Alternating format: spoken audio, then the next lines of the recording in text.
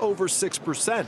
It is bringing a lot of unnecessary stress, and it's already a struggle, especially living paycheck to paycheck. Lisa Gallegos is an elementary school office manager and a single mom of 3 in Colorado. Prices for gas and groceries are so high, like many Americans, she's had to start relying on a food bank. I'm fine. I can go with no meal a day, but I want to make sure that my kids at least have, food in their bellies. Inflation sending already sky-high prices soaring even higher across the board. Gas prices up 50% over last year. Used cars and trucks rising 37%. Meat, chicken, fish, and eggs 13% higher. Rent and mortgages going up 4%. Nearly half of all small businesses say they're having to raise their prices. When the bills come in, what do you say? I'm almost floored. At their dry cleaning businesses in Maryland, Ishmael and Rochelle Wilson feel like they're the ones being taken to the cleaners. Plastic bags, shoulder protectors, receipt paper, all costing way more. This time last year, we paid $24.50 for a box of hangers. Now we pay $52.95. More than double. Box of hangers. More than double. And it's cutting into everything that we need to do to grow and to sustain, quite frankly. And on top of it, they'd already been struggling in the pandemic. So this Friday, the Wilsons are shutting down one of their stores. The president tweeting, "We are making progress in slowing the rate of price increases, but there's still more work to do." But Republicans are blasting the president with rising wages unable to keep up with record inflation. Families are struggling. People that are hurt most, of course, seniors, people on a fixed income, young couples trying to get by, and it is the Biden policies. Our thanks to Peter for that report. And now more and more Americans are seeing empty shelves at supermarkets. Winter storms, labor shortages, and the Omicron variant together have caused 15% of grocery items to be out of stock. Deanna Durante from our Philadelphia affiliate WCAU spoke to shoppers who are having a hard time finding what they need. Is this your first groceries trip or your second? It's my second. They didn't have everything I needed. Are we seeing deja vu of early 2020 when the shelves were empty? Little bit, yeah. It's not hard to find. Grocery aisles that have shoppers doing double takes are asking, where's the stuff? 3 different supermarkets, none of them had chicken breast. Not just chicken breast, they also didn't have broccoli. From Summers Point to Center City, Delaware and the burbs, busy moms like Tabia Ashkar say there's not enough hours in the day to get everything done. Now she spent 3 hours searching Sunday and still no chicken. What do you do? Like when you go to one store and they don't have it and then you're going to multiple other ones and they don't have it either, what do you do? She's not the only one asking, where's the chicken? On social media, many are taking notice too, showing off pictures of empty shelves and posting store locations of what they're out of or what they have in stock. It's not a product shortage. What we have a shortage of is labor. McCaffrey's Markets allowed us in to show you what other stores didn't want us to see. Those shelves. He says the issues facing grocery chains are global, starting with label shortages when the food is harvested. Normally, from the time a grape is loaded to the time it makes it to the Philadelphia port is about 2 weeks. Well, it's taken much longer now. So not only does that create a shortage problem, but finally when that product does make it, it's been sitting on those containers longer than they anticipated, which takes the quality out of it. He says those larger chains have bigger challenges in getting products in the stores, from the labor at the farms to the stockers inside. But this family-run chain has retained employees and works with local distributors. A plus, he says, in keeping the shelves full here. And this company has survived on some of the smaller vendors. From farm to stockroom, he says the pandemic created a workforce shortage, and he's not sure if those people will ever return. And our thanks to WCAU's Deanna Durante for that report. President Biden will meet privately with Senate Democrats today to hammer out a path forward on voting rights legislation. Senate Majority Leader Chuck Schumer outlined the plan yesterday, saying he'll force a procedural vote on 2 separate bills. He said, quote, once the bills are filibustered, we will need to change the Senate rules, as has been done many times before. Senate Minority Leader Mitch McConnell fiercely opposes the bills and believes states should set their own election rules. House Minority Leader Kevin McCarthy has done an about-face, now saying he will refuse to cooperate with the January 6th committee after it was formally requested an interview Wednesday. The California Republican was in close contact with President Trump before, during, and after the storming of the U.S. Capitol. During Mr. Trump's second impeachment hearing a year ago, it was revealed that McCarthy spoke to the president on the phone on January 6, 2021. And that in that conversation, the president sided with rioters and refused to take any action. The panel investigating the violence is seeking to learn more about Mr. Trump's state of mind that day. Someone who is cooperating with the investigation is Kayleigh McEnany. The former Trump White House press secretary met virtually with the panel yesterday. The committee had told McEnany that they wanted to ask her about her false claim of voter fraud after the 2020 presidential election. COVID cases are straining hospitals throughout the United States, with 82% of ICUs full, a new high. This as the U.S. has surpassed 63 million COVID cases just a day after hitting more than 62 million since the start of the pandemic. There have been more than 847,000 deaths. According to USA Today, President Biden is sending medical teams to 6 states where hospitals are overwhelmed by COVID-19. Today, he's expected to announce their deployment to New York, New Jersey, Rhode Island, Michigan, and New Mexico. And schools are also facing challenges with staffing shortages and limited testing access. NBC's Stephanie Gosk has more. Test lines outside school. The key to staying open safely, say health officials. In LA, students, teachers, and staff had to test negative after the holiday. Nearly 80,000 cases were discovered, filtering out COVID to keep school doors open. My daughter is going to double her masks. In Connecticut, teachers protested for more safety measures, including tests. It's very frustrating. It's very challenging. The Biden administration pledges to ship 10 million tests a month to schools, but some districts are still shuttered. Detroit schools may stay remote until the end of the month. Similar disruptions in over 3,000 schools this week, a small fraction of the more than 100,000 K-12 schools in the country. The majority fighting staffing shortages to stay open, like in San Diego. They talked about doing online for kids who are sick, but not about teachers missing. I am worried about that. In Austin, the substitute teacher requests are up more than 50%. 79 staffers from the superintendent's office have fanned out to teach in classrooms across the district. Do you worry the numbers are going up fast, that you're going to reach a point where it's just impossible to keep your schools open? Oh, I worry about that every single morning. I look at the phone at 5:30 a.m. when our buses are going to roll out. And that's the first thing I look at is, A, do I have enough drivers? Are we going to be able to pick up our children? The other challenge, some students aren't showing up. In New York City, attendance is just over 70%. Pre-pandemic, it was over 90%. If we don't do anything, individual students will pay the price. Nearly 2 years into the pandemic, is a generation of students being left behind. Every kid's experience differed, so we really have to look at, how much school closure did they have? How much remote learning? How much was their family life disrupted? One COVID legacy that could last much longer than any symptom. Stephanie Gosk, NBC News. This morning, we are remembering a voice that will echo across generations. The powerhouse lead singer of the Ronettes, Ronnie Spector, has died after a brief battle with cancer. Gabe Gutierrez looks at the legacy she leaves behind.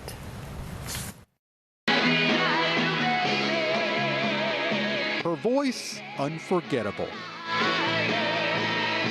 Ronnie Spector, lead singer of the Ronettes, was beloved by generations of fans around the world. I love getting up there and love going, "Be my little baby." Yeah. Toured England with the Rolling Stones, befriended the Beatles. Say goodbye to Hollywood. And racked up hit after hit after hit. Spector was born Veronica Bennett. She and her bandmates grew up near Spanish Harlem. They began singing and dancing in clubs where their sound, their presence, and their mascara made an impression.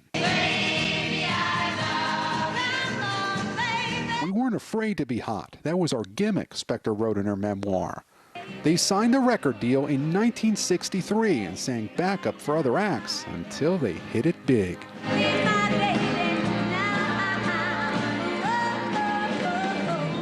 5 tracks from their debut album made it to the Billboard charts, but her influence was felt for decades as a music icon and as an outspoken abuse survivor at the hands of her ex-husband. She became a symbol of female empowerment. Her family saying Ronnie lived her life with a twinkle in her eye, a spunky attitude, a wicked sense of humor, and a smile on her face.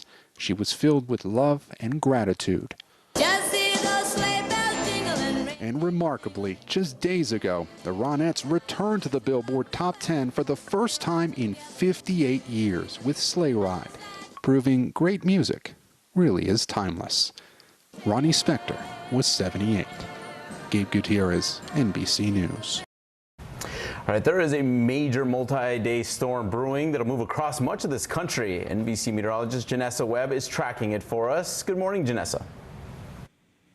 Hi, good morning. Yes, we do have a growing storm system. Our models are starting to come together, and that's why winter weather alerts, they have started to be put in place.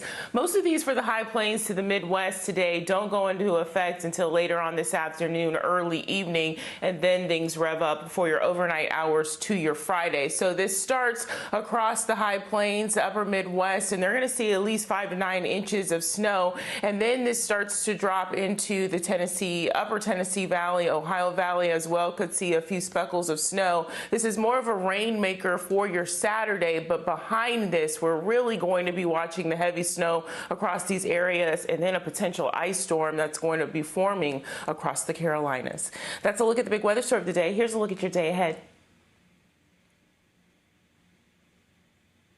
Today, though, is a great day across the Deep South. San Antonio, 75 degrees. Temperature starting to warm up across the southeast into Florida as well. Warming up a little bit for the upper Midwest. Duluth today, a high of 23. On top of that, the cold air, it's returning. Today is slightly warm in some sections of the country, but for the weekend, we have sub-zero temperatures. Take a look at that forecast coming up. Didn't last for long. All right, Janessa, thank you. In today's News by the Numbers, the U.S. Army is offering the largest enlistment bonus ever, $50,000 for qualified recruits. Up until now, the max was $40,000. It comes amid a labor shortage.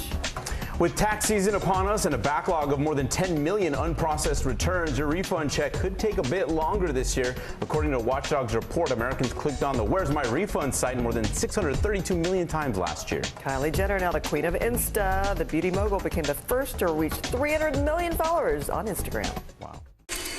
I'm going to change your life. Celebrate Tuesdays. Who wants in? Shark Tank, 2 CNBC premiere episodes, back to back. Amazing. Tuesdays starting at 9 Eastern. Let's go! CNBC, get yours. To cover the news, you have to be in it. We'll take you to the front lines of the story, bringing your news feed to life. Streaming live every night. It's your news playlist. Top Story with Tom Llamas, weeknights at 7 on NBC News Now. Let's go. This is a critical choke point for this fire.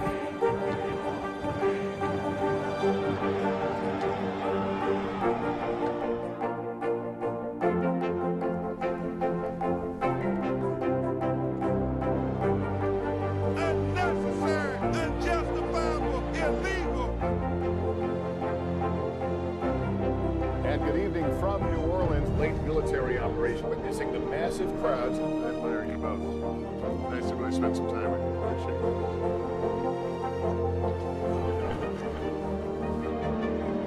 At any moment now.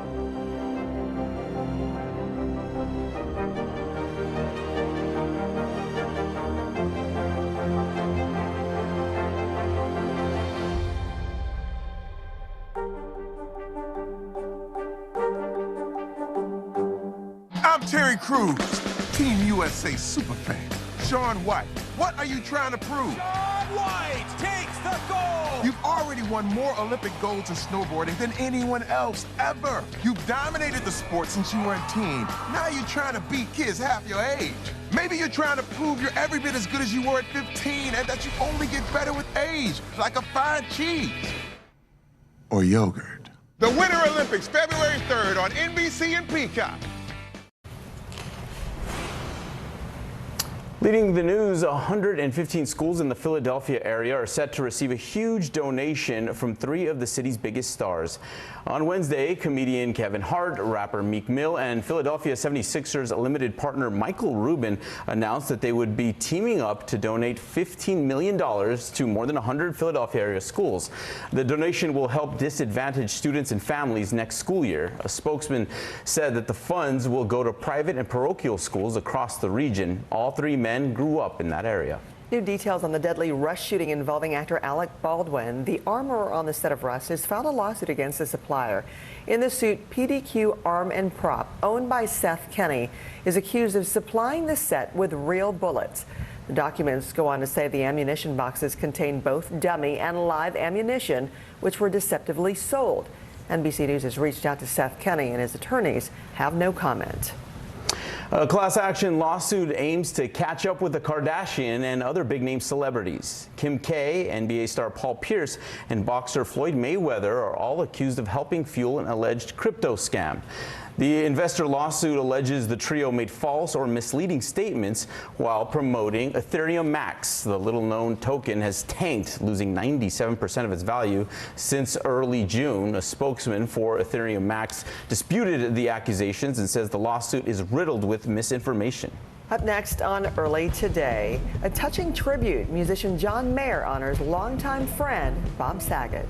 And still ahead, jackpot discovery. Could a new type of strain ease the COVID pains? Scientists blaze a trail finding a link between COVID and cannabis. These days, it feels like the news never stops. So let's get into it. What's happening right now, what it all means for you for an hour every day. It can be hard to keep up, so let's get started together. Hallie Jackson Now, weekdays at 5 on NBC News Now.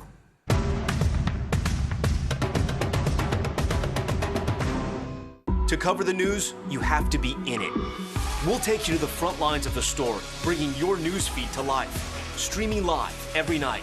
It's your news playlist. Top Story with Tom Llamas, weeknights at 7 on NBC News Now.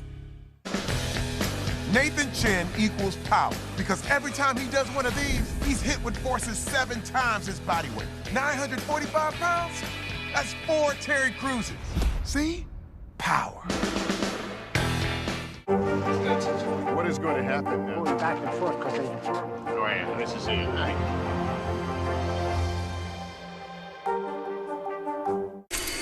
I'm going to change your life. Celebrate Tuesdays. Who wants in? Shark Tank, 2 CNBC premiere episodes, back to back. Amazing! Tuesdays starting at 9 Eastern. Let's go! CNBC, get yours. Let's go. This is a critical choke point for this fire.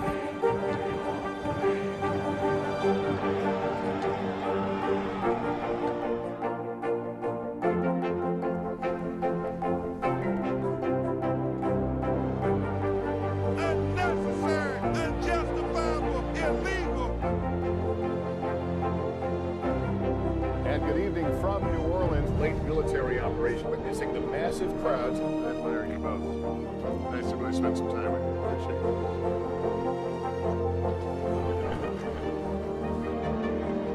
At any moment now.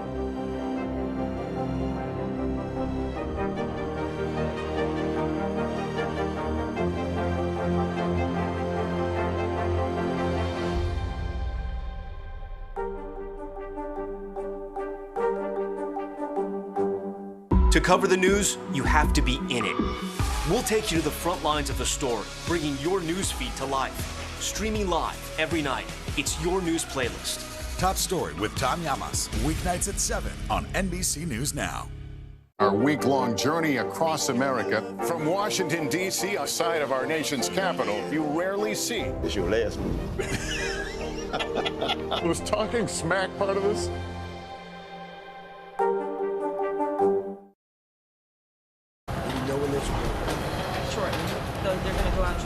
This morning on Today, Craig Melvin sits down with Vice President Kamala Harris for an exclusive one-on-one on the push for voter rights. Singer John Mayer and comedian Jeff Ross took a look back on their friendship with the late Bob Saget. The two went live on Mayer's Instagram Wednesday after picking up the beloved comedian's car, which Saget parked at the Los Angeles International Airport before his flight to Florida, where he later passed away on January 9th. Here's what they had to say. John brought Bob home, so that means a lot. Thank you for that. I've just never known a human being on this earth who could give that much love individually and completely to that many people in a way that made each person feel like he was a main character in their life. I mean, that really is true. I mean, exactly what he said. It is mind-blowing just how many people he touched. I've been listening to podcasts and different YouTube clips and all these things, and just the spectrum of people whose lives he touched. It's incredible. And they all say the same thing, that he was amazing, and just, you know, seeing all these friendships, and most of them all emotional. Yeah. They're sharing those words too. Yeah. All right, still ahead, Janessa is back with a look at where temperatures are headed this weekend. And researchers get a front row seat to one of the biggest explosions in the universe. News is happening now. A look at what's making headlines around the world. Tonight, the major announcement of the COVID vaccine. This is a significant moment. Your news, whenever it happens, wherever you are, it's here now. Nathan Chen equals power because every time he does one of these, he's hit with forces 7 times his body weight. 945 pounds? That's 4 Terry Cruzes. See? Power. Good morning, I'm Joe Fryer. And I'm Savannah Sellers. Another giant leap for mankind. They want folks to shelter in place until this storm pushes through. This new travel requirement, is it possible we're going to see tighter restrictions? Morning News Now, streaming weekdays at 7. What are you doing for teachers who feel that they're being stretched too thin? Did you understand how prevalent hunger was in your own community? I'm Terry Crews, Team USA superfan. Michaela Schifrin. Schifrin wins gold. With just 1 more gold medal, she'll have more than any American alpine skier in history. And she'll have plenty of chances to get it at the Winter Olympics in February. I guess you could say she's climbed the mountain of this sport. But if you want more gold, it's time to come down, Michaela. Better do it fast. The Winter Olympics, February 3rd on NBC and Peacock. We're here to start conversations about the big things happening in our world, because it's not my job to tell you what to think. My job is to think about what you tell me. Now Tonight with Joshua Johnson, streaming weeknights at 8 on NBC News Now. Good morning, I'm Joe Fryer. And I'm Savannah Sellers. Another giant leap for mankind. They want folks to shelter in place until this storm pushes through. This new travel requirement, is it possible we're going to see tighter restrictions? Morning News Now, streaming weekdays at 7. In the City of Angels, 2 kindly old ladies wanted to help homeless men get off the streets forever. And so they did. Listen to The Thing About Helen and Olga, the new podcast from Dateline and Keith Morrison. I'm going to change your life. Celebrate Tuesdays. Who wants in? Shark Tank, 2 CNBC premiere episodes, back to back. Amazing! Tuesdays starting at 9 Eastern. Let's go! CNBC, get yours. Hi friends, we survived the bitter cold and this is what you get today. Daytime highs, they are back above average, lower 50s, upper 40s in some spots. So you're really going to be noticing the difference. The problem is that it's short-lived. As we go into the weekend, our temperature is going to be dropping. For your Friday, we're back near the freezing mark, 2 lower 20s for the Great Lakes. Daytime highs and morning lows going to be struggling down to that sub-zero range in some spots, guys. All right, Janessa, thanks. Our top stories, including whether weed can...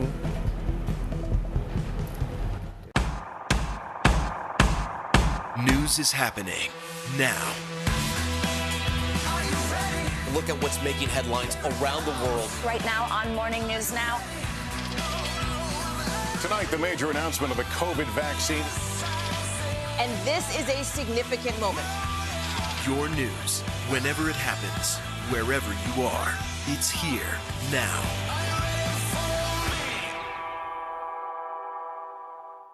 Good morning, I'm Joe Fryer. And I'm Savannah Sellers. Another giant leap for mankind. They want folks to shelter in place until this storm pushes through. This new travel requirement, is it possible we're going to see tighter restrictions? Morning News Now, streaming weekdays at 7. Let's go. This is a critical choke point for this fire.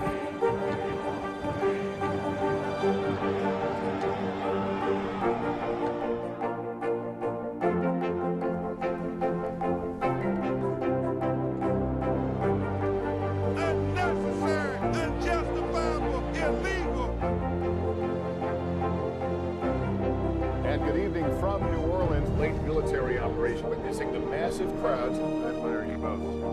Nice to really spend some time with you. Appreciate it.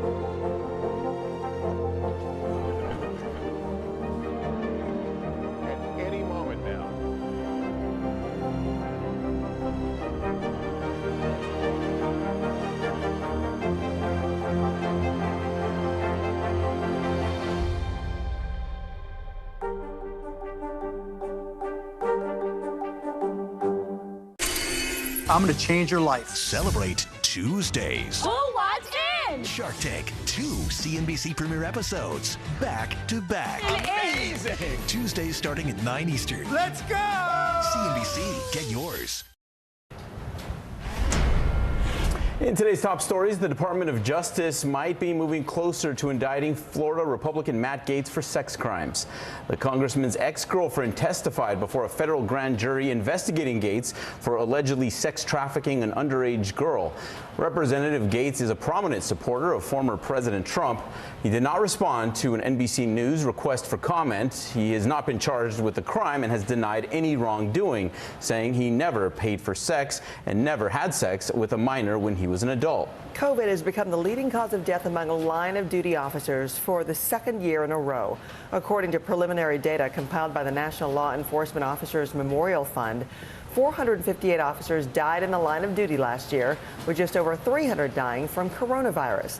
The total number of officers who died is a 55% increase from 2020, when 295 law enforcement officers were killed in the line of duty. It's also the highest number killed in a year since 1930.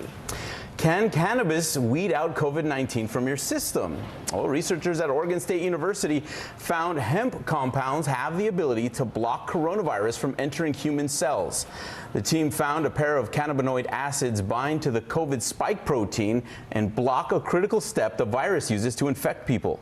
Researchers say that while more resistant variants could arise, a combination of the vaccine and this treatment would help the virus. The study did not involve giving cannabis compound supplements to people. Cambodia is mourning a hero of the rat race. Magawa, the mine-detecting rodent, has died. The African giant pouched rat helped sniff out over 100 landmines and explosives left behind by the country's civil war. Magawa retired last year and received a prestigious gold medal for his life-saving work. And now to a much bigger death. I'm talking in scale here. For the very first time ever, astronomers watched the death of a giant star. This video here is a recreation of what those final moments look like. Scientists from Northwestern and Berkeley spotted a red supergiant star, which is about 10 times bigger than our sun, about 130 days before it exploded into a supernova. This was a breakthrough opportunity to observe the star before its violent collapse. They said it was like watching a ticking time bomb. Right, here comes the bride. Actress Megan Fox said yes to marrying rapper Machine Gun Kelly. The pair has been together nearly 2 years, first meeting on a film set in September of 2020. Now, after many public declarations of their love and head-turning red carpet looks, they said yes to forever on Tuesday. And then their Instagram post, they said yes, although, you know, like all the mushy stuff, and at the end they're like, yeah, and then after we drank each other's blood. Classic Megan Fox and Machine Gun Kelly. Sounds about right. Yep. Thanks for watching Early Today. I'm Frances Rivera. And I'm Philip Mena. Have a great Thursday, and cheers.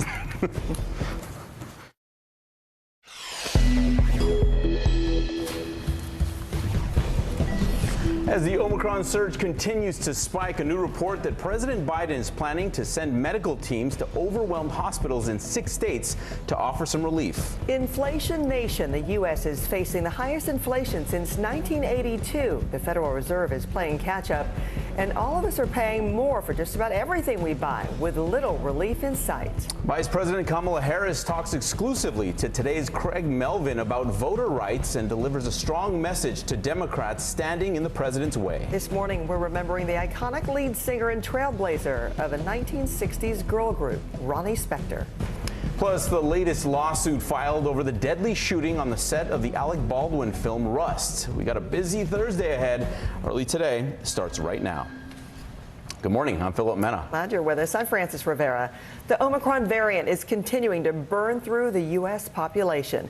Healthcare workers are overwhelmed, with 82% of ICU beds full, a new pandemic record. According to USA Today, President Biden is sending medical teams to 6 states to help hospitals.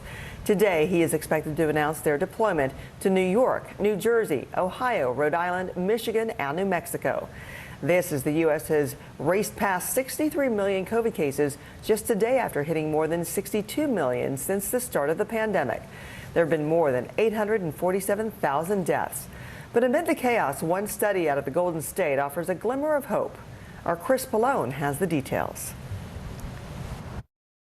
The nation now averaging 750,000 new COVID cases a day. Hospitalizations and deaths also up over last week. But some encouraging news. A new study from California shows substantially reduced risk from the Omicron variant compared with Delta. The risk of hospitalization remains low, especially among people who are up to date on their COVID vaccines. Still, the sheer number of cases is overwhelming businesses, hospitals, and schools. A Nevada school district pausing for 5 days to let teachers and students get well. California and Kansas cutting red tape to speed substitute teachers into the classroom. Now the White House is offering more help, providing 10 million more COVID tests to K-12 schools per month, doubling school testing capacity over last November. We're doing everything we can to make sure that our children have an opportunity to stay in school. We do have a second round. Responding to criticism from Republicans and Democrats, the president has appointed Johns Hopkins Dr. Tom Inglesby as his testing coordinator, charged with increasing access to tests and speeding up the delivery of results. He's got a very good vision as to where he has to go. Federal officials so far have stopped short of recommending people upgrade to high filtration masks to slow the spread of Omicron, but are considering changes to their mask guidance. For now, the advice remains any mask is better than none. The best mask that you wear is the one that you will wear and the one you can keep on all day long. After working with Pfizer, the government now expects to have enough doses of its antiviral pill to treat 10 million people by the end of June instead of September. Chris Pallone, NBC News, Washington. Confirming what we already knew, the Labor Department has released more alarming numbers about the state of the economy. Inflation is rising at a rate not seen since the 80s. And Americans are feeling its effects at the gas pump, at the grocery store, and across many other aspects of everyday life. Here's NBC's Peter Alexander. The alarming spike in inflation soaring to its highest level in nearly 40 years, casting a shadow over America's entire economy. The stunning surge in December, 7% over a year ago. The pace of inflation slowing slightly over last month, still marking 3 straight months with inflation over 6%. It is bringing a lot of unnecessary stress, and it's already a struggle, especially living paycheck to paycheck. Lisa Gallegos is an elementary school office manager and a single mom of 3 in Colorado. Prices for gas and groceries are so high, like many Americans, she's had to start relying on a food bank. I'm fine. I can go with no meal a day, but I want to make sure that my kids at least have, food in their bellies. Inflation sending already sky-high prices soaring even higher across the board. Gas prices up 50% over last year. Used cars and trucks rising 37%. Meat, chicken, fish, and eggs 13% higher. Rent and mortgages going up 4%. Nearly half of all small businesses say they're having to raise their prices. When the bills come in, what do you say? I'm almost floored. At their dry cleaning businesses in Maryland, Ishmael and Rochelle Wilson feel like they're the ones being taken to the cleaners. Plastic bags, shoulder protectors, receipt paper, all costing way more. This time last year, we paid $24.50 for a box of hangers. Now we pay $52.95. More than for a double. Box of hangers. More than double. And it's cutting into everything that we need to do to grow and to sustain, quite frankly. And on top of it, they'd already been struggling in the pandemic. So this Friday, the Wilsons are shutting down one of their stores. The president tweeting, "We are making progress in slowing the rate of price increases, but there's still more work to do." But Republicans are blasting the president with rising wages unable to keep up with record inflation. Families are struggling. People that are hurt most, of course, seniors, people on a fixed income, young couples trying to get by, and it is the Biden policies. All right, thanks to Peter for that report. President Biden will meet privately with Senate Democrats today to hammer out a path forward on voting rights legislation. The Biden administration is pushing for more voting protections. Herrick Gake has a preview of our exclusive interview with Vice President Harris. Speaking to NBC's Craig Melvin, Vice President Harris vowing to push ahead on 2 Democratic voting rights bills opposed by all Republicans. I will not absolve the 50 Republicans in the United States Senate from responsibility for upholding one of the most basic and important tenets of our democracy, which is free and fair elections and access to the ballot for all eligible voters. What about Senator Manchin? What about Senator Sanders? I don't think anyone should be absolved from the responsibility of preserving and protecting our democracy, especially when they took an oath to protect and defend our Constitution. But Manchin and Sinema remain opposed to changing historic Senate rules to pass the bills with just 50 votes instead of 60. What'd you make of the president's speech last night? It was a good speech. He gave a good speech. I mean, he said. Did it change your opinion at all on any of these, on the Senate rules changes? Well, I'm still talking. But if Democrats weren't united by the president's speech, Republicans were, slamming Biden for attempting what they call an unconstitutional federal takeover of elections. And so President Biden goes down the same tragic road taken by President Trump, casting doubt on the reliability of American elections. President Biden will make a personal appeal to senators here later today. Democratic leaders have promised to vote on all of this by Monday. Garrett, thank you. And you can watch more of Craig Melvin's interview with the vice president coming up on Today. A new lawsuit has been filed over that deadly shooting during filming of the Alec Baldwin movie Rust. The film's armorer is making new allegations about how live bullets got onto the set. NBC's Miguel Almaguer has the latest. The attorneys for Hannah Gutierrez-Reed, the armorer on the set of Rust, say they know the answer to the question investigators desperately want. How did the bullet that killed cinematographer Helena Hutchins end up in Alec Baldwin's gun? In new court documents, PDQ Arm and Prop, owned by Seth Kenney, is accused of supplying the set with real bullets. The ammunition boxes failed to state a material fact. The contents contained both dummy and live ammunition, which were deceptively sold. The facts are a live round or multiple live rounds ended up in a box labeled as dummies. In their lengthy court filing, attorneys shifted the blame away from Gutierrez-Reed, saying others also handed and loaded the revolver. Court documents indicate officers found a suspected 7 live rounds distributed inside an ammo box. NBC News has reached out to Seth Kenney, who provided the ammo. His attorney says, for now, no comment. No one wants the truth more than I do. Baldwin continues to post on social media, but has not yet turned over his cell phone to authorities despite a search warrant. Any suggestion that I am not complying with requests or orders or demands or search warrants about my phone, that's a lie. The investigation ongoing as lawyers race to assign blame. Miguel Almaguer, NBC News. From fireworks to bear spray, the TSA is out with its top 10 unusual catches of 2021. The top oddity the TSA found at the airport last year was this chainsaw, which was confiscated from a passenger in New Orleans. Lower on the list, a confiscated snack right out of Breaking Bad. This meth burrito was taken from a passenger at Hobby International in Houston. And one passenger trying to fly in New Jersey hid some bullets in deodorant, so the TSA joked that the passenger must have been sweating bullets going through security. And here's the full top 10 list. Among the bare necessities, one traveler in Florida was caught with bear spray. Weapons like a machete, cleaver, and pistol were confiscated across the country. Meth burrito takes the cake, Hobby International. All right, as we inch toward the weekend, let's bring in NBC meteorologist Janessa Webb, who is tracking a days-long winter storm for us. Good morning, Janessa.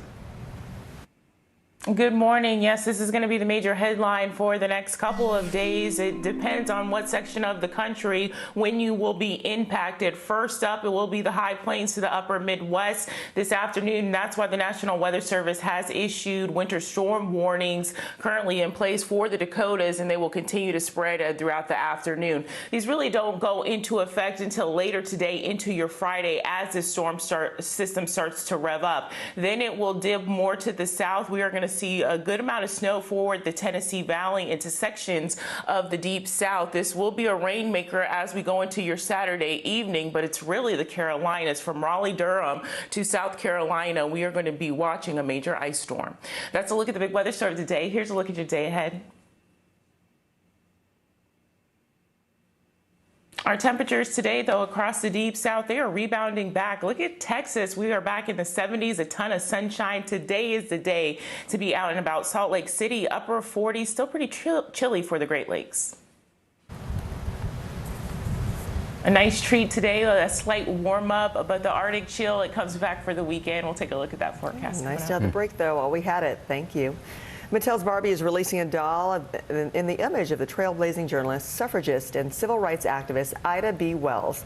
The Wells doll is wearing a floor-length dress and holding a replica of the Memphis Free Speech newspaper, a publication where she was both editor and co-owner.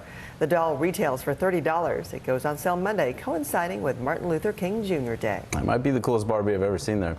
All right, the Red Cross declares the first ever national blood crisis, and they're hoping that some Super Bowl tickets will spur donations. And our new study on whether cannabis can weed out COVID from your system. We're back after a quick break. To cover the news, you have to be in it. We'll take you to the front lines of the story, bringing your news feed to life. Streaming live every night. It's your news playlist. Top Story with Tom Llamas, weeknights at 7 on NBC News Now. There's no better place for fun with friends. Quality time with your little golf buddy. Or an afternoon alone together. With the Golf Now app, family and friends are just a tap away. Just pick your course, pay from your phone, get out and enjoy. Golf Now. Download the app and go play. Our week-long journey across America. From Washington, D.C., outside of our nation's capital, you rarely see. It's your last move. Was talking smack part of this? To cover the news, you have to be in it. We'll take you to the front lines of the story, bringing your news feed to life. Streaming live every night. It's your news playlist. Top Story with Tom Llamas, weeknights at 7 on NBC News Now. This is a very different kind of program. We're here to start conversation about the big things happening in our world. Professor, I'm not asking you to predict the future, but what do we think that the new normal is going to be? Is part of this that everyone's rethinking their jobs during this pandemic and their relationship to their employers? What is your biggest tip for any parent who's concerned about this? It's not my job to tell you what to think. My job is to think about what you tell me. Now Tonight with Joshua Johnson, streaming weeknights at 8 on NBC News Now. News is happening now. A look at what's making headlines around the world. Tonight, the major announcement of the COVID vaccine. This is a significant moment. Your news, whenever it happens, wherever you are, it's here now.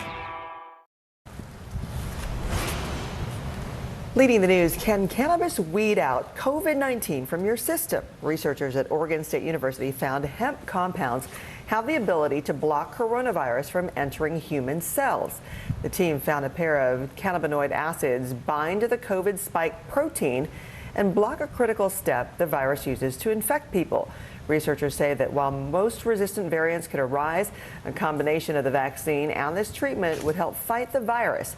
The study didn't involve giving cannabis compound supplements to people. The Department of Justice might be moving closer to indicting Florida Republican Matt Gaetz for sex crimes. The congressman's ex-girlfriend testified before a federal grand jury investigating Gaetz for allegedly sex trafficking an underage girl. He did not respond to an NBC News request for comment. Representative Gaetz has not been charged with a crime and has denied any wrongdoing, saying he never paid for sex and never had sex with a minor when he was an adult. More than 300,000 gallons of diesel fuel spilled when a pipeline burst just outside New Orleans in December. According to the Associated Press, an inspection in October of 2020 showed corrosion along a 22-foot section of the pipe. The operator, Collins Pipeline, says repairs were delayed after another inspection indicated it didn't need immediate work. More than 2,000 fish and over 100 other animals were killed in the incident. Nearly 130 others were captured for rehabilitation. Cambodia is mourning a hero of the rat race. Magawa, the mine-detecting rodent, has died. The African giant poached rat helped sniff out over 100 landmines and explosives left behind by the country's civil war. Magawa retired last year and received a prestigious gold medal for his life-saving work. The Red Cross is pleading for blood donations as it faces the worst blood shortage in over a decade. The organization, which supplies 40% of the nation's donor blood supply, said it's seen a 10% decline in the number of blood donations since the start of the pandemic. In an effort to combat the crisis, the Red Cross is teaming up with the NFL to offer donors a chance to win tickets to this year's Super Bowl, plus airfare and 3 nights of hotel accommodations. Donors will automatically be entered. One lucky winner will be selected before the end of the month. Still to come, earn all you can earn. The Army offers its largest signing bonus ever amid recruitment struggles. And while Bill Gates believes COVID will be like the seasonal flu in just a matter of months. What are you doing for teachers who feel that they're being stretched too thin? Did you understand how prevalent hunger was in your own community?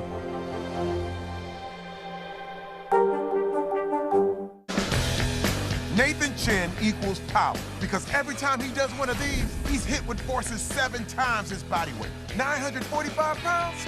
That's 4 Terry Cruises. See? Power. What is going to happen now? Going back and forth because they... Oh, yeah, this is it, right?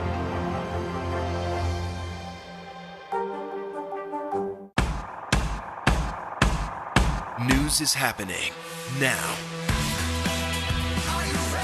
Look at what's making headlines around the world. Right now on Morning News Now.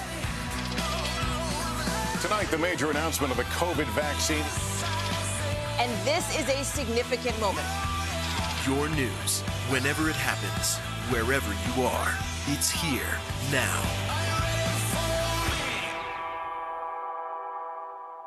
I'm Terry Crews, Team USA superfan.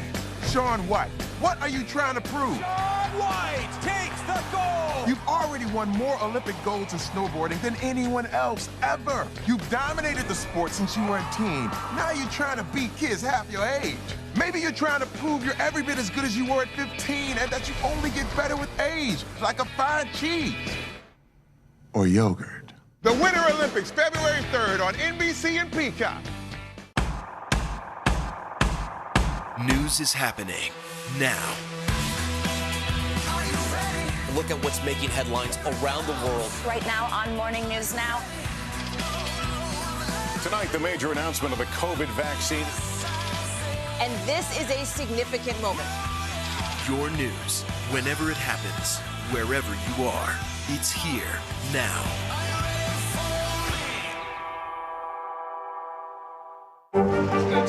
What is going to happen now? Going back and forth because they... Oh, yeah, this is it, right? There's no better place for fun with friends. Quality time with your little golf buddy. Or an afternoon alone together. Family and friends are just a tap away. Just pick your course, pay from your phone. Golf now. Download the app and go play. The Meet the Press Chuck Toddcast. Free wherever you get your podcasts.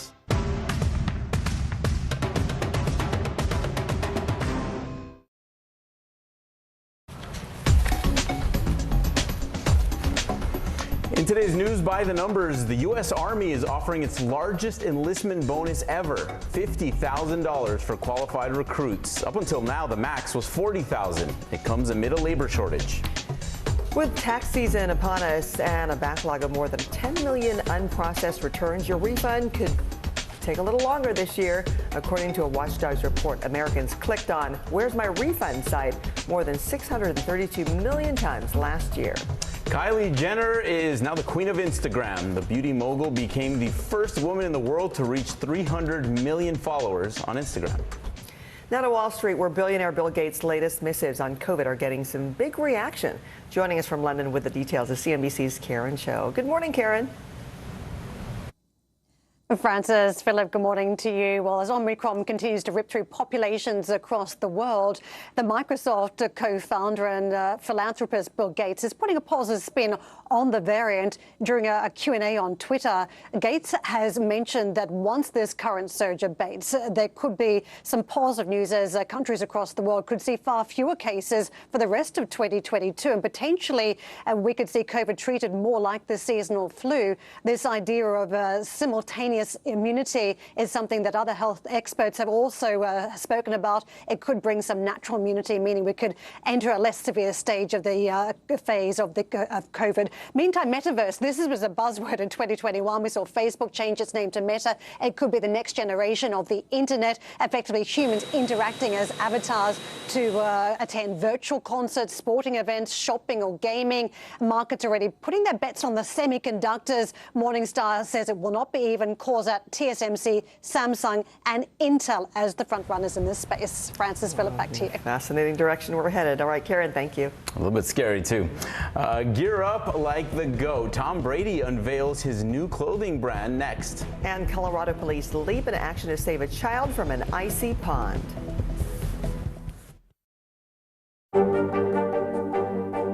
What are you doing for teachers who feel that they're being stretched too thin? Did you understand how prevalent hunger was in your own community?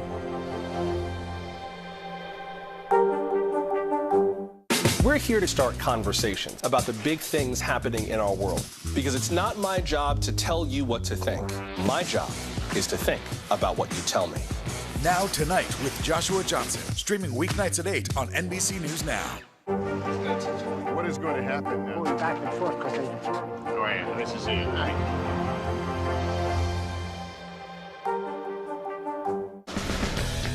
Frontside 900, McTwist, back-to-back 1080s. I mean, it's hard just naming these tricks. Chloe Kim, she's up there spinning around with a smile. Respect. The Winter Olympics, February 3rd on NBC and Peacock.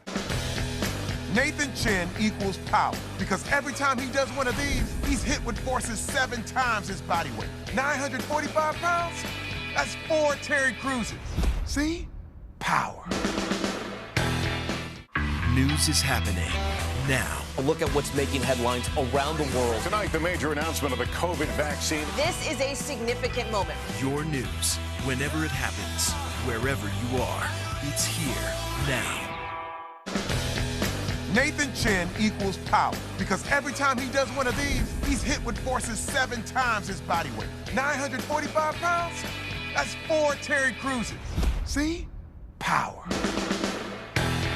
Our week-long journey across America, from Washington, D.C., outside of our nation's capital, you rarely see. It's your last move. Was talking smack part of this? I'm Terry Crews, Team USA superfan. Shaun White, what are you trying to prove? Shaun White takes the gold! You've already won more Olympic golds in snowboarding than anyone else ever. You've dominated the sport since you were a teen. Now you're trying to beat kids half your age. Maybe you're trying to prove you're every bit as good as you were at 15 and that you only get better with age, like a fine cheese. Or yogurt. The Winter Olympics, February 3rd on NBC and Peacock.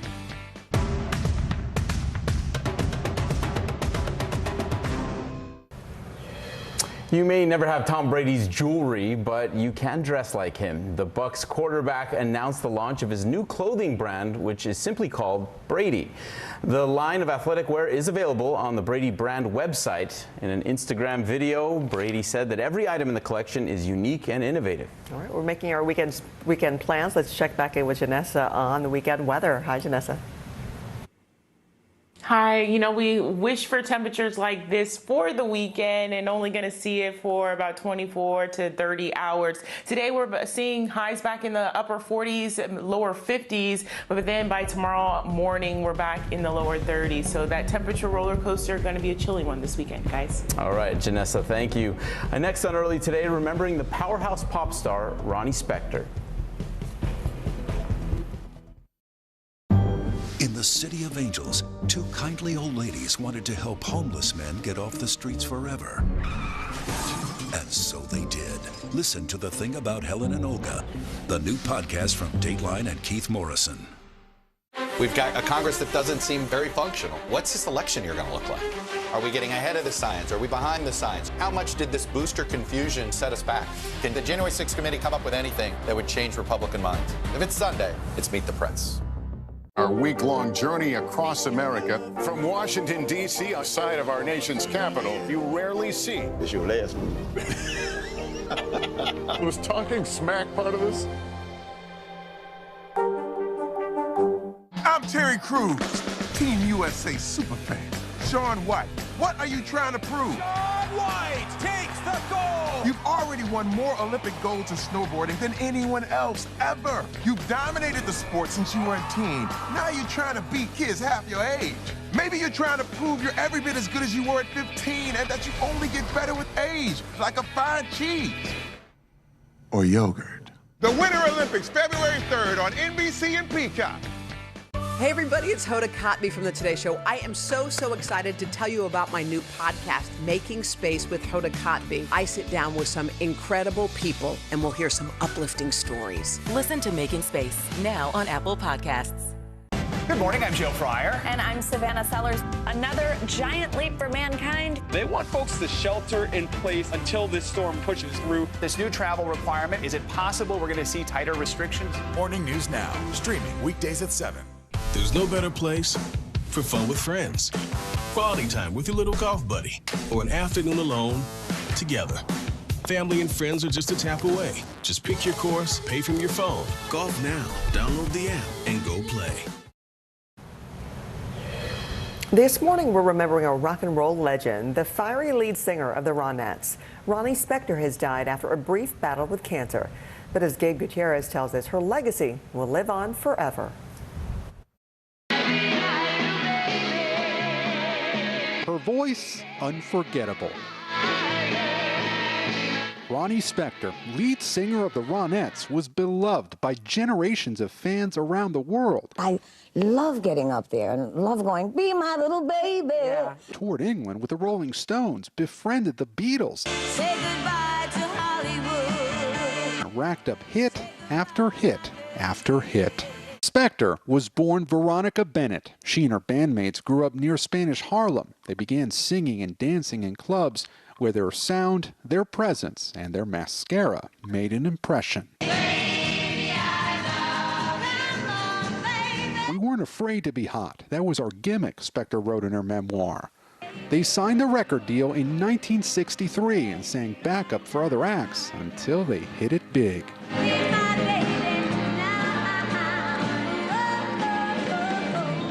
5 tracks from their debut album made it to the Billboard charts, but her influence was felt for decades as a music icon and as an outspoken abuse survivor at the hands of her ex-husband. She became a symbol of female empowerment. Her family saying Ronnie lived her life with a twinkle in her eye, a spunky attitude, a wicked sense of humor, and a smile on her face. She was filled with love and gratitude. And remarkably, just days ago, the Ronettes returned to the Billboard Top 10 for the first time in 58 years with Sleigh Ride, proving great music really is timeless. Ronnie Spector was 78. Gabe Gutierrez, NBC News. A 6-year-old is back at home after some tense moments in a harrowing rescue in Colorado. The child fell through the ice at a pond, and first responders went to work to give that girl CPR after pulling her out. Everyone there relieved after finally detecting a pulse. The child's parents say that they are grateful to the rescuers, and a bystander also rescued 2 other children from that pond. So, I mean, clearly a dangerous situation, and glad to tell you a happy ending to that. So scary. Yeah. And always a reminder when it comes to that frozen ice, what you think may be frozen may not be the case. It's also always good to be careful. Yeah, especially this time of year. Yeah. Thanks so much for starting your Thursday with us. Only one more day till Friday. I'm Philip Mena. I'm Francis Rivera. Later this morning, celebrating 70 years of today, Savannah Guthrie and Al Roker will share some of their favorite memories ahead of Friday's big celebration. Have a great day. For now, your news continues right here on NBC.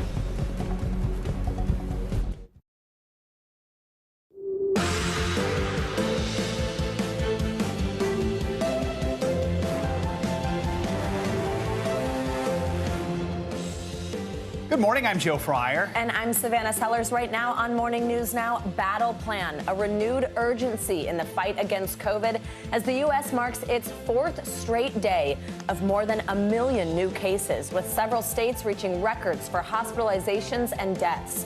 Today, President Biden is expected to announce a new strategy to overcome the virus, including plans to provide masks and tests to every American. This as teachers sound the alarm about safety and staffing shortages. We have team coverage with the latest developments. Plus, we'll check in with a doctor to get your questions answered. Refusal controversy on Capitol Hill after House Minority Leader Kevin McCarthy announces he will not cooperate with the committee investigating last year's insurrection. Why he says he's choosing not to take part and what this means now for the investigation. One-on-One, an NBC News exclusive with Vice President Kamala Harris getting candid and going in depth about the challenges she's faced in office, including, of course, COVID, the Capitol insurrection, voting rights, plus her plans for 2024. We're focused on what we need to do to address issues like affordable childcare, what we need to do to ensure. So there have been no conversations about 2024? The American people sent us here to do a job. And right now there's a lot of work to be done, and that's my focus. Her exclusive interview with the Today Show's Craig Melvin.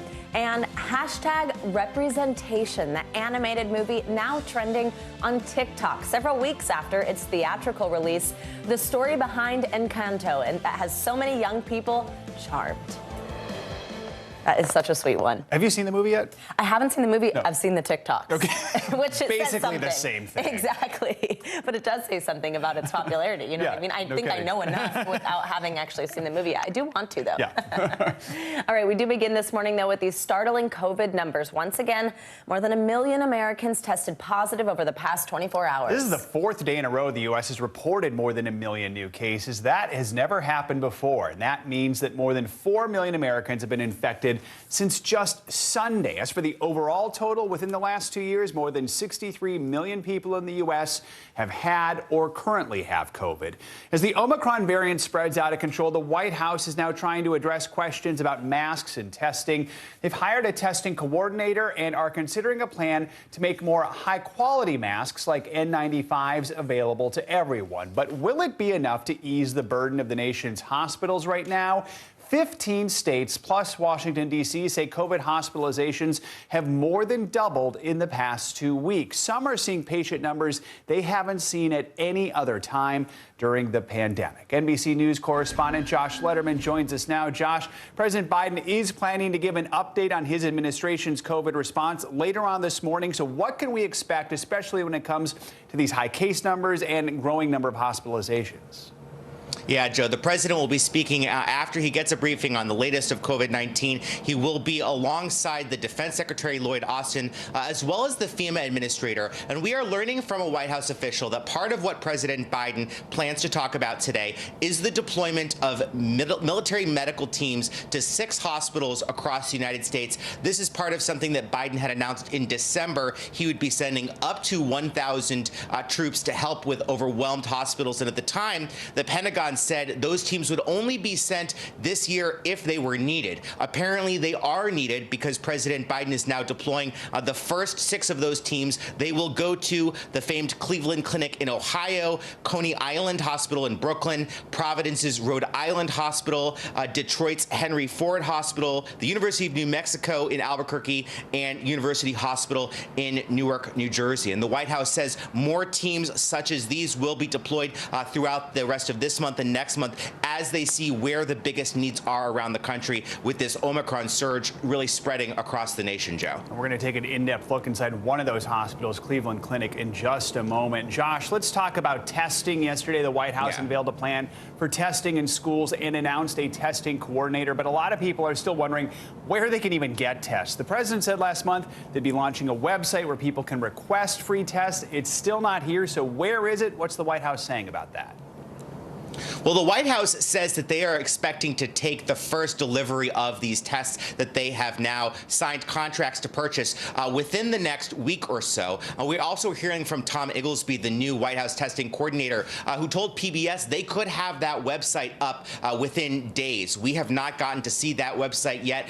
There is a long history of healthcare websites built by the federal government not working terrifically when they first get rolled out. So I think there are a lot of questions about whether that's going to be able to handle the really surge of possibly tens of millions of Americans, just like we saw the government struggle when they had to give out those coronavirus stimulus checks to come up with websites and systems for that. But the White House says they are on track. They are defending their decision to have these tests really just rolling out at the end of this month, despite the Omicron surge we've been seeing since December, saying they moved as quickly as possible to respond to this really massive surge in demand for tests that we're seeing across the country. Josh Lederman in Washington. Josh, thank you. We do have some positive news from the CDC. study found that. Joe, take it away. Yeah, the Omicron variant, which now represents 98% of cases around the country, does in fact carry less risk of serious disease than the previous dominant Delta strain. Still, hospitalizations are up, so are deaths, but the CDC director says most deaths are still due to Delta. So what's it look like right now on the front lines? NBC News senior national correspondent Kate Snow got exclusive access to the largest medical ICU in the country at the Cleveland Clinic. How does the situation right now compare to last year? We have more patients. Our patients are sicker.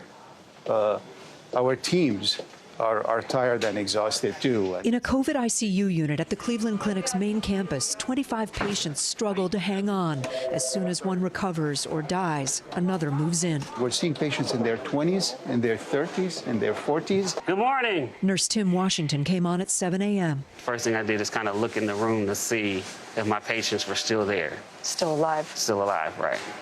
And they are today. They are today. Most patients here are on ventilators. 90% are unvaccinated. Do you personally feel anger? What do you feel? If I say I didn't feel anger, I would be lying, because this can be prevented with vaccinations. There was some good news. A new study from Southern California finding the Omicron variant is less likely to lead to hospitalization, ICU admission, or death than the Delta variant. Those infected with Omicron who were hospitalized had a shorter duration of hospital stay. But the sheer volume of Omicron cases is straining the system. At the Cleveland Clinic, 5% of the staff is also out sick. National Guard were called in to run testing centers, clean, and deliver meals. Respiratory therapist Myron Drissen used to be assigned to 8 patients. Now he'll sometimes cover 17. When that alarm clock goes off in the morning, it's a little bit, here we go again. People come to the Cleveland Clinic from all over the country for specialty services or surgeries, but right now, because of the COVID situation, no elective surgeries until at least January 30th. That's actually the rationing of care. Nationwide, ICUs are 82% full, a pandemic high. Dr. Hassan Cooley, who heads critical care at the Cleveland Clinic, says if their ICUs grow more crowded, it could be devastating. I guess this is a morbid thought, but does that mean that somebody that comes in with a heart attack might end up dying because they can't get into your ICU? That is possible, or they would wait in the emergency room, waiting for a bed in the intensive care unit, or they may be actually crashing on the floor. In the COVID unit, 73-year-old Ron Perelka is vaccinated but not boosted. He has an underlying medical condition. I'll tell you, I was the last one to think that I would get it. What would you say to people who think that Omicron is mild and it's no big deal? I'm willing to go walk out the door and they can come and sit in here and see what it's like. He was one of the only ICU patients even able to speak. Kate Snow, NBC News, Cleveland. Let's bring in NBC News medical contributor Dr. Kavita Patel. So, Dr. Patel, let's start with kids. Vaccination rates still low among children, especially those as young as 5. What is your message to the parents out there who are concerned because they say this is still a new vaccine? They're worried about potential side effects on kids. What's your message? Yeah. 2 points, Joe, to reassure parents. Number one, that we now have had millions of children in the 5 to 11 age group who have been vaccinated. And the time period where we would expect to see any serious or significant side effects has passed. And we're happy to report that this is a very safe and effective vaccine. Second point, children are getting COVID. And the most cases that we're seeing in hospitals and clinics are unvaccinated children. So we can protect them. That's the basic point. Come in with questions. We have answers.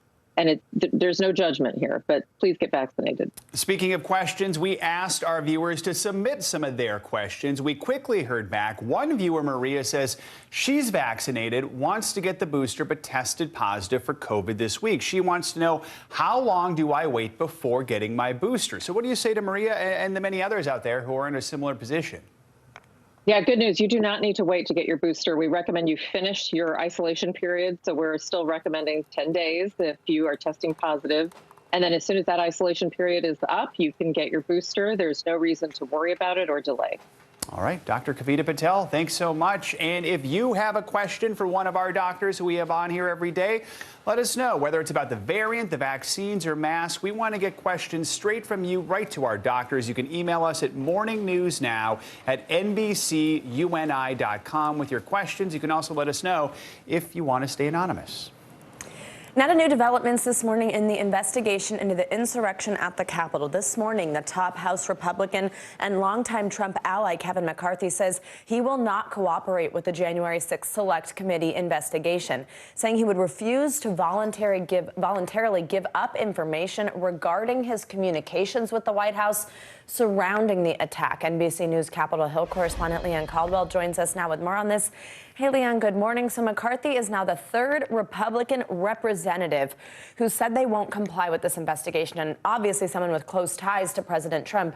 When we've seen other witnesses, though, refuse to cooperate, the committee hasn't been afraid to push back, issuing these subpoenas. Is the committee considering a subpoena in this case? Good morning, Savannah. They are considering a subpoena, but it's also much different because these three people, they're members of Congress, and there is a lot of barriers to cross. They don't want to set a precedent for members of Congress subpoenaing other members of Congress. This is something that's not unheard of, but it is extremely rare. And so the committee is moving very cautiously and hoping these members, including Kevin McCarthy, Representative Jim Jordan of Ohio, and Representative Scott Perry of Pennsylvania, do in fact cooperate with the committee. But it is now in the committee's hands to determine what they're going to do. And I'm told, especially from that the committee has not spoken to Representative Jim Jordan since he sent a letter saying that he was unlikely to cooperate on Sunday. Savannah. Now, Leanne, McCarthy had previously said he would be willing to discuss a phone conversation he had with the former president as the riot was unfolding. What happened to that? What is he saying about his decision to not cooperate here after having previously said something like that? Yeah, now he says he's not going to cooperate. He calls the committee illegitimate. And in a statement that's about 3 paragraphs long, he says that as a representative of the leader of the minority party, it is neither with regret nor satisfaction, it is with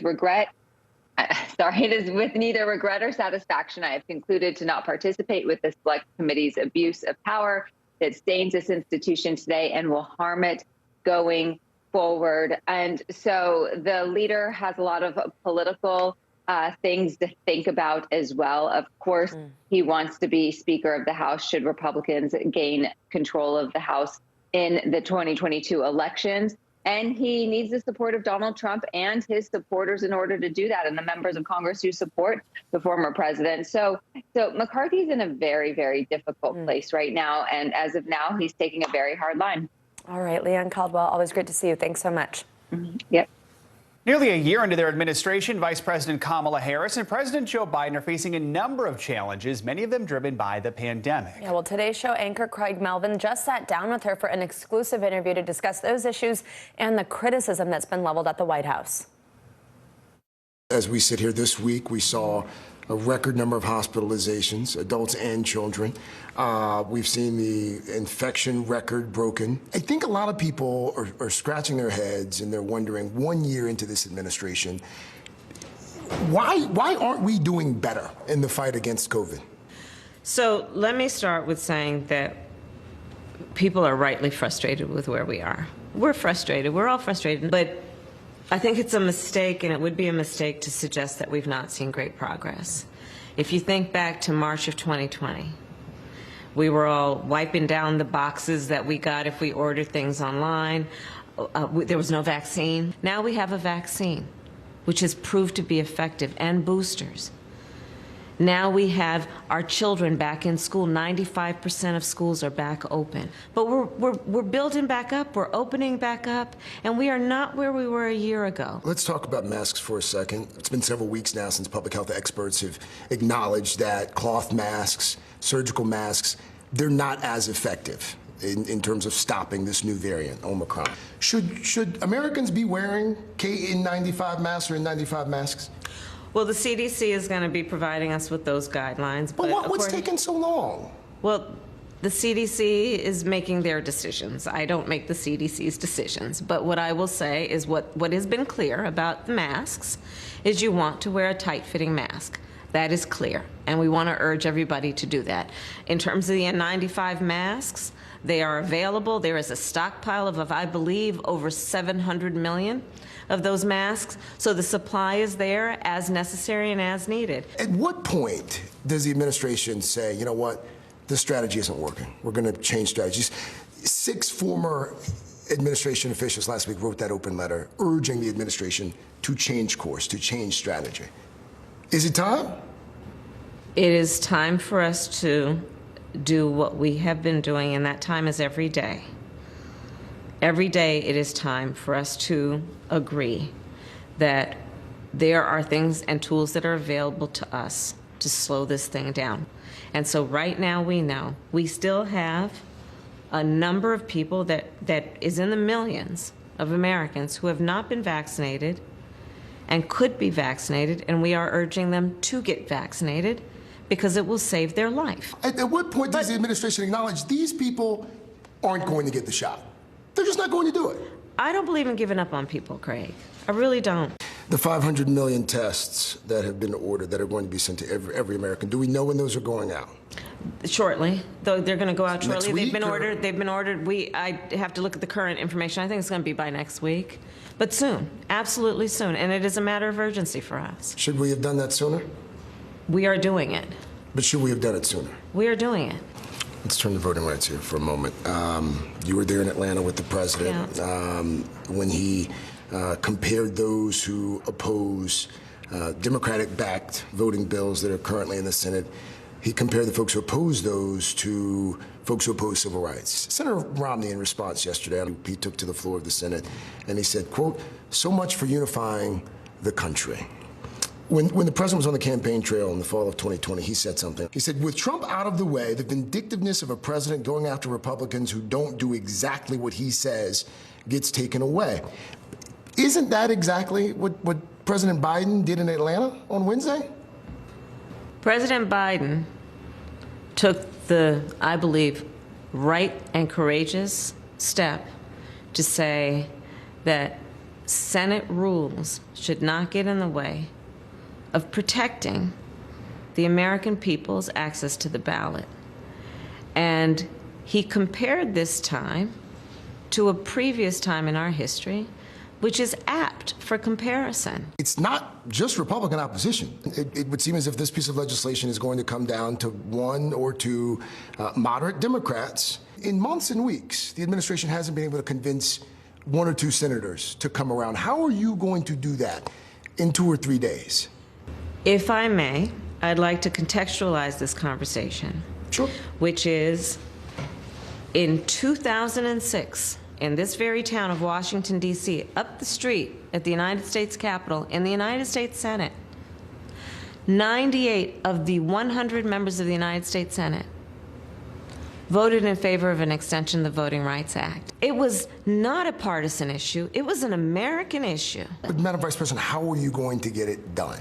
Well, when we have the discussion about who's responsible, I will not absolve the 50 Republicans in the United States Senate from responsibility for upholding one of the most basic and important tenets of our democracy, which is free and fair elections and access to the ballot for all eligible voters. What about Senator Manchin? What about Senator Sinema? I don't think anyone should be absolved from the responsibility of preserving and protecting our democracy, especially when they took an oath to protect and defend our Constitution. Why has the administration not been able to get Senate Democrats on board?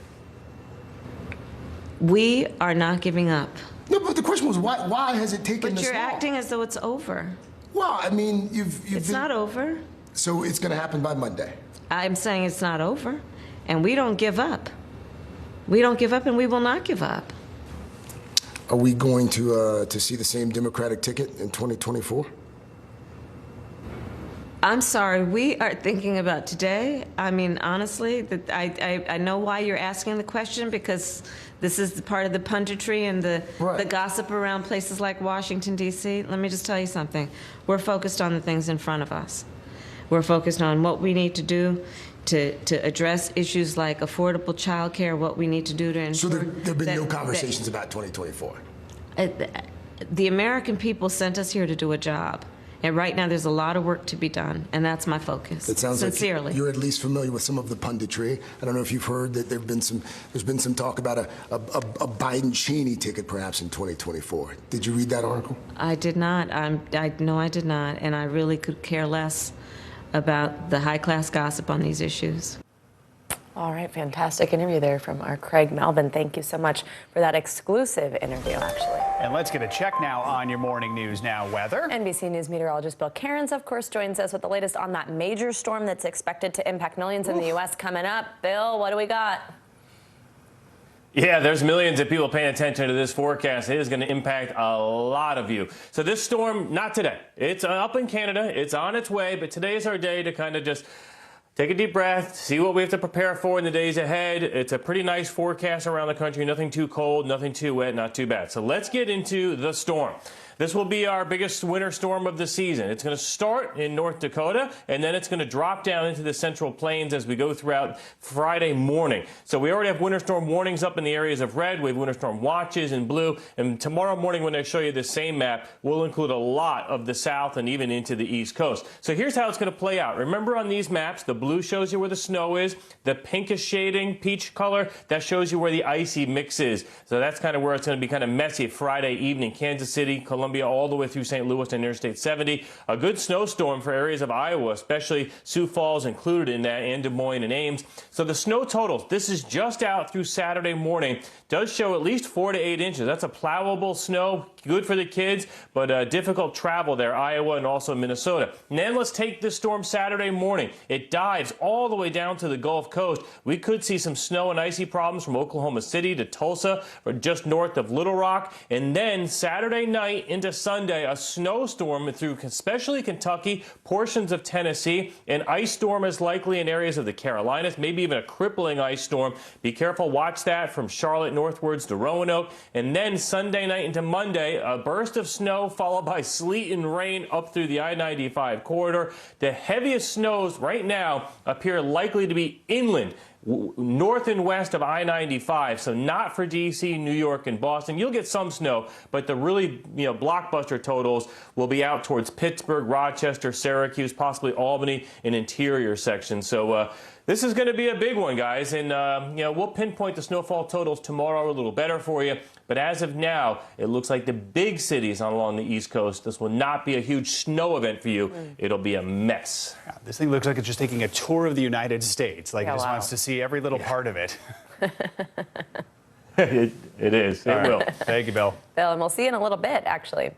Coming up, they're calling it Partygate. British Prime Minister Boris Johnson facing new calls to resign. Yeah, that comes after revelations he attended a BYOB party while the UK was under strict COVID lockdown. That's up next on Morning News Now, the growing fallout and the Prime Minister's apology.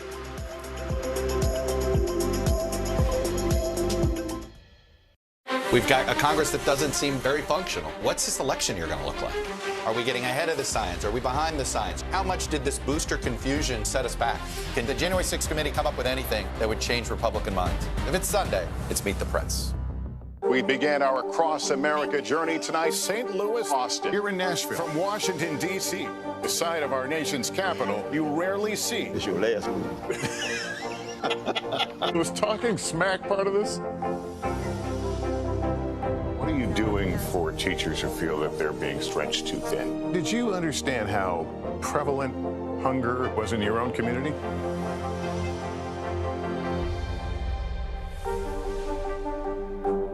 Hey everybody, it's Hoda Kotb from The Today Show. I am so excited to tell you about my new podcast, Making Space with Hoda Kotb. I sit down with some incredible people and we'll hear some uplifting stories. Listen to Making Space now on Apple Podcasts.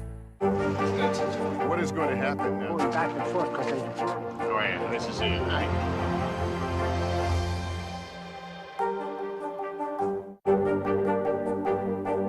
What are you doing for teachers who feel that they're being stretched too thin? Did you understand how prevalent hunger was in your own community?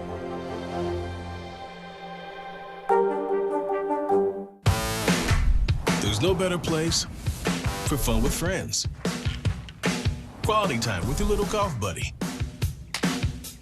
or an afternoon alone together. With the GolfNow app, family and friends are just a tap away. Just pick your course, pay from your phone, get out and enjoy. Golf now. Download the app and go play.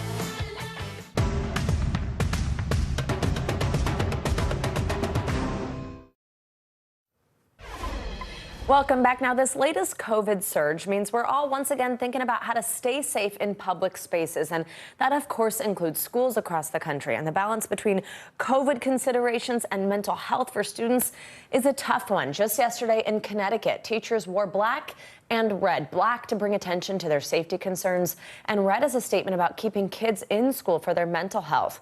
Now, it comes at a time when tests can be hard to get your hands on, and the state is actually just 52 hospitalized patients away from reaching the all-time high of hospitalizations recorded back at the start of the pandemic. NBC News correspondent Ron Allen joins us from a school in Waterbury, Kentucky. Ron, good morning. So we know teachers have concerns over safety in the classroom. And actually, a recent survey says that of more than 4,000 teachers polled, 62% of them felt they don't have the supplies or protocols in place to feel safe in doing their job. Now, that doesn't mean that they don't want to do it or they don't want to be in the classroom, but they want to do it right. They want to do it safely. What have the educators you spoke to said about how this latest wave of the pandemic is changing their mindset when it comes to teaching? Well, they're determined, and here, as across the country, there's a determination to keep kids in school because that's the best place for them to be. That's what most experts say is the safest place for them to be. But there's a concern by teachers here in Connecticut and in a lot of other states, of course, that their health is at risk. The teachers, staff, and it starts early in the day with bus drivers and shortages, and people are getting sick, and students are getting sick, and staff are getting sick. And it's starting to take a toll. Here in Connecticut, the good news is that the numbers seem to be leveling off. They're not increasing as much as they were. There's even some indications that they might be starting to decrease. So they perhaps peaked is the best way of perhaps looking at it. But of course, we'll know in the days to come, in the weeks to come, just what that means and what it doesn't mean. But the bottom line is that those job actions were taken to draw attention to the fact that the teachers feel that they're overworked. They want more safety protocols. They want more masks. They want basic things, masks, testing, screening. And they want an opportunity for more hybrid learning, where there's an opportunity for online learning as well as in person. Here's what the head of the teachers union said to us about the conditions and her concerns. Take a listen. If you're pulling your teachers to their very, very limits, there's only so much they have to give. So my concern is that if this situation doesn't turn, we're really in a circumstance where there's not going to be enough bodies in the room. We're going to either wear people out or they're going to have COVID. And in either situation, you end up with educators who aren't able to get the job done. And they are working incredible hours, committed wholly to their students, but they're getting tired. And the estimate is that maybe about 15% of the educators are out on any given day. And of course, it changes, and we'll see what today brings. Because again, COVID is affecting everyone. There are staff shortages, again, starting early in the day with school bus drivers through the end of the day with teachers, staff, and extracurricular activities as well. So the problem is just getting very acute here. And those job actions were taken because the teachers feel they just want to bring attention to this. They want to try and get some support, some help. And they have been getting some responses from superintendents around the state, parents who are wondering what they can do to pitch in. And so the community is trying to come together. Again, the big objective is to keep kids in school safely. Yeah, Ron, before I let you go, tell me how those staffing shortages are impacting the district's ability to offer in-person learning to the students. Here in Waterbury, their elementary schools, K-8, are open full-time, all day. Middle schools and high schools, it's a hybrid day, part in person, part online. And that's what a lot of other educators across the state want to see happen in their communities as well. This is one of the larger districts in Connecticut. It's a somewhat urban district as well. So they've made that hybrid model work here for some time, and they're trying to see if that can happen in other parts of the state. But of course, there's a lot of resistance to online learning. People want their kids in school, and educators want to be in school. So it's working here now in that sort of hybrid model, and we'll see how it goes. But again, the bottom line is, the good news is that the numbers seem to be peaking, even perhaps decreasing. So we may be getting to the end of this, but we're certainly still in the middle of it. Yeah, Savannah? definitely good news. We're potentially hearing there about the Omicron surge in general. Ron Allen, thank you so much. Britain's Prime Minister Boris Johnson is battling a political firestorm this morning. He had to apologize to Parliament for attending a Bring Your Own Booze party during a COVID lockdown in 2020. Now Johnson is facing calls to resign, not just from opposition leaders, but from members of his own Conservative Party. NBC News correspondent Matt Bradley reports. A contrite Boris Johnson apologizing before a hostile Parliament, admitting for the first time he attended a party while the UK was under strict COVID lockdown. I regret very much that we did not do things differently that evening, Mr. Speaker, as I've said, and I take responsibility and I apologize. Johnson conceding he went to a garden party at 10 Downing Street in May of 2020, amid the wave of first COVID deaths. A time when gatherings of more than 2 people were banned. The party just weeks after the Prime Minister's own near-death struggle with the infection. I believed implicitly that this was a work event. But, Mr. Speaker, with hindsight, I should have sent everyone back inside. I should have found some other way to thank them. The opposition leader not buying that explanation. His defence that he didn't realise he was at a party. It is so ridiculous that it's actually offensive to the British public. Is he now going to do the decent thing and resign? The outrage sparked by a leaked email invitation from Johnson's private secretary, which said in part, "We thought it would be nice to make the most of the lovely weather and have some socially distanced drinks in the number 10 garden this evening. Please join us from 6 p.m. and bring your own booze." A stark contrast in tone from the messages Johnson delivered publicly that spring. I urge you, at this moment of national emergency, to stay at home, protect our NHS, and save lives. A spokesperson for the Prime Minister denies he ever saw that invitation, but now, among Johnson's own party, signs that support may be waning. He said with hindsight he would have done things differently, which for me is an acceptance from the Prime Minister that it was wrong, and therefore I don't think he can continue as leader of the Conservatives. A Snap poll showing 2/3 of adults in the UK say Johnson should resign. He needs to go. He's setting a bad example of Britain across the world. But I'd say the majority of us have broken the rules somewhere not to suit ourselves. He's only human at the end of the day. But with the next general election in the UK more than 2 years away and a defiant Prime Minister unlikely to step down, it'll be up to Conservatives to decide if they want to remove their leader from office. How does Johnson survive this one? The honest answer is it's very hard to see that. I mean, you have to have the sort of the goodwill of your own party. You'd have to sort of regain that trust. And that's very difficult at present. Like in a boxing match, he's on the ropes. That was Matt Bradley reporting for us. Let's take a look at what else is making news around the world this morning. Matt Bodner joins us now from Moscow. Hey, Matt. Savannah, good morning. We're going to start this one off today with sanctions. The U.S. has hit 5 North Korean officials with sanctions as part of a first-wave response to that recent string of North Korean missile tests. The U.S. says it will also be pursuing additional sanctions at the level of the United Nations. The 5 officials who were targeted for their role in obtaining equipment and technology for the North Korean missile program. We move along now to Somalia, where a car bomb was detonated outside of the Mogadishu airport, killing 8 and wounding 9 others. A local extremist group, Al-Shabaab, has claimed responsibility for the attack, saying that they were targeting, quote, white officials who were nearby.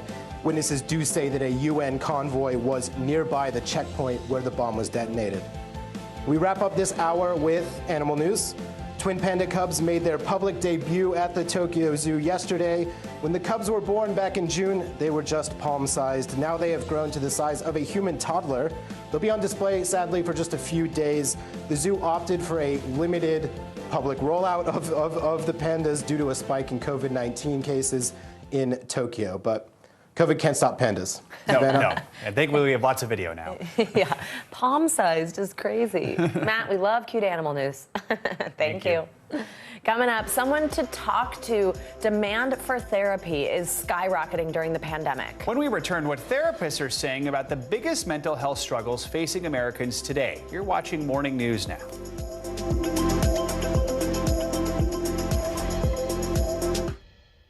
We've got a Congress that doesn't seem very functional. What's this election year going to look like? Are we getting ahead of the science? Are we behind the science? How much did this booster confusion set us back? Can the January 6th committee come up with anything that would change Republican minds? If it's Sunday, it's Meet the Press. I'm Terry Crews, Team USA superfan. Shaun White, what are you trying to prove? Shaun White takes the gold! You've already won more Olympic golds in snowboarding than anyone else ever. You've dominated the sport since you were a teen. Now you're trying to beat kids half your age. Maybe you're trying to prove you're every bit as good as you were at 15 and that you only get better with age, like a fine cheese. Or yogurt. The Winter Olympics, February 3rd on NBC and Peacock. I'm Terry Crews, Team USA superfan. Michaela Schifrin. Schifrin wins gold! With just one more gold medal, she'll have more than any American alpine skier in history. And she'll have plenty of chances to get it at the Winter Olympics in February. I guess you could say she's climbed the mountain of this sport. But if you want more gold, it's time to come down, Michaela. Better do it fast. The Winter Olympics, February 3rd on NBC and Peacock. News is more than a headline. It informs, it inspires, and it still matters. To cover it, you have to be in it. And that's what we're gonna do. Every night, we take you to the front lines of the story, where it's actually happening, with NBC News journalists on the ground from all over the world. We cover what you need to know and bring your newsfeed to life. In primetime and streaming live, it's your news playlist every night. Top Story with Tom Llamas, weeknights at 7 on NBC News Now. There's no better place for fun with friends, quality time with your little golf buddy, or an afternoon alone together. Family and friends are just a tap away. Just pick your course, pay from your phone. Golf Now. Download the app and go play. A new year means a new list of unusual items confiscated by the TSA from people going through airport security. The agency screens millions of passengers every year, and some don't seem to be familiar with TSA rules or common sense. The top of the list for the strangest items confiscated in 2021, a chainsaw at New Orleans International Airport. In the number 2 spot, a wine holder shaped like a gun found at the airport in Sacramento. Other items in the top 5 include fireworks, a machete, and bear spray, in case a bear gets loose on your plane. The full top 10 list also includes a meat cleaver, a meth burrito, and an antique pistol. According to TSA, 2021 saw the most confiscations ever in a single year since the agency was created. I just Googled what is a meth burrito. I think it's crystal meth was inside a breakfast burrito. That's how they were. And we've just decided to call it a meth burrito. I don't think Taco Bell will be. The meth burrito. Meth burrito. Wait, a chainsaw? A chainsaw, yeah. So, I don't know. Wait, is this when you're going through security? It's not in a checked bag. Well, I guess I'm not 100% sure. Right. I don't know. Just a chainsaw in your large purse? Okay, well, that's interesting. I guess Americans are traveling again. All right. It's no secret that millions of Americans have been struggling with their mental health throughout the pandemic. Yeah, but as Omicron cases rise and we head into the winter months, therapists say demand for their services is at an all-time high. It's even forcing some to turn patients away. Joining us now to discuss is Tara Parker Pope. She's the founding editor of Well at the New York Times. Thank you so much for joining us on such an important issue. Now, you co-wrote this article, and it's titled, Why Therapists Are Worried About Mental Health in America Right Now. Now, you say it's not just the number of people who need help, but it's also these intense emotions that people are experiencing. Therapists are hearing things, quite frankly, they haven't heard before. Tell us about that. Yeah, I think that when we went into this project, we were well aware that a lot of people were struggling. That's just what we're hearing from readers. I think what surprised us was how the demand is so high that the therapists are really having a hard time keeping up with it, and they're having to turn people away. And they're hearing people, it's a range of problems. It's some of the, anxieties and depression that they've seen in the past. It's amplified by the stress of COVID, by the isolation. They're seeing a lot of couples with problems from too much time together and too much stress with the kids at home and homeschooling and job demands. They're seeing a lot of financial worry. So it's really a crisis. I think that we talk about the mental health ramifications of the pandemic, but I don't think that people really appreciate how really serious this is. The collateral damage of lockdowns and isolation and just the fear of COVID, it's great right now. It's very high. Your article also talks about children and how more kids are seeking help. One social worker says a 10-year-old patient described his feelings as sad panic mode. What do you think this means long term for the kids who've been living through this pandemic? And I'm sure many parents are wondering, what are they supposed to do about it? Well, that quote did break my heart. And she said that she started using that with some of her other clients, and a lot of the little children could really relate to sad panic mode. And I did hear from a lot of child therapists who said that the kids really are struggling. The good news, I would say, for parents is that children are resilient, they can recover, and that parents should, do their best to seek help, get their kids socialized, support them in school. I think that, a lot of the therapists I spoke with said, we're going to be dealing with the effects of the pandemic for the rest of our careers. It's not going to end in a year or 2 or 3. It's going to stay with some of these kids for a while. But there is help, and I think that's the hopeful part of this.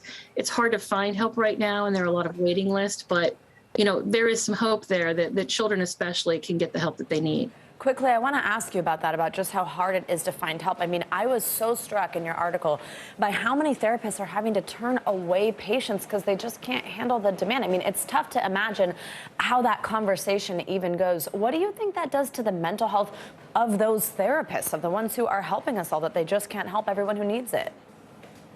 Well, that's something that really came out in our research.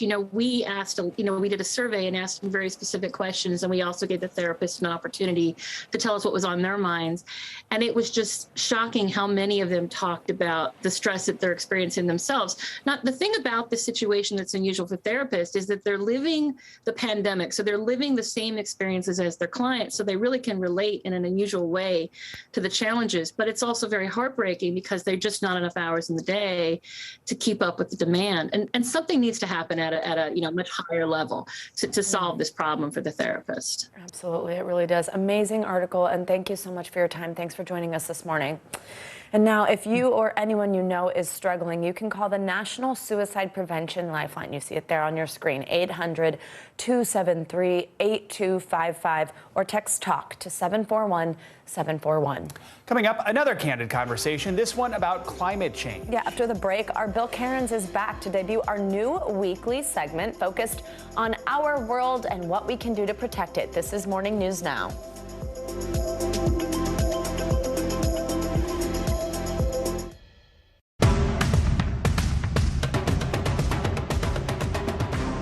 The Meet the Press Chuck Todd Cast, free wherever you get your podcasts. Frontside 900, McTwist, back-to-back 1080s. I mean, it's hard just naming these tricks. Chloe Kim, she's up there spinning around with a smile. Respect. The Winter Olympics, February 3rd on NBC and Peacock. The Meet the Press Chuck Todd Cast, free wherever you get your podcasts. I'm Terry Crews, Team USA superfan. Michaela Schifrin. Schifrin wins gold. With just one more gold medal, she'll have more than any American alpine skier in history. And she'll have plenty of chances to get it at the Winter Olympics in February. I guess you could say she's climbed the mountain of this sport. But if you want more gold, it's time to come down, Michaela. Better do it fast. The Winter Olympics, February 3rd on NBC and Peacock. Nathan Chen equals power, because every time he does one of these, he's hit with forces 7 times his body weight. 945 pounds? That's 4 Terry Crewses. See? Power. are you doing for teachers who feel that they're being stretched too thin? Did you understand how prevalent hunger was in your own community?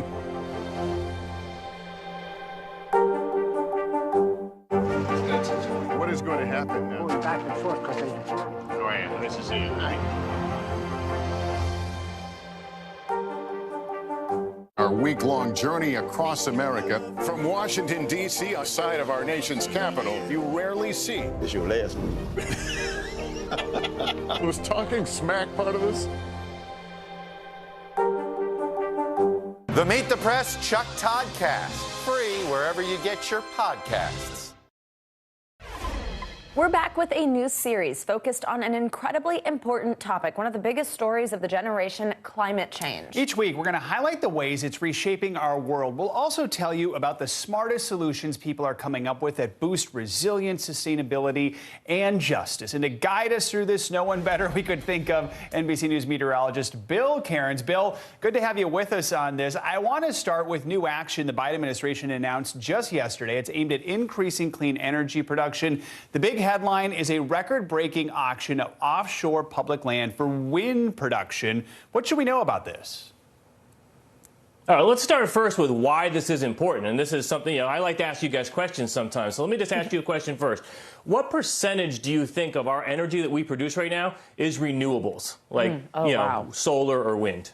Ooh. Just a guess. I have it's not 100%. much. Just a random guess. I'm going to randomly guess 15 to 20%. I'll guess 27. Yeah, you guys are close. It's 8%. Oh, okay. It's 8%. So yeah, it's not much out there. So this was a big announcement yesterday because this will be one of the largest auctions we've ever had offshore for wind turbines and what we call a wind farm to be. And this one actually is going to be located in between Cape May, New Jersey and off of Montauk. They call it the New York Bight. And it's a shallow area of water. And they're actually going to auction this off on February 23rd. And it hopefully is going to produce up to 7 gigawatts of clean energy. So what's a gigawatt? Well, that's a lot of energy. That's enough to power about 2 million homes. And if you figure about 4 to 5 people in each home, that's almost enough power for all of New York City. So this would be one of the biggest wind farms that we have out there across the country.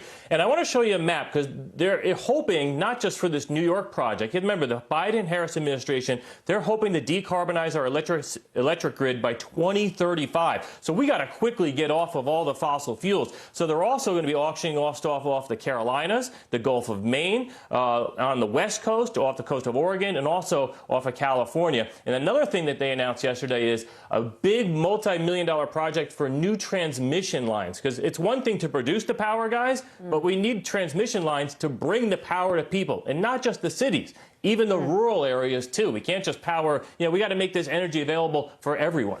Now, Bill, for people who maybe think that climate change doesn't really impact them, they're not seeing it in their front yard, or they think that the real consequences of this are something we're going to see in some far-off decade, the financials of this might make it more real for people. I mean, these extreme weather events caused by climate change are expensive. We've got a new report from the National Oceanic and Atmospheric Administration. It breaks down the tremendous financial cost here. What are the headlines from that?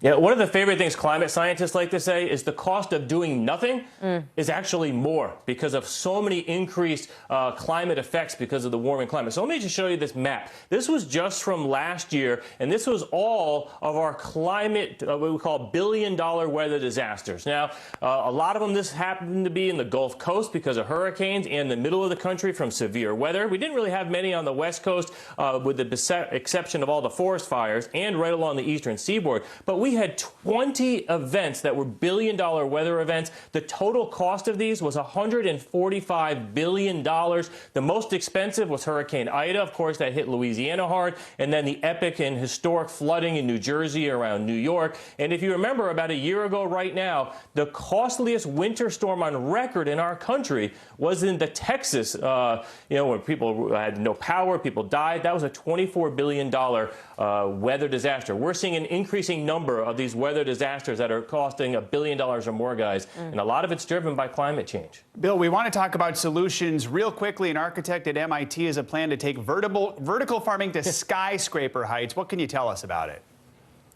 So cool. Yeah, we need creative solutions, right? I mean, because we have right now, if we plant stuff, we need fossil fuels to do that. If we harvest it, then if we bring it to the grocery stores, we need fossil fuels to do that. So how about the idea of making your farm right where you live? So this skyscraper that's proposed for Shenzhen, China is 51 stories high. And they would literally use all of the windows on the sides for planters. And they're estimated that this thing can produce like millions of pounds of food. It could feed, and it doesn't say, I mean, I don't even know how this is possible, but they're saying this building alone, this farm, would feed 40,000 people. And it's a prototype. They're hoping to get it sold, and they may do this. So cool. Very Those are the cool. solutions we need. Hopefully you're not afraid of heights. All right, Yeah. Bill, thanks so much. Bill, take it over more of the from your window. show. Love to see it. Thanks, Bill. Coming up, catching up with an Olympic skiing legend. I think I actually learned the most about myself in the last 3 years than I have in the last 30. Up next, my interview with Lindsey Vonn about her new book, her career, and how she's feeling ahead of the Winter Olympics now that she's retired. Plus, from the big screen to TikTok, an animated film is getting new life on social media. We'll tell you what's resonating with so much of the younger generation.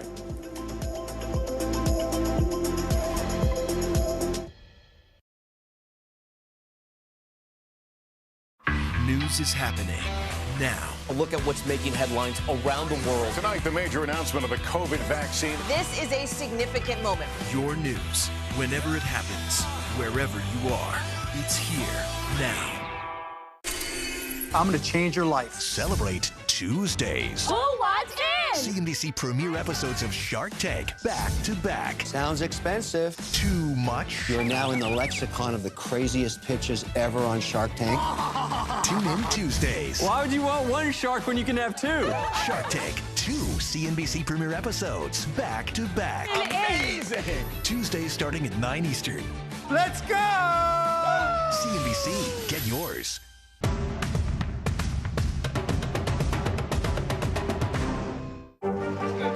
What is going to happen now? Going back and forth because they Go ahead. This is it, right?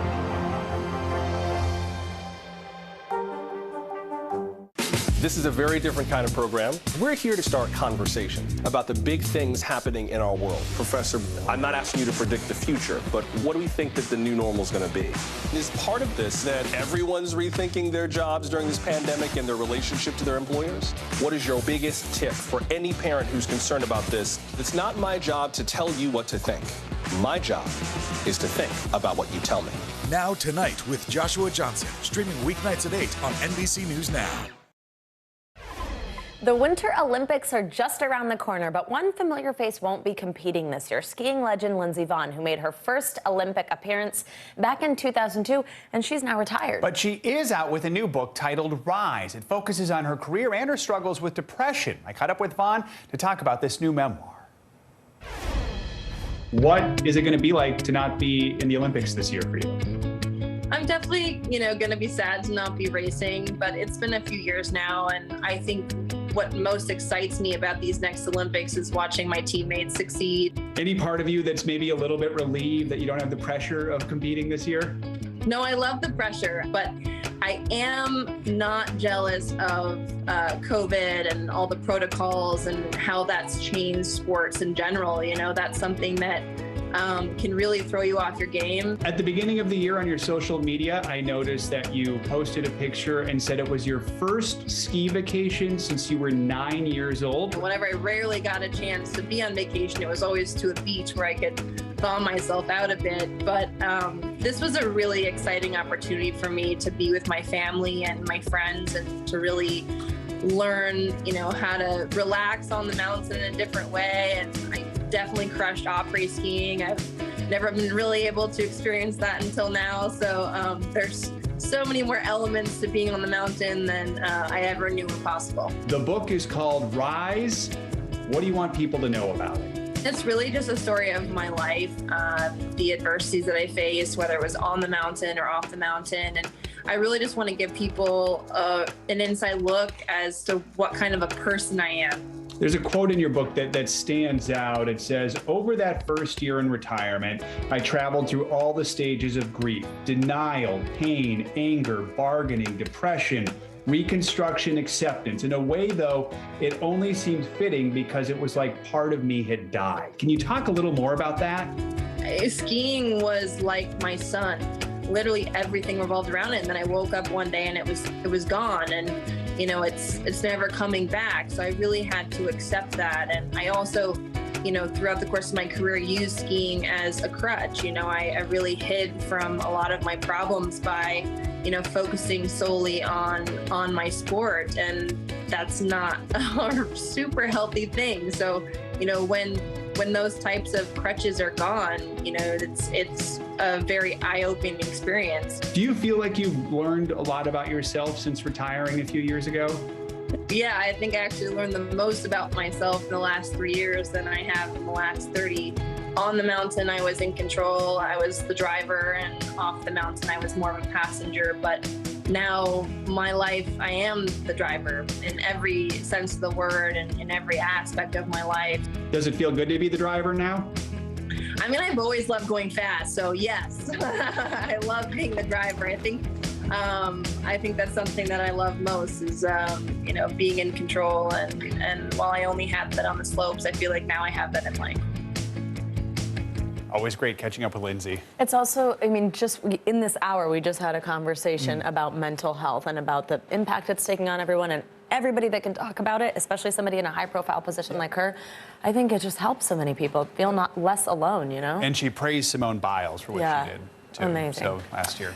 All right, moving on now. There's a new Disney animated musical that has everyone talking on TikTok. Encanto is the story of a family whose members are gifted with magical powers to help their family in Colombia. Meaning charm in Spanish, the hashtag Encanto has more than 7.4 billion views on TikTok. So why is the film so popular? Joining us now, of course, with answers if it has to do with TikTok is NBC News youth and internet culture reporter Callan Rosenblatt.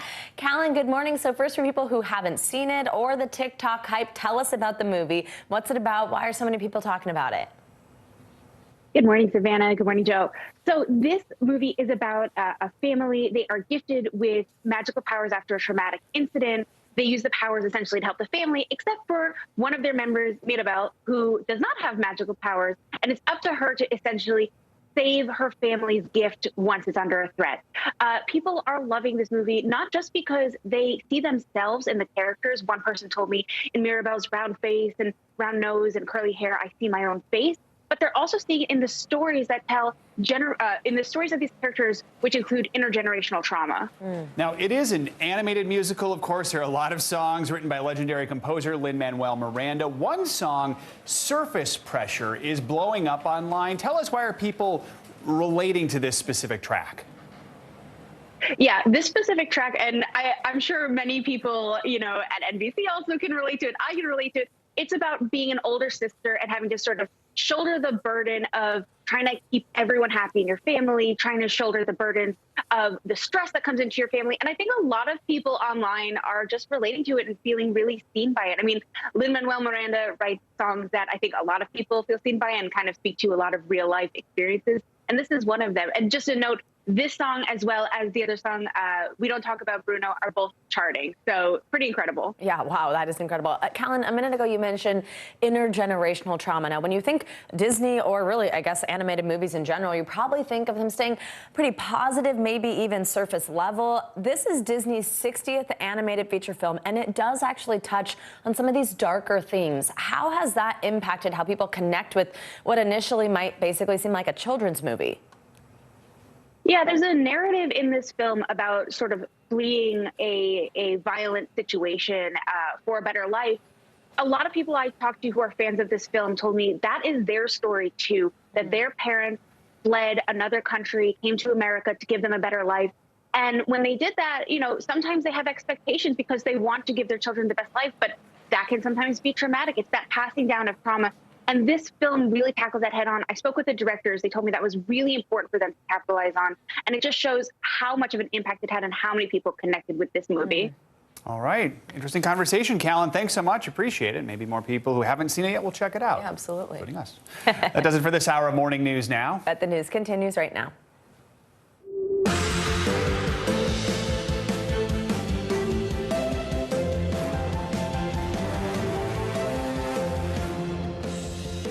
Good morning, I'm Joe Fryer. And I'm Savannah Sellers. Right now on Morning News Now, helping hand. The White House ready to ramp up America's COVID testing supply.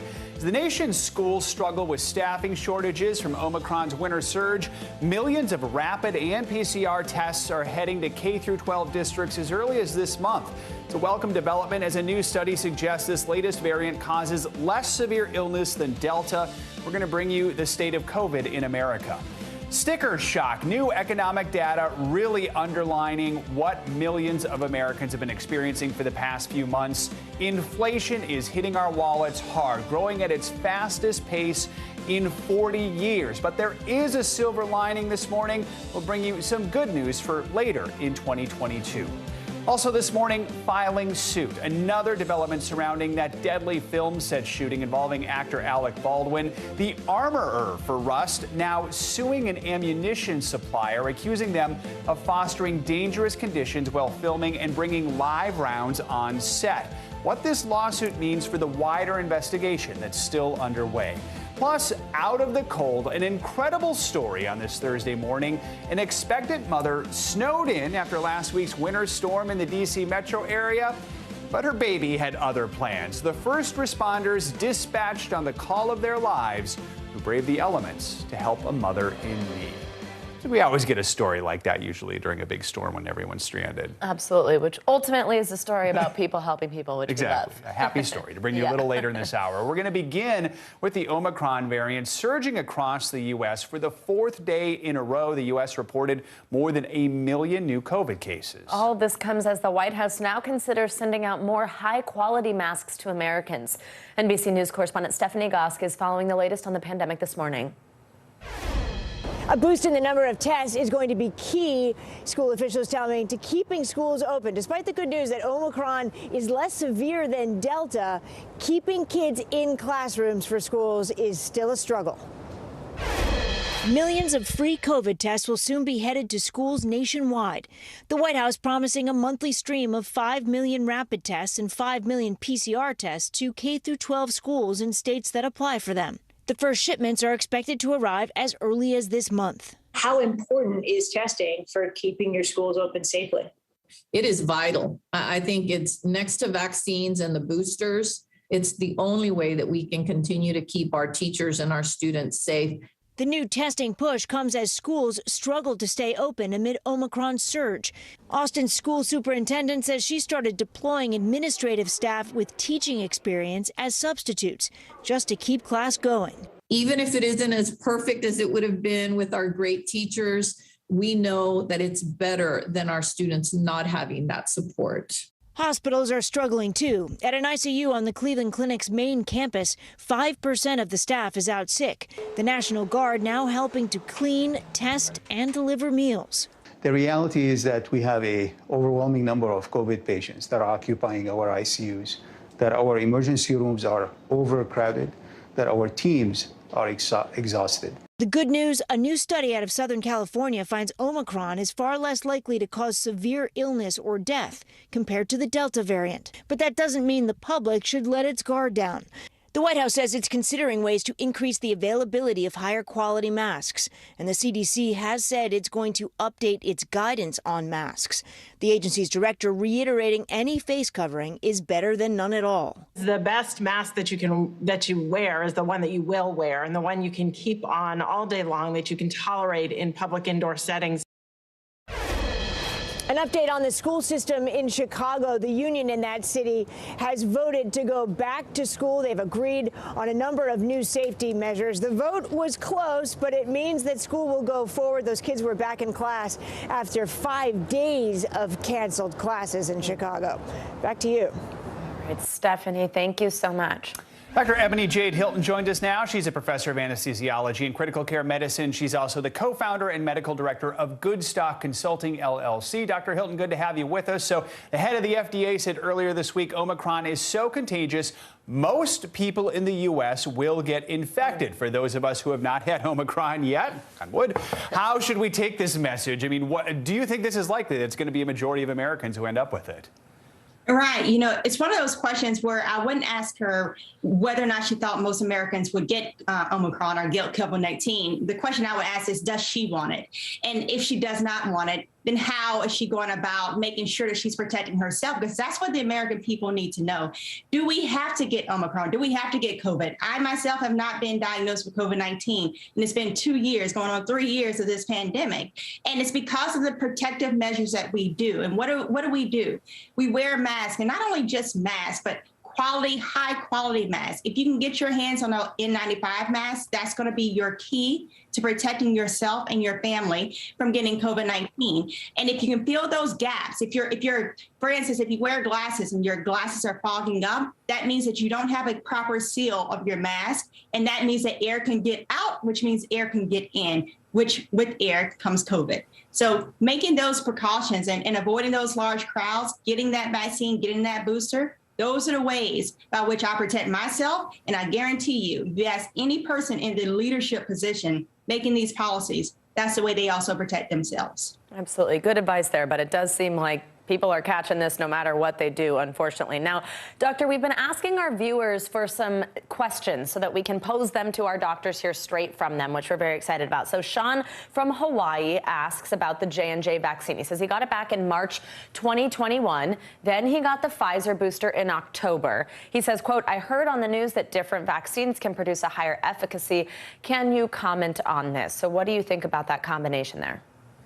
Right, for certain. And yes, initially we were saying everyone stick to the same vaccine, right? That was the plan, because we didn't have studies that proved whether or not it was safe to mix and match and whether or not there was any efficacy behind it. But what we were seeing, particularly if you have the Johnson & Johnson vaccine, when you're getting your booster, not if, when you get your booster, we recommend you get that 2 months after your Johnson & Johnson shot.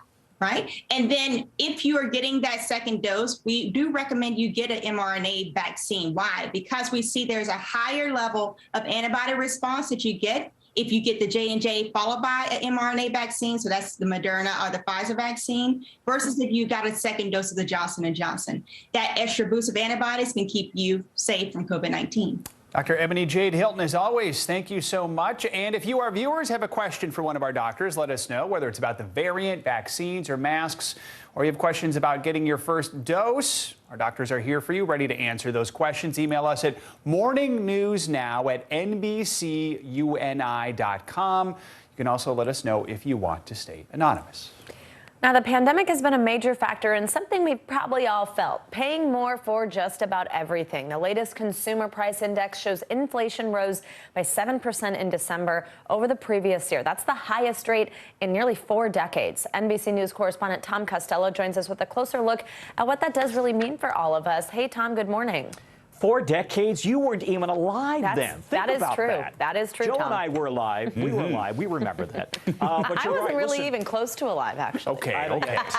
That's what you get for that comment. But listen, you know, we've been talking about this issue with inflation for months now, and the latest stats show consumers are, in fact, feeling the pain, much of it driven by the pandemic. Those increases have also hit hard at the grocery store. Have you tried to buy beef or chicken lately? What about produce? You may be having a hard time finding everything on your shopping list. Just a quick glance at your bank account shows the situation. From the food in the grocery aisles to the gas in your gas tank, even the roofs over our heads, prices across the board continue to climb.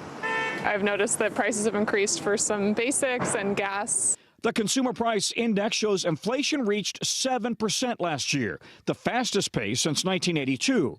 Among the items with the biggest sticker shock, used vehicles, up more than 37%, with the average price for a used car topping $29,000 late last year. And despite a dip at the end of the year, a gallon of gas still up $1.24 from a year before. Supermarket staples have also seen prices soar. A gallon of milk increasing 20 cents in a year. A carton of eggs up more than 30 cents. And a pound of ground beef up nearly 60 cents. We're going to pay more for everything because of the grains that feed the cows, the packaging where we put the soda in. I mean, just about everything is going through the roof. Adding insult to injury, the combo of COVID, staff shortages, winter weather, and a stretched supply chain have all led to shortages on the shelves at grocery stores nationwide.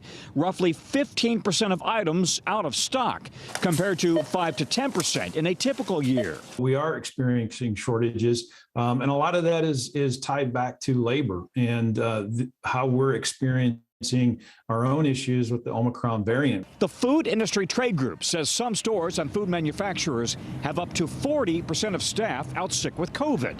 One silver lining, experts point out that while inflation is up annually, month to month, it's actually slowing down. As products become more available, whether they're computer chips or potato chips, and that will bring down prices probably in the second half of the year in a much more noticeable fashion. All right, I know what you're asking. When will it get better at the grocery store? Well, the grocery industry is hopeful we will see improvement. Wait for it. The back half of this year. Oh my goodness. That's when they think shelves may start to get back to normal. One important way we can all help, though, they say, please don't hoard. It may be tempting, but don't stock up on one item and make sure you've got enough for 6 months. Try to plan out your meals by only what you need.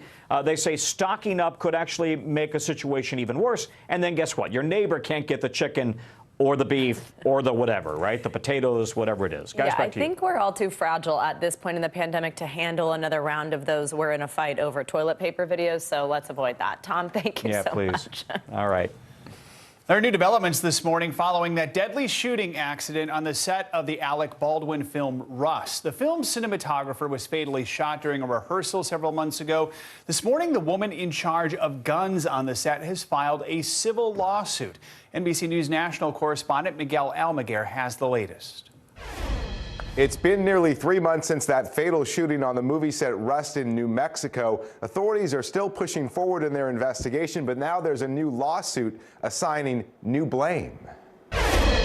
In a new lawsuit, attorneys for 24-year-old Rust armorer Hannah Gutierrez-Reed say they now know how live rounds got on the Western set. The complaint against PDQ Arm & Prop, owned by Seth Kenney, alleges the company supplied the production with real bullets. The ammunition boxes failed to state a material fact. The contents contained both dummy and live ammunition, which were deceptively sold. The facts are a live round or multiple live rounds ended up in a box labeled as dummies. The court documents also provide the first detailed account of what Gutierrez-Reed says she did in the hours leading up to the shooting that killed cinematographer Helena Hutchins, saying Gutierrez-Reed last checked that the bullets she loaded and took from a box labeled dummy rounds were not live 15 minutes before the shooting, but she was not inside the church when the firearm went off and would never have let Baldwin point the weapon at Helena. But one weapons expert who reviewed the complaint tells NBC News, based on how the weapon was handled, both producers and Gutierrez-Reed may bear some responsibility. Still, her attorneys further shift blame away from their client, writing, Hannah relied upon and trusted that the prop house would only supply dummy prop ammunition or blanks, and described the set as a rushed and chaotic atmosphere that created a perfect storm for a safety incident. Had two people accidentally shot on a movie set. The filing says officers later found 7 live rounds in the ammo box. The lawyer for Seth Kenney, the guns and ammunition provider, did not want to comment on the lawsuit. The only way we can honor the death of Helena Hutchins is to find out the truth.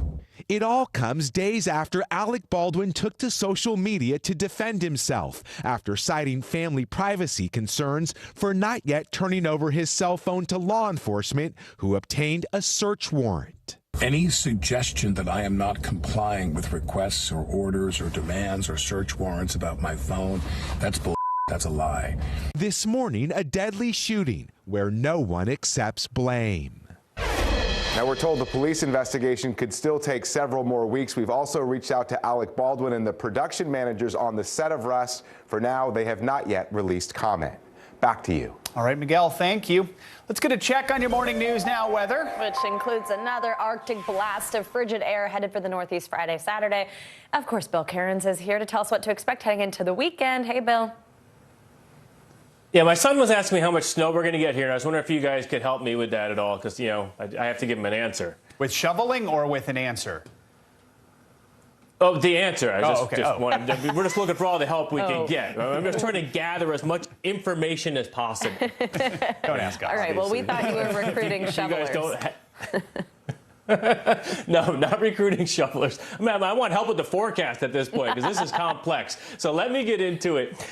This Arctic chill, so you get a big snowstorm, you have to have the cold air first, and then the storm has to move in. So get ready for the next big chill. Great Lakes, Northeast, even all the way down through D.C. The cold air is going to be in place. This is like a sneaky cold blast. It wasn't looking this cold a couple days ago. And then even during the day on Saturday, only 10 in Buffalo. Portland's going to be 12. We mentioned that Patriots-Bills football game is going to be frigid on Saturday in Buffalo. And then let's talk about this storm. So it starts Friday. Tomorrow it starts North Dakota, Minnesota, Iowa.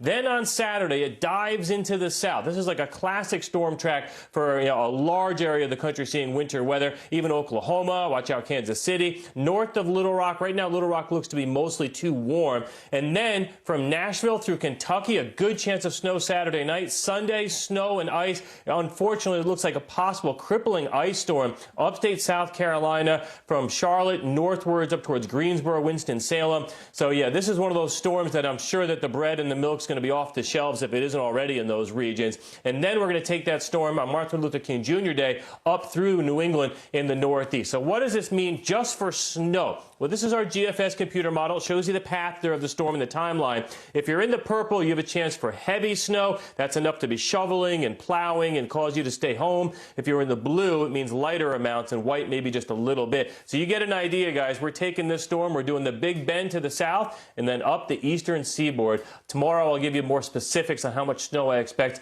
in your area. All right. We're looking forward to that. I'm hoping for some in New York. But I know. A little bit of snow's nice. I like it. All right. Just a little. I don't know. You're not going to get nailed, it doesn't look like. Okay, good. All right. All right. All right. Thanks, Bill. Now we're cursed. All right. And coming up on this hour of Morning News Now, another legal setback for Prince Andrew here in the States. And a new Biden administration policy that works to protect military moms. We've got those stories and more ahead. Stick around.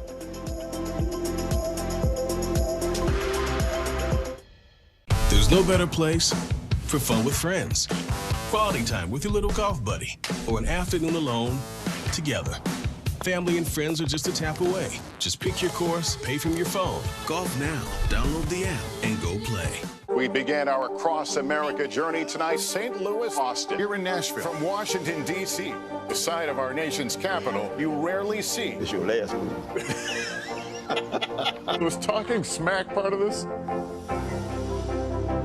What are you doing for teachers who feel that they're being stretched too thin? Did you understand how prevalent hunger was in your own community?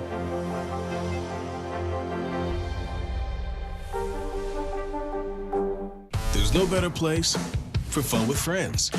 Quality time with your little golf buddy, or an afternoon alone together. Family and friends are just a tap away. Just pick your course, pay from your phone. Golf now. Download the app and go play. Frontside 900, McTwist, back-to-back 1080s. I mean, it's hard just naming these tricks. Chloe Kim, she's up there spinning around with a smile. Respect. The Winter Olympics, February 3rd on NBC and Peacock. News is happening now. A look at what's making headlines around the world. Tonight, the major announcement of the COVID vaccine. This is a significant moment. Your news, whenever it happens, wherever you are, it's here now. In the City of Angels, two kindly old ladies wanted to help homeless men get off the streets forever. And so they did. Listen to The Thing About Helen and Olga, the new podcast from Dateline and Keith Morrison. What is going to happen now? Going back and forth because they... Oh, yeah, this is it, right? The Meet the Press Chuck Toddcast, free wherever you get your podcasts.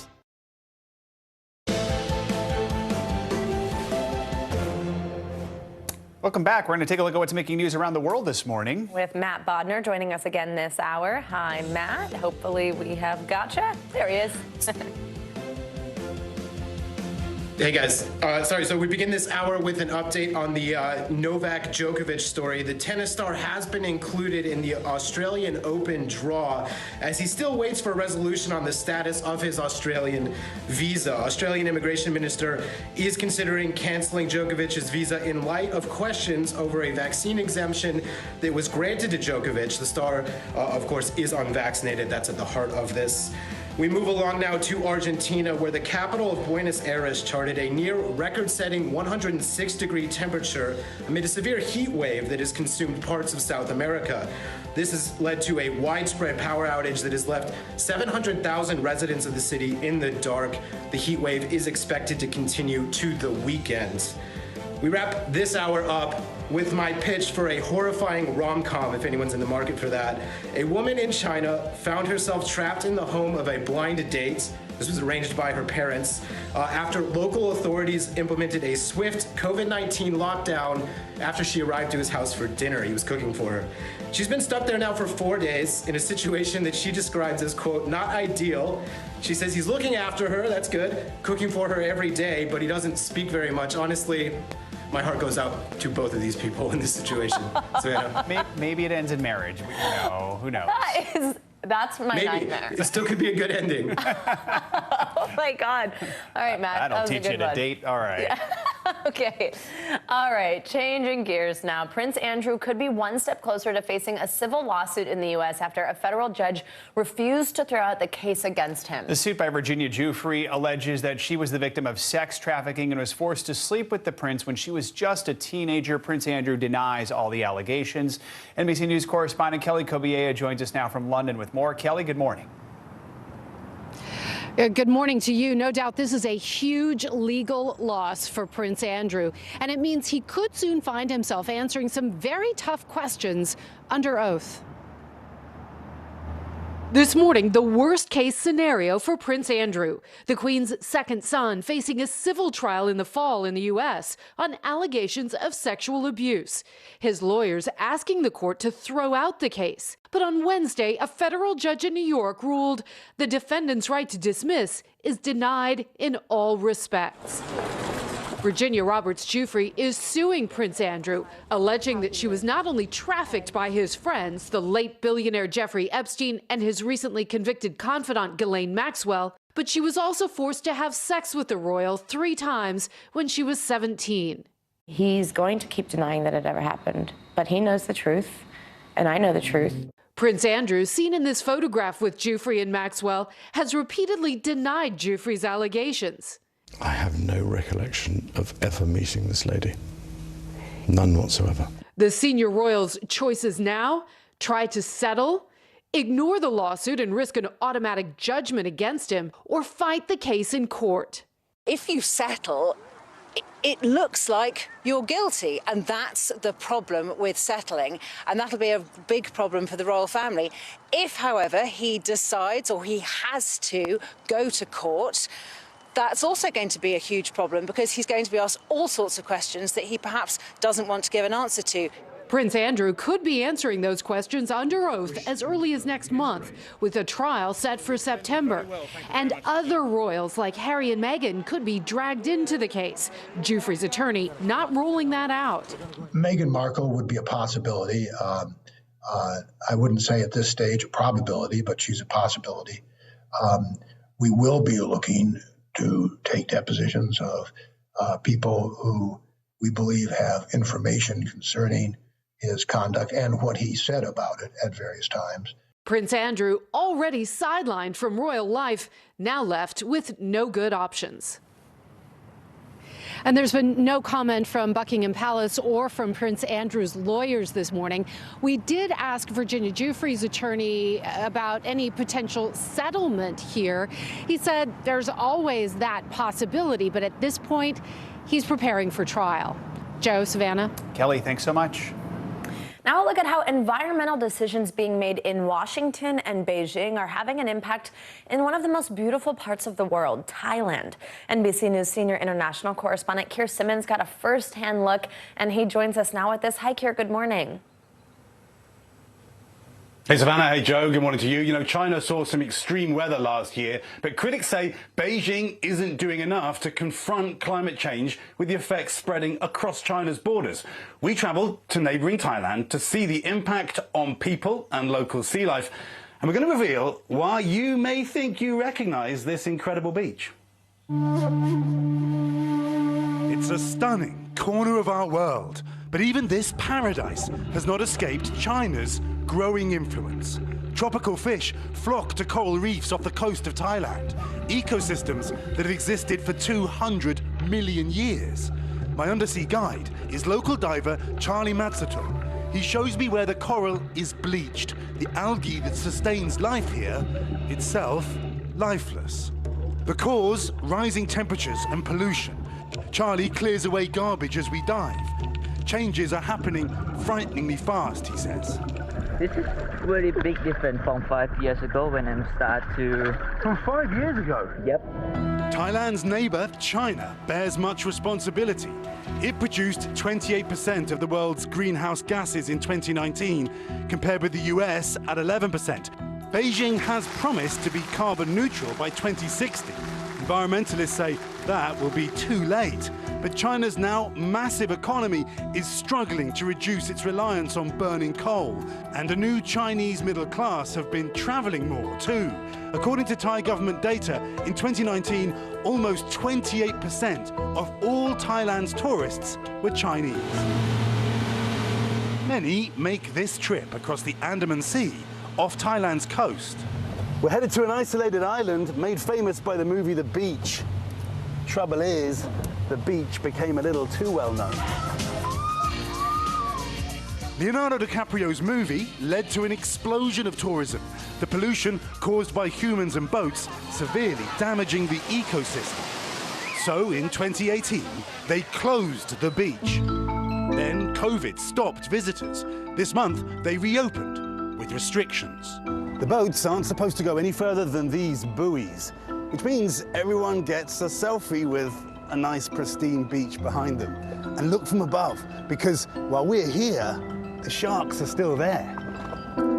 The bay, now home to a family of black-tip reef sharks. The sharks have returned and marine life has returned, and we always talk about sharks because that's the sign of a regenerating marine life. Then there's these guys. Marine biologists say pollution and habitat destruction, especially from mass tourism, has caused Thailand's turtle numbers to fall by 4/5. Now, conservationist Ayorn Silapassathitwong warns global rising temperatures may mean a drop in male turtles, as studies show warmer sand and nests lead to more female babies. Fewer male turtles? Yep. So that's going to mean fewer turtles? Yeah. The good news, local scientists have been working with the community to rescue as many as possible. They have the digital number. Each has a microchip, a tag, and even a number to dial. There's a phone number? Yes. If you find this turtle, right, give us a call. Stranded, yeah, give us a call, please. From our satellite tracking, we found that most of them swim across the sea to the other side of the ocean. They would go as far as Australia? It's possible. Internationally, many scientists are critical of China, where CO2 emissions kept rising even during the pandemic, and of the US, which is yet to pass legislation to meet all of its climate goals. China and America, you are the leader of this world. You should be the leader in the way to stop the climate change too. As these turtles begin their remarkable lives in the ocean. Ready to go, my friend? Okay, here we go. Freedom.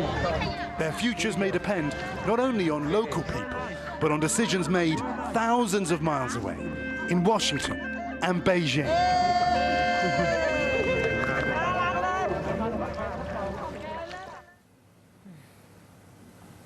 Incredible experience, guys, but just this week, China's foreign ministry accused Washington of, quote, saying a lot but doing little on climate, while some US critics say China uses climate deals to gain economic advantage. That's the politics. But, guys, inspiring, isn't it, to see local people battling to save places like this? Oh, absolutely. Wow, Keir, I was just in awe watching that whole piece, and what an amazing trip you got to take. Yeah, it was great, and just, I mean, you know, really important to see up close what's really happening. And I think to put the focus on what really needs to happen, the big countries, China, America, that's where climate change will be tackled. Definitely. All right, Keir Simmons, thank you so much.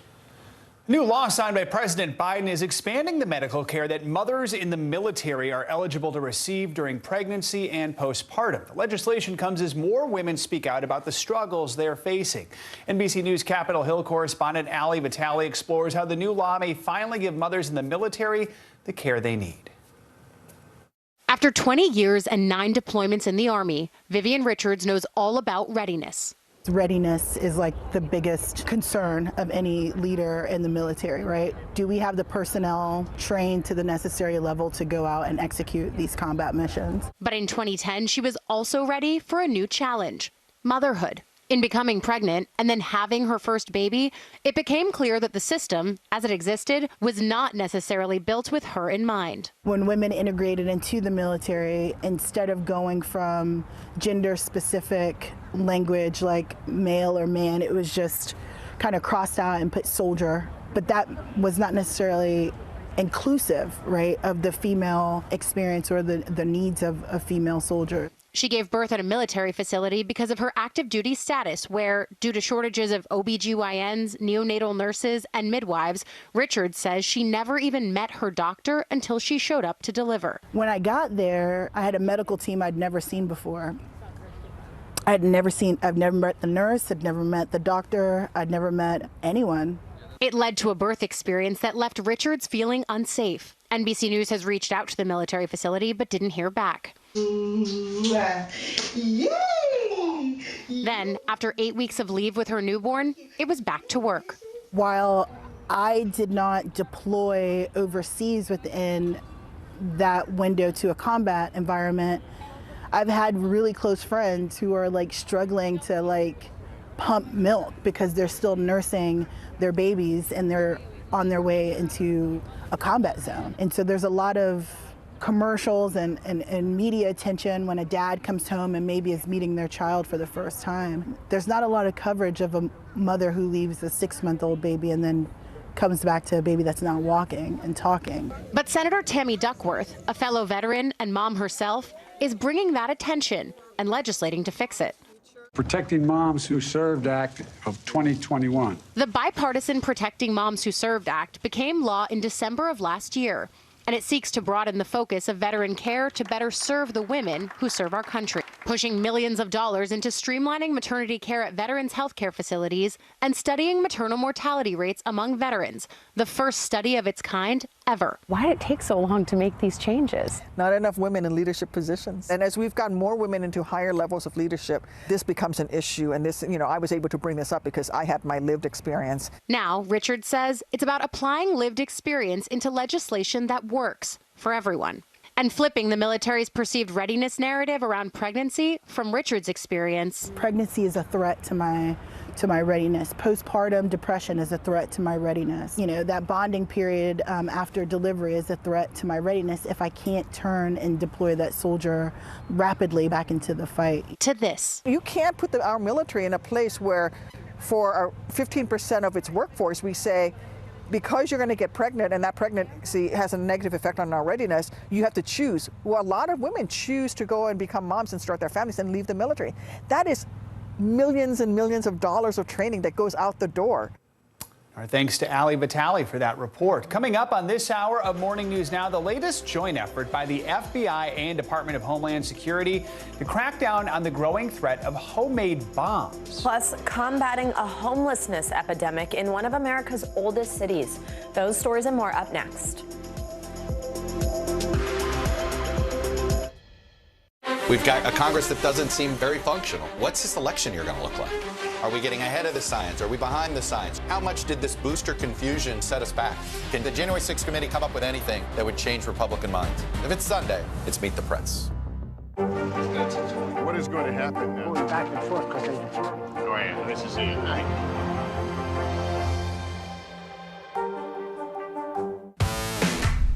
There's no better place for fun with friends. Quality time with your little golf buddy. Or an afternoon alone together. With the GolfNow app, family and friends are just a tap away. Just pick your course, pay from your phone, get out and enjoy. GolfNow. Download the app and go play.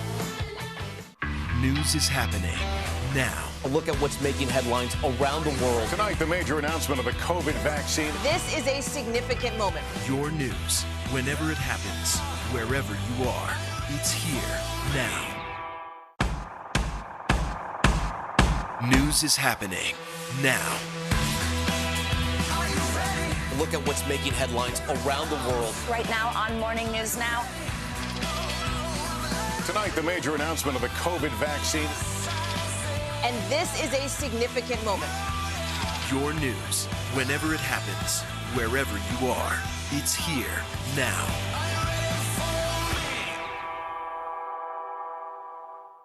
News is happening now. A look at what's making headlines around the world. Tonight, the major announcement of the COVID vaccine. This is a significant moment. Your news, whenever it happens, wherever you are, it's here now.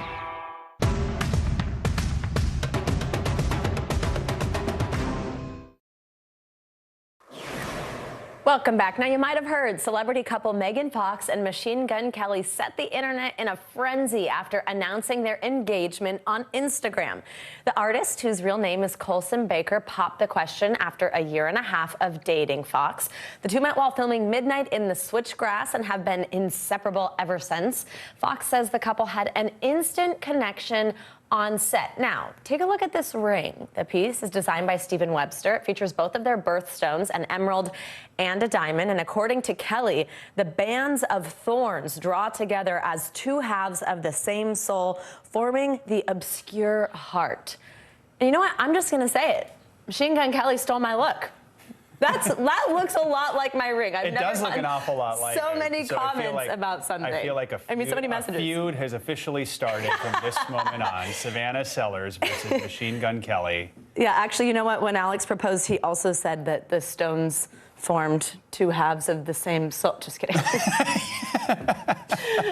Nothing like that. They do look a lot alike. They do, right? Yeah. A lot of people have messaged me that, but at least I have to say I have something in common with Megan Fox. Yeah, there you go. There you go. All right, very cool. Good, congratulations.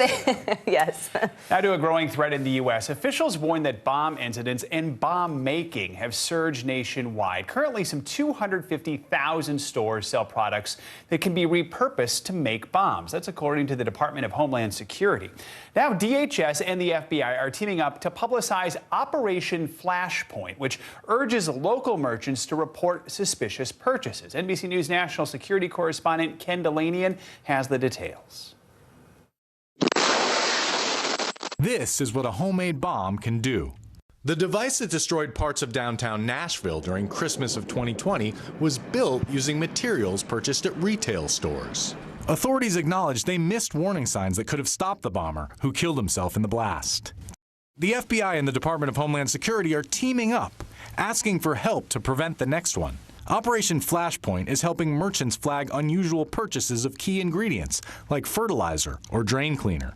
With domestic extremism on the rise, officials say the threat from homemade bombs also is skyrocketing. There were more than 400 bombing incidents in 2020, up 71% from the year before. Certainly in my professional career, I think this is the highest it's ever been. Extremists sharing bomb-making instructions online. Here at the FBI's explosive training range, law enforcement agencies work to stay ahead of the growing threat from homemade bombs. They're simple to make, but they can be just as destructive as military weapons. The bomb threat is there. It's not going away. It's big. Agent Lisa Parnpashate works for the FBI's Weapons of Mass Destruction Directorate. Chuck Leyes is with DHS. Every one of these bombings, there were traces and ways that they went about to get those materials. They have to get the materials in order to make a bomb. Authorities say retailers have the best opportunity to spot potential bombers. We definitely want to pay attention to people buying the fertilizer. Right now, we have about 250,000 stores nationwide that sell products containing these explosive precursor chemicals.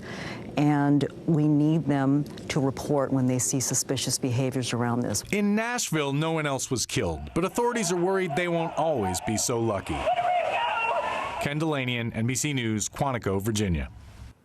Now, there's a growing homelessness crisis in America. Encampments are springing up in cities from coast to coast. In Boston, tents are being removed in a troubled area known as Methadone Mile. The city's new mayor is outlawing the encampments, but promising to find shelter for the people living in them. NBC News correspondent Vaughn Hilliard has this story. It is utterly cold. In the dead of winter, the city of Boston sweeping up hundreds of makeshift tents and living quarters in the heart of the city. If the city offered you a place to stay, would you go? Absolutely. If it was a stable place, why would you? Mark St. John used to live on the streets himself. Once a drug addict, an alcoholic, and convicted bank robber, he turned his life around and now working extensively with those here. What is different about this effort than efforts you've seen over the last decades? I haven't seen any efforts over the last decades. No one's done anything. They've just allowed the population to exist? Yes. Yep. The city and its new mayor, Michelle Wu, contending this time is different, offering alternative housing options, outreach workers going one by one, a nearby hotel, new openings at a pop-up cottage community nearby, space at the city's shelters. We have led a housing surge. We've created enough housing that is low threshold, medically staffed and supported for each one of the residents of the encampments. Sworn in just under 2 months ago, the mayor moving quickly. Just 2 blocks away, we ran into city workers dismantling encampments. As one woman who did not want to show her face appeared from her tent to look for help. They told us that they're going to get us housing and stuff, but I haven't gotten anything yet. I haven't gotten anything. I don't know what's going on, so I'm going to go down there right now and check out because everybody has to be out of here really soon. And because they're clearing it out right now? Yeah. Did they tell you how many hours you have? Till tomorrow. These encampments not unique to Boston, but burgeoning in American cities. Phoenix to Los Angeles to Seattle and San Francisco and more. Homelessness has increased in America each of the last 4 years. The number of unsheltered individuals climbing by 7% just in 2020. The federal government tracking that on a given night, more than 220,000 people are unsheltered. Concerns the situation will continue to get worse as home and rental prices soar and the pandemic lingers. Nobody in America really wants to be living in an encampment. It's not a choice that they're actively making. It's a choice made out of lack of better options. Since October, multiple deaths at these encampments. The Boston Police Department reporting 34 aggravated assaults and 12 robberies in that time, too. It's not the place to be. You see people die every day. I'm getting tired of walking over needles, human waste, blood all over the bathrooms. The mayor says the city intends to end these encampments for good, but just how far the city will go to enforce this, unclear. Our concern now is that the mayor has given an imposed deadline of January 12th, where it's an or else. We're going to come in and take away and sweep away all the tents. Is there potential these individuals would be arrested? The goal is that that will not be necessary because we have actually supported everyone exactly how they needed. There are going to be a number of individuals who reject the alternative options that you have provided them. And in this dead of winter here, their perceived last layer of defense, a tent, a tarp, are being thrown away. How did you grapple with the decision knowing that consequence? Every single day that goes by, as the temperatures plummet, it becomes even more of a life or death situation, living unhoused without heat or hot water. Working with people, meeting people where they are, leads to a very different set of conversations about providing housing and having that trusting relationship to be able to connect people to services. Powerful report there. Our thanks to Vaughn Hilliard. And coming up on Morning News Now, a consumer warning this morning on those often predatory payday loans. How you can keep yourself from falling into what could actually turn out to be a debt trap. Plus, an unexpected delivery in the middle of a D.C. snowstorm. Got those stories next.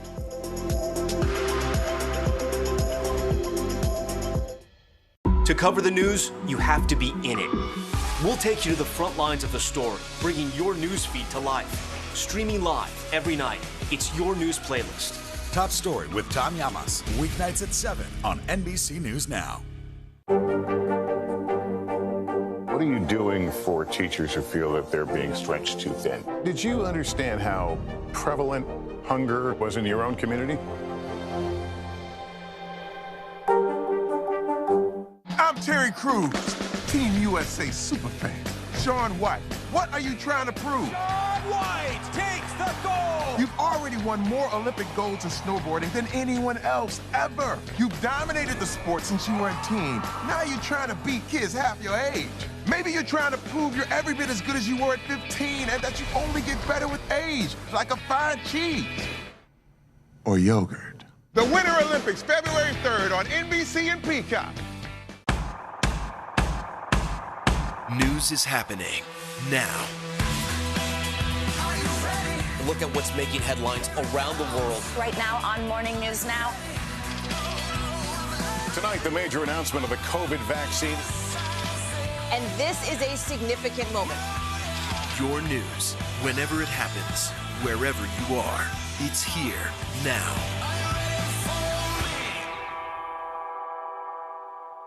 I'm Terry Crews, Team USA superfan. Michaela Schifrin. Schifrin wins gold! With just one more gold medal, she'll have more than any American alpine skier in history. And she'll have plenty of chances to get it at the Winter Olympics in February. I guess you could say she's climbed the mountain of this sport. But if you want more gold, it's time to come down, Michaela. Better do it fast. The Winter Olympics, February 3rd on NBC and Peacock. News is more than a headline. It informs, it inspires, and it still matters. To cover it, you have to be in it. And that's what we're gonna do. Every night, we take you to the front lines of the story, where it's actually happening, with NBC News journalists on the ground from all over the world. We cover what you need to know and bring your newsfeed to life. In primetime and streaming live, it's your news playlist every night. Top Story with Tom Llamas, weeknights at 7 on NBC News Now. Welcome to The Tonight Show. Let me show you how it's done. Show me what you got. I don't want to be a Lego.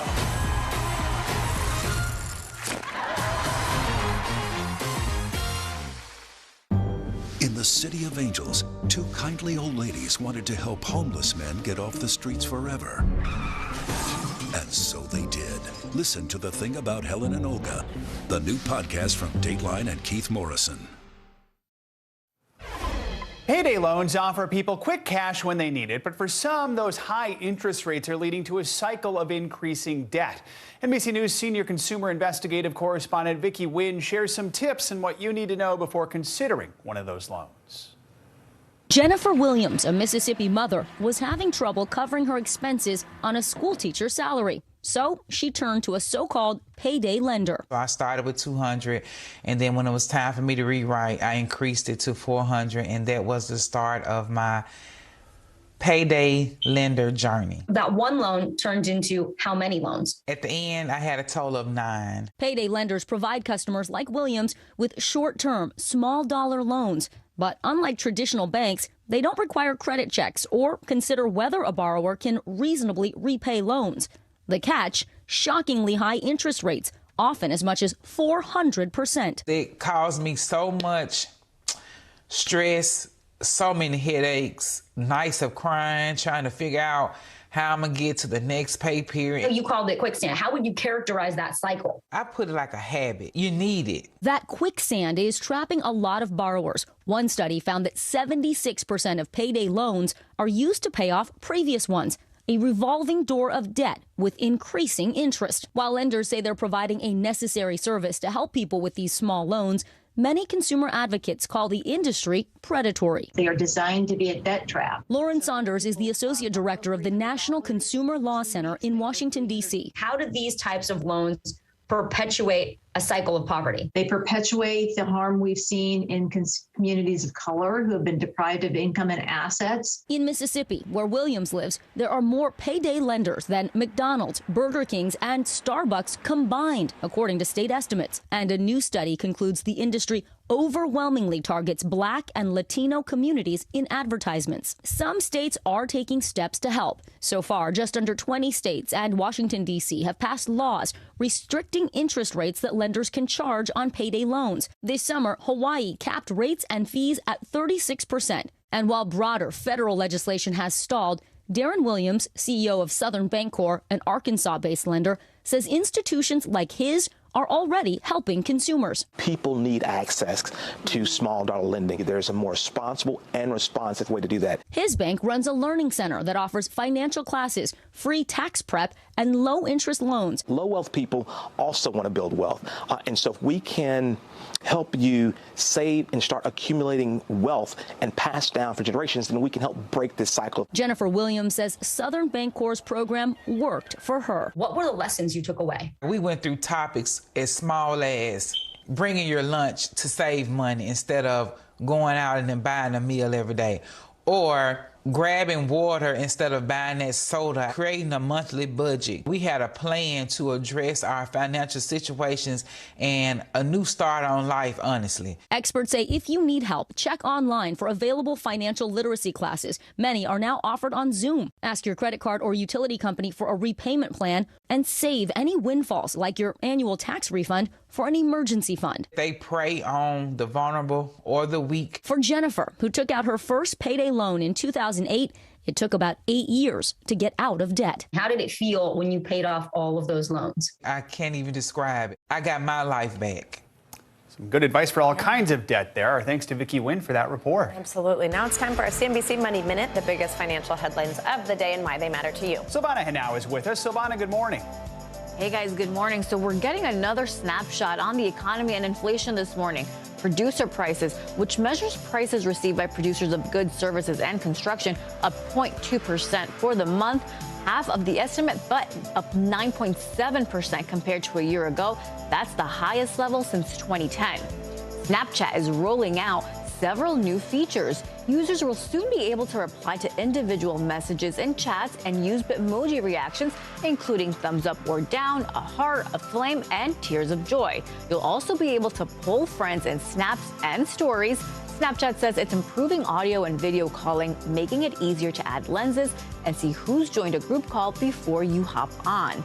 And the pandemic has created a new land rush in the red-hot real estate market. Some investors are forking over millions of dollars for addresses that don't exist in the physical world. They're located online in the so-called metaverse. Prices have soared as much as 500% since Facebook decided to go all in on virtual reality and rebranding itself as Meta Platforms. Snoop Dogg is building a virtual mansion in One World called Sandbox, and someone has paid $415,000 to be his neighbor. Just like right here on Earth, realtors say the metaverse is about location, location, location. Guys? I wonder, is Martha Stewart going to swing by the virtual house, too? Probably. Also, did you hear this week that Snoop Dogg is launching a hot dog company? No. Snoop Dogg's? That made me laugh. That should have happened long ago. Some more Snoop Dogg news for your morning. Thank you, Silvana. You got it. All right, now those in the D.C. metro area probably won't forget anytime soon that last week's massive winter storm brought most of the area to a standstill. But it was even more memorable for one Virginia mother when she went into labor while roads were closed and power lines were down. So she braved the elements, going out on foot with some help from a special group of first responders to deliver her baby at a hospital. Top Story anchor Tom Yamas has this incredible story. Like many families in the D.C. area, Chris and Noelle and their 3 kids were snowed in last week by the winter storm. The first thing I saw when I got to the end of our driveway was that a very large tree had come down on a power line, and the power line was almost diagonally coming down across the street. Noelle was pregnant with the family's 4th child. And I said, don't go into labor. Sit down. Do not move, because we're not getting out of here today, and nobody's coming to us either. But that baby had other plans. Sure enough, I went to go take a nap thinking, I'm not going to go into labor today. And I woke up, my water had ruptured. With no heat, no power, and limited cell phone service, the couple tried to dial 911. Both tried. I tried with my phone. She tried with her phone. Both of them, no ring, no voicemail, no nothing. Finally, Noelle's mother was able to contact first responders, and Jake Kenny from Stafford Fire and Rescue was dispatched. So the road itself was completely impassable. Still had a little over a quarter mile to go with no way to get there in the ambulance. Jake and his partner Andy walked the rest of the way on foot, but they arrived with bad news for Noelle. They walked through power lines and trees to get to me, risking their lives. And when they got to me, they said, absolutely not. We cannot take you that way. We knew that the route that we had taken, there's no way we were going to be able to get her out. But there was another way. A neighboring street had already been cleared. We have a parallel neighboring street through our backyard. If you make it through the woods, you could access that road. So Noelle bundled up, joining the first responders on a trek through the woods. She was a trooper. She had to stop every time she had contractions, but as soon as they passed, she was, back up and moving. So she set the pace for getting us out of there, and she crushed it. Little baby Josephine was born healthy the next day at Stafford Hospital. The family, thankful for the first responders like Jake, who led the way. If it wasn't for them, I would not have been able to do it. And they were cracking jokes the whole time, making light of the situation. I would have been in full-blown panic mode if it wasn't for them. They were rock stars. All right, that was Tom Yamas reporting. What an amazing story. Coming up, the world is without one more icon of a bygone era of rock and roll this morning. Ronnie Spector, frontwoman of the all-girl group The Ronettes, has died at the age of 78. Her life, legacy, and impact on rock's formative years. That's up next.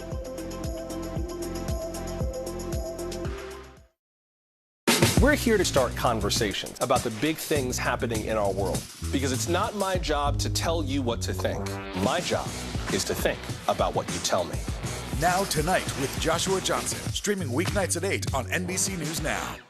Good morning, I'm Joe Fryer. And I'm Savannah Sellers. Another giant leap for mankind. They want folks to shelter in place until this storm pushes through. This new travel requirement, is it possible we're going to see tighter restrictions? Morning News Now, streaming weekdays at 7.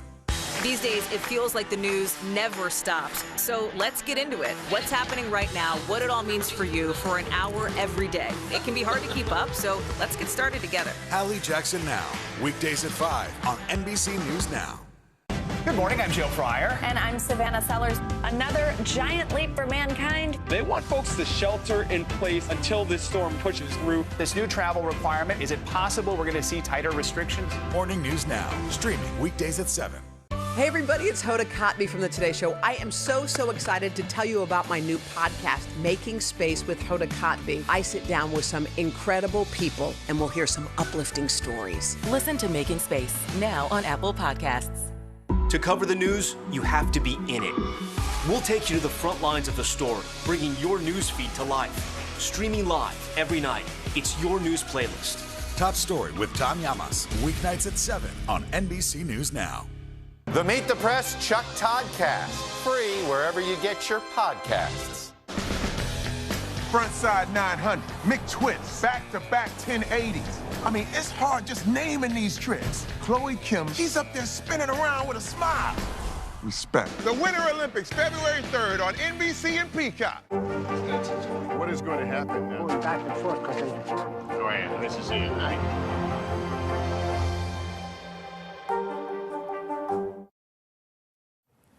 This morning, we're remembering singing icon Ronnie Spector. She died yesterday at the age of 78 after what her family calls a brief battle with cancer. For years, Spector was the lead singer of the Ronettes, one of the hit girl groups in the 1960s, and later she had a successful solo career. Here's a look back at her life and that unforgettable voice.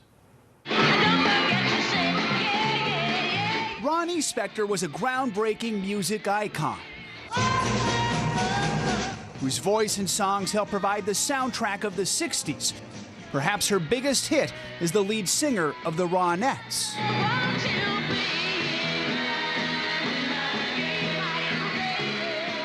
The New York City native formed the group with her sister and cousin, breaking the mold of the wholesome female pop groups that came before them. They were sexy and sultry and proud of it. But I love getting up there and love going, be my little baby. When he's near me. At the height of their popularity, they partied with the Beatles and toured with the Rolling Stones. They could sing all their way right through a wall of sound. Keith Richards inducted the group into the Rock and Roll Hall of Fame in 2007. All I ever wanted to do was sing rock and roll. Spector went on to have a successful solo career. Say goodbye to Hollywood. And in the 80s, a new generation of fans fell in love with her voice again with the Eddie Money hit, Take Me Home Tonight. But that powerful voice didn't stop with music. Spector spoke out about surviving abuse at the hands of her ex-husband, Wall of Sound producer Phil Spector, during their tumultuous marriage. She later fought in court for years to be fairly paid for royalties. Just days ago, the Ronettes returned to the charts with a Christmas classic, hitting the Billboard Top 10 for the first time in nearly 60 years. Part of a legendary legacy from one of music's greats.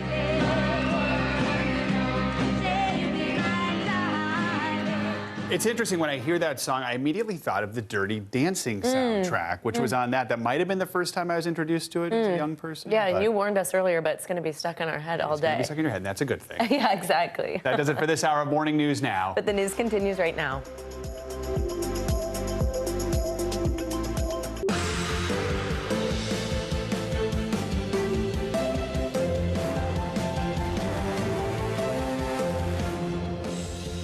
Good morning, I'm Joe Fryer. And I'm Savannah Sellers. Right now on Morning News Now, battle plan, a renewed urgency in the fight against COVID as the U.S. marks its fourth straight day of more than 1 million new cases, with several states reaching records for hospitalizations and deaths.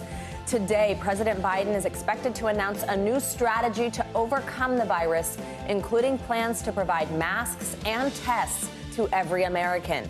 This as teachers sound the alarm about safety and staffing shortages. We have team coverage with the latest developments. Plus, we'll check in with a doctor to get your questions answered. Refusal controversy on Capitol Hill after House Minority Leader Kevin McCarthy announces he will not cooperate with the committee investigating last year's insurrection. Why he says he's choosing not to take part and what this means now for the investigation. One-on-One, an NBC News exclusive with Vice President Kamala Harris getting candid and going in-depth about the challenges she's faced in office, including, of course, COVID, the Capitol insurrection, voting rights, plus her plans for 2024. We're focused on what we need to do to address issues like affordable child care, what we need to do to ensure. So there have been no conversations about 2024? The American people sent us here to do a job. And right now, there's a lot of work to be done, and that's my focus. Her exclusive interview with the Today Show's Craig Melvin. And hashtag representation, the animated movie now trending on TikTok several weeks after its theatrical release. The story behind Encanto, and that has so many young people charmed. That is such a sweet one. Have you seen the movie yet? I haven't seen the movie. No. I've seen the TikToks. Okay. Which is basically the same thing. Exactly. But it does say something about its popularity. You know what I mean? I think I know enough without having actually seen the movie. I do want to, though. Yeah. All right. We do begin this morning, though, with these startling COVID numbers. Once again, more than 1 million Americans tested positive over the past 24 hours. This is the fourth day in a row the U.S. has reported more than 1 million new cases. That has never happened before. And that means that more than 4 million Americans have been infected since just Sunday. As for the overall total, within the last 2 years, more than 63 million people in the U.S. have had or currently have COVID. As the Omicron variant spreads out of control, the White House is now trying to address questions about masks and testing. They've hired a testing coordinator and are considering a plan to make more high-quality masks like N95s available to everyone. But will it be enough to ease the burden of the nation's hospitals right now?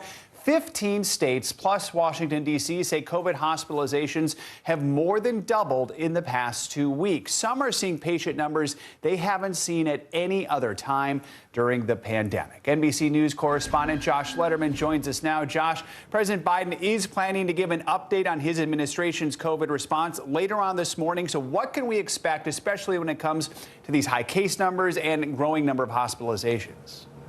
Yeah, Joe, the president will be speaking after he gets a briefing on the latest of COVID-19. He will be alongside the Defense Secretary Lloyd Austin, as well as the FEMA administrator. And we are learning from a White House official that part of what President Biden plans to talk about today is the deployment of military medical teams to 6 hospitals across the United States. This is part of something that Biden had announced in December. He would be sending up to 1,000 troops to help with overwhelmed hospitals. And at the time, the Pentagon said those teams would only be sent this year if they were needed. Apparently, they are needed because President Biden is now deploying the first 6 of those teams. They will go to the famed Cleveland Clinic in Ohio, Coney Island Hospital in Brooklyn, Providence's Rhode Island Hospital, Detroit's Henry Ford Hospital, the University of New Mexico in Albuquerque, and University Hospital in Newark, New Jersey. And the White House says more teams such as these will be deployed throughout the rest of this month and next month as they see where the biggest needs are around the country with this Omicron surge really spreading across the nation, Joe. We're going to take an in-depth look inside one of those hospitals, Cleveland Clinic, in just a moment. Josh, let's talk about testing. Yesterday, the White House unveiled a plan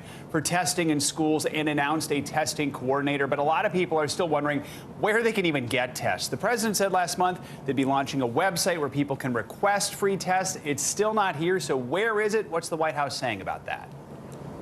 Well, the White House says that they are expecting to take the first delivery of these tests that they have now signed contracts to purchase within the next week or so. We're also hearing from Tom Igglesby, the new White House testing coordinator, who told PBS they could have that website up within days. We have not gotten to see that website yet.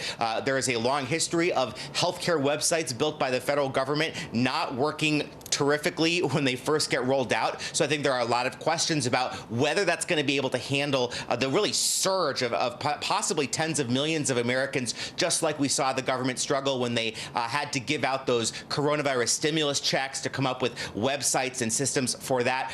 But the White House says they are on track. They are defending their decision to have these tests really just rolling out at the end of this month, despite the Omicron surge we've been seeing since December, saying they moved as quickly as possible to respond to this really massive surge in demand for tests that we're seeing across the country. Josh Letterman in Washington. Josh, thank you. Now, we do have some positive news from the CDC. A study found the Omicron variant, which now represents 98% of cases across the country, does in fact carry less risk of serious disease than the previously dominant Delta strain. Still, hospitalizations are up, so are deaths. But the CDC director says most deaths are still due to Delta. So what's it look like right now on the front lines? NBC News senior national correspondent Kate Snow got exclusive access to the largest medical ICU in the country at the Cleveland Clinic. How does the situation right now compare to last year? We have more patients. Our patients are sicker. Our teams are tired and exhausted too. In a COVID ICU unit at the Cleveland Clinic's main campus, 25 patients struggle to hang on. As soon as one recovers or dies, another moves in. We're seeing patients in their 20s, in their 30s, in their 40s. Good morning. Nurse Tim Washington came on at 7 a.m. First thing I did is kind of look in the room to see if my patients were still there. Still alive? Still alive, right. And they are today? They are today. Most patients here are on ventilators. 90% are unvaccinated. Do you personally feel anger? What do you feel? If I say I didn't feel anger, I would be lying, because this can be prevented with vaccinations. There was some good news. A new study from Southern California finding the Omicron variant is less likely to lead to hospitalization, ICU admission, or death than the Delta variant. Those infected with Omicron who were hospitalized had a shorter duration of hospital stay. But the sheer volume of Omicron cases is straining the system. At the Cleveland Clinic, 5% of the staff is also out sick. National Guard were called in to run testing centers, clean, and deliver meals. Respiratory therapist Myron Drisson used to be assigned to 8 patients. Now he'll sometimes cover 17. When that alarm clock goes off in the morning, it's a little bit, here we go again. People come to the Cleveland Clinic from all over the country for specialty services or surgeries. But right now, because of the COVID situation, no elective surgeries until at least January 30th. That's actually the rationing of care. Nationwide, ICUs are 82% full, a pandemic high. Dr. Hassan Cooley, who heads critical care at the Cleveland Clinic, says if their ICUs grow more crowded, it could be devastating. I guess this is a morbid thought, but does that mean that somebody that comes in with a heart attack might end up dying because they can't get into your ICU? That is possible, or they would wait in the emergency room, waiting for a bed in the intensive care unit, or they may be actually crashing on the floor. In the COVID unit, 73-year-old Ron Perelka is vaccinated but not boosted. He has an underlying medical condition. I'll tell you, I was the last one to think that I would get it. What would you say to people who think that Omicron is mild and it's no big deal? I'm willing to go walk out the door and they can come and sit in here and see what it's like. He was one of the only ICU patients even able to speak. Kate Snow, NBC News, Cleveland. Let's bring in NBC News medical contributor Dr. Kavita Patel. So, Dr. Patel, let's start with kids. Vaccination rates still low among children, especially those as young as 5. What is your message to the parents out there who are concerned because they say this is still a new vaccine? They're worried about potential side effects on kids. What's your message? Yeah. 2 points, Joe, to reassure parents. Number one, that we now have had millions of children in the 5 to 11 age group who have been vaccinated. And the time period where we would expect to see any serious or significant side effects has passed. And we're happy to report that this is a very safe and effective vaccine. Second point, children are getting COVID. And the most cases that we're seeing in hospitals and clinics are unvaccinated children. So we can protect them. That's the basic point. Come in with questions. We have answers. And there's no judgment here, but please get vaccinated. Speaking of questions, we asked our viewers to submit some of their questions. We quickly heard back. One viewer, Maria, says she's vaccinated, wants to get the booster, but tested positive for COVID this week. She wants to know, how long do I wait before getting my booster? So what do you say to Maria and the many others out there who are in a similar position? Yeah, good news. You do not need to wait to get your booster. We recommend you finish your isolation period. So we're still recommending 10 days if you are testing positive. And then as soon as that isolation period is up, you can get your booster. There's no reason to worry about it or delay. All right, Dr. Kavita Patel, thanks so much. And if you have a question for one of our doctors who we have on here every day, let us know, whether it's about the variant, the vaccines, or masks. We want to get questions straight from you right to our doctors. You can email us at morningnewsnow@nbcuni.com with your questions. You can also let us know if you want to stay anonymous. Now to new developments this morning in the investigation into the insurrection at the Capitol. This morning, the top House Republican and longtime Trump ally Kevin McCarthy says he will not cooperate with the January 6th Select Committee investigation, saying he would refuse to voluntarily give up information regarding his communications with the White House surrounding the attack. NBC News Capitol Hill correspondent Leanne Caldwell joins us now with more on this. Hey, Leanne, good morning. So McCarthy is now the third Republican representative who said they won't comply with this investigation, and obviously someone with close ties to President Trump. When we've seen other witnesses, though, refuse to cooperate, the committee hasn't been afraid to push back, issuing these subpoenas. Is the committee considering a subpoena in this case? Good morning, Savannah. They are considering a subpoena, but it's also much different because these three people, they're members of Congress, and there is a lot of barriers to cross. They don't want to set a precedent for members of Congress subpoenaing other members of Congress. This is something that's not unheard of, but it is extremely rare. And so the committee is moving very cautiously and hoping these members, including Kevin McCarthy, Representative Jim Jordan of Ohio, and Representative Scott Perry of Pennsylvania, do in fact cooperate with the committee. But it is now in the committee's hands to determine what they're going to do. And I'm told, especially from that the committee has not spoken to Representative Jim Jordan since he sent a letter saying that he was unlikely to cooperate on Sunday. Savannah. Now, Leanne, McCarthy had previously said he would be willing to discuss a phone conversation he had with the former president as the riot was unfolding. What happened to that? What is he saying about his decision to not cooperate here after having previously said something like that? Yeah, now he says he's not going to cooperate. He calls the committee illegitimate. And in a statement that's about 3 paragraphs long, he says that as a representative of the leader of the minority party, it is neither with regret nor satisfaction, it is with regret Sorry, it is with neither regret or satisfaction I have concluded to not participate with the Select Committee's abuse of power that stains this institution today and will harm it going forward. And so the leader has a lot of political things to think about as well. Of course, he wants to be Speaker of the House should Republicans gain control of the House in the 2022 elections. And he needs the support of Donald Trump and his supporters in order to do that, and the members of Congress who support the former president. So McCarthy's in a very, very difficult place right now. And as of now, he's taking a very hard line. All right, Leanne Caldwell, always great to see you. Thanks so much. Yep. Nearly a year into their administration, Vice President Kamala Harris and President Joe Biden are facing a number of challenges, many of them driven by the pandemic. Yeah, well, today's show anchor Craig Melvin just sat down with her for an exclusive interview to discuss those issues and the criticism that's been leveled at the White House. As we sit here this week, we saw a record number of hospitalizations, adults and children. We've seen the infection record broken. I think a lot of people are scratching their heads and they're wondering, 1 year into this administration, why aren't we doing better in the fight against COVID? So let me start with saying that people are rightly frustrated with where we are. We're frustrated. We're all frustrated. But I think it's a mistake, and it would be a mistake to suggest that we've not seen great progress.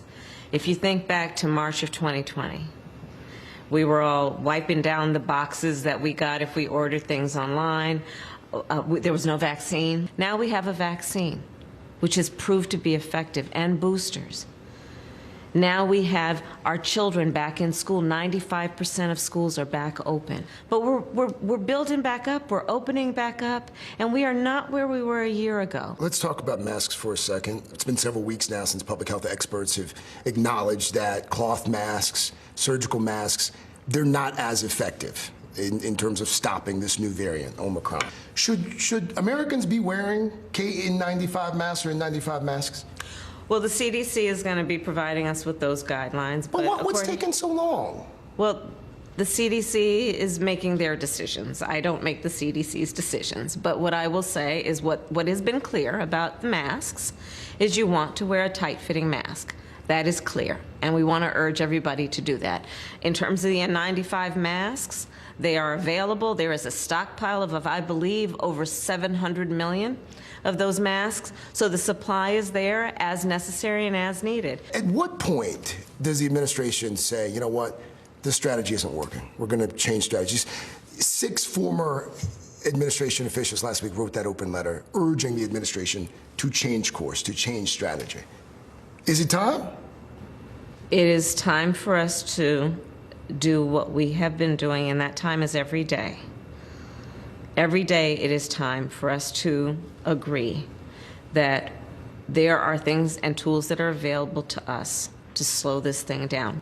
And so right now we know we still have a number of people that is in the millions of Americans who have not been vaccinated and could be vaccinated, and we are urging them to get vaccinated because it will save their life. At what point does the administration acknowledge these people aren't going to get the shot? They're just not going to do it. I don't believe in giving up on people, Craig. I really don't.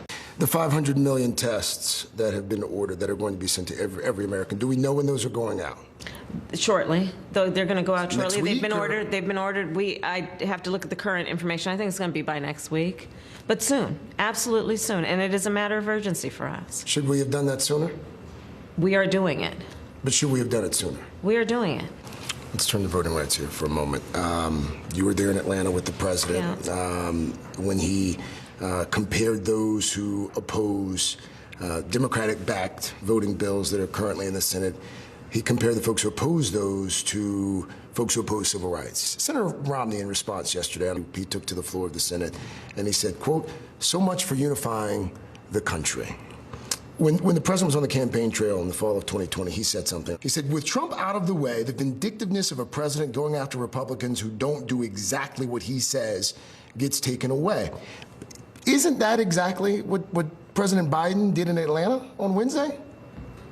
President Biden took the, I believe, right and courageous step to say that Senate rules should not get in the way of protecting the American people's access to the ballot. And he compared this time to a previous time in our history, which is apt for comparison. It's not just Republican opposition. It would seem as if this piece of legislation is going to come down to one or two moderate Democrats. In months and weeks, the administration hasn't been able to convince one or two senators to come around. How are you going to do that in 2 or 3 days? If I may, I'd like to contextualize this conversation. Sure. Which is, in 2006, in this very town of Washington, D.C., up the street at the United States Capitol, in the United States Senate, 98 of the 100 members of the United States Senate voted in favor of an extension of the Voting Rights Act. It was not a partisan issue. It was an American issue. But, Madam Vice President, how are you going to get it done? Well, when we have the discussion about who's responsible, I will not absolve the 50 Republicans in the United States Senate from responsibility for upholding one of the most basic and important tenets of our democracy, which is free and fair elections and access to the ballot for all eligible voters. What about Senator Manchin? What about Senator Sinema? I don't think anyone should be absolved from the responsibility of preserving and protecting our democracy, especially when they took an oath to protect and defend our Constitution. Why has the administration not been able to get Senate Democrats on board? We are not giving up. No, but the question was, why has it taken this long? But you're acting as though it's over. Well, I mean, It's not over. So it's going to happen by Monday? I'm saying it's not over, and we don't give up. We don't give up, and we will not give up. Are we going to see the same Democratic ticket in 2024? I'm sorry, we are thinking about today. I mean, honestly, that I know why you're asking the question, because this is part of the punditry and the gossip around places like Washington, D.C. Let me just tell you something. We're focused on the things in front of us. We're focused on what we need to do to address issues like affordable child care, what we need to do to ensure. So there have been no conversations about 2024? The American people sent us here to do a job. And right now there's a lot of work to be done, and that's my focus. It sounds sincerely. Like you're at least familiar with some of the punditry. I don't know if you've heard that there's been some talk about a Biden-Cheney ticket perhaps in 2024. Did you read that article? I did not. No, I did not, and I really could care less about the high-class gossip on these issues. All right, fantastic interview there from our Craig Melvin. Thank you so much for that exclusive interview, actually. And let's get a check now on your morning news now weather. NBC News meteorologist Bill Cairns, of course, joins us with the latest on that major storm that's expected to impact millions in the U.S. coming up. Bill, what do we got? Yeah, there's millions of people paying attention to this forecast. It is going to impact a lot of you. So this storm, not today. It's up in Canada. It's on its way. But today is our day to kind of just take a deep breath, see what we have to prepare for in the days ahead. It's a pretty nice forecast around the country. Nothing too cold, nothing too wet, not too bad. So let's get into the storm. This will be our biggest winter storm of the season. It's going to start in North Dakota, and then it's going to drop down into the Central Plains as we go throughout Friday morning. So we already have winter storm warnings up in the areas of red. We have winter storm watches in blue. And tomorrow morning when I show you the same map, we'll include a lot of the south and even into the East Coast. So here's how it's going to play out. Remember on these maps, the blue shows you where the snow is. The pinkish shading, peach color, that shows you where the icy mix is. So that's kind of where it's going to be kind of messy Friday evening. Kansas City, Columbia, all the way through St. Louis and Interstate 70. A good snowstorm for areas of Iowa, especially Sioux Falls included in that, and Des Moines and Ames. So the snow totals, this is just out through Saturday morning, does show at least 4 to 8 inches. That's a plowable snow, good for the kids, but difficult travel there, Iowa and also Minnesota. And then let's take this storm Saturday morning. It dives all the way down to the Gulf Coast. We could see some snow and icy problems from Oklahoma City to Tulsa, or just north of Little Rock. And then Saturday night into Sunday, a snowstorm through especially Kentucky, portions of Tennessee. An ice storm is likely in areas of the Carolinas, maybe even a crippling ice storm. Be careful, watch that from Charlotte northwards to Roanoke. And then Sunday night into Monday, a burst of snow followed by sleet and rain up through the I-95 corridor. The heaviest snows right now appear likely to be inland, north and west of I-95, so not for D.C., New York, and Boston. You'll get some snow, but the really blockbuster totals will be out towards Pittsburgh, Rochester, Syracuse, possibly Albany, and interior sections. So this is going to be a big one, guys, and we'll pinpoint the snowfall totals tomorrow a little better for you. But as of now, it looks like the big cities along the East Coast, this will not be a huge snow event for you. It'll be a mess. Yeah, this thing looks like it's just taking a tour of the United States. Like, it just wants to see every little part of it. It is. It will. Thank you, Bill. Bill, and we'll see you in a little bit, actually. Coming up, they're calling it Partygate. British Prime Minister Boris Johnson facing new calls to resign. Yeah, that comes after revelations he attended a BYOB party while the UK was under strict COVID lockdown. That's up next on Morning News Now, the growing fallout and the Prime Minister's apology.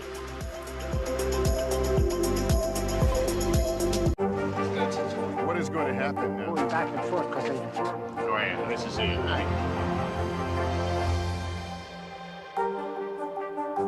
Welcome to the Tonight Show. Let me show you how it's done. Show me what you got. I don't want to be a Lego.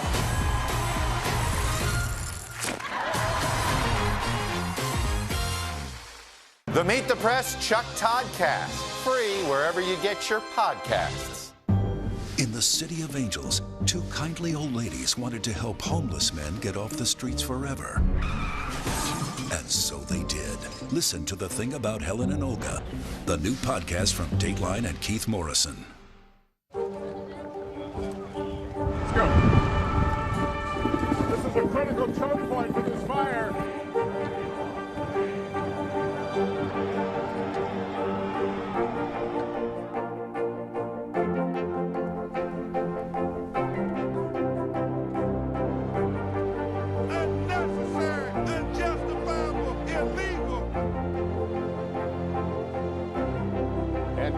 From New Orleans, late military operation, witnessing the massive crowds. I admire you both. Nice to really spend some time with you. Appreciate it.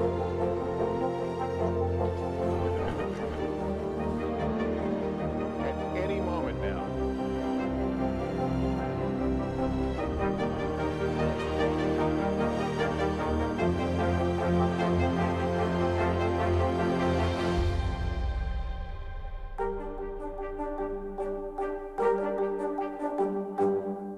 Good morning, I'm Joe Fryer. And I'm Savannah Sellers. Another giant leap for mankind. They want folks to shelter in place until this storm pushes through. This new travel requirement, is it possible we're going to see tighter restrictions? Morning News Now, streaming weekdays at 7.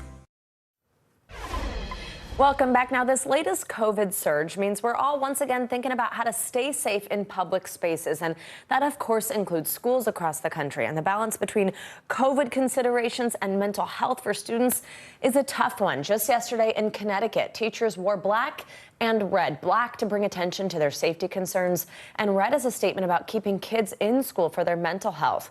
Now, it comes at a time when tests can be hard to get your hands on, and the state is actually just 52 hospitalized patients away from reaching the all-time high of hospitalizations recorded back at the start of the pandemic.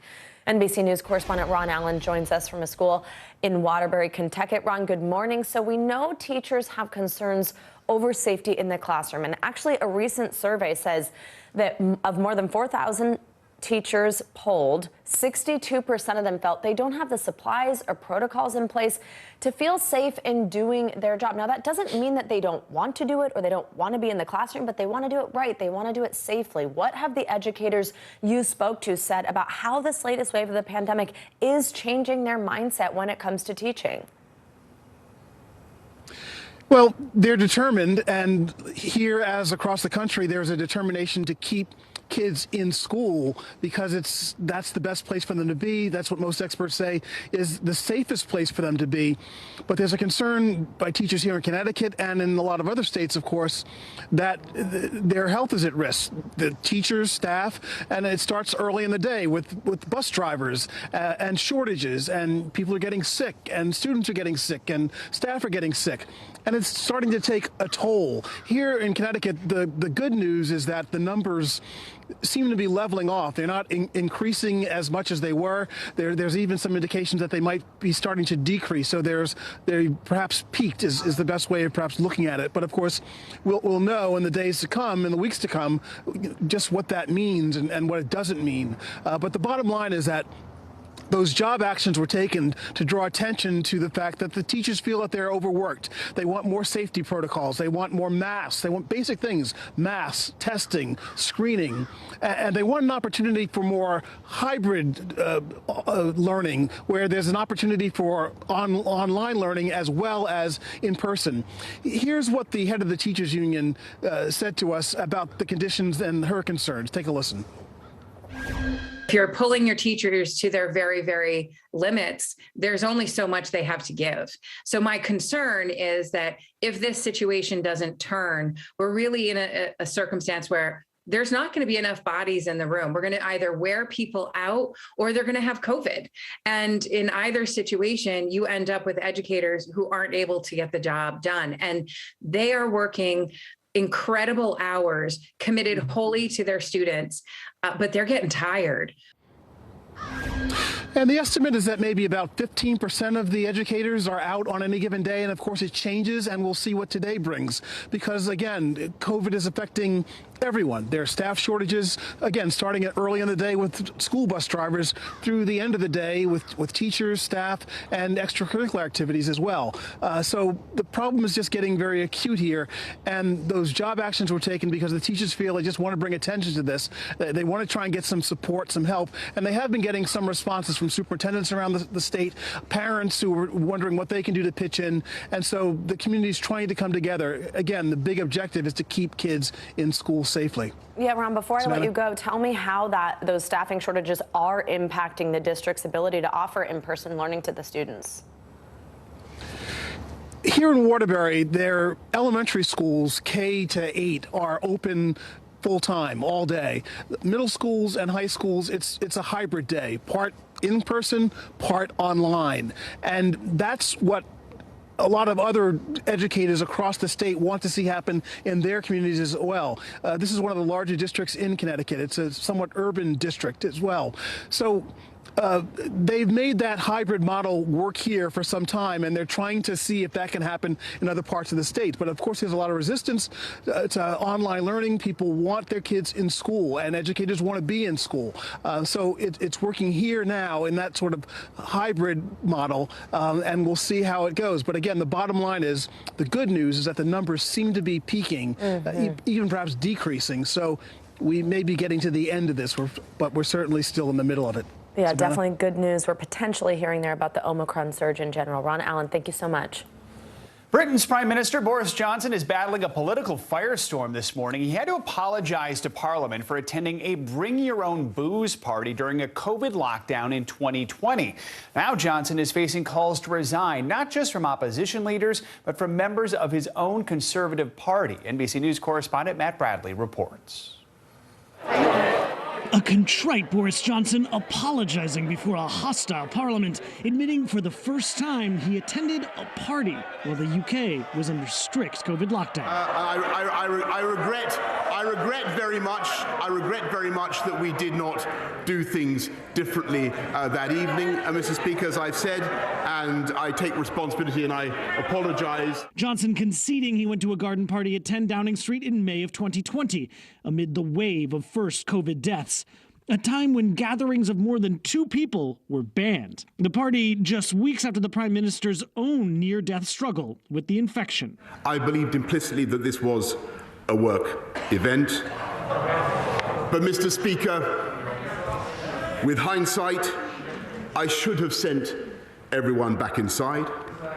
I should have found some other way to thank them. The opposition leader not buying that explanation. His defense that he didn't realize he was at a party. It is so ridiculous that it's actually offensive to the British public. Is he now going to do the decent thing and resign?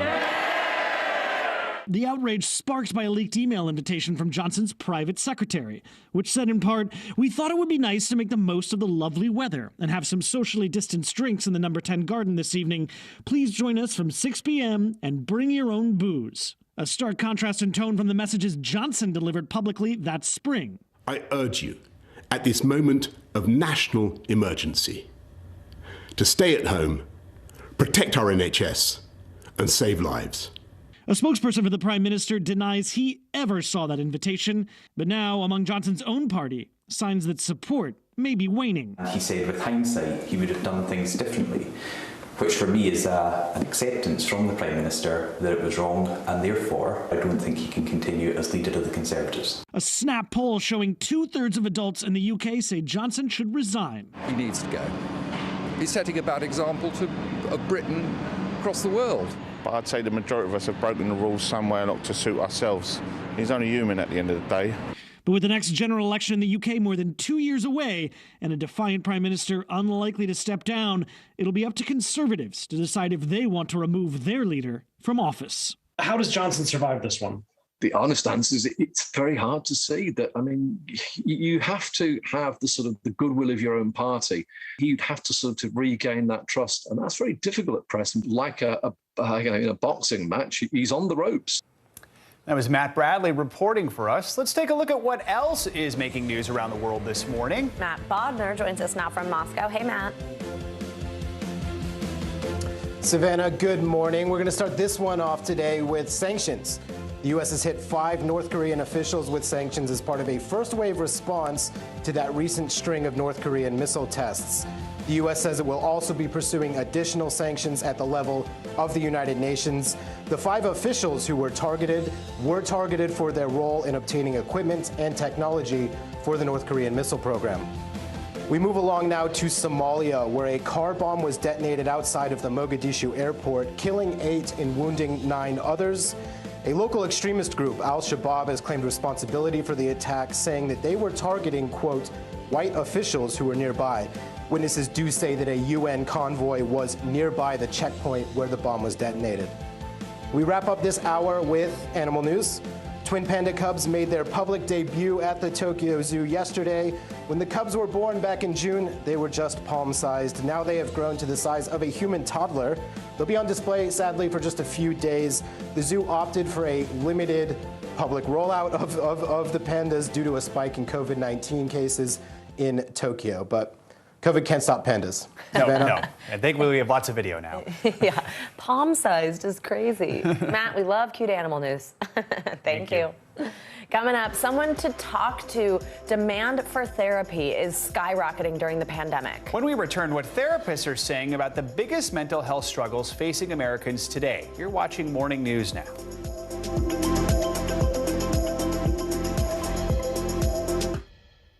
We began our cross-America journey tonight, St. Louis, Austin, here in Nashville. From Washington, D.C., the site of our nation's capital, you rarely see. It's your last one. Was talking smack part of this? What are you doing for teachers who feel that they're being stretched too thin? Did you understand how prevalent hunger was in your own community?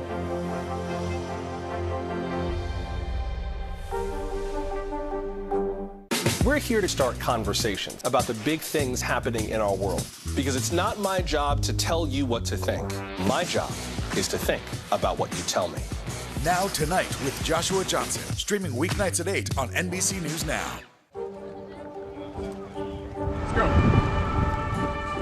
This is a critical choke point for this fire.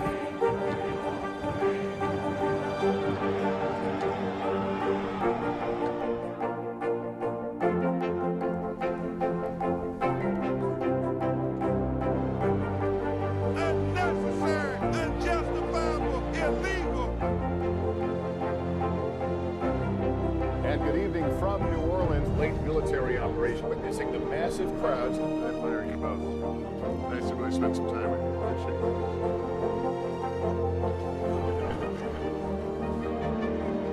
At any moment now.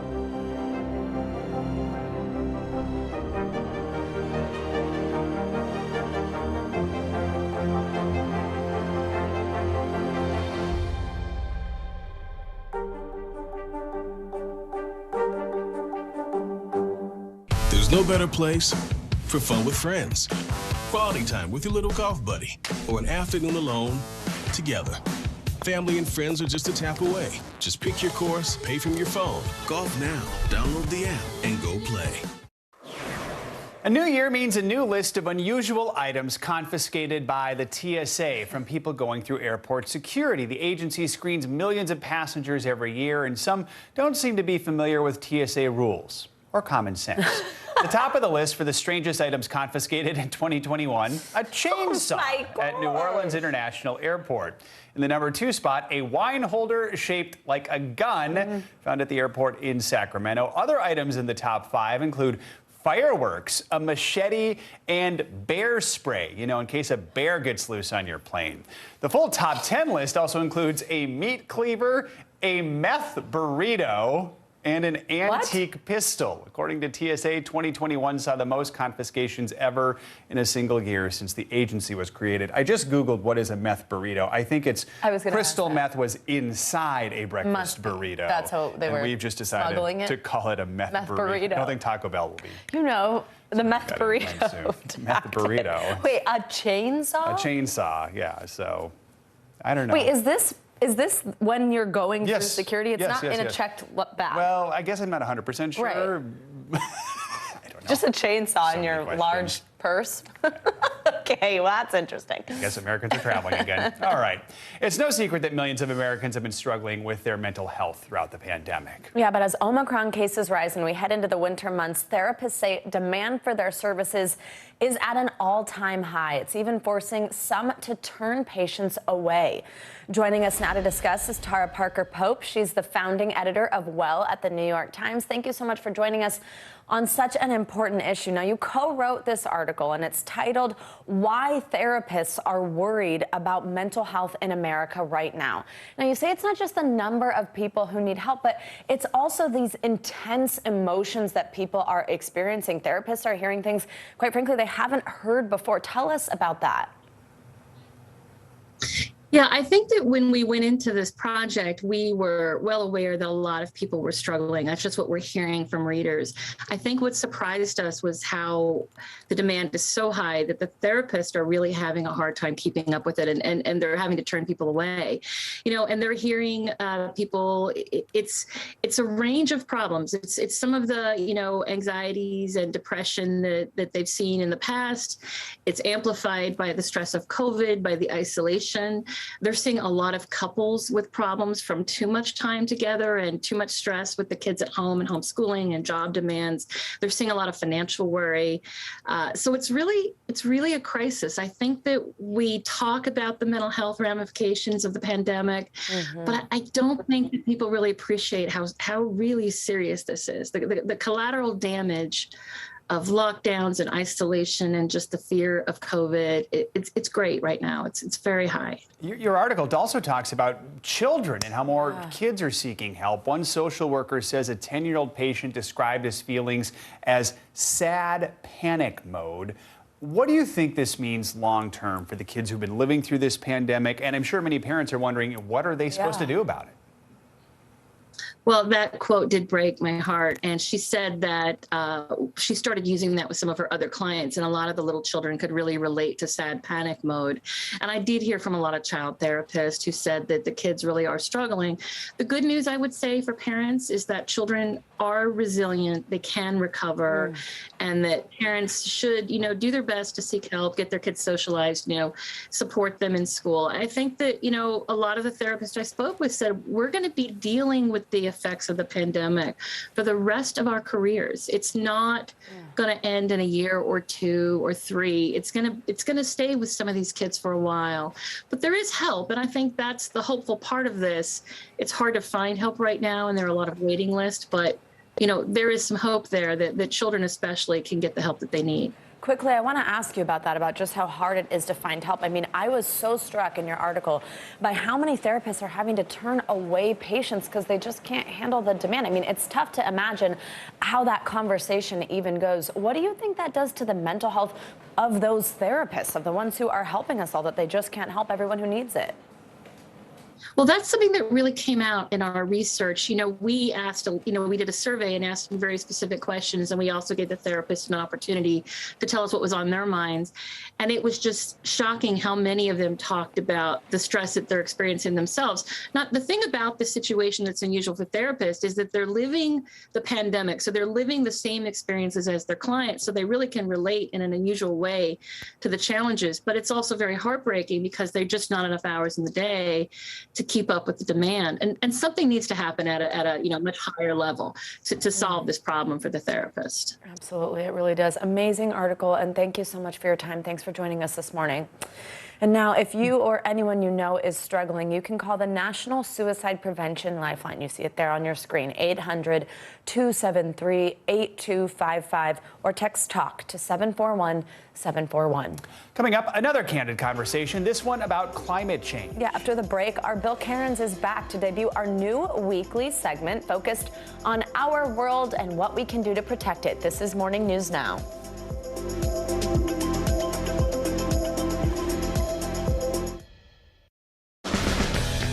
Frontside 900, McTwist, back-to-back 1080s. I mean, it's hard just naming these tricks. Chloe Kim, she's up there spinning around with a smile. Respect. The Winter Olympics, February 3rd on NBC and Peacock. These days, it feels like the news never stops. So let's get into it. What's happening right now, what it all means for you for an hour every day. It can be hard to keep up, so let's get started together. Hallie Jackson Now, weekdays at 5 on NBC News Now. In the City of Angels, two kindly old ladies wanted to help homeless men get off the streets forever. And so they did. Listen to The Thing About Helen and Olga, the new podcast from Dateline and Keith Morrison. I'm going to change your life. Celebrate Tuesdays. Who wants in?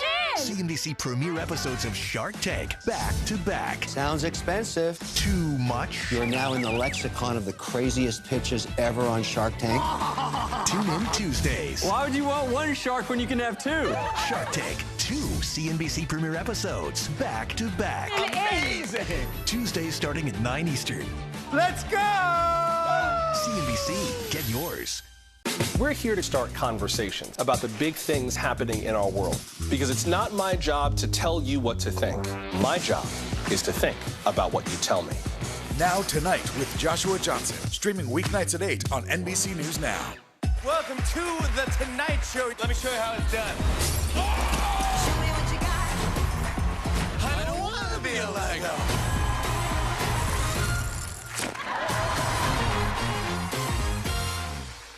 The Meet the Press Chuck Todd Cast, free wherever you get your podcasts.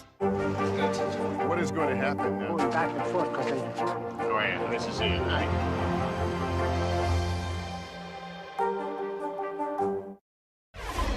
We're back with a new series focused on an incredibly important topic, one of the biggest stories of the generation, climate change. Each week, we're going to highlight the ways it's reshaping our world. We'll also tell you about the smartest solutions people are coming up with that boost resilience, sustainability, and justice. And to guide us through this, no one better we could think of NBC News meteorologist Bill Cairns. Bill, good to have you with us on this. I want to start with new action the Biden administration announced just yesterday. It's aimed at increasing clean energy production. The big headline is a record-breaking auction of offshore public land for wind production. What should we know about this? All right, let's start first with why this is important. And this is something, I like to ask you guys questions sometimes. So let me just ask you a question first. What percentage do you think of our energy that we produce right now is renewables? Like, wow. solar or wind? Ooh. Just a guess. I have it's not 100%. much. Just a random guess. I'm going to randomly guess 15 to 20%. I'll guess 27. Yeah, you guys are close. It's 8%. It's 8%. So yeah, it's not much out there. So this was a big announcement yesterday because this will be one of the largest auctions we've ever had offshore for wind turbines and what we call a wind farm to be. And this one actually is going to be located in between Cape May, New Jersey and off of Montauk. They call it the New York Bight. And it's a shallow area of water. And they're actually going to auction this off on February 23rd. And it hopefully is going to produce up to 7 gigawatts of clean energy. So what's a gigawatt? Well, that's a lot of energy. That's enough to power about 2 million homes. And if you figure about 4 to 5 people in each home, that's almost enough power for all of New York City. So this would be one of the biggest wind farms that we have out there across the country. And I want to show you a map because they're hoping not just for this New York project. Remember, the Biden-Harris administration, they're hoping to decarbonize our electric grid by 2035. So we got to quickly get off of all the fossil fuels. So they're also going to be auctioning off stuff off the Carolinas, the Gulf of Maine, on the West Coast, off the coast of Oregon, and also off of California. And another thing that they announced yesterday is a big multi-million-dollar project for new transmission lines. Because it's one thing to produce the power, guys, but we need transmission lines to bring the power to people, and not just the cities, even the rural areas too. We can't just power, we got to make this energy available for everyone. Now, Bill, for people who maybe think that climate change doesn't really impact them, they're not seeing it in their front yard, or they think that the real consequences of this are something we're going to see in some far-off decade, the financials of this might make it more real for people. I mean, these extreme weather events caused by climate change are expensive. We've got a new report from the National Oceanic and Atmospheric Administration. It breaks down the tremendous financial cost. What are the headlines from that?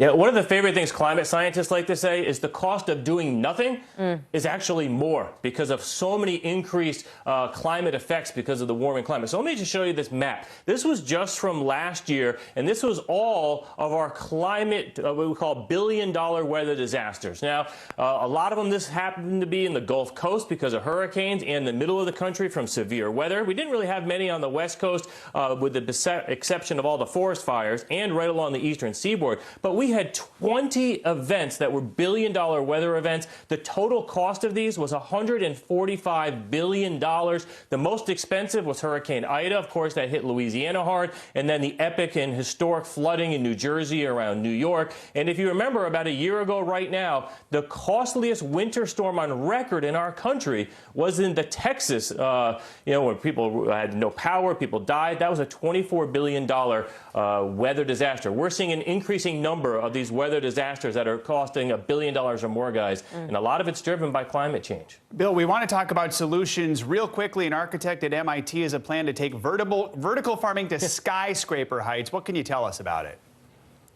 So cool. Yeah, we need creative solutions, right? I mean, because we have right now, if we plant stuff, we need fossil fuels to do that. If we harvest it, then if we bring it to the grocery stores, we need fossil fuels to do that. So how about the idea of making your farm right where you live? So this skyscraper that's proposed for Shenzhen, China, is 51 stories high. And they would literally use all of the windows on the sides for planters. And they're estimated that this thing can produce millions of pounds of food. It could feed, and it doesn't say, I don't even know how this is possible, but they're saying this building alone, this farm, would feed 40,000 people. And it's a prototype. They're hoping to get it sold, and they may do this. So cool. Very Those are cool. the solutions we need. Hopefully you're not afraid of heights. All right, Bill, thanks so much. Bill, taking over more of the show. Love to see it. Thanks, Bill. Coming up, catching up with an Olympic skiing legend. I think I actually learned the most about myself in the last 3 years than I have in the last 30. Up next, my interview with Lindsey Vonn about her new book, her career, and how she's feeling ahead of the Winter Olympics now that she's retired. Plus, from the big screen to TikTok, an animated film is getting new life on social media. We'll tell you what's resonating with so much of the younger generation.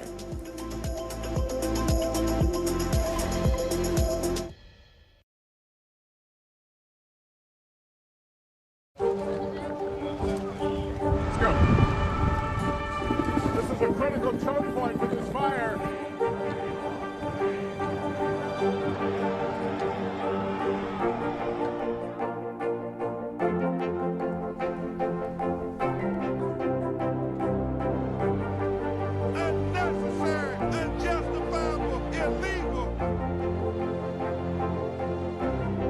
And good evening from New Orleans. Late military operation witnessing the massive crowds. I admire you both. Nice to really spend some time with you. Appreciate it.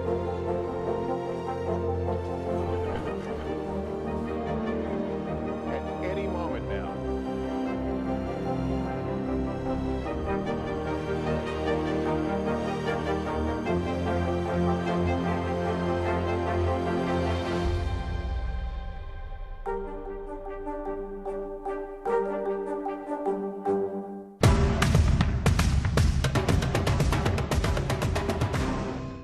We're here to start conversations about the big things happening in our world because it's not my job to tell you what to think. My job is to think about what you tell me. Now Tonight with Joshua Johnson, streaming weeknights at 8 on NBC News Now. The Meet the Press Chuck Todd Cast, free wherever you get your podcasts.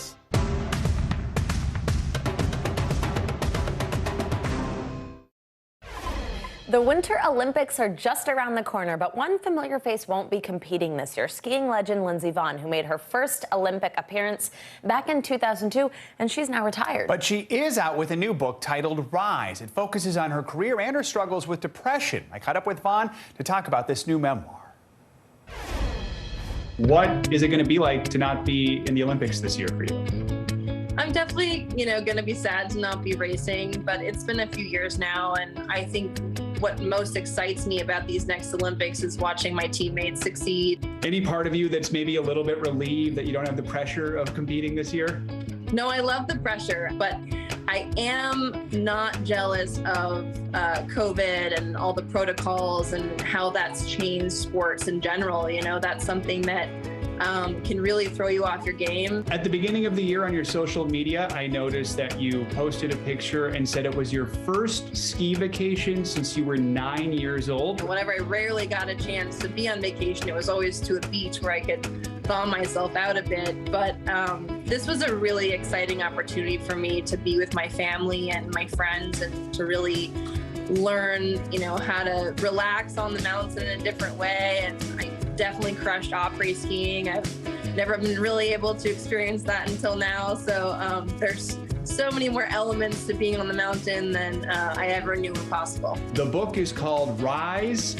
What do you want people to know about it? It's really just a story of my life, the adversities that I faced, whether it was on the mountain or off the mountain. And I really just want to give people an inside look as to what kind of a person I am. There's a quote in your book that stands out. It says, over that first year in retirement, I traveled through all the stages of grief, denial, pain, anger, bargaining, depression, reconstruction, acceptance. In a way, though, it only seemed fitting because it was like part of me had died. Can you talk a little more about that?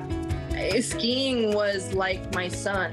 Literally everything revolved around it. And then I woke up one day and it was gone. And it's never coming back. So I really had to accept that. And I also, throughout the course of my career, used skiing as a crutch. I really hid from a lot of my problems by, focusing solely on my sport. And that's not a super healthy thing. So, when those types of crutches are gone, it's a very eye-opening experience. Do you feel like you've learned a lot about yourself since retiring a few years ago?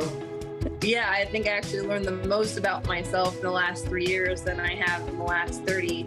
On the mountain, I was in control. I was the driver, and off the mountain, I was more of a passenger. But now, my life, I am the driver in every sense of the word and in every aspect of my life. Does it feel good to be the driver now?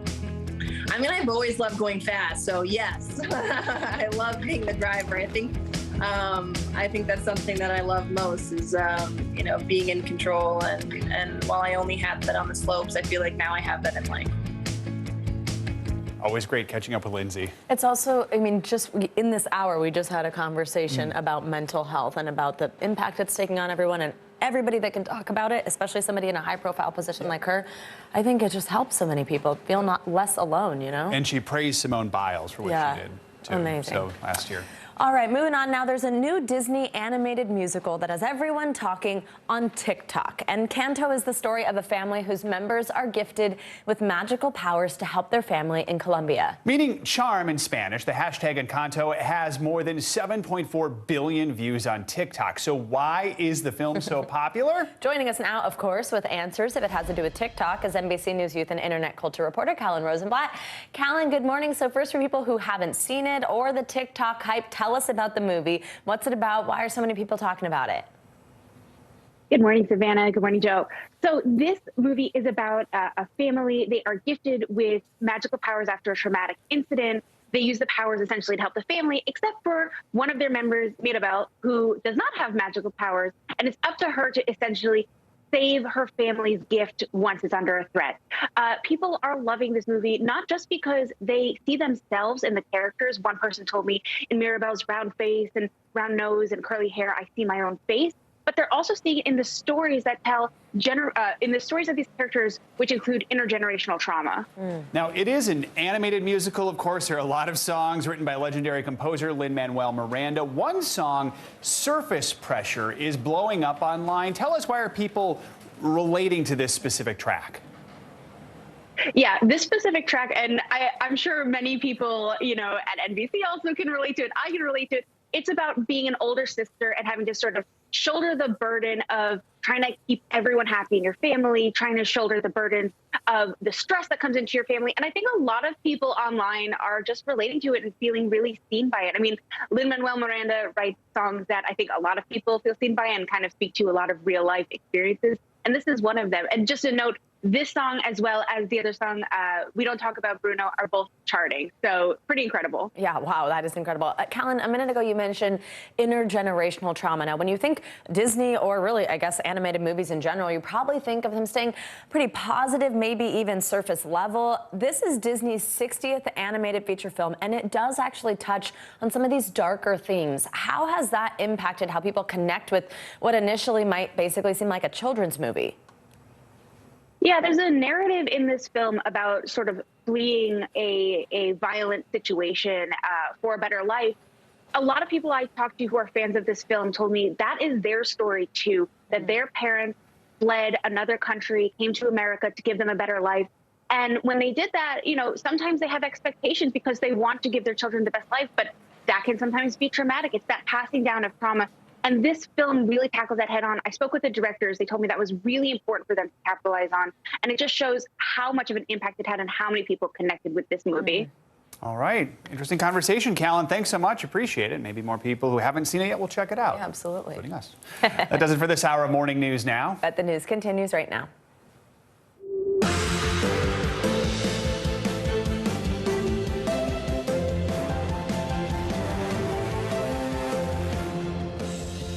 Good morning, I'm Joe Fryer. And I'm Savannah Sellers. Right now on Morning News Now, helping hand. The White House ready to ramp up America's COVID testing supply.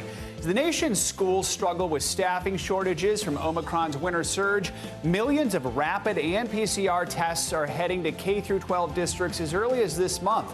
It's a welcome development as a new study suggests this latest variant causes less severe illness than Delta. We're going to bring you the state of COVID in America. Sticker shock. New economic data really underlining what millions of Americans have been experiencing for the past few months.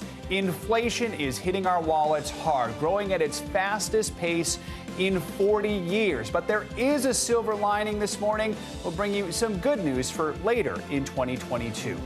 Also this morning, filing suit. Another development surrounding that deadly film set shooting involving actor Alec Baldwin. The armorer for Rust now suing an ammunition supplier, accusing them of fostering dangerous conditions while filming and bringing live rounds on set. What this lawsuit means for the wider investigation that's still underway. Plus, out of the cold, an incredible story on this Thursday morning. An expectant mother snowed in after last week's winter storm in the D.C. metro area, but her baby had other plans. The first responders dispatched on the call of their lives who braved the elements to help a mother in need. We always get a story like that usually during a big storm when everyone's stranded. Absolutely, which ultimately is a story about people helping people, which exactly. we love. A happy story to bring you a little later in this hour. We're going to begin with the Omicron variant surging across the U.S. For the fourth day in a row, the U.S. reported more than 1 million new COVID cases. All of this comes as the White House now considers sending out more high-quality masks to Americans. NBC News correspondent Stephanie Gosk is following the latest on the pandemic this morning. A boost in the number of tests is going to be key, school officials tell me, to keeping schools open. Despite the good news that Omicron is less severe than Delta, keeping kids in classrooms for schools is still a struggle. Millions of free COVID tests will soon be headed to schools nationwide. The White House promising a monthly stream of 5 million rapid tests and 5 million PCR tests to K-12 schools in states that apply for them. The first shipments are expected to arrive as early as this month. How important is testing for keeping your schools open safely? It is vital. I think it's next to vaccines and the boosters. It's the only way that we can continue to keep our teachers and our students safe. The new testing push comes as schools struggle to stay open amid Omicron's surge. Austin's school superintendent says she started deploying administrative staff with teaching experience as substitutes just to keep class going. Even if it isn't as perfect as it would have been with our great teachers, we know that it's better than our students not having that support. Hospitals are struggling too. At an ICU on the Cleveland Clinic's main campus, 5% of the staff is out sick. The National Guard now helping to clean, test, and deliver meals. The reality is that we have an overwhelming number of COVID patients that are occupying our ICUs, that our emergency rooms are overcrowded, that our teams are exhausted. The good news, a new study out of Southern California finds Omicron is far less likely to cause severe illness or death compared to the Delta variant. But that doesn't mean the public should let its guard down. The White House says it's considering ways to increase the availability of higher quality masks. And the CDC has said it's going to update its guidance on masks. The agency's director reiterating any face covering is better than none at all. The best mask that you wear is the one that you will wear, and the one you can keep on all day long, that you can tolerate in public indoor settings. An update on the school system in Chicago. The union in that city has voted to go back to school. They've agreed on a number of new safety measures. The vote was close, but it means that school will go forward. Those kids were back in class after 5 days of canceled classes in Chicago. Back to you. All right, Stephanie, thank you so much.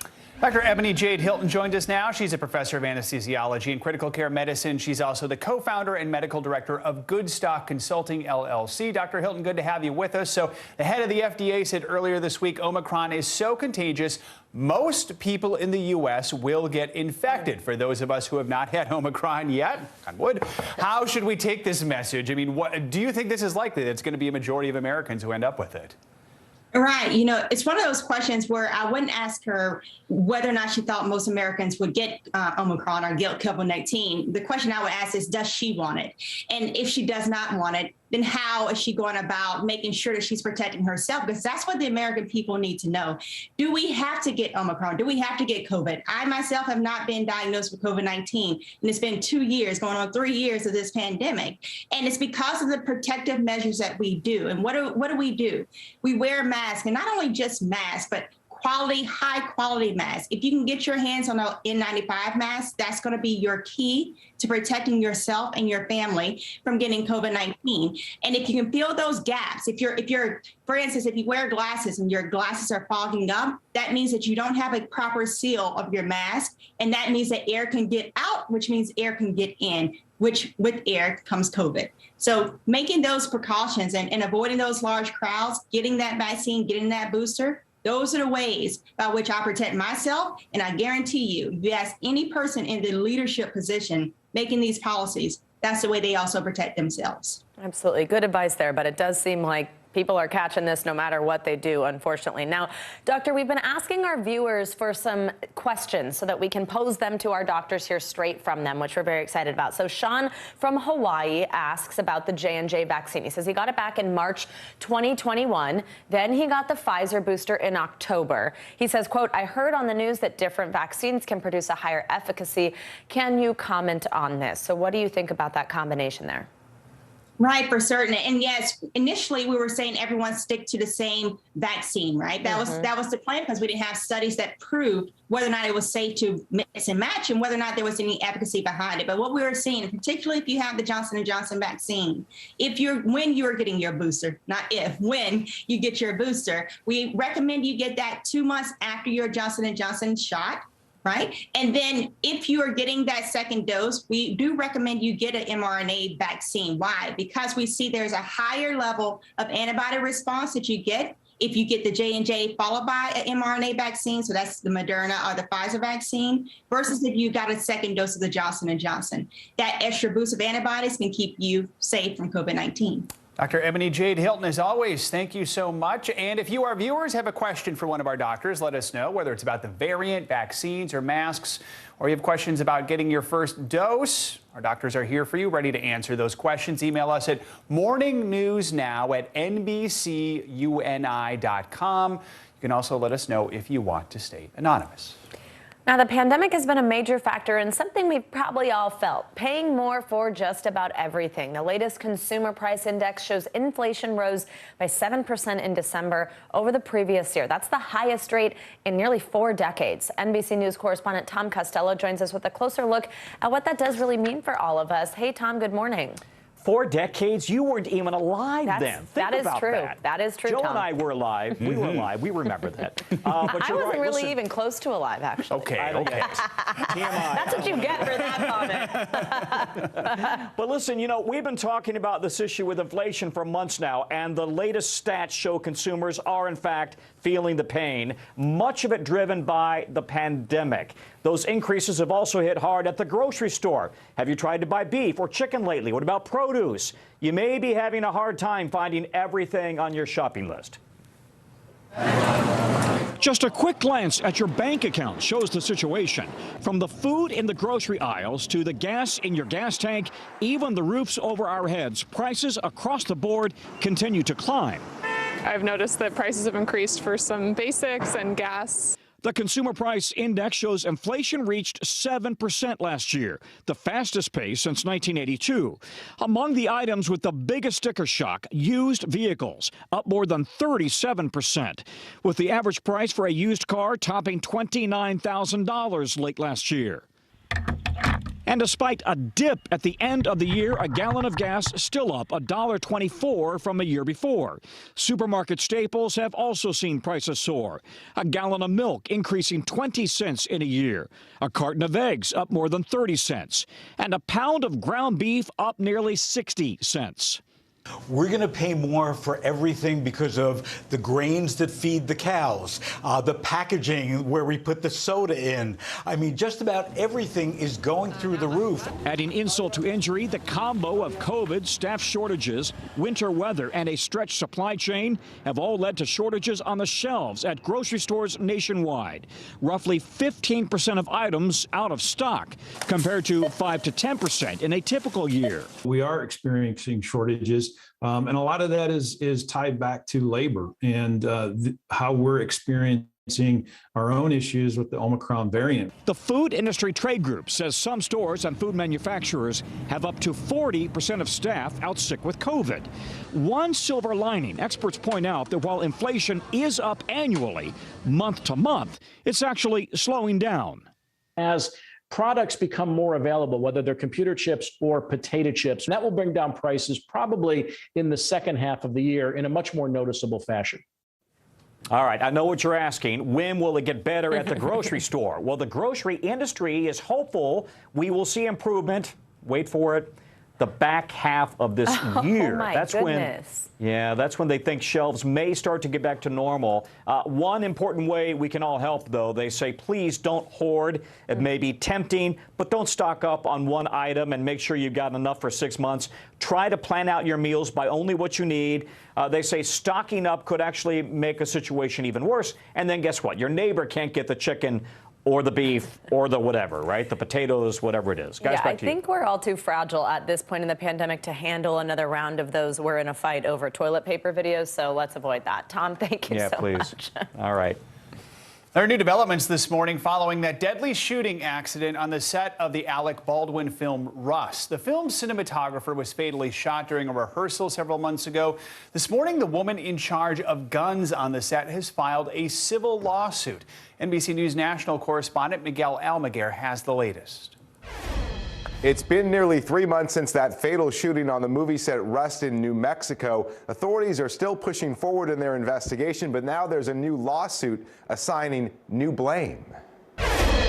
In a new lawsuit, attorneys for 24-year-old Rust armorer Hannah Gutierrez Reed say they now know how live rounds got on the Western set. The complaint against PDQ Arm & Prop, owned by Seth Kenney, alleges the company supplied the production with real bullets. The ammunition boxes failed to state a material fact. The contents contained both dummy and live ammunition, which were deceptively sold. The facts are a live round or multiple live rounds ended up in a box labeled as dummies. The court documents also provide the first detailed account of what Gutierrez Reed says she did in the hours leading up to the shooting that killed cinematographer Halyna Hutchins, saying Gutierrez Reed last checked that the bullets she loaded and took from a box labeled dummy rounds were not live 15 minutes before the shooting, but she was not inside the church when the firearm went off and would never have let Baldwin point the weapon at Halyna. But one weapons expert who reviewed the complaint tells NBC News, based on how the weapon was handled, both producers and Gutierrez Reed may bear some responsibility. Still, her attorneys further shift blame away from their client, writing, Hannah relied upon and trusted that the prop house would only supply dummy prop ammunition or blanks, and described the set as a rushed and chaotic atmosphere that created a perfect storm for a safety incident. Had two people accidentally shot on a movie set. The filing says officers later found 7 live rounds in the ammo box. The lawyer for Seth Kenney, the guns and ammunition provider, did not want to comment on the lawsuit. The only way we can honor the death of Halyna Hutchins is to find out the truth. It all comes days after Alec Baldwin took to social media to defend himself after citing family privacy concerns for not yet turning over his cell phone to law enforcement, who obtained a search warrant. Any suggestion that I am not complying with requests or orders or demands or search warrants about my phone, that's bull. That's a lie. This morning, a deadly shooting where no one accepts blame. Now, we're told the police investigation could still take several more weeks. We've also reached out to Alec Baldwin and the production managers on the set of Rust. For now, they have not yet released comment. Back to you. All right, Miguel, thank you. Let's get a check on your morning news now weather. Which includes another Arctic blast of frigid air headed for the Northeast Friday, Saturday. Of course, Bill Cairns is here to tell us what to expect heading into the weekend. Hey, Bill. Yeah, my son was asking me how much snow we're going to get here, and I was wondering if you guys could help me with that at all, because, you know, I have to give him an answer. With shoveling or with an answer? Oh, the answer. We're just looking for all the help we can get. I'm just trying to gather as much information as possible. Don't ask us. All right, well, we thought you were recruiting shovelers. You guys don't no, not recruiting shovelers. I want help with the forecast at this point because this is complex. So let me get into it. This Arctic chill, to get a big snowstorm, you have to have the cold air first, and then the storm has to move in. So get ready for the next big chill. Great Lakes, Northeast, even all the way down through D.C. The cold air is going to be in place. This is like a sneaky cold blast. It wasn't looking this cold a couple days ago. And then even during the day on Saturday, only 10 in Buffalo. Portland's going to be 12. We mentioned that Patriots-Bills football game is going to be frigid on Saturday in Buffalo. And then let's talk about this storm. So it starts Friday. Tomorrow it starts North Dakota, Minnesota, Iowa. Then on Saturday it dives into the south. This is like a classic storm track for a large area of the country seeing winter weather. Even Oklahoma, watch out Kansas City, north of Little Rock. Right now Little Rock looks to be mostly too warm. And then from Nashville through Kentucky, a good chance of snow Saturday night. Sunday, snow and ice. Unfortunately, it looks like a possible crippling ice storm upstate South Carolina from Charlotte northwards up towards Greensboro, Winston-Salem. So yeah, this is one of those storms that I'm sure that the bread and the milk's going to be off the shelves if it isn't already in those regions.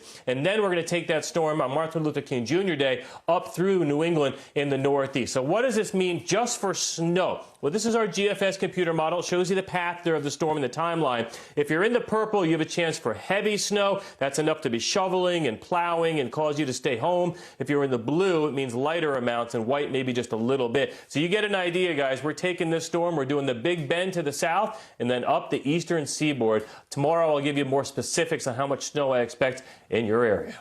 All right. We're looking forward to that. I'm hoping for some in New York. But I know. I A don't. little bit of snow's nice. I like it. All right. Just a little. I don't know. You're not going to get nailed, it doesn't look like. Okay, good. All right. All right. Thank All you, right. Thanks, Bill. Now we're cursed. All right.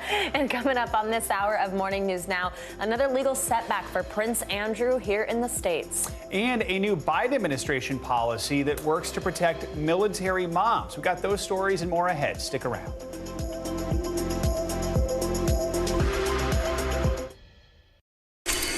I'm going to change your life. Celebrate Tuesdays. Who wants in? Shark Tank, 2 CNBC premiere episodes, back to back. Amazing! Tuesdays starting at 9 Eastern. Let's go! CNBC, get yours. In the City of Angels, 2 kindly old ladies wanted to help homeless men get off the streets forever. And so they did. Listen to The Thing About Helen and Olga, the new podcast from Dateline and Keith Morrison.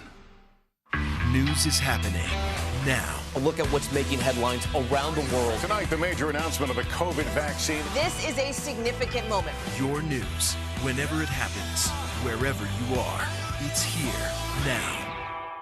These days, it feels like the news never stops. So let's get into it. What's happening right now, what it all means for you for an hour every day. It can be hard to keep up, so let's get started together. Hallie Jackson Now, weekdays at 5 on NBC News Now.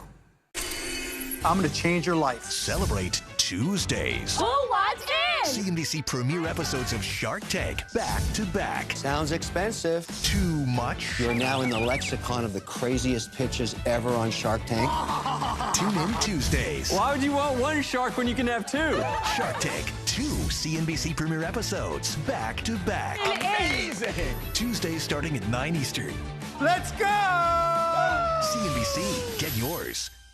These days, it feels like the news never stops. So let's get into it. What's happening right now, what it all means for you for an hour every day. It can be hard to keep up, so let's get started together. Hallie Jackson Now, weekdays at 5 on NBC News Now. Our week-long journey across America from Washington, D.C., outside of our nation's capital, you rarely see. It's your last one. Was talking smack part of this?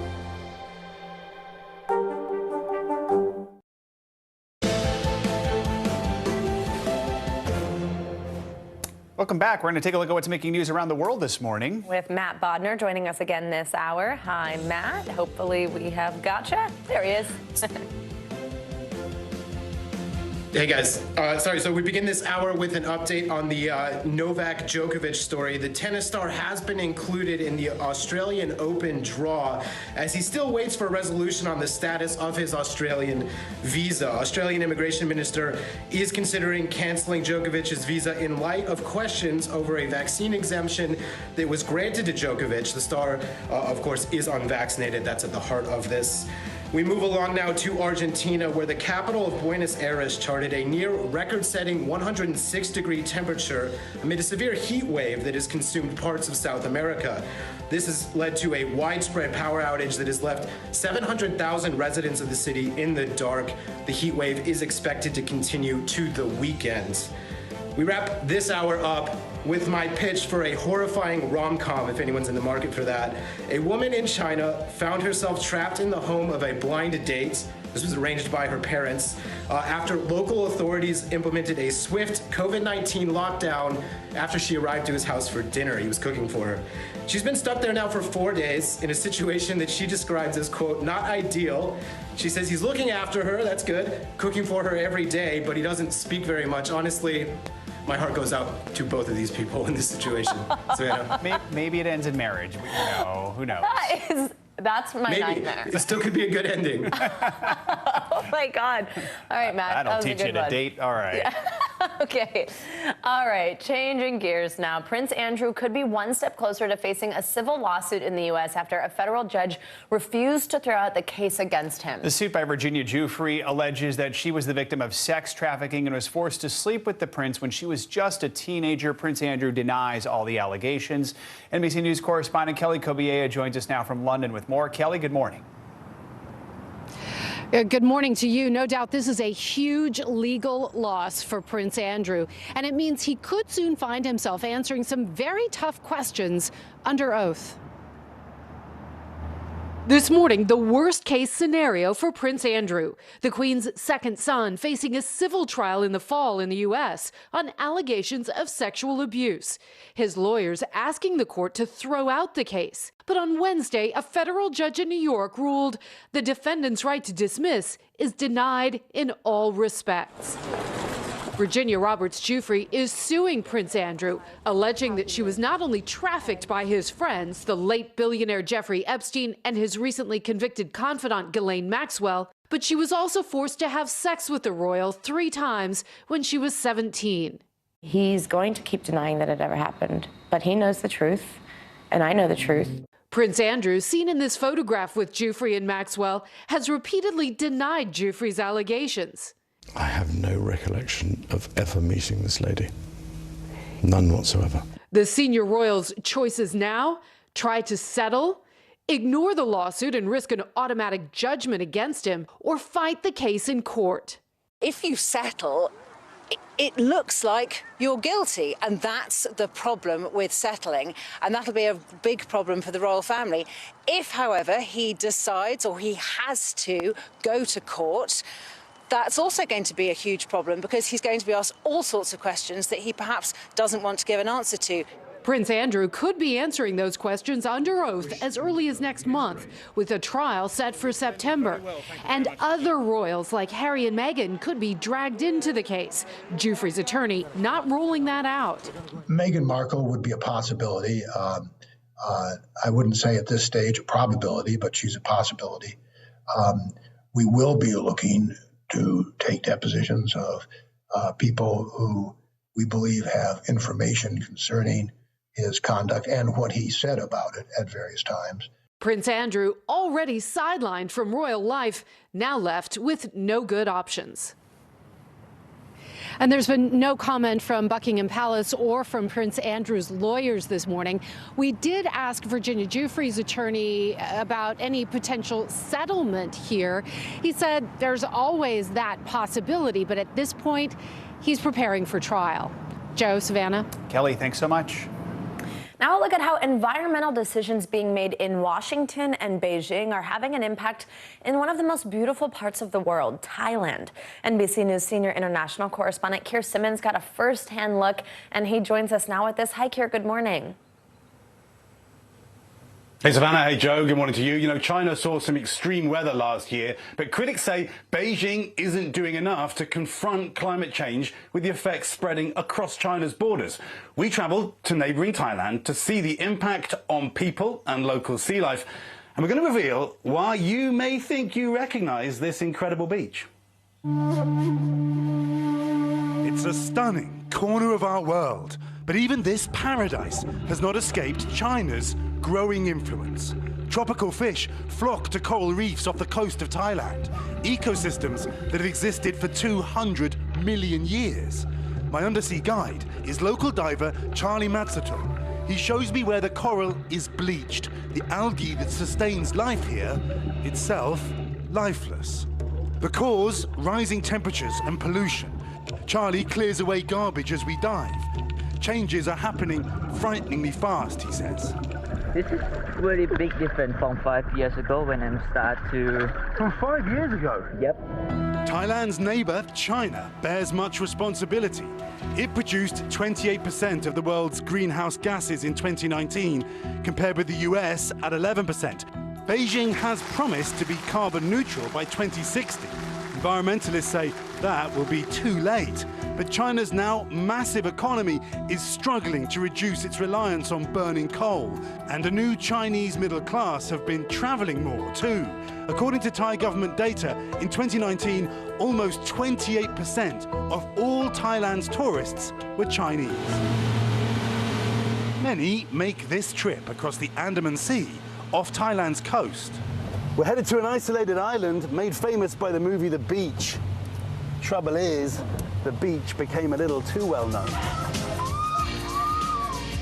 Leonardo DiCaprio's movie led to an explosion of tourism, the pollution caused by humans and boats severely damaging the ecosystem. So in 2018, they closed the beach. Then COVID stopped visitors. This month, they reopened with restrictions. The boats aren't supposed to go any further than these buoys, which means everyone gets a selfie with a nice pristine beach behind them and look from above, because while we're here, the sharks are still there. The bay, now home to a family of black-tip reef sharks. The sharks have returned and marine life has returned. We always talk about sharks because that's the sign of a regenerating marine life. Then there's these guys. Marine biologists say pollution and habitat destruction, especially from mass tourism, has caused Thailand's turtle numbers to fall by 4/5. Now, conservationist Ayorn Silapassathitwam warns global rising temperatures may mean a drop in male turtles, as studies show warmer sand and nests lead to more female babies. Fewer male turtles. Yep. So that's going to mean fewer turtles. Yeah. The good news, local scientists have been working with the community to rescue as many as possible. They have the digital number. Each has a microchip, a tag, and even a number to dial. There's a phone number? Yes. If you find this any, turtle, right, give us a call. Stranded, yeah, give us a call, please. From our satellite tracking, we found that most of them swim across the sea to the other side of the ocean. They would go as far as Australia? It's possible. Internationally, many scientists are critical of China, where CO2 emissions kept rising even during the pandemic, and of the US, which is yet to pass legislation to meet all of its climate goals. China and America, you are the leader of this world. You should be the leader in the way to stop the climate change too. Again, As these turtles begin their remarkable lives in the ocean. You ready to go, my friend? Okay, here we go. Freedom. Their futures may depend not only on local people, but on decisions made thousands of miles away in Washington and Beijing.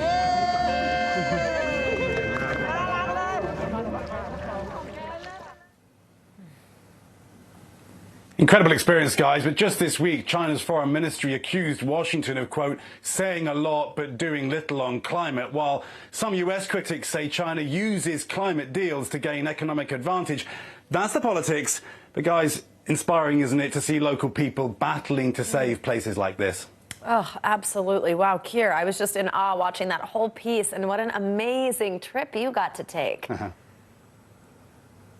Yeah, it was great, and just, I mean, you know, really important to see up close what's really happening. And I think to put the focus on what really needs to happen, the big countries, China, America, that's where climate change will be tackled. Definitely. All right, Keir Simmons, thank you so much. New law signed by President Biden is expanding the medical care that mothers in the military are eligible to receive during pregnancy and postpartum. The legislation comes as more women speak out about the struggles they're facing. NBC News Capitol Hill correspondent Ali Vitale explores how the new law may finally give mothers in the military the care they need. After 20 years and 9 deployments in the Army, Vivian Richards knows all about readiness. Readiness is like the biggest concern of any leader in the military, right? Do we have the personnel trained to the necessary level to go out and execute these combat missions? But in 2010, she was also ready for a new challenge: motherhood. In becoming pregnant and then having her first baby, it became clear that the system, as it existed, was not necessarily built with her in mind. When women integrated into the military, instead of going from gender-specific language like male or man, it was just kind of crossed out and put soldier. But that was not necessarily inclusive, right, of the female experience or the needs of a female soldier. She gave birth at a military facility because of her active duty status, where, due to shortages of OBGYNs, neonatal nurses, and midwives, Richards says she never even met her doctor until she showed up to deliver. When I got there, I had a medical team I'd never seen before. I've never met the nurse, I'd never met the doctor, I'd never met anyone. It led to a birth experience that left Richards feeling unsafe. NBC News has reached out to the military facility but didn't hear back. Then, after 8 weeks of leave with her newborn, it was back to work. While I did not deploy overseas within that window to a combat environment, I've had really close friends who are like struggling to like pump milk because they're still nursing their babies and they're on their way into a combat zone. And so there's a lot of commercials and media attention when a dad comes home and maybe is meeting their child for the first time. There's not a lot of coverage of a mother who leaves a 6-month-old baby and then comes back to a baby that's not walking and talking. But Senator Tammy Duckworth, a fellow veteran and mom herself, is bringing that attention and legislating to fix it. Protecting Moms Who Served Act of 2021. The bipartisan Protecting Moms Who Served Act became law in December of last year, and it seeks to broaden the focus of veteran care to better serve the women who serve our country, pushing millions of dollars into streamlining maternity care at veterans' health care facilities and studying maternal mortality rates among veterans, the first study of its kind ever. Why did it take so long to make these changes? Not enough women in leadership positions. And as we've gotten more women into higher levels of leadership, this becomes an issue. And this, I was able to bring this up because I had my lived experience. Now, Richard says it's about applying lived experience into legislation that works for everyone and flipping the military's perceived readiness narrative around pregnancy from Richard's experience. Pregnancy is a threat to my readiness. Postpartum depression is a threat to my readiness. That bonding period after delivery is a threat to my readiness if I can't turn and deploy that soldier rapidly back into the fight. To this. You can't put our military in a place where for 15% of its workforce we say, because you're going to get pregnant and that pregnancy has a negative effect on our readiness, you have to choose. Well, a lot of women choose to go and become moms and start their families and leave the military. That is millions and millions of dollars of training that goes out the door. Our thanks to Ali Vitale for that report. Coming up on this hour of Morning News Now, the latest joint effort by the FBI and Department of Homeland Security to crack down on the growing threat of homemade bombs. Plus, combating a homelessness epidemic in one of America's oldest cities. Those stories and more up next.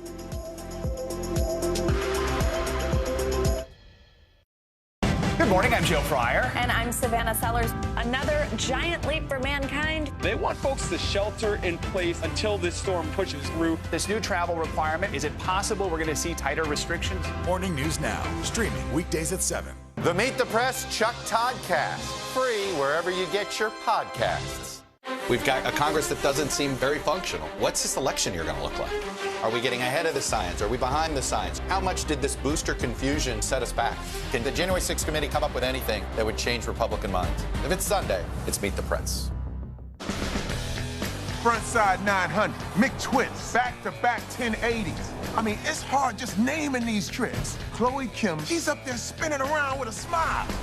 Respect. The Winter Olympics, February 3rd on NBC and Peacock. Our week-long journey across America from Washington, D.C., outside of our nation's capital, you rarely see. It's your last move. Was talking smack part of this?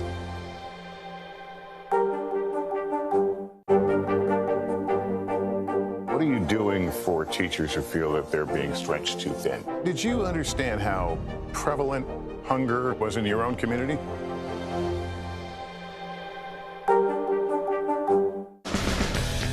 Frontside 900, McTwist, back-to-back 1080s. I mean, it's hard just naming these tricks. Chloe Kim, she's up there spinning around with a smile. Respect. The Winter Olympics, February 3rd on NBC and Peacock. We're here to start conversations about the big things happening in our world, because it's not my job to tell you what to think. My job is to think about what you tell me. Now Tonight with Joshua Johnson, streaming weeknights at 8 on NBC News Now. The Meet the Press Chuck Toddcast, free wherever you get your podcasts. Welcome back. Now, you might have heard celebrity couple Megan Fox and Machine Gun Kelly set the internet in a frenzy after announcing their engagement on Instagram. The artist, whose real name is Colson Baker, popped the question after a year and a half of dating Fox. The two met while filming Midnight in the Switchgrass and have been inseparable ever since. Fox says the couple had an instant connection on set. Now, take a look at this ring. The piece is designed by Stephen Webster. It features both of their birthstones, an emerald and a diamond. And according to Kelly, the bands of thorns draw together as two halves of the same soul, forming the obscure heart. And you know what? I'm just going to say it. Machine Gun Kelly stole my look. That looks a lot like my ring. It does look an awful lot like so it. many comments about Sunday. I feel like so many messages. A feud has officially started from this moment on. Savannah Sellers versus Machine Gun Kelly. Yeah, actually, you know what? When Alex proposed, he also said that the stones formed two halves of the same soul. Just kidding. Nothing like that. They do look a lot alike. They so, do, right? Yeah, yeah. A lot of people have messaged me that, but at least I have to say I have something in common with Megan Fox. Yeah, there you go. There you go. All right, very cool. Good. Congratulations. Yes. Now to a growing threat in the U.S. Officials warn that bomb incidents and bomb making have surged nationwide. Currently, some 250,000 stores sell products that can be repurposed to make bombs. That's according to the Department of Homeland Security. Now, DHS and the FBI are teaming up to publicize Operation Flashpoint, which urges local merchants to report suspicious purchases. NBC News national security correspondent Ken Delanian has the details. This is what a homemade bomb can do. The device that destroyed parts of downtown Nashville during Christmas of 2020 was built using materials purchased at retail stores. Authorities acknowledged they missed warning signs that could have stopped the bomber, who killed himself in the blast. The FBI and the Department of Homeland Security are teaming up, asking for help to prevent the next one. Operation Flashpoint is helping merchants flag unusual purchases of key ingredients, like fertilizer or drain cleaner. With domestic extremism on the rise, officials say the threat from homemade bombs also is skyrocketing. There were more than 400 bombing incidents in 2020, up 71% from the year before. Certainly in my professional career, I think this is the highest it's ever been. Extremists sharing bomb-making instructions online. Here at the FBI's explosive training range, law enforcement agencies work to stay ahead of the growing threat from homemade bombs. They're simple to make, but they can be just as destructive as military weapons. The bomb threat is there. It's not going away. It's big. Agent Lisa Parnprashate works for the FBI's Weapons of Mass Destruction Directorate. Chuck Leas is with DHS. Every one of these bombings, there were traces and ways that they went about to get those materials. They have to get the materials in order to make a bomb. Authorities say retailers have the best opportunity to spot potential bombers. We definitely want to pay attention to people buying the fertilizer. Right now we have about 250,000 stores nationwide that sell products containing these explosive precursor chemicals.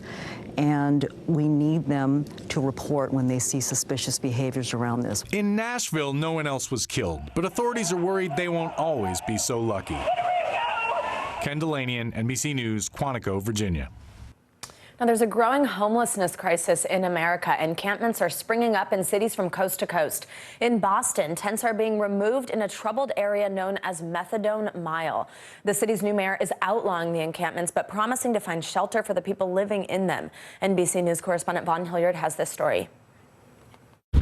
It is utterly cold. In the dead of winter, the city of Boston sweeping up hundreds of makeshift tents and living quarters in the heart of the city. If the city offered you a place to stay, would you go? Absolutely. If it was a stable place, why would you? Mark St. John used to live on the streets himself. Once a drug addict, an alcoholic, and convicted bank robber, he turned his life around and now working extensively with those here. What is different about this effort than efforts you've seen over the last decades? I haven't seen any efforts over the last decades. No one's done anything. They've just allowed the population to exist? Yes. Yep.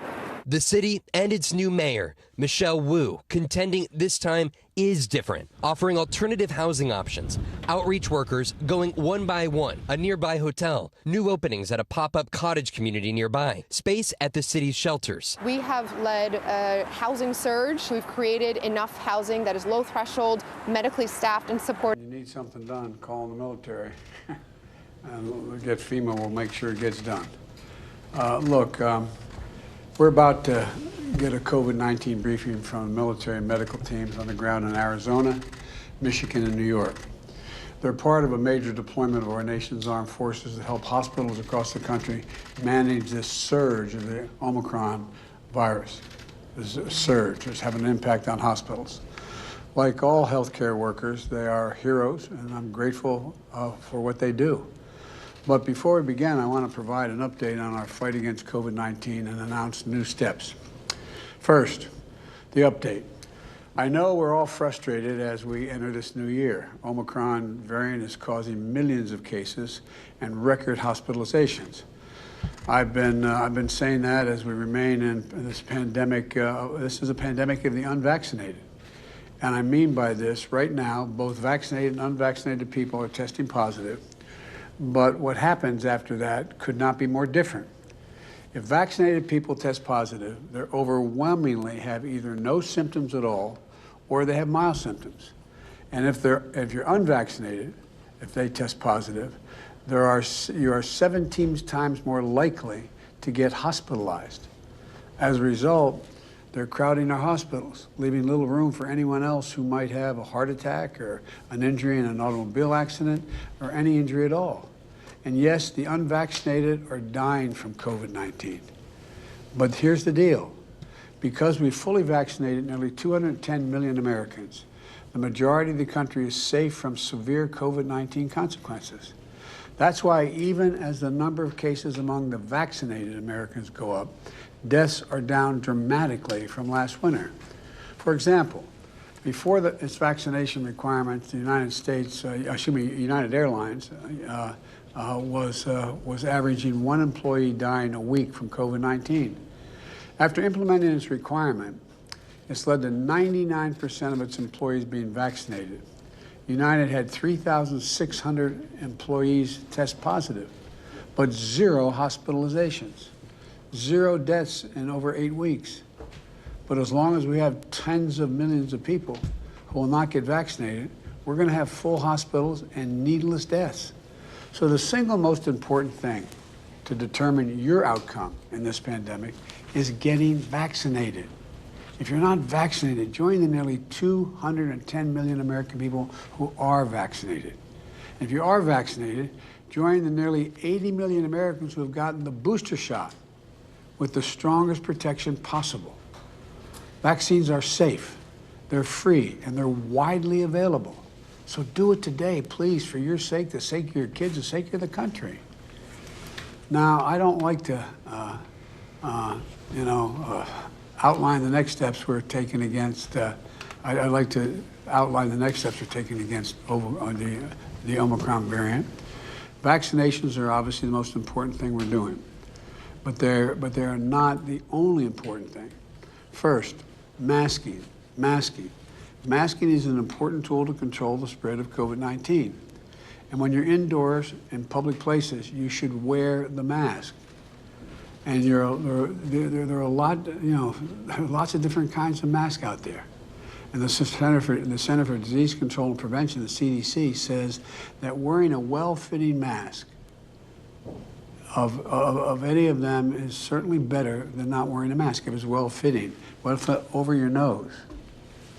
But it's about one-third of Americans report they don't wear a mask at all. As I've said in the last 2 years, please wear a mask. If you're in I think it's part of your patriotic duty. It's not that comfortable. It's a pain in the neck. But I've taken every action I can as president to require people to wear masks in federal buildings and on airplanes and trains because they cross state lines. I've made sure that our doctors and nurses and first responders have the masks they need. Never again we're going to have our nurses using homemade masks and garbage bags over their clothing for hospitals because they don't have the gowns. We've more than tripled our stockpile of the most protective specialized N95 masks since coming into office. This is going to make sure that there will be an ample supply of healthcare workers and first responders. We also have helped make sure that high-quality masks are widely available in ample supply at affordable prices, sold online and in stores. But I know that for some Americans, the mask is not always affordable or convenient to get. So, next week we'll announce how we are making high-quality masks available to the American people for free. I know we all wish that we could finally be done with wearing masks. I get it. But they're a really important tool to stop the spread, especially of a highly transmittable Omicron variant. So please wear the mask. Second, testing. We're seeing real improvement in testing. When I got here, we were doing fewer than 2 million tests a day. Now, and it's changed, None of these tests were at home or rapid tests. This month, it's estimated that we will hit approximately 15 million tests a day, and we'll have over 375 million at-home rapid tests in January alone. That's a huge leap. We've taken a number of steps, including invoking the Defense Production Act as early as last February to ramp up production. You know, and we're on track. We're on track to roll out a website next week where you can order free tests shipped to your home. And in addition to the 500 million, 500 million tests that are in the process of being acquired to ship to you homes for free, today I'm directing my team to procure an additional 500 million, additional 500 million more tests to distribute for free. That means 1 billion tests in total to meet future demand. And we'll continue to work with the retailers and online retailers to increase availability. And for those who want an immediate test, we continue to add FEMA testing sites so that there are more free in-person testing sites. For those of you with insurance, you can get reimbursed for 8 tests a month. For those without insurance, we have over 20,000 free testing sites all around the country. You can find the nearest testing sites for you by Googling COVID test near me. Google COVID test near me. And to help lead our federal testing program, I've tapped Dr. Tom, I hope I pronounced it, Inglesby, correct? Is that right, Jeff? He's one of the world's leading infectious disease experts, and I'm grateful for his willingness to help tackle this challenge. Third thing, today we'll discuss our hospital response efforts. Just since Thanksgiving, over 800 military and other federal emergency personnel have been deployed to 24 states, tribes, and territories, including over 350 military doctors, nurses, and medics, helping staff the hospitals who are in short supply. This is on top of more than 14,000 National Guard members that are activated in 49 states. These deployments in my direction, and thanks to the American Rescue Plan, are fully paid for by the federal government. We've shipped over 5.5 million pieces of personal protective equipment, gloves, gowns, masks, to protect frontline healthcare workers. We're shipping more treatments of COVID-19, which includes antiviral pills, than at any point during this pandemic. In addition, I've directed FEMA to work with every state, territory, and the District of Columbia to make sure they have enough hospital bed capacity. Today, I'm announcing our next deployment of 6 additional federal medical teams, a total of more than 120 military medical personnel, to 6 hard-hit states: Michigan, New York, New Jersey, Ohio, Rhode Island. And let me close with this. It's been a long road, but what's clear is that we get through this when everybody does their part. No matter where you live, no matter your political party, we've got to fight this together. Unfortunately, while our military is stepping up, as they always do, there are others sitting on the sidelines, and we're standing in the way. If you haven't gotten vaccinated, do it. Personal choice impacts us all, our hospitals, our countries. I make a special appeal to social media companies and media outlets. Please deal with the misinformation and disinformation that's on your shows. It has to stop. COVID-19 is one of the most formidable enemies America has ever faced. We've got to work together, not against each other. We're America. We can do this. To the military medical teams on the ground, thank you for all and everything you're doing. And I'll stop here so we can get to the briefing started. Thank you for taking the time.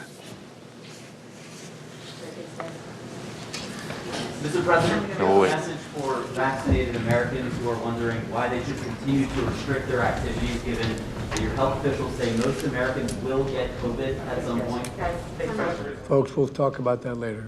Come on. Let's go. Why should Americans trust your administration to beat COVID when the virus is clearly winning? On voting rights, do you think the Republicans would go support voting rights? The virus is clearly winning, sir. Why should Americans trust you? Appreciate you. Thank you so much. Mr. President, do you believe Omicron is the beginning of the end of this pandemic? Thank you so much, President. How much longer do you think school kids will have to wear masks, sir? Thanks, everybody. Appreciate you. Maybe a press conference soon, Mr. President. We look forward to that. Me too. Thank you.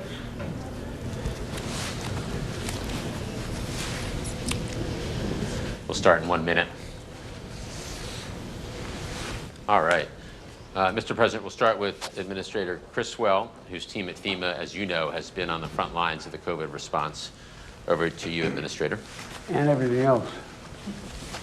A lot going on these days, Mr. President. Thank you, Jeff. Mr. President, as you know, FEMA has been working the COVID mission since day one. Our objective has always remained the same, to protect and save as many lives as possible.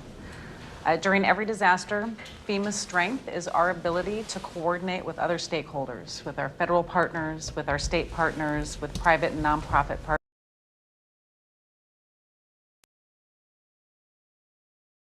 Diagonally coming down across the street.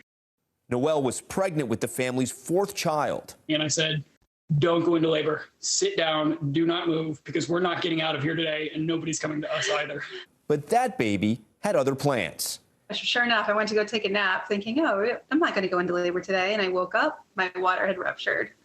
With no heat, no power, and limited cell phone service, the couple tried to dial 911. Both tried. I tried with my phone. She tried with her phone. Both of them, no ring, no voicemail, no nothing. Finally, Noelle's mother was able to contact first responders, and Jake Kenny from Stafford Fire and Rescue was dispatched. So the road itself was completely impassable. Still had a little over a quarter mile to go with no way to get there in the ambulance. Jake and his partner Andy walked the rest of the way on foot, but they arrived with bad news for Noelle. They walked through power lines and trees to get to me, risking their lives. And when they got to me, they said, absolutely not. We cannot take you that way. We knew that the route that we had taken, there's no way we were going to be able to get her out. But there was another way. A neighboring street had already been cleared. We have a parallel neighboring street through our backyard. If you make it through the woods, you could access that road. So Noelle bundled up, joining the first responders on a trek through the woods. She was a trooper. She had to stop every time she had contractions, but as soon as they passed, she was, back up and moving. So she set the pace for getting us out of there. Baby Josephine was born healthy the next day at Stafford Hospital. The family, thankful for the first responders like Jake, who led the way.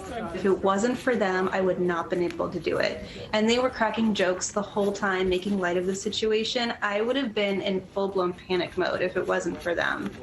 They were rock stars. All right, that was Tom Yamas reporting. What an amazing story. Coming up, the world is without one more icon of a bygone era of rock and roll this morning. Ronnie Spector, frontwoman of the all-girl group The Ronettes, has died at the age of 78. Her life, legacy, and impact on rock's formative years. That's up next.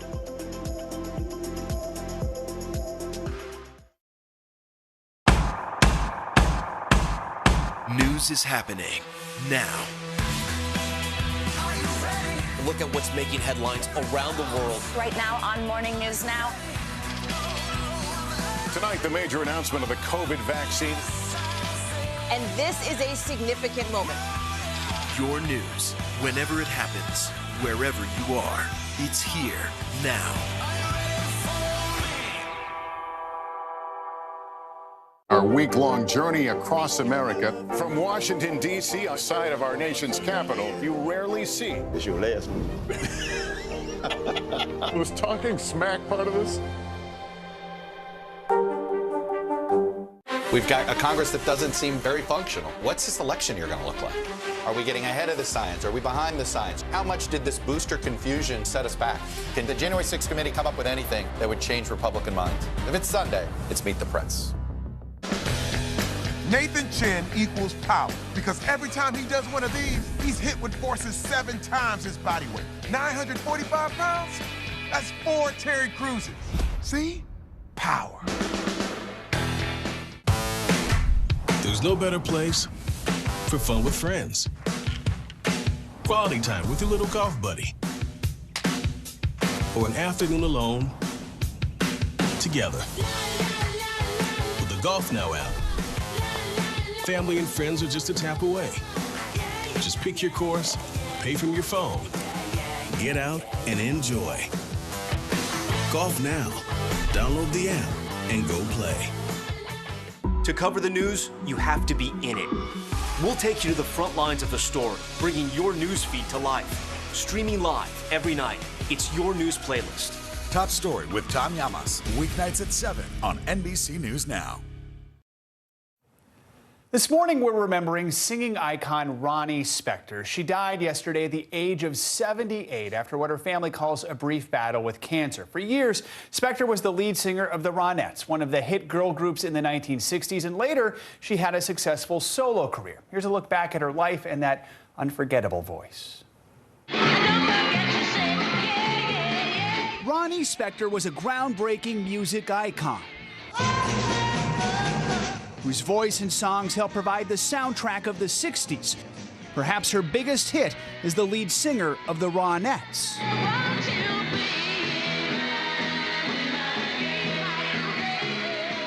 The New York City native formed the group with her sister and cousin, breaking the mold of the wholesome female pop groups that came before them. They were sexy and sultry and proud of it. But I love getting up there and love going, be my little baby. Yeah. At the height of their popularity, they partied with the Beatles and toured with the Rolling Stones. They could sing all their way right through a wall of sound. Keith Richards inducted the group into the Rock and Roll Hall of Fame in 2007. All I ever wanted to do was sing rock and roll. Spector went on to have a successful solo career. Say goodbye to Hollywood. And in the 80s, a new generation of fans fell in love with her voice again with the Eddie Money hit, Take Me Home Tonight. But that powerful voice didn't stop with music. Spector spoke out about surviving abuse at the hands of her ex-husband, Wall of Sound producer Phil Spector, during their tumultuous marriage. She later fought in court for years to be fairly paid for royalties.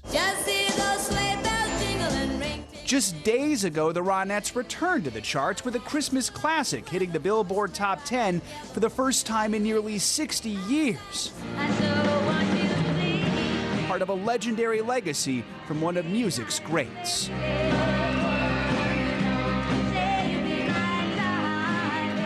It's interesting, when I hear that song, I immediately thought of the Dirty Dancing soundtrack, which was on that. That might have been the first time I was introduced to it as a young person. Yeah, and you warned us earlier, but it's going to be stuck in our head all day. It's going to be stuck in your head, and that's a good thing. Yeah, exactly. That does it for this hour of Morning News Now. But the news continues right now.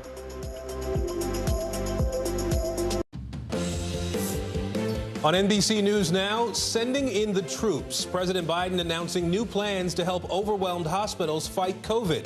The measures being taken now as the Omicron cases leave doctors and nurses struggling to keep up. One-on-one, Vice President Kamala Harris sits down with NBC's Greg Melvin for an exclusive interview, and she has a stern message to Republicans and Democrats alike. Why has the administration not been able to get Senate Democrats on board? We are not giving up. No, but the question was why has it taken this long? But you're acting as though it's over. Well, I mean, It's not over. So it's going to happen by Monday. I'm saying it's not over, and we don't give up. We don't give up, and we will not give up. What she says needs to be done now to ensure the right to vote is protected for all Americans. Sticker shock. Inflation sending prices surging all across the country. Everything from groceries to cars costing you more. How long these high prices could last. And moms who serve for so long, being both a soldier and a mother has been difficult for women to juggle. Why a new law could make it easier.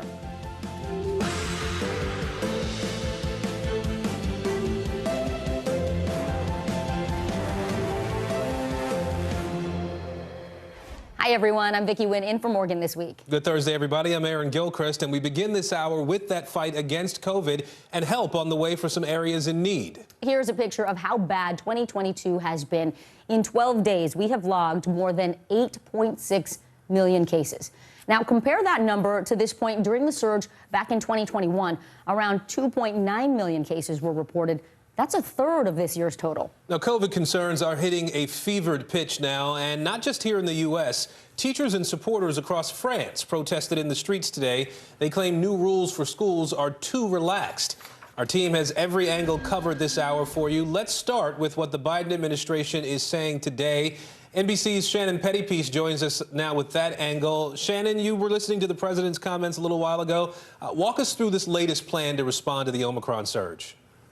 Well, a number of steps the president said he is going to be taking. First, the administration announced they're going to be buying 500 million additional COVID tests. This is on top of a plan they announced several weeks ago to buy 500 million at-home tests that they're going to be sending out free to anyone who wants one, and they'll be able to request one of those tests starting next week on a website, the president said. So a total of 1 billion tests. Of course, it's probably going to take months for the government to procure all those tests because manufacturers still need to ramp up capacity. Even though they already have been doing that, there still is demand for hundreds of millions of more tests a month.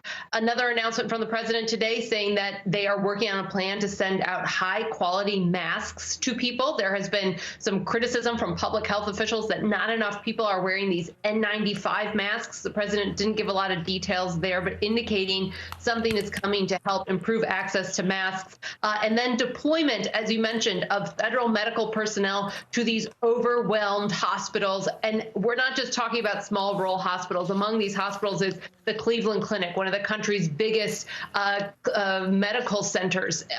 Henry Ford Healthcare System in Detroit, another major medical center. So here's a little bit more about what the president had to say a few moments ago.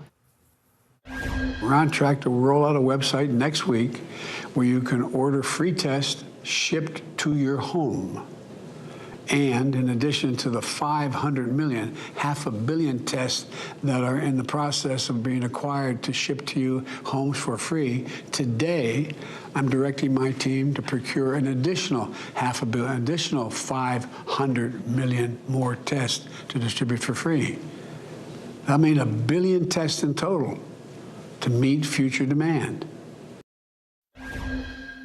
So clearly the administration trying to take a lot of steps to address this surge. The question, though, is how quickly can those resources get to people? It's certainly not fast enough for many people who are sick and in the hospital right now. Well, you bring up a good point, Shannon, and I know that the defense secretary was a part of the briefing today with the president there. Is there any word on what the timing looks like as far as this military deployment is concerned? I know there are already some troops that are working in hospitals, but these 6 hospitals that we just talked about, how soon does the president plan on deploying those troops, and how long could they be assigned? Well, the first will be going out this week, and this is a part of 1,000 military members the administration has committed to sending out. You know, I will note this is something the administration has been doing for months now, sending out these rapid response teams, including military medical personnel. And on top of the Defense Department deployment, there's already been 14,000 National Guard troops deployed across the country by states funded by the federal government trying to help these hospitals as well. But of course, as our reporting indicates and others' reporting indicates, these hospitals still in dire need of staff from everything from taking care of patients to just delivering meals and helping clean patient rooms. All right, Shannon Pettypiece for us in Washington today. Shannon, thank you. Today's news comes as hospitals work to overcome staffing shortages as COVID cases just keep climbing. Take a look. The 7-day hospitalization average just a tick under 145,000. For some context, that is up more than 82% in 2 weeks. Average pediatric hospitalizations are at more than 4,700. That's up more than 107% in 2 weeks. School staff's also being pushed hard by the pandemic. NBC News correspondent Stephanie Gosk is tracking the severe impact of all these numbers. A boost in the number of tests is going to be key, school officials tell me, to keeping schools open. Despite the good news that Omicron is less severe than Delta, keeping kids in classrooms for schools is still a struggle. Millions of free COVID tests will soon be headed to schools nationwide. The White House promising a monthly stream of 5 million rapid tests and 5 million PCR tests to K-12 schools in states that apply for them. The first shipments are expected to arrive as early as this month. How important is testing for keeping your schools open safely? It is vital. I think it's next to vaccines and the boosters. It's the only way that we can continue to keep our teachers and our students safe. The new testing push comes as schools struggle to stay open amid Omicron's surge. Austin's school superintendent says she started deploying administrative staff with teaching experience as substitutes just to keep class going. Even if it isn't as perfect as it would have been with our great teachers, we know that it's better than our students not having that support. Hospitals are struggling too. At an ICU on the Cleveland Clinic's main campus, 5% of the staff is out sick. The National Guard now helping to clean, test, and deliver meals. The reality is that we have an overwhelming number of COVID patients that are occupying our ICUs, that our emergency rooms are overcrowded, that our teams are exhausted. The good news, a new study out of Southern California finds Omicron is far less likely to cause severe illness or death compared to the Delta variant. But that doesn't mean the public should let its guard down. The White House says it's considering ways to increase the availability of higher quality masks. And the CDC has said it's going to update its guidance on masks. The agency's director reiterating any face covering is better than none at all. The best mask that you wear is the one that you will wear and the one you can keep on all day long, that you can tolerate in public indoor settings.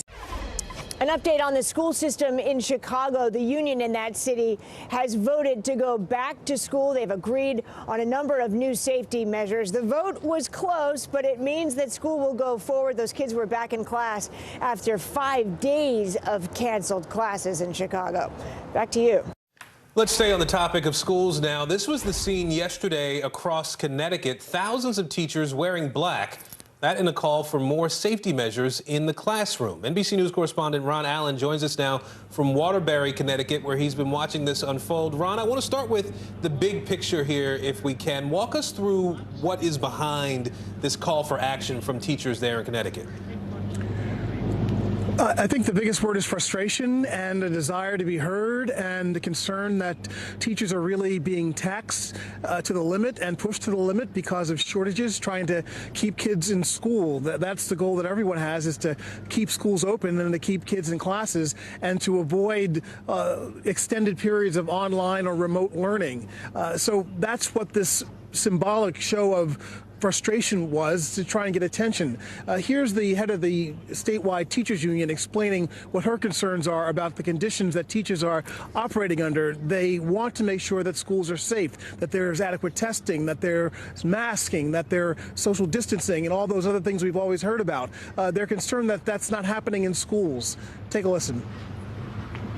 So my concern is that if this situation doesn't turn, we're really in a circumstance where there's not going to be enough bodies in the room. We're going to either wear people out or they're going to have COVID. So what we were looking for is a little relief that would allow districts to say, we need a day or two to let our staffing issues resolve, to pull things together, maybe to get some resources, and we would like to go remote.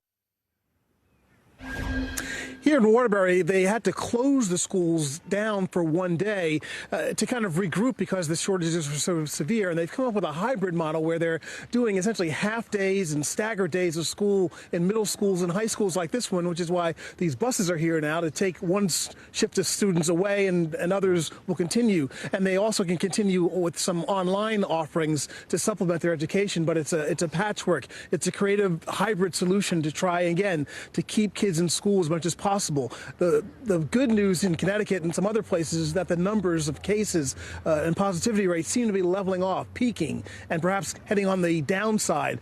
So again, it's a day-to-day thing, starting with bus drivers in the morning through school day and extracurricular activities, trying to piece together a good, robust school day for kids. And again, it's one day at a time. Yeah, creativity is definitely key these days. Ron Allen for us in Connecticut today. Ron, thanks. And let's stay on the subject of schools. We're going to bring in Dr. Thomas Tsai. He's an assistant professor at the Harvard T. Chan School of Public Health. Dr. Tsai, thank you for being here. And going into the new year, COVID and schools seem to be the top issue on everyone's minds, and a lot of districts going back to in-person learning, even with Omicron surging. Many say that is the right thing to do everything possible to keep kids in schools. Do you agree? And what do schools need to do to make that happen? I do agree. We need to do everything possible to get our children back in school. School should be the first to open, last to close, and reflects the priorities of our society. We don't need to reinvent a new game plan. We know what works. Some of the newest data, for example, from the CDC shows that in this example, a school district from Illinois, through a test to stay strategy, were able to test students, keep the secondary transmission to less than 1.5%, so lower than the surrounding community, and save over 8,500 days of in-person school days. So good ventilation in schools, adequate testing, testing to stay strategies, masking and distancing. All these strategies have worked for the past year. They can continue to work, but we really need to stay committed to that effort. But that's also contingent upon that we can able to do that, especially in schools that may be lower resourced. Yeah, no need to reinvent the wheel. Testing, that component is what continues to be the sticking point, it seems like. Some of your research at Harvard, it is focused on race and socioeconomic disparities in healthcare. How is the U.S. doing in making sure that things like testing, vaccinations are actually being distributed, administered equitably? Good news and bad news. The bad news is that the pandemic has magnified the underlying disparities in access to healthcare in the United States. So we were seeing lower rates of vaccinations among racial and ethnic minorities, lower availability of testing sites as well. The good news is that we have narrowed that gap. 60% of white and Hispanic patients are now vaccinated. We've narrowed the gap. There used to be a 14% gap for Black individuals. Now it's a 6% gap with 54% of Black individuals now vaccinated. But we can do better. Narrowing is not enough, especially for testing. We're seeing the availability of testing for large corporations, for their employees. We need to have that same level of prioritization for our students, for our teachers, our frontline workers. So again, a lot can still needs more to be done. And I think the government's announcement of 1 billion tests will go a long way to help narrowing that gap of availability of testing. And quickly, Dr. Tsai, last question. Let's take a broader view here. We're looking at a little under 40% of the global population has not been vaccinated. What can be done to bring that number down? We have to make the vaccines more available. While we've been so focused on the U.S. Over the last several weeks with the Omicron variant, we realize that this is a global pandemic, that the variant can occur in another place. It can spread from the U.S. to another place. So the really only way path out of this pandemic, there's a global effort to distribute vaccines internationally and not just to the vulnerable populations in the United States. Dr. Thomas Tsai, thank you so much for your time and insight today. A major development in the investigation into the Capitol riot. House Minority Leader Kevin McCarthy said overnight that he will not comply with the committee's investigation. He is the third and highest-ranking Republican in Congress not to cooperate. He was also one of the most critical of former President Donald Trump in the days after the insurrection. But now he is striking a very different tone. This is a distraction. This committee is not a legitimate committee. They don't have a legislative purpose to this. NBC News senior national political reporter Sahil Kapoor joins us now from Capitol Hill. Sahil, this is a reversal for Leader McCarthy on his previous statements. What do you understand about what's happening behind the scenes here now? It is a reversal, Aaron, and it really has been an evolution for Kevin McCarthy, the House Republican leader, from first being willing to seriously criticize former President Trump, saying he bears responsibility for the attack. Last May, he suggested that he would be willing to testify about his conversations with then-President Trump on January 6th, but now McCarthy seems to have backed off that position and has decided he's not going to cooperate in any way, shape, or form. I do want to play something that McCarthy said last year, shortly after the attack, just to indicate how far the needle has moved here. Let's play it. The president bears responsibility for Wednesday's attack on Congress by mob rioters. He should have immediately denounced the mob when he saw what was unfolding. These facts require immediate action by President Trump. Accept his share of responsibility. Now, since then, McCarthy has made a political calculation that Donald Trump is still the leader of the party and he wants to become Speaker of the House. Kevin McCarthy does. He needs Trump's support to do that, and he is very reluctant to do anything that would cross the former president. Cooperating with this committee, as we know, is likely to trigger the former president put out one of his trademark critical statements that could possibly endanger Kevin McCarthy's dreams of becoming Speaker. So that's the political context overlaying all of this. All that said, Sahil, how likely is the committee then to subpoena Kevin McCarthy, and would it have a mechanism to enforce it? They have kept that door open, the committee has, to subpoenaing Kevin McCarthy and other members of Congress who they have asked to testify but aren't willingly cooperating. But they're very uneasy about doing this. I think subpoenaing members of Congress to testify at an oversight investigation is not something that has any modern precedent in the United States Congress, and it would open a door that could be abused by future Congresses. The chairman of this committee, Benny Thompson, just moments ago told our colleague Kyle Stewart, we have information that he made calls to the White House telling him he needed to call the people off, and for whatever reason, he decided not to come to the committee and say what many things he has said in public. That is Benny Thompson directly quoting him talking about Kevin McCarthy. So the committee's frustrated. They have a big decision to make about McCarthy, but also the other two members, Jim Jordan and Scott Perry. You know, while we have you, I do want to ask about the voting rights legislation that's working its way through the Capitol right now. Where do lawmakers stand on that issue and the possible filibuster carve-out? There's a big showdown coming up ahead, probably in the next few days in the Senate. Senator Chuck Schumer, the majority leader, notifying Democratic colleagues that he will use a mechanism in the rules, a quirk in the rules, to allow debate on two bills, the John Lewis Voting Rights Advancement Act and the Freedom to Vote Act, but he still needs 60 votes on the back end to break a filibuster and move to a final vote. That is when he's fully expecting Republicans to filibuster, and they will do that.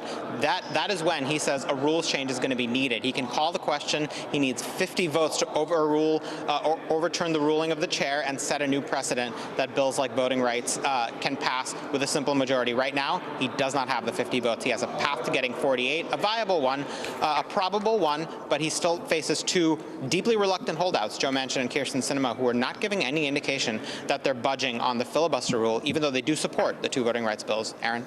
All right, we will be watching closely. Sahil Kapoor for us at the Capitol today. Sahil, thank you. Now, voting rights is one of the most urgent priorities for the Biden administration right now. Our colleague Today Show anchor Craig Melvin sat down with Vice President Kamala Harris for an exclusive, wide-ranging conversation. They started with the pandemic. The vice president shared her take on the current state of COVID in the U.S. and new criticism that's been leveled at the White House. As we sit here this week, we saw a record number of hospitalizations, adults and children. We've seen the infection record broken. I think a lot of people are scratching their heads and they're wondering, 1 year into this administration, why aren't we doing better in the fight against COVID? So let me start with saying that people are rightly frustrated with where we are. We're frustrated. We're all frustrated. But I think it's a mistake, and it would be a mistake to suggest that we've not seen great progress. If you think back to March of 2020, we were all wiping down the boxes that we got if we ordered things online. There was no vaccine. Now we have a vaccine, which has proved to be effective, and boosters. Now we have our children back in school. 95% of schools are back open. But we're building back up, we're opening back up, and we are not where we were a year ago. Let's talk about masks for a second. It's been several weeks now since public health experts have acknowledged that cloth masks, surgical masks, they're not as effective in terms of stopping this new variant, Omicron. Should Americans be wearing KN95 masks or N95 masks? Well, the CDC is going to be providing us with those guidelines. But what's taking so long? Well, the CDC is making their decisions. I don't make the CDC's decisions. But what I will say is what has been clear about the masks is you want to wear a tight-fitting mask. That is clear, and we want to urge everybody to do that. In terms of the N95 masks, they are available. There is a stockpile of, I believe, over 700 million of those masks. So the supply is there as necessary and as needed. At what point does the administration say, you know what, this strategy isn't working, we're going to change strategies? 6 former administration officials last week wrote that open letter urging the administration to change course, to change strategy. Is it time? It is time for us to do what we have been doing, and that time is every day. Every day it is time for us to agree that there are things and tools that are available to us to slow this thing down. And so right now we know we still have a number of people that is in the millions of Americans who have not been vaccinated and could be vaccinated, and we are urging them to get vaccinated because it will save their life. At what point does the administration acknowledge these people aren't going to get the shot? They're just not going to do it. I don't believe in giving up on people, Craig. I really don't. The 500 million tests that have been ordered that are going to be sent to every American, do we know when those are going out? Shortly, though they're going to go out Next shortly. week, They've been ordered. I have to look at the current information. I think it's going to be by next week, but soon, absolutely soon. And it is a matter of urgency for us. Should we have done that sooner? We are doing it. But should we have done it sooner? We are doing it. Let's turn to voting rights here for a moment. You were there in Atlanta with the president when he compared those who oppose Democratic-backed voting bills that are currently in the Senate. He compared the folks who oppose those to folks who oppose civil rights. Senator Romney, in response yesterday, he took to the floor of the Senate and he said, quote, "So much for unifying the country." When the president was on the campaign trail in the fall of 2020, he said something. He said, "With Trump out of the way, the vindictiveness of a president going after Republicans who don't do exactly what he says gets taken away." Isn't that exactly what President Biden did in Atlanta on Wednesday? President Biden took the, I believe, right and courageous step to say that Senate rules should not get in the way of protecting the American people's access to the ballot. And he compared this time to a previous time in our history, which is apt for comparison. It's not just Republican opposition. It would seem as if this piece of legislation is going to come down to one or two moderate Democrats. In months and weeks, the administration hasn't been able to convince one or two senators to come around. How are you going to do that in 2 or 3 days? If I may, I'd like to contextualize this conversation. Sure. Which is, in 2006, in this very town of Washington, D.C., up the street at the United States Capitol, in the United States Senate, 98 of the 100 members of the United States Senate voted in favor of an extension of the Voting Rights Act. It was not a partisan issue. It was an American issue. But, Madam Vice President, how are you going to get it done? Well, when we have the discussion about who's responsible, I will not absolve the 50 Republicans in the United States Senate from responsibility for upholding one of the most basic and important tenets of our democracy, which is free and fair elections and access to the ballot for all eligible voters. What about Senator Manchin? What about Senator Sinema? I don't think anyone should be absolved from the responsibility of preserving and protecting our democracy, especially when they took an oath to protect and defend our Constitution. Why has the administration not been able to get Senate Democrats on board?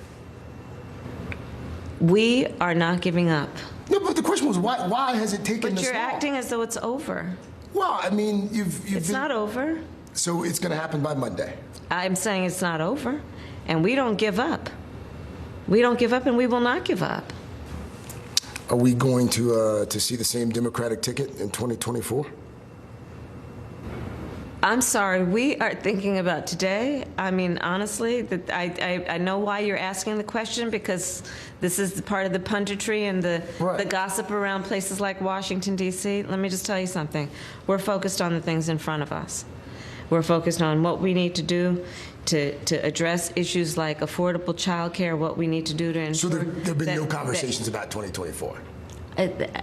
The American people sent us here to do a job. And right now there's a lot of work to be done, and that's my focus. It sounds sincerely. Like you're at least familiar with some of the punditry. I don't know if you've heard that there's been some talk about a Biden-Cheney ticket perhaps in 2024. Did you read that article? I did not. No, I did not, and I really could care less about the high-class gossip on these issues. Riveting interview. We'll have much more on Craig's conversation with Vice President Harris in our next hour. Still ahead, prices are on the rise across the country, with new numbers breaking a 40-year record. Yeah, what it means for your next trip to the grocery store, that's straight ahead.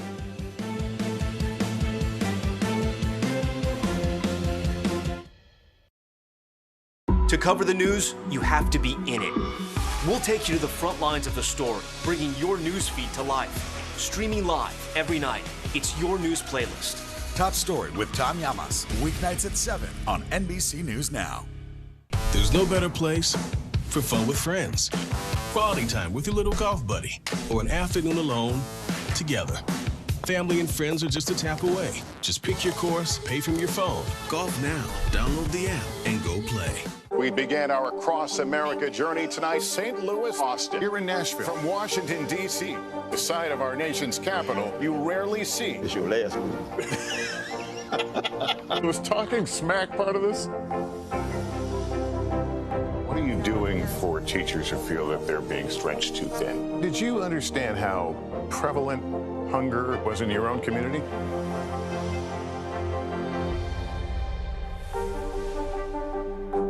Still to come on the Channel 2 News. Well, the waters are certainly receding now. Still too close to call. Lester Holt reporting from Ground Zero, as it's being referred to. It is, in fact, the taste of freedom. The Haitian people know a little something about resiliency. What's the biggest risk right now? Some of the troops who have been proud. I want to welcome you to the first presidential debate. In fact, we've been told we can't go any farther. You with some resilient folks, let me get a hand.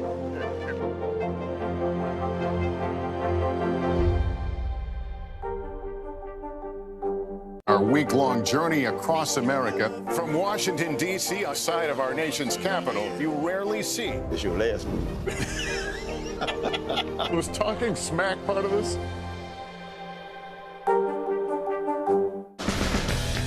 Frontside 900, McTwist, back-to-back 1080s. I mean, it's hard just naming these tricks. Chloe Kim, she's up there spinning around with a smile.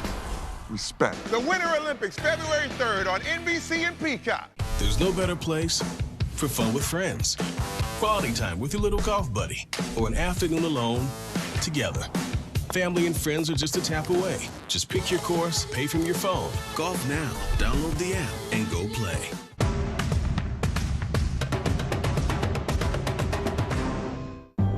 In the City of Angels, two kindly old ladies wanted to help homeless men get off the streets forever. And so they did. Listen to The Thing About Helen and Olga, the new podcast from Dateline and Keith Morrison. Our week-long journey across America, from Washington, D.C., a site of our nation's capital, you rarely see. It's your last one. Was talking smack part of this?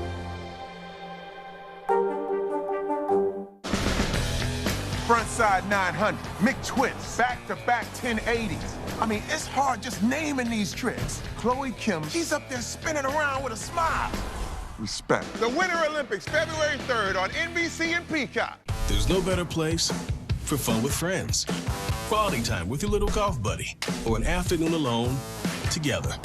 Family and friends are just a tap away. Just pick your course, pay from your phone. Golf Now. Download the app and go play.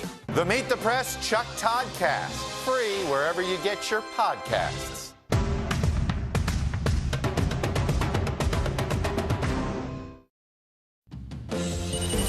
Making news right now, an independent review shedding light on that strange interaction between Utah police Gabby Petito and Brian Laundrie. The review found that Moab City Police made several mistakes during the encounter and should have arrested or issued a domestic violence citation for Petito after she hit Laundrie. The couple was pulled over just days before Petito went missing. The investigation recommended both responding officers be put on probation. The Army is coming up with more money to entice people to sign up. The Army's offering a $50,000 bonus for qualified recruits who sign up for certain career paths.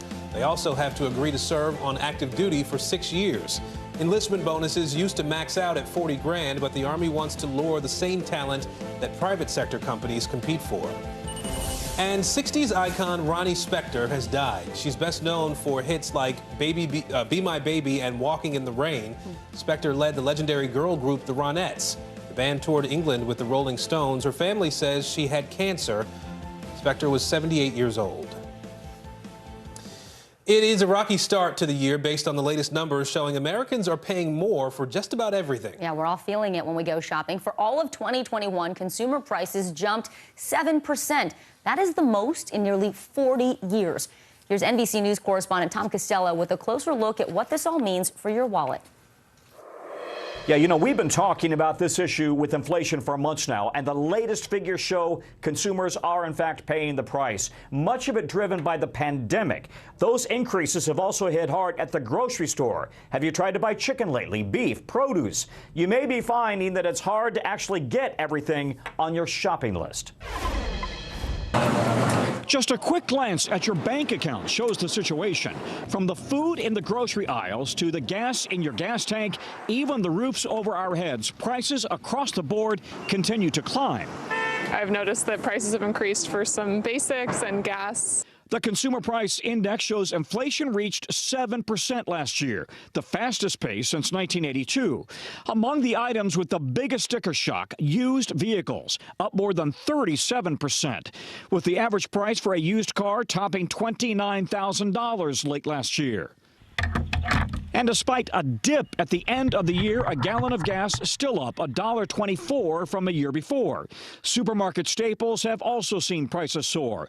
A gallon of milk increasing 20 cents in a year.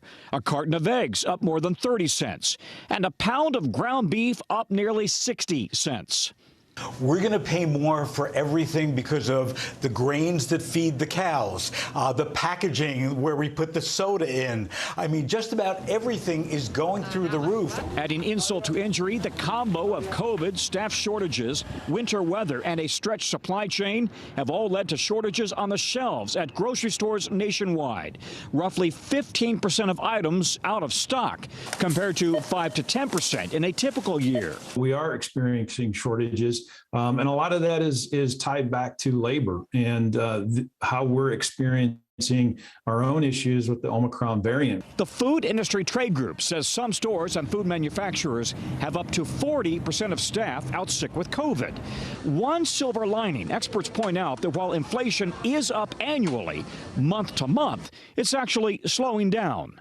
As products become more available, whether they're computer chips or potato chips, and that will bring down prices probably in the second half of the year in a much more noticeable fashion.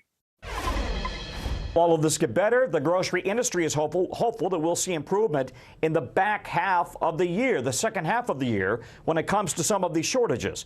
One important way that we can all help with that, it may be tempting, they say, but don't hoard items. Try to plan your meals, buy only what you need. Stocking up, they say, could only make the situation worse. And then your neighbor would not be able to get the chicken or the beef or the produce. Back to you. Tom Costello there reporting for us. We are getting our first glimpse of Prince Andrew since a New York judge ruled he could be on the hook for a civil trial here in the U.S. The royal was spotted in the back of a Range Rover outside his home near Windsor Castle this morning. The civil suit was filed by Virginia Giuffre. She claims disgraced late financier Jeffrey Epstein and convicted sex trafficker Ghislaine Maxwell forced her to sleep with the royal. NBC News foreign correspondent Kelly Kobiella has the latest now from London. Well, no doubt this is a huge legal loss for Prince Andrew, and it means he could find himself soon answering very tough questions under oath. This morning, the worst case scenario for Prince Andrew, the Queen's second son, facing a civil trial in the fall in the U.S. on allegations of sexual abuse. His lawyers asking the court to throw out the case. But on Wednesday, a federal judge in New York ruled the defendant's right to dismiss is denied in all respects. Virginia Roberts Giuffre is suing Prince Andrew, alleging that she was not only trafficked by his friends, the late billionaire Jeffrey Epstein and his recently convicted confidant Ghislaine Maxwell, but she was also forced to have sex with the royal 3 times when she was 17. He's going to keep denying that it ever happened, but he knows the truth, and I know the truth. Prince Andrew, seen in this photograph with Giuffre and Maxwell, has repeatedly denied Giuffre's allegations. I have no recollection of ever meeting this lady. None whatsoever. The senior royal's choices now: try to settle, ignore the lawsuit and risk an automatic judgment against him, or fight the case in court. If you settle, it looks like you're guilty, and that's the problem with settling, and that'll be a big problem for the royal family. If, however, he decides or he has to go to court, that's also going to be a huge problem because he's going to be asked all sorts of questions that he perhaps doesn't want to give an answer to. Prince Andrew could be answering those questions under oath as early as next month, with a trial set for September. And other royals like Harry and Meghan could be dragged into the case. Giuffre's attorney not ruling that out. Meghan Markle would be a possibility. I wouldn't say at this stage a probability, but she's a possibility. We will be looking to take depositions of people who we believe have information concerning his conduct and what he said about it at various times. Prince Andrew, already sidelined from royal life, now left with no good options. There's been no comment today from Buckingham Palace or from Prince Andrew's lawyers. We asked Virginia Giuffre's lawyer about any potential settlement in this case. He said it's always a possibility, but at this point, they're preparing for a trial. Kelly Kobiea for us. New fallout from the deadly shooting on the set of an Alec Baldwin movie. The lead armorer of Rust, Hannah Gutierrez-Reed, she's now suing the production's guns and ammo supplier. The suit comes as Alec Baldwin is holding firm that he is cooperating with authorities despite claims that he is not complying with a search warrant for his phone. NBC News national correspondent Miguel Almaguer brings us the latest. It's been nearly 3 months since that fatal shooting on the movie set Rust in New Mexico. Authorities are still pushing forward in their investigation, but now there's a new lawsuit assigning new blame. In a new lawsuit, attorneys for 24-year-old Rust armorer Hannah Gutierrez-Reed say they now know how live rounds got on the Western set. The complaint against PDQ Arm & Prop, owned by Seth Kenney, alleges the company supplied the production with real bullets. The ammunition boxes failed to state a material fact. The contents contained both dummy and live ammunition, which were deceptively sold. The facts are a live round or multiple live rounds ended up in a box labeled as dummies. The court documents also provide the first detailed account of what Gutierrez-Reed says she did in the hours leading up to the shooting that killed cinematographer Helena Hutchins, saying Gutierrez-Reed last checked that the bullets she loaded and took from a box labeled dummy rounds were not live 15 minutes before the shooting, but she was not inside the church when the firearm went off and would never have let Baldwin point the weapon at Helena. The documents also say Baldwin did not respond to Hannah's request on October 15th to schedule cross-draw training. Baldwin has said he spent an hour and a half in safety instruction with Gutierrez-Reed. But one weapons expert who reviewed the complaint tells NBC News, based on how the weapon was handled, both producers and Gutierrez-Reed may bear some responsibility. Still, her attorneys further shift blame away from their client, writing, Hannah relied upon and trusted that the prop house would only supply dummy prop ammunition or blanks, and described the set as a rushed and chaotic atmosphere that created a perfect storm for a safety incident. Had two people accidentally shot on a movie set. The filing says officers later found 7 live rounds in the ammo box. The lawyer for Seth Kenney, the guns and ammunition provider, did not want to comment on the lawsuit. It all comes days after Alec Baldwin took to social media to defend himself after citing family privacy concerns for not yet turning over his cell phone to law enforcement, who obtained a search warrant. Any suggestion that I am not complying with requests or orders or demands or search warrants about my phone, that's bull. That's a lie. This morning, a deadly shooting where no one accepts blame. Now, we're told the police investigation could still take several more weeks. We've also reached out to Alec Baldwin and the production managers on the set of Rust. For now, they have not yet released comment. Back to you. New statistics just out show the number of Americans experiencing homelessness is growing each year.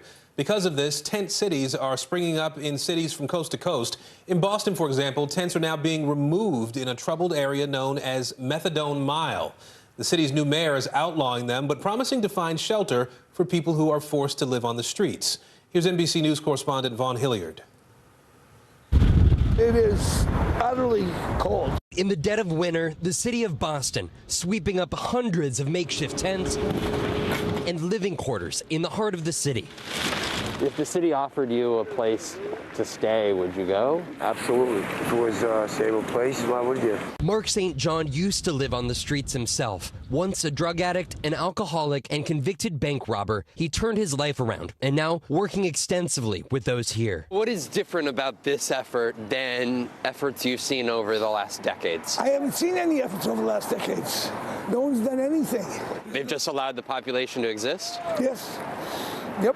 The city and its new mayor, Michelle Wu, contending this time is different, offering alternative housing options, outreach workers going one by one, a nearby hotel, new openings at a pop-up cottage community nearby, space at the city's shelters. We have led a housing surge. We've created enough housing that is low threshold, medically staffed and supported for each one of the residents of the encampments. Sworn in just under 2 months ago, the mayor moving quickly. Just 2 blocks away, we ran into city workers dismantling encampments. As one woman, who did not want to show her face, appeared from her tent to look for help. They told us that they're going to get us housing and stuff, but I haven't gotten anything yet. I haven't gotten anything. I don't know what's going on, so I'm going to go down there right now and check out because everybody has to be out of here really soon. And because they're clearing it out right now? Yeah. And did they tell you how many hours you have? Till tomorrow. These encampments not unique to Boston, but burgeoning in American cities. Phoenix to Los Angeles to Seattle and San Francisco and more. Homelessness has increased in America each of the last 4 years. The number of unsheltered individuals climbing by 7% just in 2020. The federal government tracking that on a given night, more than 220,000 people are unsheltered. Concerns the situation will continue to get worse as home and rental prices soar and the pandemic lingers. Nobody in America really wants to be living in an encampment. It's not a choice that they're actively making. It's a choice made out of lack of better options. Since October, multiple deaths at these encampments. The Boston Police Department reporting 34 aggravated assaults and 12 robberies in that time, too. It's not the place to be. You see people die every day. I'm getting tired of walking over needles, human waste, blood all over the bathrooms. The mayor says the city intends to end these encampments for good, but just how far the city will go to enforce this, unclear. Our concern now is that the mayor has given an imposed deadline of January 12th, where it's an or else. We're going to come in and take away and sweep away all the tents. Is there potential these individuals would be arrested? The goal is that that will not be necessary because we have actually supported everyone exactly how they needed. There are going to be a number of individuals who reject the alternative options that you have provided them. And in this dead of winter here, their perceived last layer of defense, a tent, a tarp, are being thrown away. How did you grapple with the decision knowing that consequence? Every single day that goes by, as the temperatures plummet, it becomes even more of a life or death situation, living unhoused without heat or hot water. Working with people, meeting people where they are, leads to a very different set of conversations about providing housing and having that trusting relationship to be able to connect people to services. Our thanks to Vaughn Hilliard for that report. Well, the vice president says millions of at-home tests could be sent directly to households by next week. But how are these COVID tests actually put together? We're going to take you inside a factory that's making them next.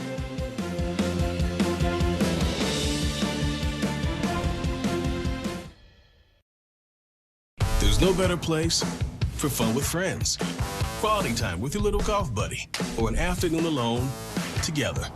Family and friends are just a tap away. Just pick your course, pay from your phone. Golf now. Download the app and go play.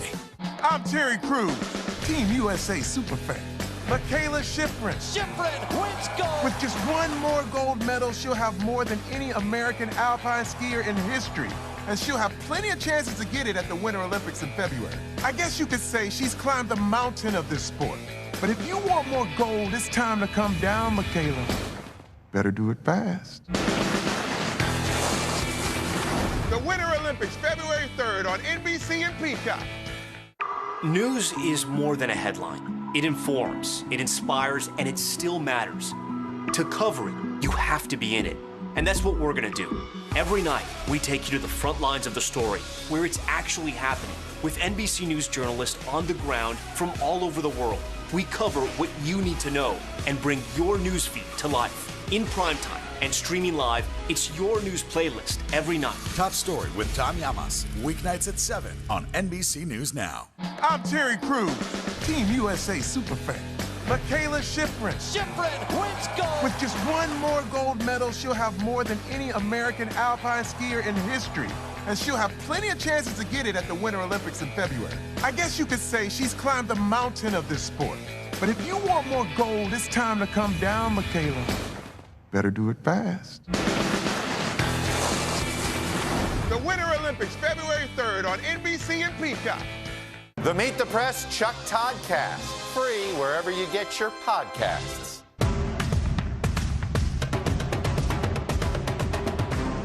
The Meet the Press Chuck Todd Cast, free wherever you get your podcasts.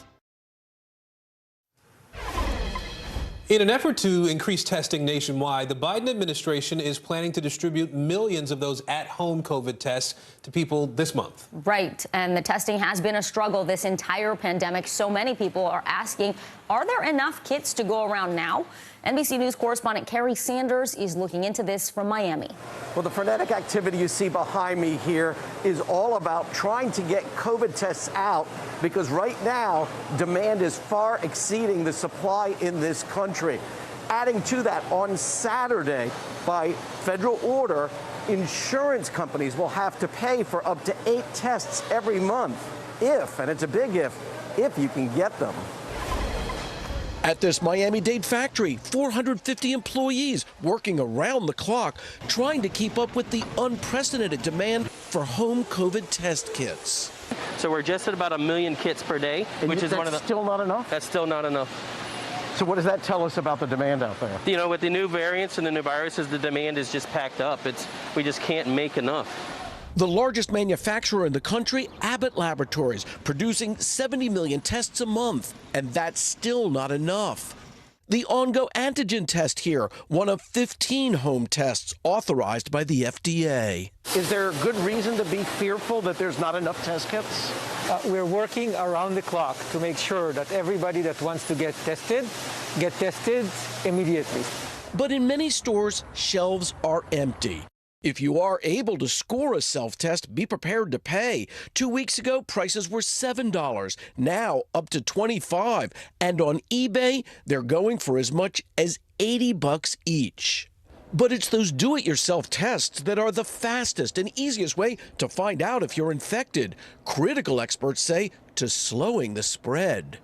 So if you test regularly and if you detect it, you are going to be safer, your family is going to be safer, your community is going to be safer. OnGo takes the results one step further. A snapshot of the results are uploaded anonymously to the cloud, allowing artificial intelligence to track geographic COVID clusters. So you can look at a town, say Sudbury, Massachusetts, and if you see a large cluster there, you can predict what's going to happen. Many of them take a snapshot at the same time, and we start seeing how it grows. This all comes as the CDC now says some masks we've been using are ineffective against Omicron. Cloth masks like this and these paper masks are really not effective, and we need to wear these N95s.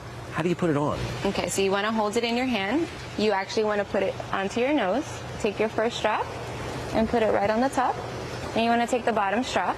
Right. And you want to go all the way. You want to go under the ears. You never want to crisscross. Okay, now take your 2 fingers and you want to create a nice seal with that thing.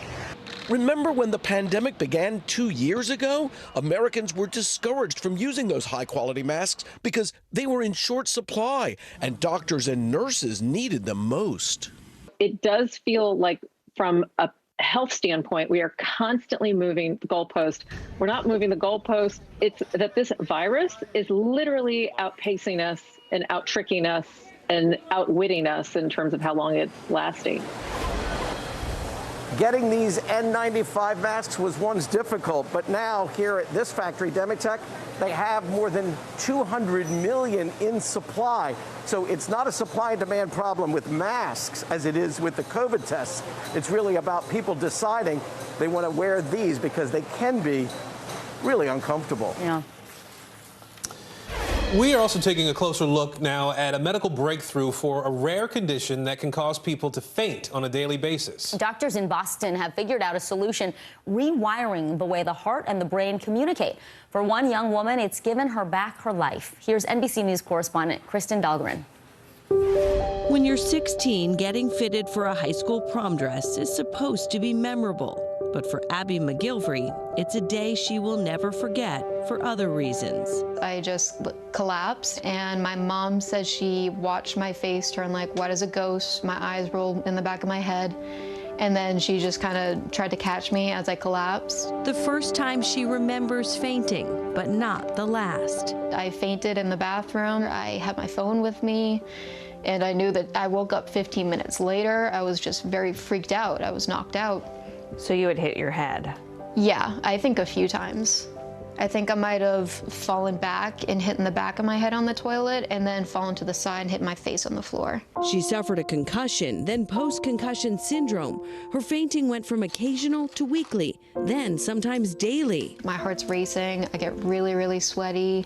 I get really dizzy. The ringing in my ears gets really loud. And then the last part before I faint is tunnel vision. My vision will just darken until it goes out. Now 20 and in college, she became a prisoner in her own home. I couldn't drive. I couldn't eat certain foods. I couldn't hang out with my friends. Flying was kind of a risk. I couldn't go on hikes. Couldn't really be in larger crowds just because the sensory overload. Stressful environments. I typically had to avoid them at all costs because there was just such a higher chance that I would collapse. She turned to Dr. Sunil Kapoor at Boston's Brigham and Women's Hospital to explore whether it was an issue with her heart or her brain. It was both. In a very, very routine way, her heart was essentially stopping. For whatever reason, her brain was telling her heart incorrectly to just slow down and then pause for somewhere up to 9, 10, and in some episodes even like 20 seconds at a time. One study says 41% of Americans suffer from what's called vasovagal syncope and occasionally faint. But Abby had a severe case of neurocardiogenic vasovagal syncope, a dangerous miscommunication between the brain and the heart. There have been some medicines that have been studied in the past with kind of mixed results. But unfortunately, there's no clear treatment. There's no clear cure, so to speak, for this type of thing. Abby could have gotten a pacemaker, something her mother did because she too suffers from vasovagal syncope. But it's something doctors try to avoid in younger patients. That's always a challenge, especially for young people like her, because then she would live with that device for the next 70, 80 years. So Dr. Kapoor suggested a procedure that had only been tried a handful of times. We try and figure out, of those nerves, which are causing her heart to inappropriately slow down and stop. And then we try to remove them or rewire them to try and prevent that from causing trouble. In the 4-hour surgery, doctors followed blood vessels to Abby's heart, then cauterized the nerves that were misfiring. A heart monitor implanted under her skin showed the procedure worked. It was very, very clear that we had changed how her heart was functioning and how the brain was controlling it. Today, Abby is back at school, pursuing a degree in nursing. Thankful she took a chance on the cutting-edge procedure. They gave me my future back, gave me the ability to go back to school. Who's jumping up and down to wake up at 6 a.m. and go and walk to school every day? But I am. I'm very excited. I'm so thankful.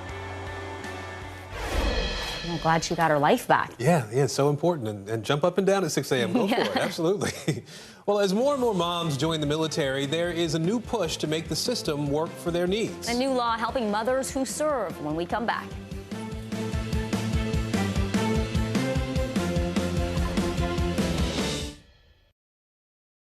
News is happening now. A look at what's making headlines around the world. Tonight, the major announcement of the COVID vaccine. This is a significant moment. Your news, whenever it happens, wherever you are, it's here now.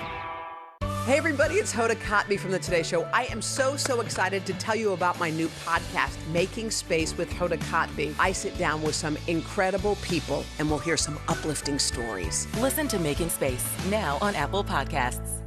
Welcome to The Tonight Show. Let me show you how it's done. Show me what you got.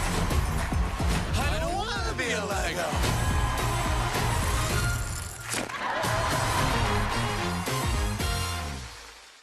We're here to start conversations about the big things happening in our world, because it's not my job to tell you what to think. My job is to think about what you tell me. Now Tonight with Joshua Johnson, streaming weeknights at 8 on NBC News Now. News is happening now. A look at what's making headlines around the world. Tonight, the major announcement of the COVID vaccine. This is a significant moment. Your news, whenever it happens, wherever you are, it's here now. We've got a Congress that doesn't seem very functional. What's this election year going to look like? Are we getting ahead of the science? Are we behind the science? How much did this booster confusion set us back? Can the January 6th committee come up with anything that would change Republican minds? If it's Sunday, it's Meet the Press. You know, historically, when women in the military have taken on the new mission of becoming mothers, they're presented with a system that really wasn't meant to serve them. It is a mission, becoming a mother. But as the number of women in the military grows, up 3% in just the last 10 years, so do the calls to better serve their needs. NBC News Capitol Hill correspondent Ali Vitale took a look at a new law aimed at giving moms in the military the care they need. Ali, what'd you learn? Hey guys, you're exactly right. As we see more women in the military and as we see more women serving in Congress, we're now seeing legislation like this. Check it out. After 20 years and 9 deployments in the Army, Vivian Richards knows all about readiness. Readiness is like the biggest concern of any leader in the military, right? Do we have the personnel trained to the necessary level to go out and execute these combat missions? But in 2010, she was also ready for a new challenge: motherhood. In becoming pregnant and then having her first baby, it became clear that the system, as it existed, was not necessarily built with her in mind. When women integrated into the military, instead of going from gender-specific language like male or man, it was just kind of crossed out and put soldier. But that was not necessarily inclusive, right, of the female experience or the needs of a female soldier. She gave birth at a military facility because of her active duty status, where, due to shortages of OBGYNs, neonatal nurses, and midwives, Richards says she never even met her doctor until she showed up to deliver. When I got there, I had a medical team I'd never seen before. I've never met the nurse, I'd never met the doctor, I'd never met anyone. It led to a birth experience that left Richards feeling unsafe. NBC News has reached out to the military facility but didn't hear back. Then, after 8 weeks of leave with her newborn, it was back to work. While I did not deploy overseas within that window to a combat environment, I've had really close friends who are like struggling to like pump milk because they're still nursing their babies and they're on their way into a combat zone. And so there's a lot of commercials and media attention when a dad comes home and maybe is meeting their child for the first time. There's not a lot of coverage of a mother who leaves a 6-month-old baby and then comes back to a baby that's not walking and talking. But Senator Tammy Duckworth, a fellow veteran and mom herself, is bringing that attention and legislating to fix it. Protecting Moms Who Served Act of 2021. The bipartisan Protecting Moms Who Served Act became law in December of last year, and it seeks to broaden the focus of veteran care to better serve the women who serve our country, pushing millions of dollars into streamlining maternity care at veterans' healthcare facilities and studying maternal mortality rates among veterans, the first study of its kind ever. Why did it take so long to make these changes? Not enough women in leadership positions. And as we've gotten more women into higher levels of leadership, this becomes an issue. And this, I was able to bring this up because I have my lived experience. Now, Richard says it's about applying lived experience into legislation that works for everyone and flipping the military's perceived readiness narrative around pregnancy from Richard's experience. Pregnancy is a threat to my readiness. Postpartum depression is a threat to my readiness. That bonding period after delivery is a threat to my readiness if I can't turn and deploy that soldier rapidly back into the fight. To this. You can't put our military in a place where for 15% of its workforce we say, because you're going to get pregnant and that pregnancy has a negative effect on our readiness, you have to choose. Well, a lot of women choose to go and become moms and start their families and leave the military. That is millions and millions of dollars of training that goes out the door. So guys, two things here as we look at what this new law will actually do. The fact that they are studying maternal mortality rates as well as mental health and other military-specific things that can cause pregnancy complications. Data and research are power, and that can actually inform future legislation. All of that research that they're funding now is eventually going to come right back to Congress, and they are hopefully going to act on it with more laws that try to tailor the system to be more inclusive. But on the inclusivity front, and you heard Senator Duckworth there talking about it, when you have more reflections of lived experiences in the places where policy is being made and talked about, this is the kind of thing that you get. More laws that work for more people. Guys. All right, Ali Vitale on Capitol Hill for us. Thank you. Right now on NBC News Now, Omicron off the charts. The most contagious strain we've seen so far just can't be contained. The new promise from President Biden for the nation's hospitals overwhelmed by Omicron. Face to face, President Biden heads to the Hill for a closed-door meeting with Senate Democrats to do whatever it takes to get his voting rights bill across the finish line. What's expected to happen when he talks to two key holdouts in his own party? Homework. A Trump-era tax cut is impacting millions of people who now work from home. What you need to know before filing your taxes. And good as gold, a candid conversation with Olympic skier Lindsey Vonn about her mental health struggles, how she's watching her first Winter Olympics since retiring.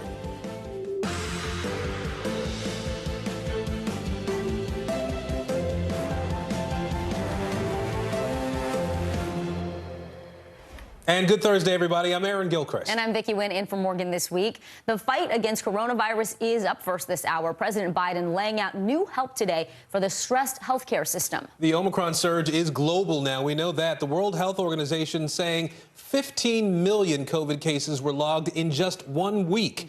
That's the most ever.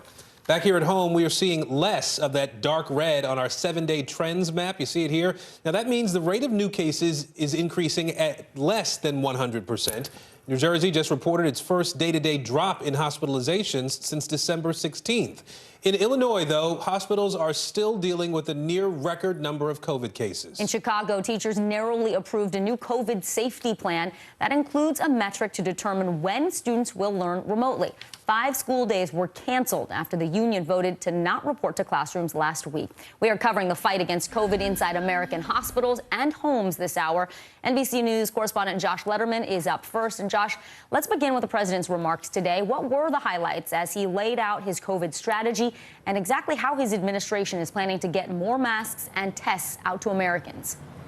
Well, one big headline from the president today, Vicki, announcing that these 6 federal teams are now going to be dispatched by next week to 6 hospitals around the country that are badly in need of backup, as so many of them are struggling with their own staff shortages due to the Omicron variant. So these teams will be heading to New York, New Jersey, Ohio, Rhode Island, Michigan, and New Mexico. And these are the first of 1,000 troops that President Biden had announced in December would be available if needed. Now they will be sent out to try to provide some relief. The other thing we learned from President Biden, you know, we've been following closely the 500 million tests that he said the government has ordered would start distributing later this month. President Biden announcing a short while ago he's actually doubling that to 1 billion tests. So there's the first 500 million that have already been ordered. Those should be on their way out the door in the coming weeks. And then he says he's directed his team to find 500 million more to prepare for needs that we'll have down the pike. So this is an ongoing challenge for the administration, not only how to acquire these tests, but how to actually get them to Americans. But we are expecting that within the coming days, we are going to see that website where Americans will be able to go up, sign up to get one of those tests mailed to them in the USPS. Yeah, the new website's coming out soon. Okay, Josh, let's talk about masks. Health experts are telling Americans to wear high-quality masks, maybe ditch those cloth masks because Omicron is just so transmissible. So the N95 masks. VP Harris told Craig Melvin the U.S. has a stockpile of millions of these masks. What's the plan to get those out to folks? Well, we've known for a couple of days that the administration was wrestling with how to get masks to Americans. Now we know, according to President Biden, they have a plan. We just don't know what it is, but they do intend to provide somehow free masks, high quality ones to Americans. Take a listen to President Biden making that commitment today. I know we're all frustrated as we enter this new year. Masking. Masking is an important tool to control the spread of COVID-19. I know that for some Americans, a mask is not always affordable or convenient to get. So, next week we'll announce how we are making high-quality masks available to the American people for free. So we await details on that, but in the meantime, Vicki, the CDC facing a lot of questions about why they have not changed their guidance to specifically require or suggest higher quality masks such as those KN95s or those N95 masks, Vicki. Great reporting as usual, Josh. Thank you. And while we're on the topic of Washington, we have some breaking news that could impact the 2024 presidential debates. The Republican National Committee is set to require that GOP candidates pledge not to participate in debates run by the Commission on Presidential Debates. NBC News Capitol Hill correspondent Ali Vitale is back with us now with her reporting on this. And Ali, I know it's a little bit nuanced what we're talking about here, but explain to us exactly what's going on. Yeah, it's a little bit nuanced because they leave the door open here for reforms to still happen. What the RNC is saying here after months of conversations with the Committee on Presidential Debates is that at this point they are ready to recommend and change their rules at the Republican National Committee winter meeting that's coming soon. They're willing to change their rules to say that future Republican presidential candidates should not participate in CPD debates. The reason that they give is multiple. They have a few demands here that some could be met by the committee, others might not. Some of them include making sure that there's a debate that's scheduled before the start of early voting. Other pieces of it that they're complaining about are having or wanting more insight into the CPD's board and the people who run these debates. They have suggested at one point in their letter that they want to have a nonpartisan person involved in those meetings from a monetary perspective, just to see what those conversations look like. They want a little bit more transparency as well into the choosing of moderators. But there's also another way to read this. That's sort of the on paper reading what they're exactly saying here. The other way to read this is reading between the lines. We know that former President Donald Trump minced no words about how he felt about this commission's work on the debates last cycle. We also know that he's likely to run for president again. He's the centerpiece of the Republican Party. Most other potential candidates are just sort of waiting to see what he does at this point. So you could also read this in a way as, yes, the RNC preparing for an eventual nominee in 2024 and the way they're going to contend with these debates. But you could also read it as they might know who their nominee is likely to be, and they are pre-channeling how he might feel about participating in these debates. Got it. Understood. Ali Vitale for us on the Hill today. Ali, thank you. You got it. Shifting our focus back to COVID now, one of the places set to receive that new support from the government is the Cleveland Clinic. The world-renowned hospital is treating more COVID patients than at any other point in this pandemic. NBC News senior national correspondent Kate Snow was invited inside the ICU there to get a first-hand look. Kate joins us now. Hi, Kate. Hi, good morning, Aaron. So, yeah, they wanted us to come in to really tell their story. And I can tell you that this morning they are happy to hear that the White House is sending them about 20 medical personnel. And the CEO put out a statement actually saying that they are grateful. And that's because of what you just said, Aaron. They now have about 1,100 COVID cases in their hospital, more than they have ever seen. And on top of that, 5% of their workforce is out sick. It's creating a situation that is really just unsustainable.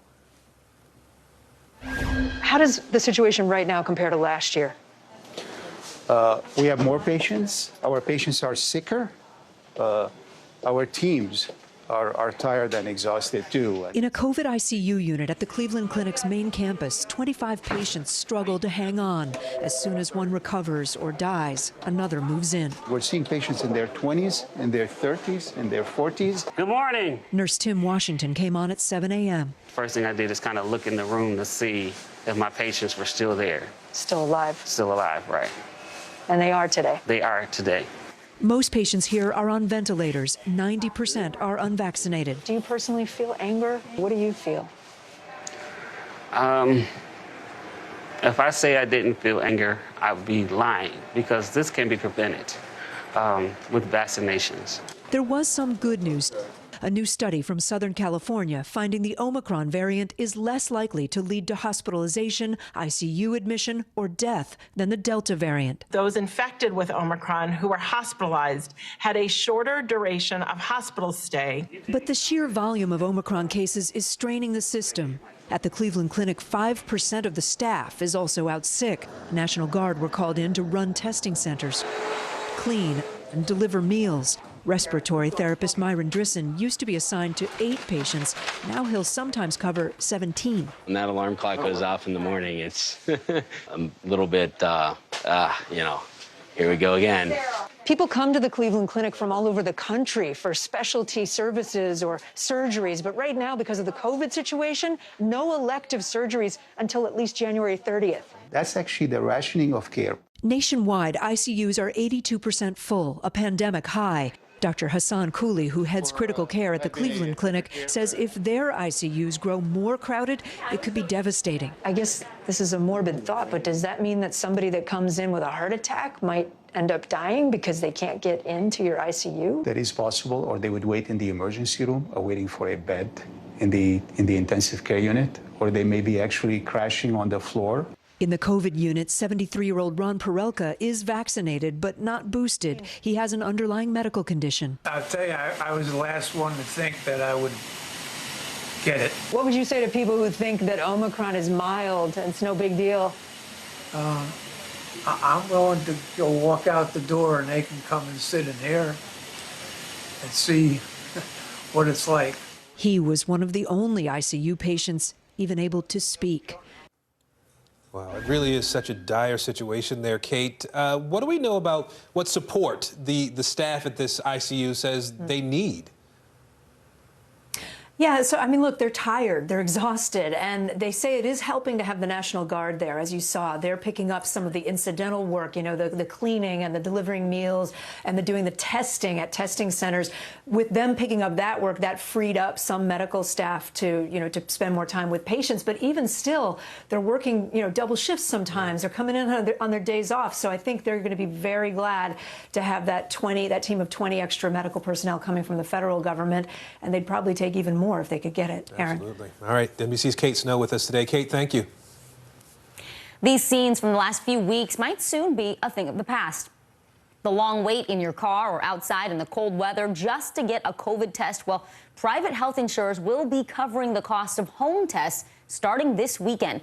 But that doesn't mean all Americans will get the benefit. NBC News' Jolene Kent has the details. Starting this weekend, millions of Americans will be able to pick up free COVID tests over the counter, the cost covered by their health insurance. Because Omicron spreads easily, especially among the unvaccinated, it's critically important that we know who's infected. That means we need more testing. The White House will require health insurers to pay for 8 at-home rapid tests per person per month. The government is basically enabling people who can't afford it otherwise to afford it. If they have insurance, they get covered by insurance. The government itself is buying tests and distributing them. I mean, all of these things will help alleviate some of the shortage. The new mandate is taking effect on Saturday as the Omicron variant surges nationwide. The Biden administration trying to boost access to tests that are often so hard to find. It's probably not enough, but it's a great start because a lot of people can't even afford out of pocket, even if we had the tests available. So how will it all work? Eligible tests do need to be approved by the FDA. The Department of Health and Human Services says people can pick up the tests at their insurer's preferred pharmacies or stores with no out-of-pocket payment. Or you can buy the test somewhere else and then file a claim for reimbursement. So if you buy a test online instead of at a preferred pharmacy, your health insurer would still be required to reimburse you up to $12 per individual test. And these tests will not be subject to a deductible or copay. So for a family of 4, all covered by the same plan, they'll be able to get up to 32 free COVID tests per month. But this new requirement does not include those who are uninsured or on Medicare. I do think that this could be an incredibly important blind spot, especially since many of the people who have had to deal with COVID and had no access to testing or treatment in the first place have been those who are uninsured. Still, Dr. Kavita Patel says easier access to more regular testing for millions of people might help us start to get back to normal. How often we test really depends on what our goals are. Right now, our goals are to try to just decrease this surge. But in the future, soon, our goal should be to be able to feel confident at work, at play, recreationally, on trips, even without our masks. And I think that means that we will need to have a balance with how often to test. The new requirement is set to impact about 150 million Americans nationwide who are privately insured. And as we enter another year facing the pandemic, COVID testing could be here to stay. Think of testing now the way we think about other basic health goods. We don't even think twice about having a blood pressure monitor if you have high blood pressure, or a monitor to check your sugars if you're diabetic. Having these COVID tests now becomes something very normal and very routine that we can expect probably for the rest of our lives. Joining us now is Dr. Bayo Curry-Winchell. She's an urgent care physician and the regional clinical director of Carbon Health and St. Mary's Hospital in Nevada. Dr. Curry-Winchell, we appreciate you being here. I'm curious, what are you seeing at your hospitals there in Nevada? Thank you for having me. You know, in Nevada, we are in a crisis mode, just like several hospitals around the country. We are short-staffed, and it's important to remember when you think about Nevada, we were short-staffed pre-pandemic. So unfortunately, this latest surge has really exacerbated an issue that was already present before. What's it like for you treating people with COVID right now? We have more therapeutic drugs, I know, to treat folks than we did at the beginning of this pandemic. How do they fare against Omicron as you're treating these folks today? Well, it's really a blend. You know, it's really important as a doctor. I am, trying to give the best care that I possibly can. And I'm seeing a wide range of patients from really mild to moderate symptoms to, unfortunately, patients who are really ill. And so really utilizing the resources that I have, such as, antiviral pills when appropriate, but also being mindful that some patients, it just takes time to really get through it. So providing care in different ways has really been my go-to to really, help my patients. I want to ask you something about vaccines. There's a new study in the Journal of the American Medical Association that found that the COVID vaccines prevented the deaths of almost 250,000 people. What does that say about the effectiveness of the vaccines that we have now? And what's your message to people who haven't been vaccinated yet? So this really reinforces that vaccines work. It's important to really take a historical look back. In the past, we were able to fight polio, measles, through the use of vaccines. And so that's something important for people to remember.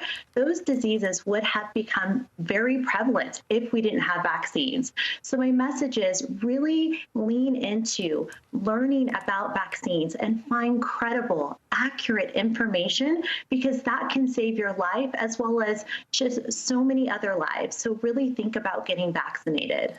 And that doesn't mean reading what your friend posted on Facebook. It means talking to a doctor, a scientist, somebody who knows the science behind all this stuff, which is what we've done today. Dr. Bayo Curry-Winchell, we appreciate your time. Thank you.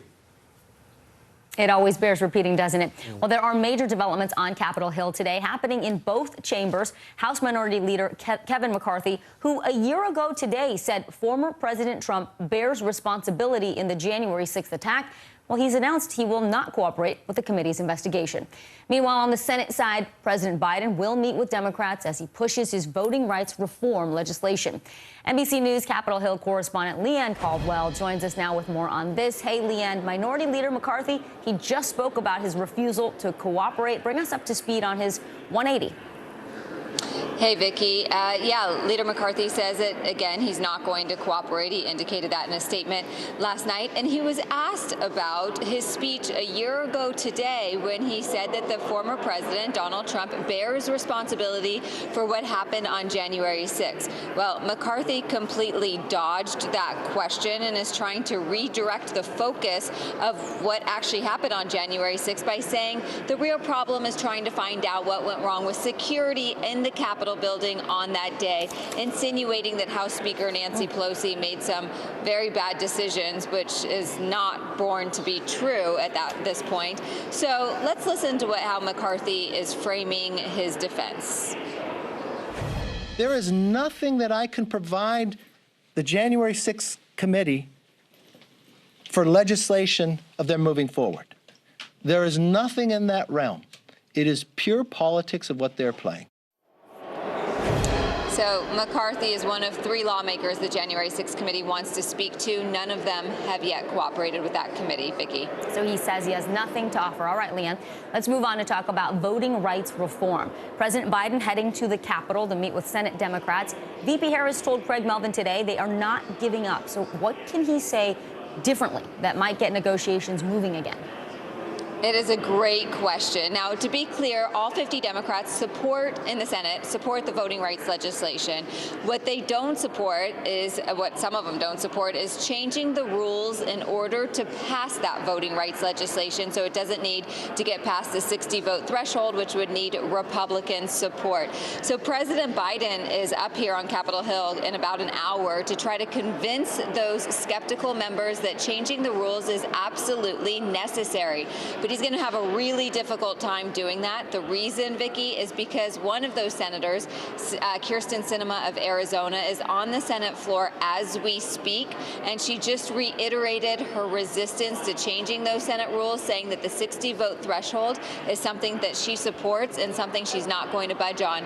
So it's very unlikely that Biden is going to get what he wants, which is all 50 Democrats to get behind these rules changes. Vicki. Yeah, Manchin and Sinema have been pretty clear, right, Leanne, that they don't favor changing Senate rules. What about this whole idea of reaching across the aisle? Are there any Republicans that might be swayable to get the voting rights legislation passed? No, there's not. And we've asked Republicans over and over again. There is no change in their position. We asked, a reporter asked Leader McConnell the other day why the Republicans don't support voting rights legislation, something that was supported unanimously just a couple decades ago. And he says this isn't simply the voting rights legislation as far as the John Lewis bill is concerned. It has to do with a lot of other things that were packed into this bill, and they say that it's a federal takeover of the elections, and so no Republican senator is going to support it, and that is why Democrats are talking about changing the rules in order to pass it, but Democrats are stuck here, Vicki. Leanne Caldwell, always on top of it. Thank you. Vice President Kamala Harris is striking a defiant tone in the face of pushback against President Biden's voting rights speech on Tuesday. In an exclusive interview with NBC's Craig Melvin, Harris defended the president's criticism of Republicans who are blocking voting rights legislation in the Senate. President Biden took the, I believe, right and courageous step to say that Senate rules should not get in the way of protecting the American people's access to the ballot. And he compared this time to a previous time in our history, which is apt for comparison. But, Madam Vice President, how are you going to get it done? Well, when we have the discussion about who's responsible, I will not absolve the 50 Republicans in the United States Senate from responsibility for upholding one of the most basic and important tenets of our democracy, which is free and fair elections and access to the ballot for all eligible voters. What about Senator Manchin? What about Senator Sinema? I don't think anyone should be absolved from the responsibility of preserving and protecting our democracy, especially when they took an oath to protect and defend our Constitution. The vice president also defended the administration's handling of the COVID-19 testing and the delays in getting test kits to the American people. Yeah, that full interview, very good. Well, if you are one of the millions of Americans still working from home, you may think you should be able to deduct your home office this tax season. Well, no, not actually, not according to the IRS anyway. We're going to explain that for you when we come back. Stick around.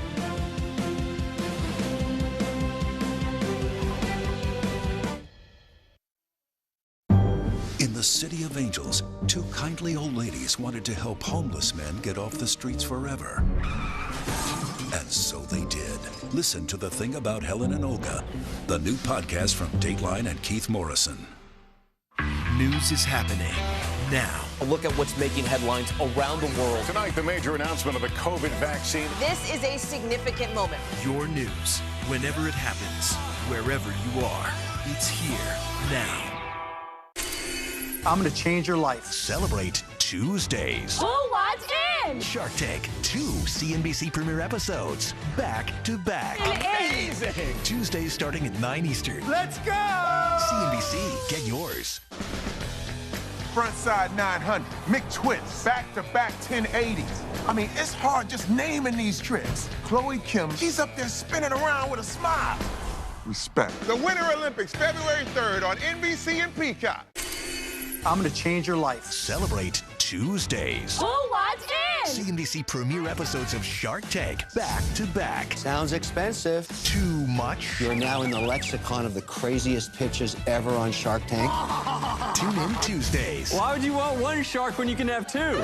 Shark Tank, 2 CNBC premiere episodes, back to back. Amazing! Tuesdays starting at 9 Eastern. Let's go! CNBC, get yours. Frontside 900, McTwist, back-to-back 1080s. I mean, it's hard just naming these tricks. Chloe Kim, she's up there spinning around with a smile. Respect. The Winter Olympics, February 3rd on NBC and Peacock. Nathan Chen equals power because every time he does one of these, he's hit with forces 7 times his body weight. 945 pounds? That's 4 Terry Cruises. See? Power.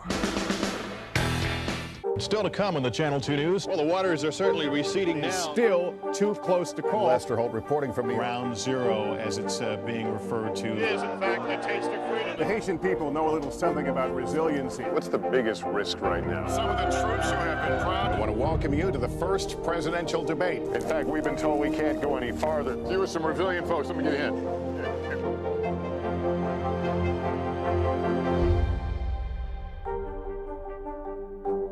To cover the news, you have to be in it. We'll take you to the front lines of the story, bringing your news feed to life. Streaming live every night. It's your news playlist. Top Story with Tom Llamas, weeknights at 7 on NBC News Now. I'm going to change your life. Celebrate Tuesdays. Who wants in? Shark Tank, 2 CNBC premiere episodes, back to back. Amazing! Tuesdays starting at 9 Eastern. Let's go! CNBC, get yours. The pandemic and rising crime in America's biggest cities are sending real estate prices soaring. In places like Tampa, Florida, median home prices are up nearly 1/3 compared to just a year ago. But prices for physical land are not the only prices that are rising. Virtual land in the metaverse is becoming the new place for real estate investors to throw money. CNBC senior markets correspondent Dom Chu joins us now. And Dom, I know you keep talking to us about this metaverse. I'm still trying to understand it. We're talking about land that doesn't really exist, I'm guessing, right now. Help us understand what this is all about. People are buying land in cyberspace. That's about it in a nutshell, Aaron, Vicky. I mean, I'm still trying to wrap my head around all of this. but in a world, I guess, and an age where there are cryptocurrencies like Bitcoin and digital art and collectibles and non-fungible token or NFT format stored on blockchains, I suppose it isn't too hard to imagine there's such a thing as virtual real estate. So some investors are forking over millions of dollars for addresses that actually don't exist in the physical world. They're located in that so-called metaverse. This is a virtual reality world where you interact with everything in some kind of a digital form with your own digital presence and an avatar style. Prices have soared by as much as, get this, 500% since Facebook decided to really go all in on virtual reality, rebranding itself, of course, as Meta Platforms rather than Facebook. Now, Snoop Dogg is building a virtual mansion in one world called the Sandbox that you just saw video of there. And someone has actually, believe it or not, paid $415,000 to be his virtual neighbor in this video game-like format. What? So, yes, just like right here on Earth, realtors do say, Vicky, Aaron, that the metaverse is about location, location, location. I can only say what will they think of next at this point. That's the question, how we feel. Right? Yeah. Who knows? We'll get on board eventually. It'll all make sense, and we'll have to do it, I'm sure. No, it's not. It's not going to make sense. $415,000. I love Snoop, but I'm not paying that for a virtual space next to him. Not that much. Not for sure. Dom, I do want to ask you while we have you about Manhattan real estate while we're talking. Rents hit a record last month here in the city, despite still being stuck in this pandemic. What's going on? So this I can actually get my head a little bit more around. So the average apartment in what is arguably New York City's most visible and expensive borough, Manhattan, hit $4,440 in December. That's according to the latest data from Douglas Elliman and Miller Samuel. Now, a more closely watched measure, which looks at the effective median rent, inclusive of all discounts, as you can see there, hit $3,392. That's a 21% jump in the same time in 2020. Now, some industry professionals say that there is rising demand, and it's coming from, among other places, rentals being driven by recent college graduates getting new jobs in Manhattan or the surrounding boroughs. And despite many large companies / employers, right, guys, halting or pausing return to work plans, there is still an expectation that as the pandemic wanes, people will head back towards the office and want that apartment that's a little bit closer to work. I would say this, real estate is location, location, location. But as you guys know, I'm here in Englewood Cliffs, New Jersey, across the river from you guys. But I live in Connecticut, so I drive through 3 states to get to work every day because I like the location, not necessarily the proximity to where I work. So who knows? Real estate's a very personal thing. Well, Dom, in 5 years, we'll just do the metaverse. You live next door. We'll get it all sorted. And on fiber optics. Right, Yeah, and exactly, our avatars will go to work. Right. I like that. That's good, Aaron. Dom Chu at CNBC. Thank you, sir. Always good to see you, Dom. All right. Well, if your company still has you working from home in the real universe, not the meta universe, don't try to take advantage of the home office expenses on your taxes because you won't qualify. The IRS is not going to give you any deductions. CNBC reporter and editor Robert Frank joins us now to help explain. Thanks for being here, Robert. So many of us are working from home, but who actually then qualifies for that work from home tax deduction? Great to see you, Vicki. Yeah, last year, millions of Americans worked from home, so now they're doing their taxes, and they say, well, at least I can get that home office deduction, right? Well, not so fast, because the IRS divides 2 categories of workers. Basically, they say you're either employed or you're self-employed. Now, if you're employed, in other words, most of your paycheck comes in the form of a W-2, you are not eligible for any home office or any home office expenses on your taxes. And that's because of a 2017 tax change that suspended that deduction until 2025. So all those employees who've been working from home all of last year, never set foot in their, quote, office at work, won't get a deduction. Now, if you're self-employed, so that's gig workers, that's independent contractors, that's the business owners, they can get a home office deduction, but they have to check 2 boxes. One is that has to be used, that part of their home has to be used exclusively for business, so you can't write off your dining room or your living room. It has to be exclusively your office. And your home has to be your primary place of business, so you can't go to the office 2 days a week and still write off your home office, even if you're self-employed. What a bummer, but thank you for clearing that up. That really helps lay it out for folks. So, Robert, what about these companies that are keeping workers remote, pushing back the return to work as Omicron spreads? What about Congress? Are they looking at making any changes to the tax code, and would that come in time for this year or potentially in the future? Yeah, look, what's clear when you talk to companies is that remote work is here to stay. It may dial down over the next few years, but it's not going away. What's astounding to me when I reported this story is that there doesn't appear to be any move in Congress to allow employees to get this deduction. Now, we'll see whether it comes back in 2025 or not. There's been only one proposal from a New York congressperson, this was last May, to allow for a short period of time employees to actually get the home office deduction. That didn't go anywhere. There doesn't appear to be any new legislation pending. So right now, remote work is here to stay, but there is no legislation to give that benefit to employees. All right, Rob. Thank you so much, Robert. Appreciate it. Well, New York City's COVID eviction moratorium is about to run out. It ends this Saturday. But the lawsuits are piling up from tenants saying they've been kicked to the curb. One of them spoke to NBC News Now correspondent Dasha Burns. Here's his story. El vino me sacó con un tubo en la espalda, un tubo metálico. En la espalda me sacó de la puerta, me quitó mis llaves, me quitó mi celular, todo. Mr. Solis thought he was safe at home in February 2021 when he says he was pulled out of his bed, forced out of his apartment, and violently assaulted. The culprit wasn't a random attacker. He says it was his landlord's son. These allegations are part of a pending lawsuit between Mr. Solis, his landlord, and her son. Ellos me amenazaron de que si yo volvía para acá me matarían. In the lawsuit, Mr. Solis says the altercation put him in the hospital.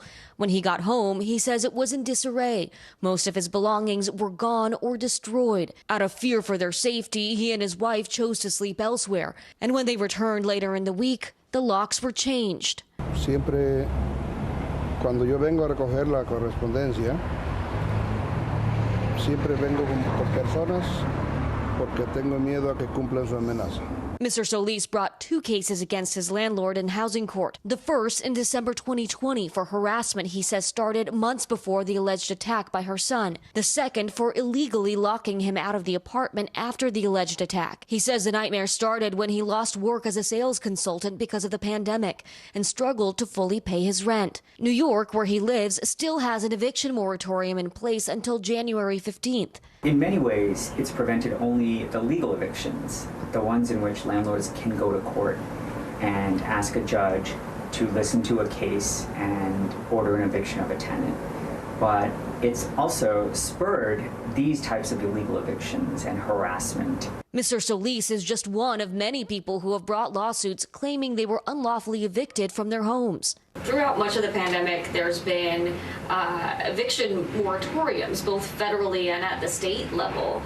How much has that prevented evictions? We've seen a lot more of those types of cases, unfortunately, where people feel like they can take the law into their own hands, where there's this sense that it's my home, not yours, and I can do whatever I want to you while you live in there. New York is the only state with a full eviction moratorium still active, though a few states have some exceptions. An advocate concerns grow as the end of the moratorium gets closer. You know, we're all holding our breath, but it could be really bad. There could be thousands and thousands of cases of eviction. Nationally, there is no moratorium in place anymore. NACA, the Neighborhood Assistance Corporation of America, launched a team of economic advocates in October 2021 to help renters facing eviction, a team that didn't exist before the pandemic. That team is helping more than 30,000 renters, and NACA says about 20% of those people are dealing with unlawful eviction cases.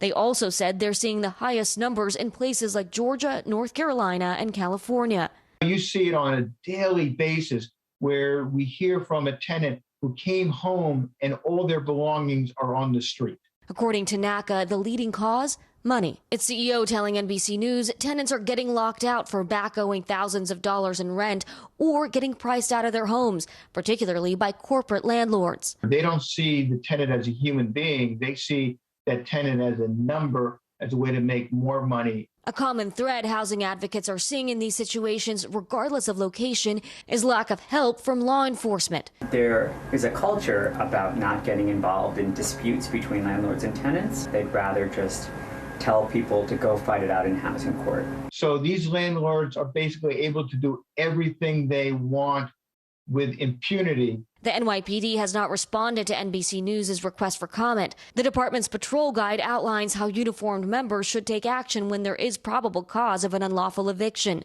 Mr. Solis won his illegal lockout case in housing court and has his keys back, but he lost the harassment case against his landlord. His civil case is pending in the state Supreme Court for the alleged assault and harassment. The attorney for Mr. Solis' landlord says his client is refraining from making public comment, but says, quote, "My client is confident that when given the opportunity to present the facts to the court, she will ultimately be vindicated." NBC News reached out to the landlord's son through his attorney, but did not receive comment, though in court documents, he denies the allegations against him. What was it like to come back from the hospital and essentially not have a home anymore?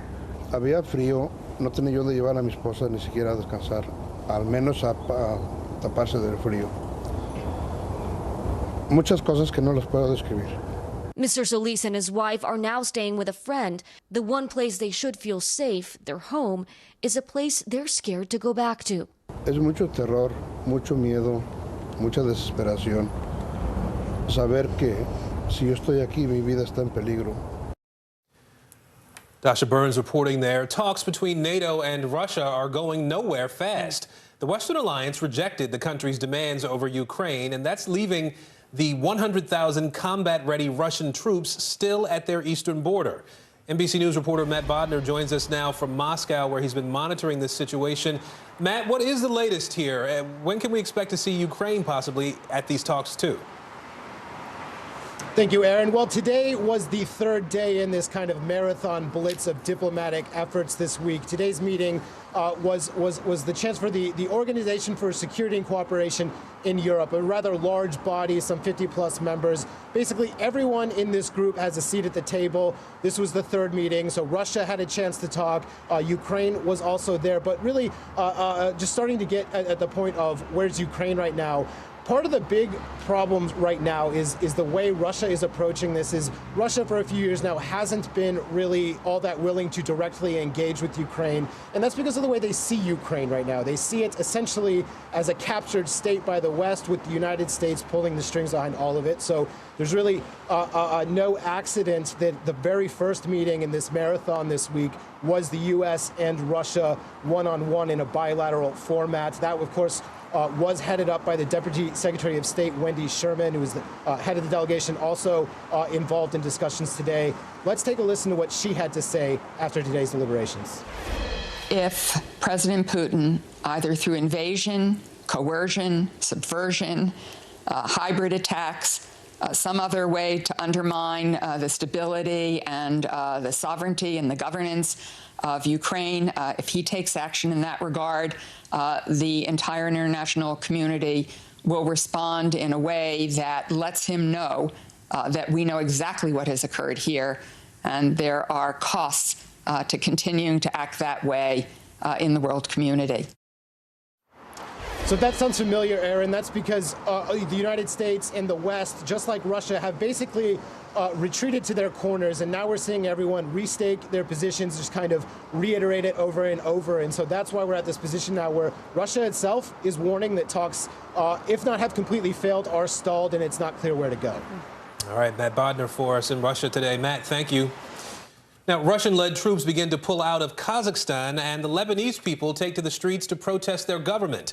Let's go around the world in 60 seconds. Kazakhstan, where Russian-led troops started leaving the country today. 2,500 troops were deployed there to quell violent civil unrest sparked by a rise in fuel prices.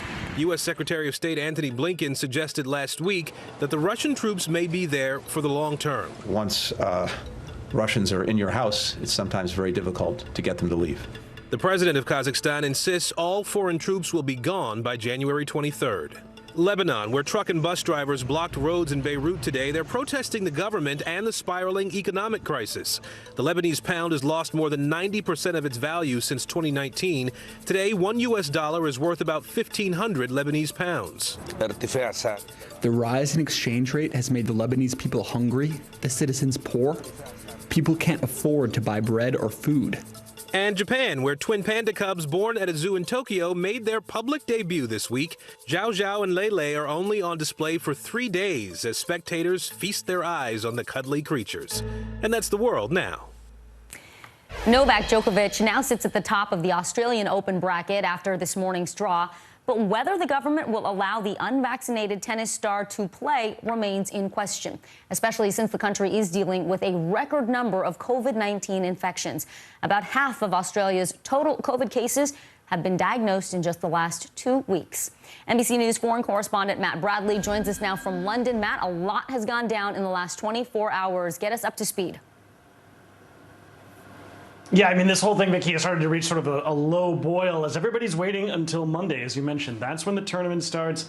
That's when the big question, will Novak Djokovic be playing? And, you know, that's what everybody's looking for, because between now and then, the government of Australia could still deport him. And that's not just kicking him out of the country. That means he wouldn't be able to come back for another 3 years. Now, if you've never been to Australia, maybe that's not such a big deal, but the fact is that Djokovic has won half of his 20 Grand Slams in that country, in Australia. So banning him for 3 years would be a big blow to his career, not to mention that this is the pressure moment. This is when he's supposed to compete for that 21st Grand Slam men's single title. That would be a major record breaker, and it's all up to the Australian government whether he even gets to see the court. All eyes on Australia right now. That tournament set to begin Monday, as you mentioned. So when are we going to expect to see this decision? We don't know. I mean, this could be any time in the next couple of days. After that, there are appeals and there are other issues.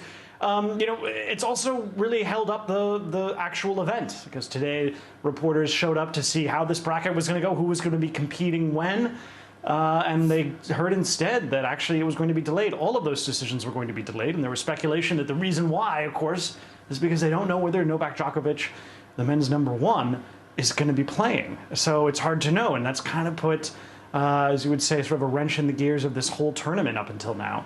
Yeah, the clock is ticking. You mentioned he couldn't come back for 3 years if he is deported. Obviously, that would have a major impact on his career. What about any additional consequences, Matt? I mean, that's all unclear. It's whether or not he violated the law. He said on Instagram today in this statement that came out that he didn't actually, it was an error by one of his team members, by one of his managers.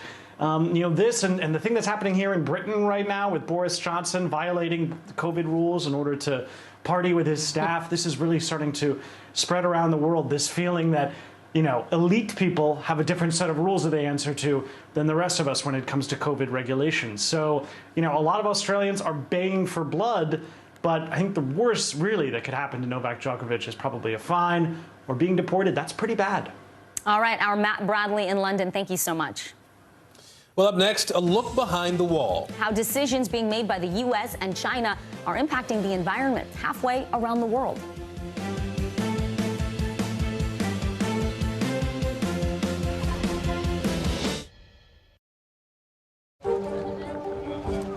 Let's go. This is a critical choke point for this fire.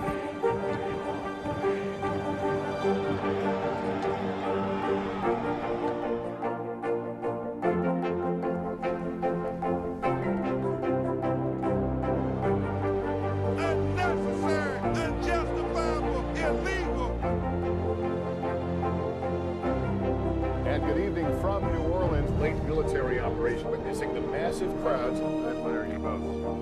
Nice to really spend some time with you. Appreciate it.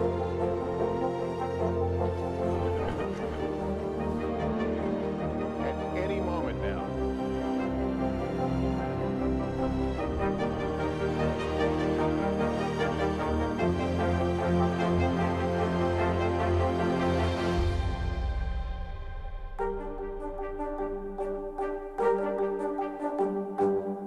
We've got a Congress that doesn't seem very functional. What's this election year going to look like?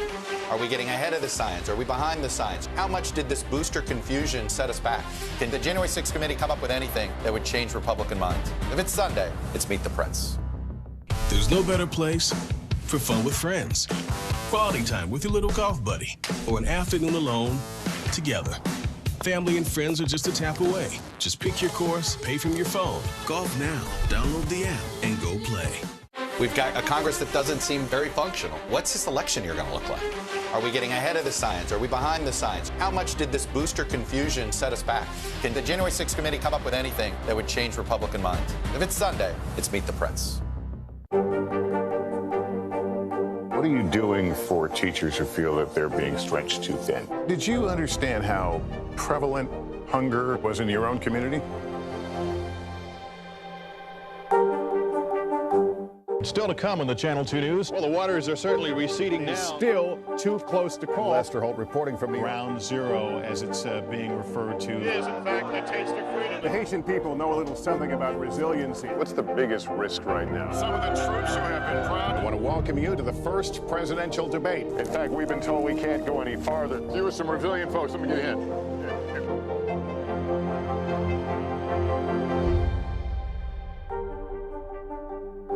Our week-long journey across America from Washington, D.C., outside of our nation's capital, you rarely see. It's your last one. Was talking smack part of this? Good morning, I'm Joe Fryer. And I'm Savannah Sellers. Another giant leap for mankind. They want folks to shelter in place until this storm pushes through. This new travel requirement, is it possible we're going to see tighter restrictions? Morning News Now, streaming weekdays at 7. Climate decisions made by officials in Washington and Beijing are reverberating throughout the world. And that includes Thailand, homes to stunning beaches and maritime ecosystems that are now threatened by global emissions. NBC News senior international correspondent Keir Simmons dove right into the issue as part of our series Behind the Wall, looking at China and its impact.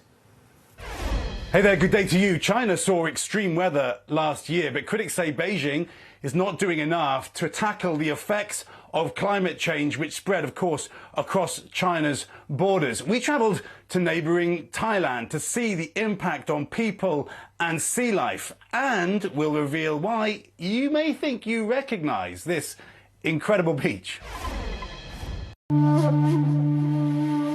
It's a stunning corner of our world, but even this paradise has not escaped China's growing influence. Tropical fish flock to coral reefs off the coast of Thailand, ecosystems that have existed for 200 million years. My undersea guide is local diver Charlie Matsuto. He shows me where the coral is bleached, the algae that sustains life here, itself lifeless. The cause, rising temperatures and pollution. Charlie clears away garbage as we dive. Changes are happening frighteningly fast, he says. This is really big difference from 5 years ago when I started to... From 5 years ago? Yep. Thailand's neighbour, China, bears much responsibility. It produced 28% of the world's greenhouse gases in 2019, compared with the US at 11%. Beijing has promised to be carbon neutral by 2060. Environmentalists say that will be too late. But China's now massive economy is struggling to reduce its reliance on burning coal. And a new Chinese middle class have been travelling more too. According to Thai government data, in 2019, almost 28% of all Thailand's tourists were Chinese. Many make this trip across the Andaman Sea off Thailand's coast. We're headed to an isolated island made famous by the movie The Beach. Trouble is, the beach became a little too well known. Leonardo DiCaprio's movie led to an explosion of tourism, the pollution caused by humans and boats severely damaging the ecosystem. So in 2018, they closed the beach. Then COVID stopped visitors. This month, they reopened with restrictions. The boats aren't supposed to go any further than these buoys, which means everyone gets a selfie with a nice pristine beach behind them and look from above, because while we're here, the sharks are still there. The bay, now home to a family of black-tip reef sharks. The sharks have returned and marine life has returned. We always talk about sharks because that's the sign of a regenerating marine life. Then there's these guys. Marine biologists say pollution and habitat destruction, especially from mass tourism, has caused Thailand's turtle numbers to fall by 4/5. Now, conservationist Ayorn Silapassathitwam warns global rising temperatures may mean a drop in male turtles, as studies show warmer sand and nests lead to more female babies. Fewer male turtles. Yep. So that's going to mean fewer turtles. Yeah. The good news, local scientists have been working with the community to rescue as many as possible. They have the digital number. Each has a microchip, a tag, and even a number to dial. There's a phone number? Yes. If you find this turtle, right, give us a call. Stranded, yeah, give us a call, please. From our satellite tracking, we found that most of them swim across the sea to the other side of the ocean. They would go as far as Australia? It's possible. Internationally, many scientists are critical of China, where CO2 emissions kept rising even during the pandemic, and of the US, which is yet to pass legislation to meet all of its climate goals. China and America, you are the leader of this world. You should be the leader in the way to stop the climate change too. As these turtles begin their remarkable lives in the ocean. You ready to go, my friend? Okay, here we go. Freedom. Their futures may depend not only on local people, but on decisions made thousands of miles away in Washington and Beijing.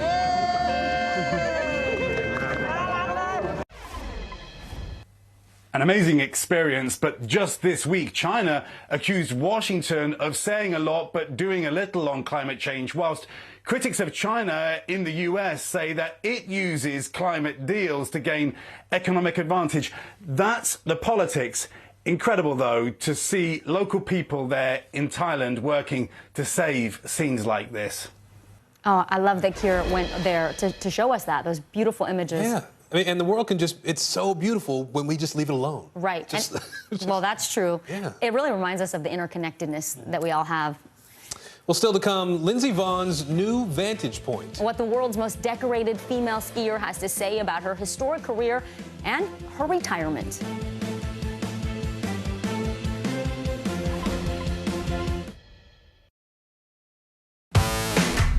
There's no better place for fun with friends. Quality time with your little golf buddy. Or an afternoon alone together. With the GolfNow app, family and friends are just a tap away. Just pick your course, pay from your phone, get out and enjoy. GolfNow. Download the app and go play. I'm Terry Crews, Team USA Superfan. Michaela Schifrin. Schifrin wins gold. With just one more gold medal, she'll have more than any American alpine skier in history. And she'll have plenty of chances to get it at the Winter Olympics in February. I guess you could say she's climbed the mountain of this sport. But if you want more gold, it's time to come down, Michaela. Better do it fast. The Winter Olympics, February 3rd on NBC and Peacock. Our week-long journey across America from Washington, D.C., outside of our nation's capital, you rarely see. It's your last move. Was talking smack part of this?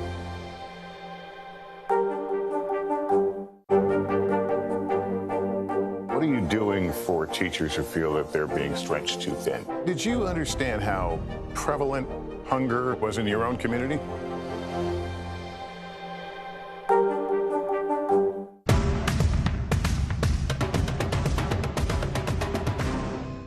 We're here to start conversations about the big things happening in our world, because it's not my job to tell you what to think.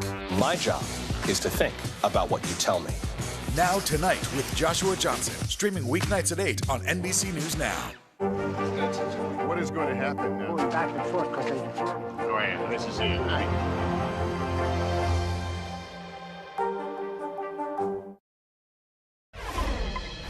The Winter Olympics are just around the corner now, but there's one familiar face that we won't see competing this year. Now, skiing legend Lindsey Vonn is officially retired, but only from the slopes. She is out with a new book titled Rise.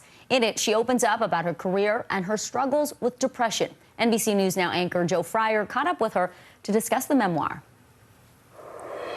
What is it going to be like to not be in the Olympics this year for you? I'm definitely, going to be sad to not be racing, but it's been a few years now, and I think what most excites me about these next Olympics is watching my teammates succeed. Any part of you that's maybe a little bit relieved that you don't have the pressure of competing this year? No, I love the pressure, but I am not jealous of COVID and all the protocols and how that's changed sports in general. That's something that can really throw you off your game. At the beginning of the year on your social media, I noticed that you posted a picture and said it was your first ski vacation since you were 9 years old. Whenever I rarely got a chance to be on vacation, it was always to a beach where I could thaw myself out a bit. But this was a really exciting opportunity for me to be with my family and my friends and to really learn, how to relax on the mountain in a different way. And I definitely crushed après skiing. I've never been really able to experience that until now. So there's so many more elements to being on the mountain than I ever knew were possible. The book is called Rise. What do you want people to know about it? It's really just a story of my life, the adversities that I faced, whether it was on the mountain or off the mountain. And I really just want to give people an inside look as to what kind of a person I am. There's a quote in your book that stands out. It says, over that first year in retirement, I traveled through all the stages of grief, denial, pain, anger, bargaining, depression, Reconstruction acceptance. In a way, though, it only seemed fitting because it was like part of me had died. Can you talk a little more about that? Skiing was like my son. Literally everything revolved around it. And then I woke up one day and it was gone. And you know, it's never coming back. So I really had to accept that. And I also, you know, throughout the course of my career, used skiing as a crutch. You know, I really hid from a lot of my problems by, you know, focusing solely on my sport. And that's not a super healthy thing. So, you know, when those types of crutches are gone, you know, it's a very eye-opening experience. Do you feel like you've learned a lot about yourself since retiring a few years ago? Yeah, I think I actually learned the most about myself in the last 3 years than I have in the last 30.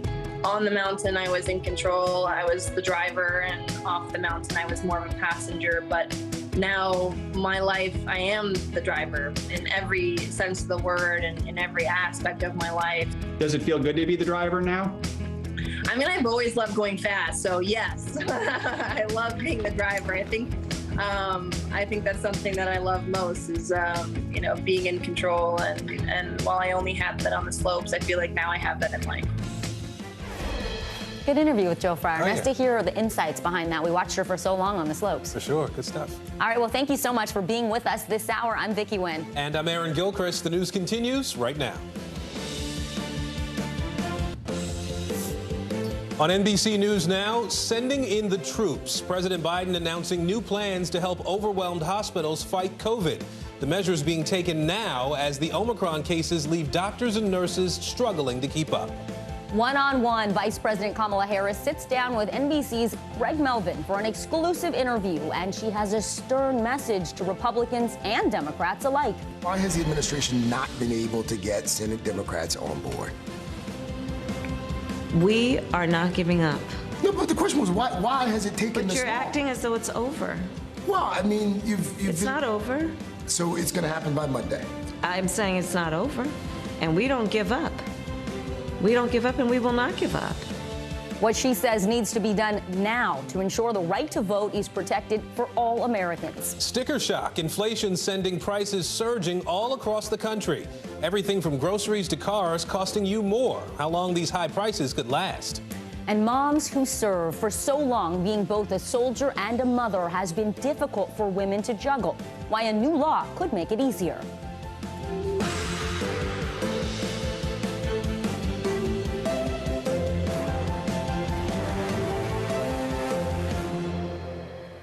Hi, everyone. I'm Vicki Nguyen in for Morgan this week. Good Thursday, everybody. I'm Aaron Gilchrist, and we begin this hour with that fight against COVID and help on the way for some areas in need. Here's a picture of how bad 2022 has been. In 12 days, we have logged more than 8.6 million cases. Now, compare that number to this point during the surge back in 2021. Around 2.9 million cases were reported. That's a third of this year's total. Now, COVID concerns are hitting a fevered pitch now, and not just here in the U.S. Teachers and supporters across France protested in the streets today. They claim new rules for schools are too relaxed. Our team has every angle covered this hour for you. Let's start with what the Biden administration is saying today. NBC's Shannon Pettypiece joins us now with that angle. Shannon, you were listening to the president's comments a little while ago. Walk us through this latest plan to respond to the Omicron surge.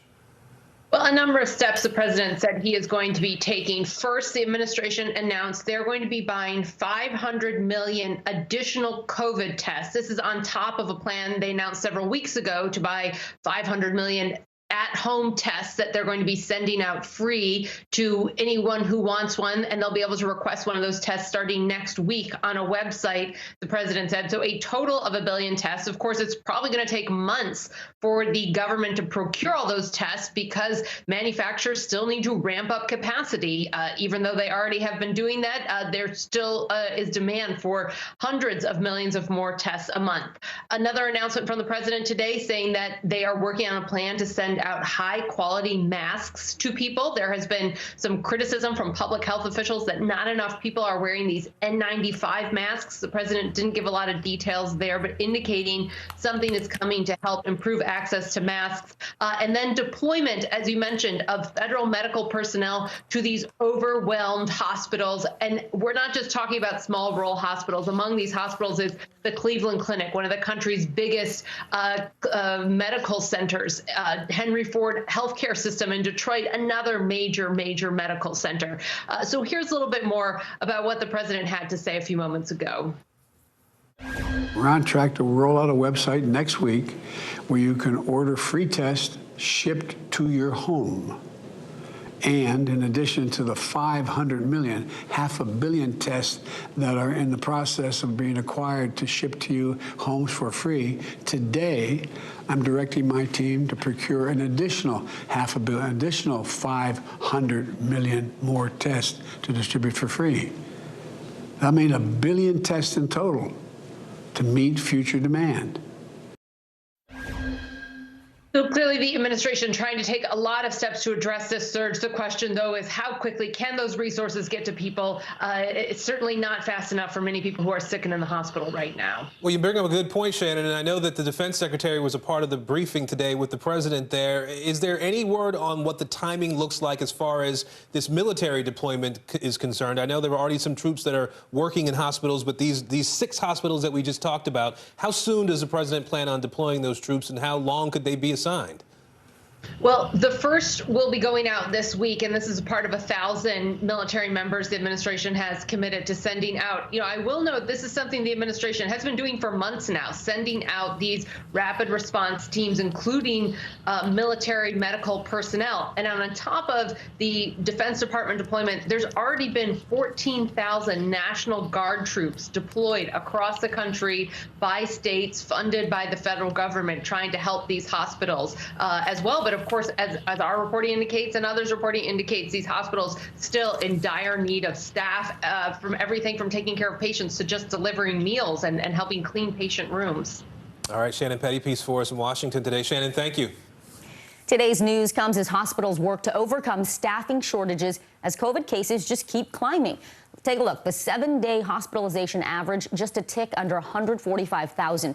For some context, that is up more than 82% in 2 weeks.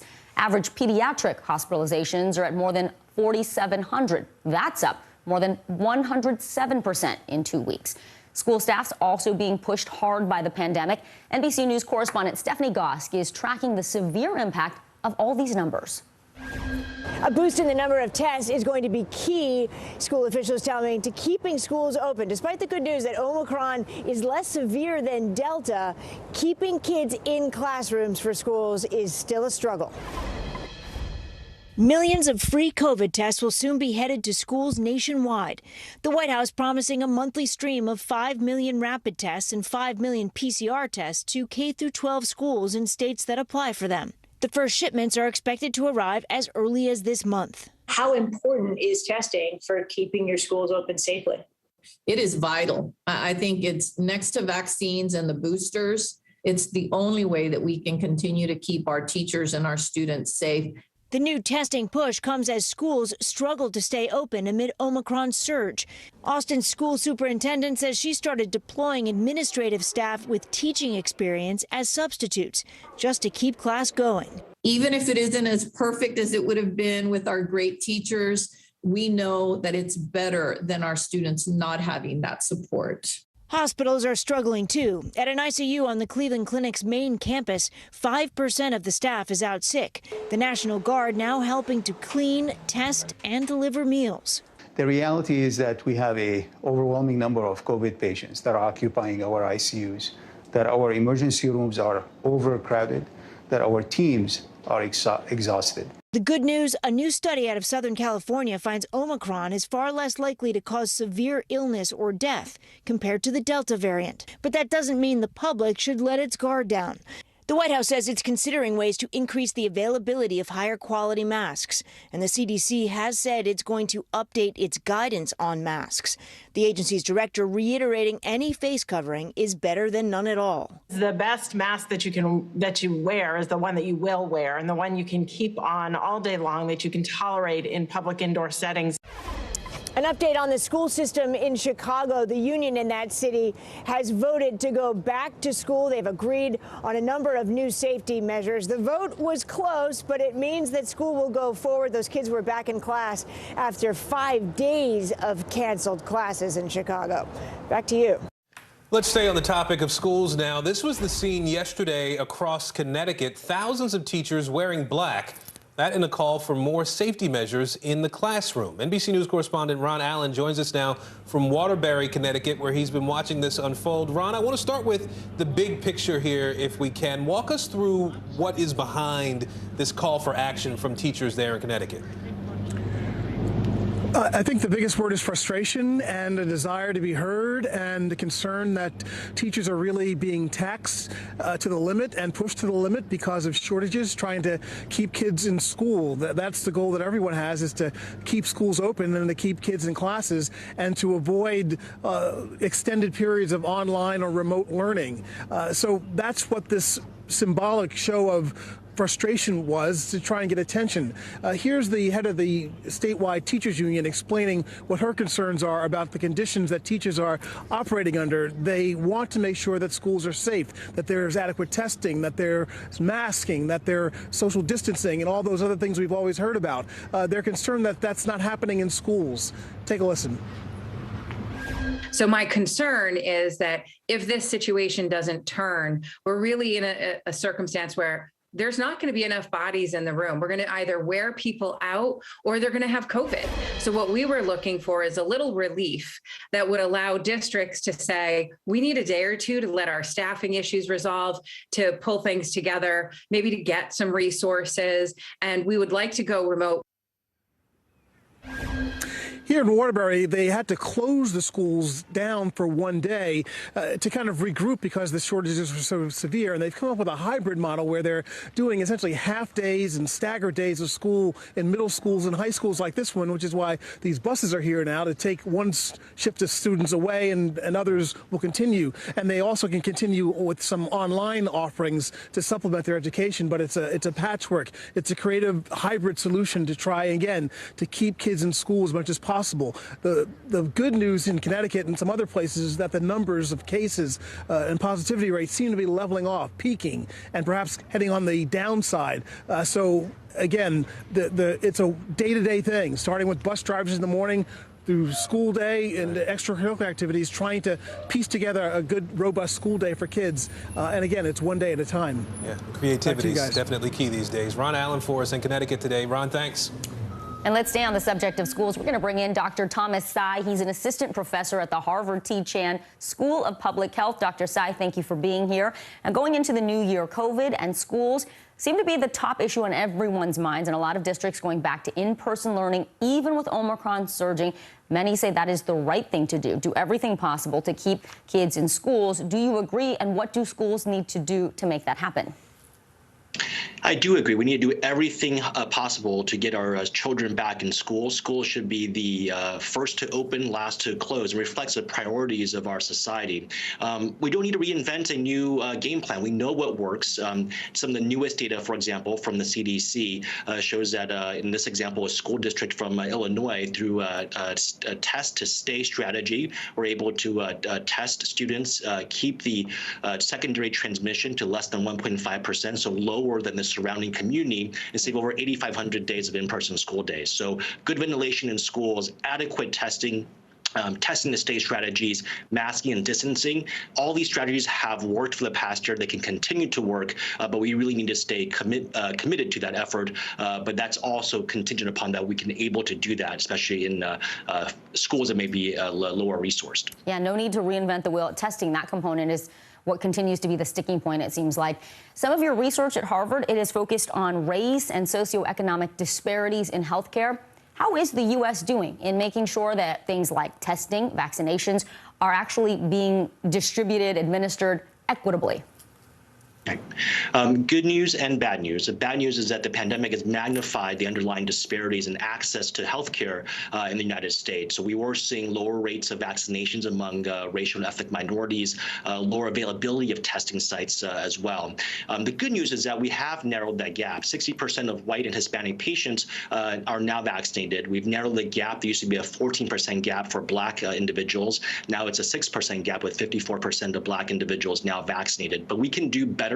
Narrowing is not enough, especially for testing. We're seeing the availability of testing for large corporations, for their employees. We need to have that same level of prioritization for our students, for our teachers, our frontline workers. So again, a lot can still needs more to be done. And I think the government's announcement of 1 billion tests will go a long ways to help narrowing that gap of availability of testing. And quickly, Dr. Tsai, last question. Let's take a broader view here. We're looking at a little under 40% of the global population has not been vaccinated. What can be done to bring that number down?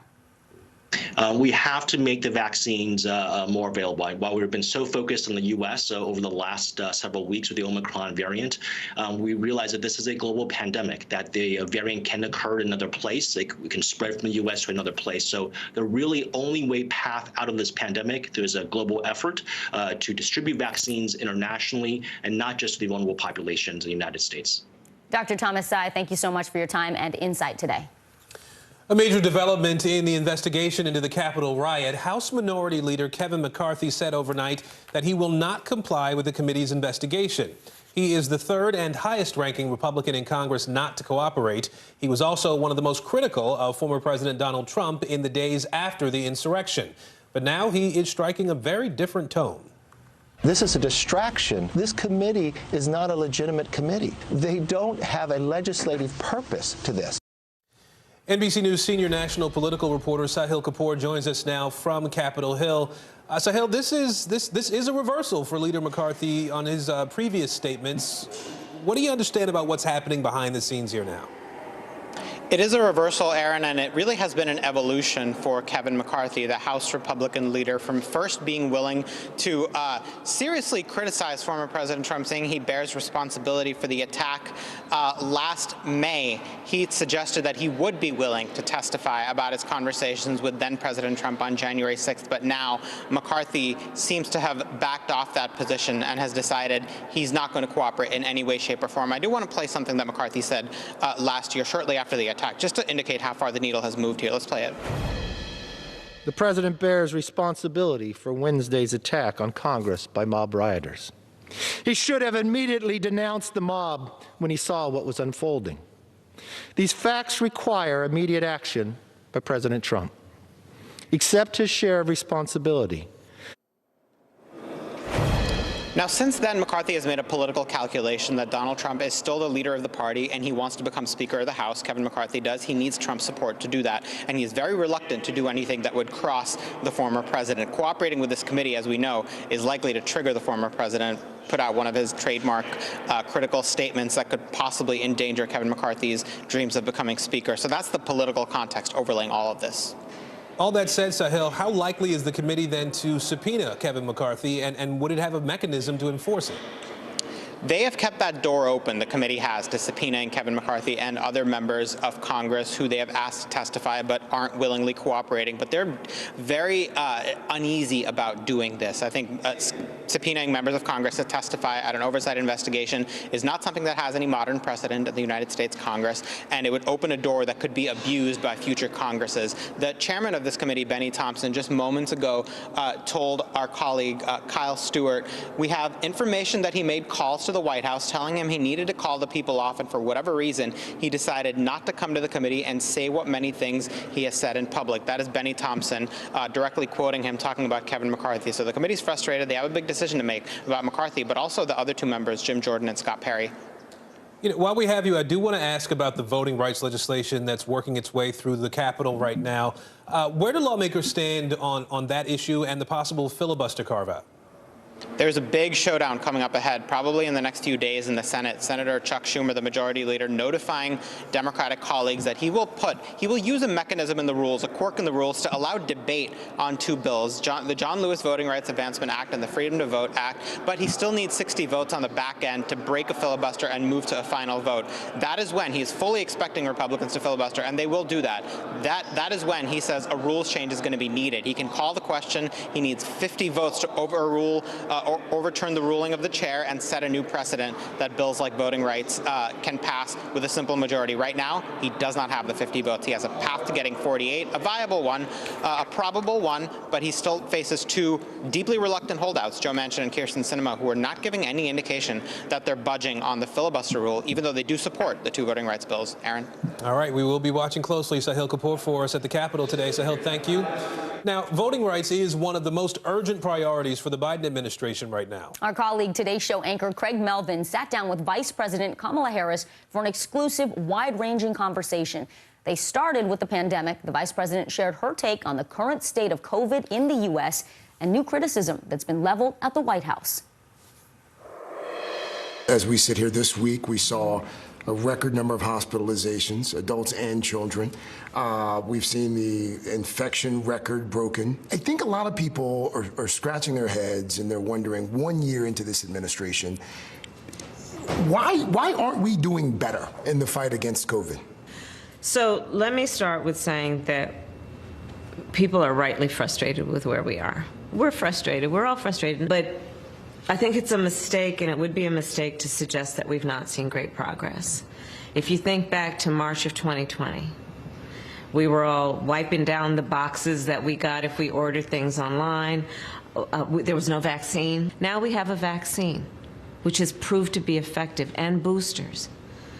Now we have our children back in school. 95% of schools are back open. But we're building back up, we're opening back up, and we are not where we were a year ago. Let's talk about masks for a second. It's been several weeks now since public health experts have acknowledged that cloth masks, surgical masks, they're not as effective in terms of stopping this new variant, Omicron. Should Americans be wearing KN95 masks or N95 masks? Well, the CDC is going to be providing us with those guidelines. But what's taking so long? Well, the CDC is making their decisions. I don't make the CDC's decisions. But what I will say is what has been clear about the masks is you want to wear a tight-fitting mask. That is clear, and we want to urge everybody to do that. In terms of the N95 masks, they are available. There is a stockpile of, I believe, over 700 million of those masks. So the supply is there as necessary and as needed. At what point does the administration say, you know what, this strategy isn't working, we're going to change strategies? 6 former administration officials last week wrote that open letter urging the administration to change course, to change strategy. Is it time? It is time for us to do what we have been doing, and that time is every day. Every day it is time for us to agree that there are things and tools that are available to us to slow this thing down. And so right now we know we still have a number of people that is in the millions of Americans who have not been vaccinated and could be vaccinated, and we are urging them to get vaccinated because it will save their life. At what point does the administration acknowledge these people aren't going to get the shot? They're just not going to do it. I don't believe in giving up on people, Craig. I really don't. The 500 million tests that have been ordered that are going to be sent to every American, do we know when those are going out? Shortly, though they're going to go out shortly. They've been ordered. I have to look at the current information. I think it's going to be by next week, but soon, absolutely soon. And it is a matter of urgency for us. Should we have done that sooner? We are doing it. But should we have done it sooner? We are doing it. Let's turn to voting rights here for a moment. You were there in Atlanta with the president when he compared those who oppose Democratic-backed voting bills that are currently in the Senate. He compared the folks who oppose those to folks who oppose civil rights. Senator Romney, in response yesterday, he took to the floor of the Senate and he said, quote, "So much for unifying the country." When the president was on the campaign trail in the fall of 2020, he said something. He said, "With Trump out of the way, the vindictiveness of a president going after Republicans who don't do exactly what he says gets taken away." Isn't that exactly what President Biden did in Atlanta on Wednesday? President Biden took the, I believe, right and courageous step to say that Senate rules should not get in the way of protecting the American people's access to the ballot. And he compared this time to a previous time in our history, which is apt for comparison. It's not just Republican opposition. It would seem as if this piece of legislation is going to come down to one or two moderate Democrats. In months and weeks, the administration hasn't been able to convince one or two senators to come around. How are you going to do that in 2 or 3 days? If I may, I'd like to contextualize this conversation. Sure. Which is, in 2006, in this very town of Washington, D.C., up the street at the United States Capitol, in the United States Senate, 98 of the 100 members of the United States Senate voted in favor of an extension of the Voting Rights Act. It was not a partisan issue. It was an American issue. But Madam Vice President, how are you going to get it done?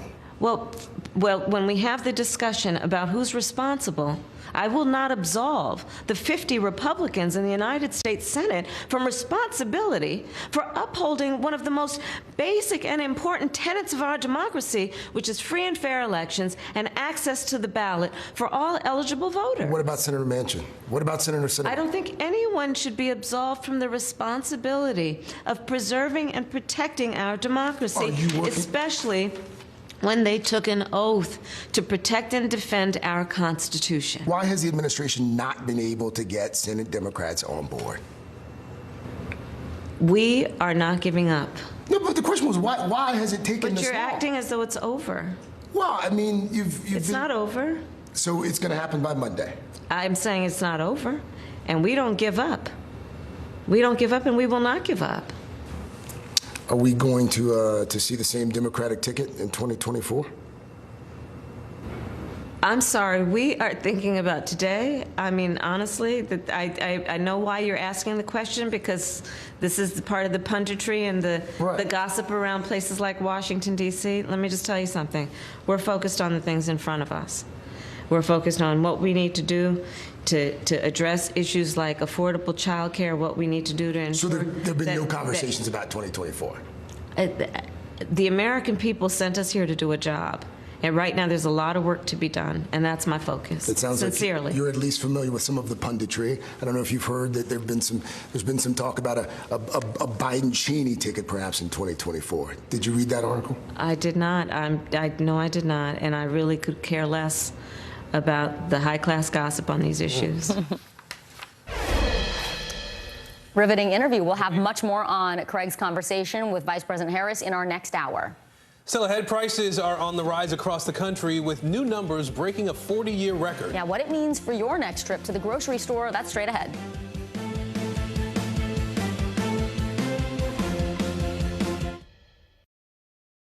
The Meet the Press Chuck Todd Cast, free wherever you get your podcasts. Frontside 900, McTwist, back-to-back 1080s. I mean, it's hard just naming these tricks. Chloe Kim, she's up there spinning around with a smile. Respect. The Winter Olympics, February 3rd on NBC and Peacock. News is more than a headline. It informs, it inspires, and it still matters. To cover it, you have to be in it. And that's what we're gonna do. Every night, we take you to the front lines of the story, where it's actually happening, with NBC News journalists on the ground from all over the world. We cover what you need to know and bring your newsfeed to life. In primetime and streaming live, it's your news playlist every night. Top Story with Tom Llamas, weeknights at 7 on NBC News Now. Still to come on the Channel 2 News. Well, the waters are certainly receding now. Still too close to call. Lester Holt reporting from the Ground Zero, as it's being referred to. It is, in fact, the taste of freedom. The Haitian people know a little something about resiliency. What's the biggest risk right now? Some of the troops who have been proud. I want to welcome you to the first presidential debate. In fact, we've been told we can't go any farther. Here are some resilient folks. Let me get a hint.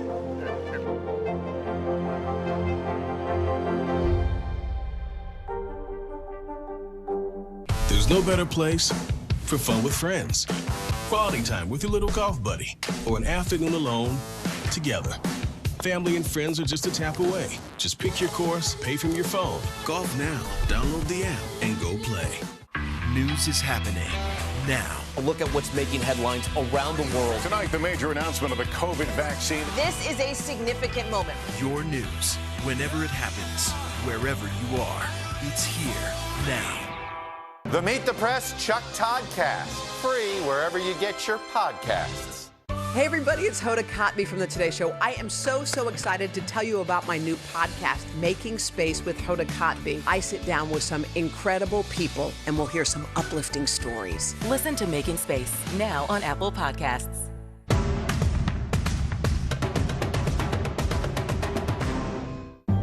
In the City of Angels, two kindly old ladies wanted to help homeless men get off the streets forever. And so they did. Listen to The Thing About Helen and Olga, the new podcast from Dateline and Keith Morrison. Frontside 900, McTwist, back-to-back 1080s. I mean, it's hard just naming these tricks. Chloe Kim, she's up there spinning around with a smile. Respect. The Winter Olympics, February 3rd on NBC and Peacock. There's no better place for fun with friends, quality time with your little golf buddy, or an afternoon alone together. Family and friends are just a tap away. Just pick your course, pay from your phone. Golf Now. Download the app and go play. Still to come on the Channel 2 News. Well, the waters are certainly receding now. Still too close to call. Lester Holt reporting from Ground Zero, as it's being referred to. It is, in fact, the taste of freedom. The Haitian people know a little something about resiliency. What's the biggest risk right now? Some of the troops who have been proud. I want to welcome you to the first presidential debate. In fact, we've been told we can't go any farther. You are some resilient folks. Let me get in.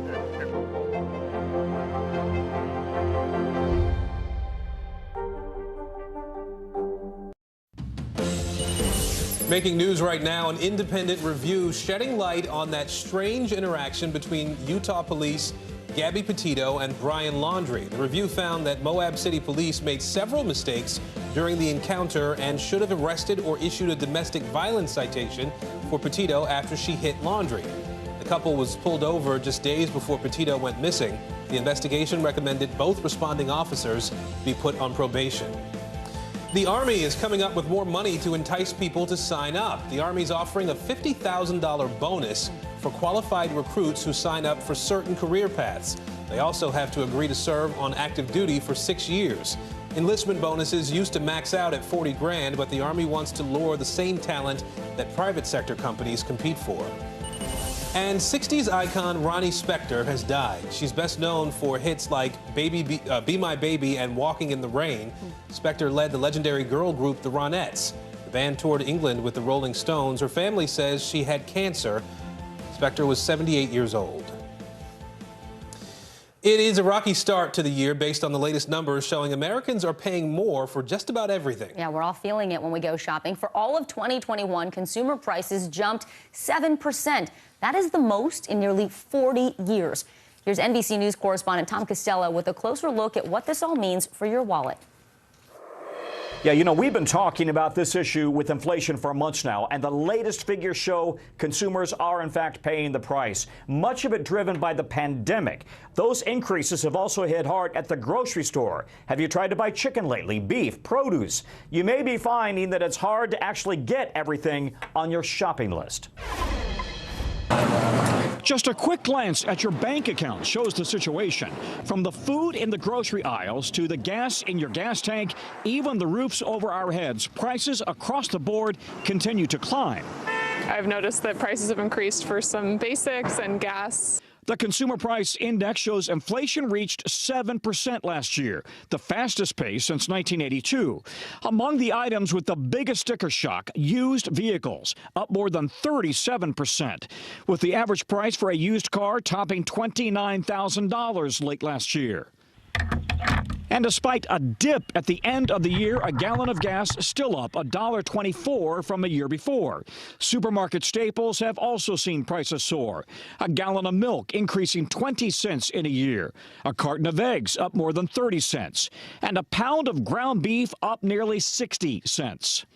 We're going to pay more for everything because of the grains that feed the cows, the packaging where we put the soda in. I mean, just about everything is going through the roof. Adding insult to injury, the combo of COVID, staff shortages, winter weather, and a stretched supply chain have all led to shortages on the shelves at grocery stores nationwide. Roughly 15% of items out of stock, compared to 5 to 10% in a typical year. We are experiencing shortages. And a lot of that is tied back to labor and how we're experiencing our own issues with the Omicron variant. The Food Industry Trade Group says some stores and food manufacturers have up to 40% of staff out sick with COVID. One silver lining, experts point out that while inflation is up annually, month to month, it's actually slowing down. As products become more available, whether they're computer chips or potato chips, that will bring down prices probably in the second half of the year in a much more noticeable fashion. All of this get better. The grocery industry is hopeful that we'll see improvement in the back half of the year, the second half of the year, when it comes to some of these shortages. One important way that we can all help with that, it may be tempting, they say, but don't hoard items.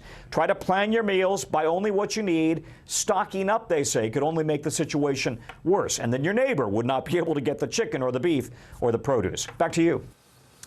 Tom Costello there reporting for us. We are getting our first glimpse of Prince Andrew since a New York judge ruled he could be on the hook for a civil trial here in the U.S. The royal was spotted in the back of a Range Rover outside his home near Windsor Castle this morning. The civil suit was filed by Virginia Giuffre. She claims disgraced late financier Jeffrey Epstein and convicted sex trafficker Ghislaine Maxwell forced her to sleep with the royal. NBC News foreign correspondent Kelly Kobiela has the latest now from London. Well, no doubt this is a huge legal loss for Prince Andrew, and it means he could find himself soon answering very tough questions under oath. This morning, the worst-case scenario for Prince Andrew, the Queen's second son, facing a civil trial in the fall in the U.S. on allegations of sexual abuse. His lawyers asking the court to throw out the case. But on Wednesday, a federal judge in New York ruled the defendant's right to dismiss is denied in all respects. Virginia Roberts Giuffre is suing Prince Andrew, alleging that she was not only trafficked by his friends, the late billionaire Jeffrey Epstein and his recently convicted confidant Ghislaine Maxwell, but she was also forced to have sex with the royal 3 times when she was 17. He's going to keep denying that it ever happened, but he knows the truth, and I know the truth. Prince Andrew, seen in this photograph with Giuffre and Maxwell, has repeatedly denied Giuffre's allegations. I have no recollection of ever meeting this lady. None whatsoever. The senior royal's choices now: try to settle, ignore the lawsuit and risk an automatic judgment against him, or fight the case in court. If you settle, it looks like you're guilty, and that's the problem with settling, and that'll be a big problem for the royal family. If, however, he decides or he has to go to court, that's also going to be a huge problem because he's going to be asked all sorts of questions that he perhaps doesn't want to give an answer to. Prince Andrew could be answering those questions under oath as early as next month, with a trial set for September. And other royals like Harry and Meghan could be dragged into the case. Giuffre's attorney not ruling that out. Meghan Markle would be a possibility. I wouldn't say at this stage a probability, but she's a possibility. We will be looking to take depositions of people who we believe have information concerning his conduct and what he said about it at various times. Prince Andrew, already sidelined from royal life, now left with no good options. There's been no comment today from Buckingham Palace or from Prince Andrew's lawyers. We asked Virginia Giuffre's lawyer about any potential settlement in this case. He said it's always a possibility, but at this point, they're preparing for a trial. Kelly Kobiela for us. New fallout from the deadly shooting on the set of an Alec Baldwin movie. The lead armorer of Rust Hannah Gutierrez-Reed. She's now suing the production's guns and ammo supplier. The suit comes as Alec Baldwin is holding firm that he is cooperating with authorities despite claims that he is not complying with a search warrant for his phone. NBC News national correspondent Miguel Almaguer brings us the latest. It's been nearly 3 months since that fatal shooting on the movie set Ruston, New Mexico. Authorities are still pushing forward in their investigation, but now there's a new lawsuit assigning new blame.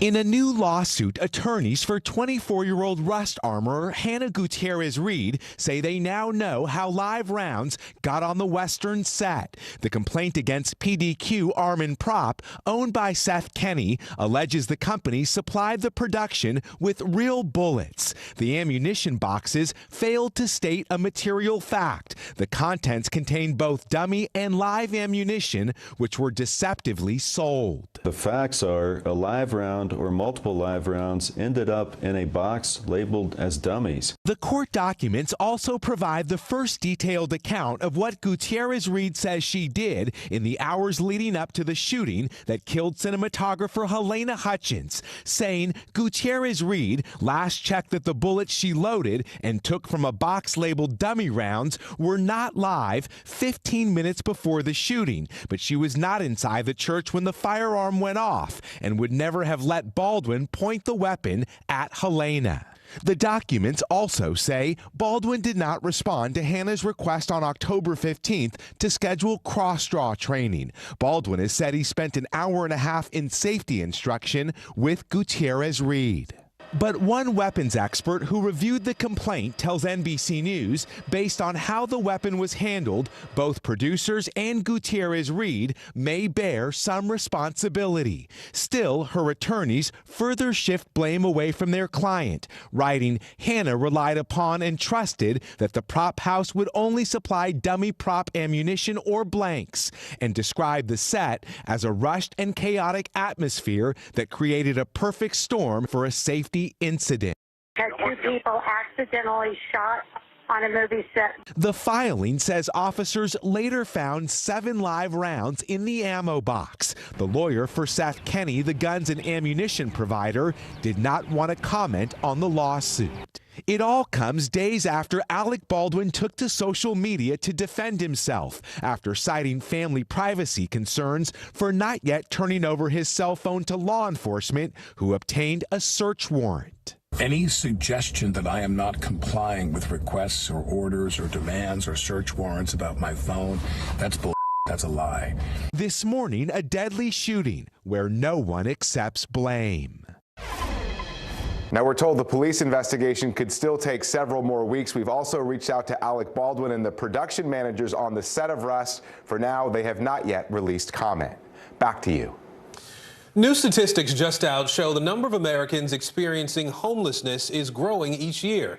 Because of this, tent cities are springing up in cities from coast to coast. In Boston, for example, tents are now being removed in a troubled area known as Methadone Mile.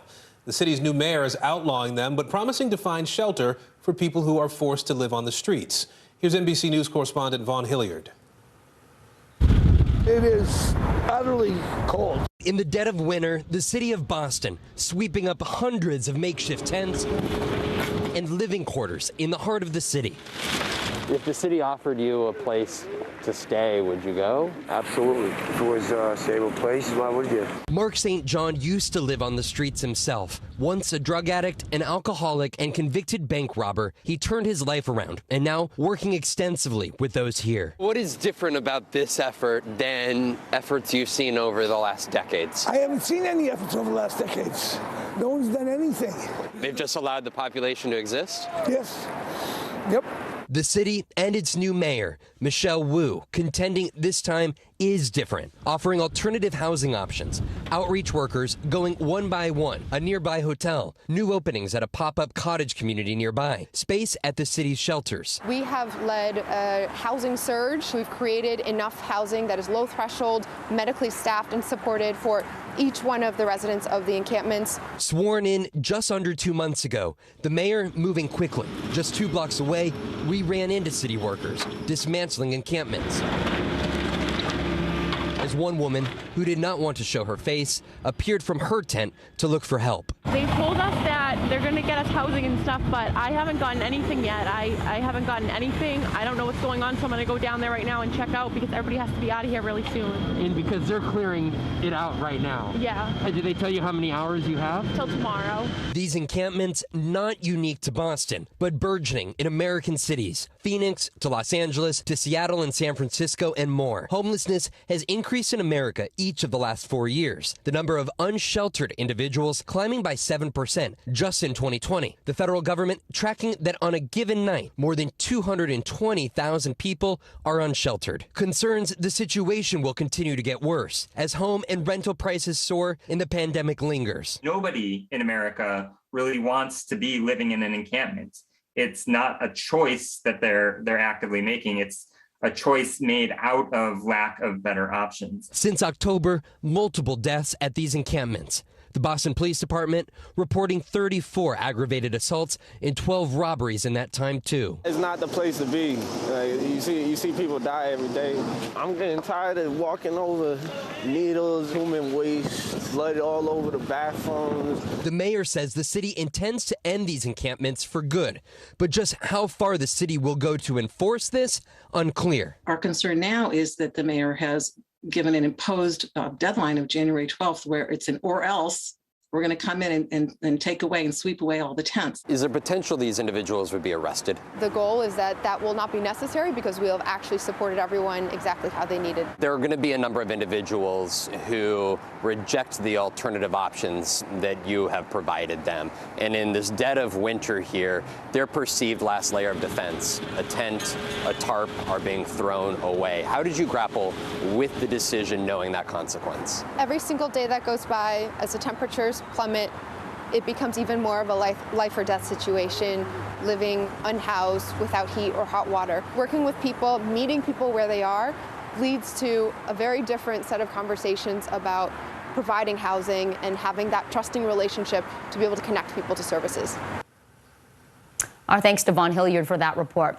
Well, the vice president says millions of at-home tests could be sent directly to households by next week. But how are these COVID tests actually put together? We're going to take you inside a factory that's making them next.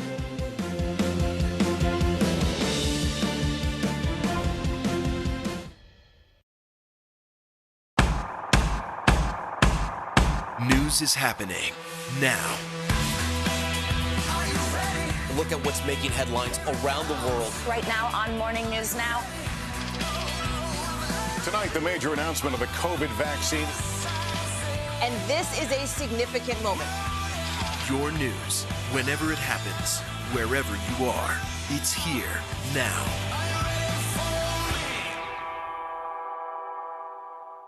Welcome to The Tonight Show. Let me show you how it's done.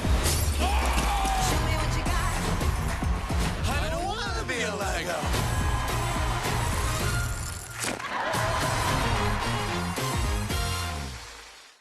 This is a very different kind of program. We're here to start conversation about the big things happening in our world. Professor, I'm not asking you to predict the future, but what do we think that the new normal is going to be?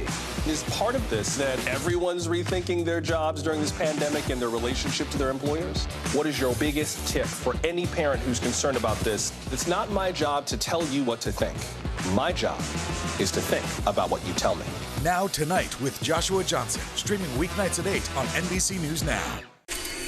I'm going to change your life. Celebrate Tuesdays. Who wants in? Shark Tank, 2 CNBC premiere episodes, back to back. Amazing! Tuesdays starting at 9 Eastern. Let's go! CNBC, get yours. News is happening now. A look at what's making headlines around the world. Tonight, the major announcement of the COVID vaccine. This is a significant moment. Your news, whenever it happens, wherever you are, it's here now. Our week-long journey across America from Washington, D.C., outside of our nation's capital, you rarely see. It's your last one. Was talking smack part of this?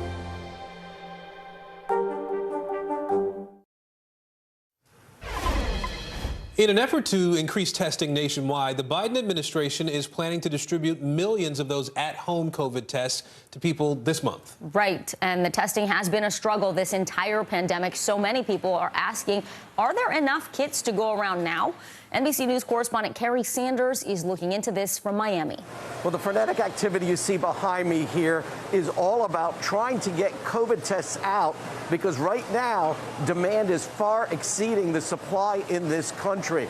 Adding to that, on Saturday, by federal order, insurance companies will have to pay for up to 8 tests every month if, and it's a big if you can get them. At this Miami-Dade factory, 450 employees working around the clock, trying to keep up with the unprecedented demand for home COVID test kits. So we're just at about 1 million kits per day, which is one of the... still not enough? That's still not enough. So what does that tell us about the demand out there? You know, with the new variants and the new viruses, the demand is just packed up. We just can't make enough. The largest manufacturer in the country, Abbott Laboratories, producing 70 million tests a month, and that's still not enough. The OnGo antigen test here, one of 15 home tests authorized by the FDA. Is there good reason to be fearful that there's not enough test kits? We're working around the clock to make sure that everybody that wants to get tested immediately. But in many stores, shelves are empty. If you are able to score a self-test, be prepared to pay. 2 weeks ago, prices were $7, now up to $25. And on eBay, they're going for as much as $80 each. But it's those do-it-yourself tests that are the fastest and easiest way to find out if you're infected. Critical experts say to slowing the spread. So if you test regularly and if you detect it, you are going to be safer, your family is going to be safer, your community is going to be safer. OnGo takes the results one step further. A snapshot of the results are uploaded anonymously to the cloud, allowing artificial intelligence to track geographic COVID clusters. So you can look at a town, say Sudbury, Massachusetts, and if you see a large cluster there, you can predict what's going to happen? Many of them take a snapshot at the same time, and we start seeing how it grows. This all comes as the CDC now says some masks we've been using are ineffective against Omicron. Cloth masks like this and these paper masks are really not effective, and we need to wear these N95s. How do you put it on? Okay, so you want to hold it in your hand. You actually want to put it onto your nose. Take your first strap and put it right on the top. And you want to take the bottom strap. Right. And you want to go all the way. You want to go under the ears. You never want to crisscross. Okay, now take your 2 fingers and you want to create a nice seal with that thing. Remember when the pandemic began 2 years ago? Americans were discouraged from using those high-quality masks because they were in short supply, and doctors and nurses needed them most. It does feel like from a health standpoint, we are constantly moving the goalpost. We're not moving the goalpost. It's that this virus is literally outpacing us and out-tricking us and outwitting us in terms of how long it's lasting. Getting these N95 masks was once difficult, but now here at this factory, Demitech, they have more than 200 million in supply. So it's not a supply and demand problem with masks as it is with the COVID tests. It's really about people deciding they want to wear these because they can be really uncomfortable. Yeah. We are also taking a closer look now at a medical breakthrough for a rare condition that can cause people to faint on a daily basis. Doctors in Boston have figured out a solution, rewiring the way the heart and the brain communicate. For one young woman, it's given her back her life. Here's NBC News correspondent Kristen Dahlgren. When you're 16, getting fitted for a high school prom dress is supposed to be memorable. But for Abby McGilvery, it's a day she will never forget for other reasons. I just collapsed, and my mom said she watched my face turn like white as a ghost. My eyes rolled in the back of my head, and then she just kind of tried to catch me as I collapsed. The first time she remembers fainting, but not the last. I fainted in the bathroom. I had my phone with me, and I knew that I woke up 15 minutes later. I was just very freaked out. I was knocked out. So you had hit your head? Yeah, I think a few times. I think I might have fallen back and hit in the back of my head on the toilet and then fallen to the side and hit my face on the floor. She suffered a concussion, then post-concussion syndrome. Her fainting went from occasional to weekly, then sometimes daily. My heart's racing. I get really, really sweaty. I get really dizzy. The ringing in my ears gets really loud. And then the last part before I faint is tunnel vision. My vision will just darken until it goes out. Now 20 and in college, she became a prisoner in her own home. I couldn't drive. I couldn't eat certain foods. I couldn't hang out with my friends. Flying was kind of a risk. I couldn't go on hikes. Couldn't really be in larger crowds just because the sensory overload. Stressful environments. I typically had to avoid them at all costs because there was just such a higher chance that I would collapse. She turned to Dr. Sunil Kapoor at Boston's Brigham and Women's Hospital to explore whether it was an issue with her heart or her brain. It was both. In a very, very routine way, her heart was essentially stopping. For whatever reason, her brain was telling her heart incorrectly to just slow down and then pause for somewhere up to 9, 10, and in some episodes even like 20 seconds at a time. One study says 41% of Americans suffer from what's called vasovagal syncope and occasionally faint. But Abby had a severe case of neurocardiogenic vasovagal syncope, a dangerous miscommunication between the brain and the heart. There have been some medicines that have been studied in the past with kind of mixed results. But unfortunately, there's no clear treatment. There's no clear cure, so to speak, for this type of thing. Abby could have gotten a pacemaker, something her mother did because she too suffers from vasovagal syncope. But it's something doctors try to avoid in younger patients. That's always a challenge, especially for young people like her, because then she would live with that device for the next 70, 80 years. So Dr. Kapoor suggested a procedure that had only been tried a handful of times. We try and figure out, of those nerves, which are causing her heart to inappropriately slow down and stop. And then we try to remove them or rewire them to try and prevent that from causing trouble. In the 4-hour surgery, doctors followed blood vessels to Abby's heart, then cauterized the nerves that were misfiring. A heart monitor implanted under her skin showed the procedure worked. It was very, very clear that we had changed how her heart was functioning and how the brain was controlling it. Today, Abby is back at school, pursuing a degree in nursing. Thankful she took a chance on the cutting-edge procedure. They gave me my future back, gave me the ability to go back to school. Who's jumping up and down to wake up at 6 a.m. and go and walk to school every day? But I am. I'm very excited. I'm so thankful. I'm glad she got her life back. Yeah, it's so important. And jump up and down at 6 a.m. Go for it, absolutely. Well, as more and more moms join the military, there is a new push to make the system work for their needs. A new law helping mothers who serve when we come back.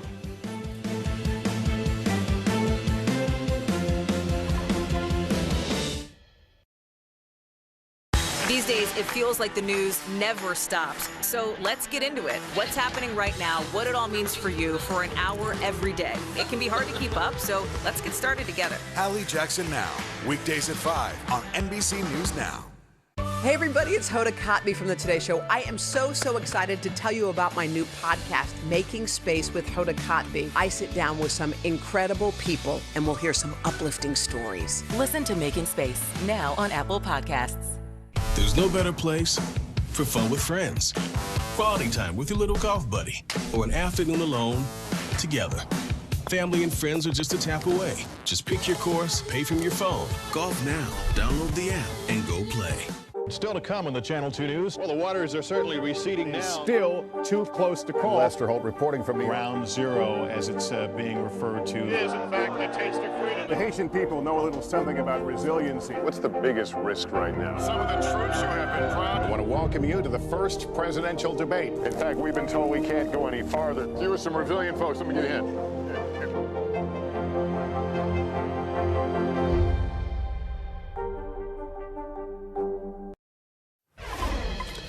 Yeah, historically, when women in the military have taken on the new mission of becoming mothers, they're presented with a system that really wasn't meant to serve them. It is a mission, becoming a mother. But as the number of women in the military grows, up 3% in just the last 10 years, so do the calls to better serve their needs. NBC News Capitol Hill correspondent Ali Vitale took a look at a new law aimed at giving moms in the military the care they need. Ali, what'd you learn? Hey guys, you're exactly right. As we see more women in the military and as we see more women serving in Congress, we're now seeing legislation like this. Check it out. After 20 years and 9 deployments in the Army, Vivian Richards knows all about readiness.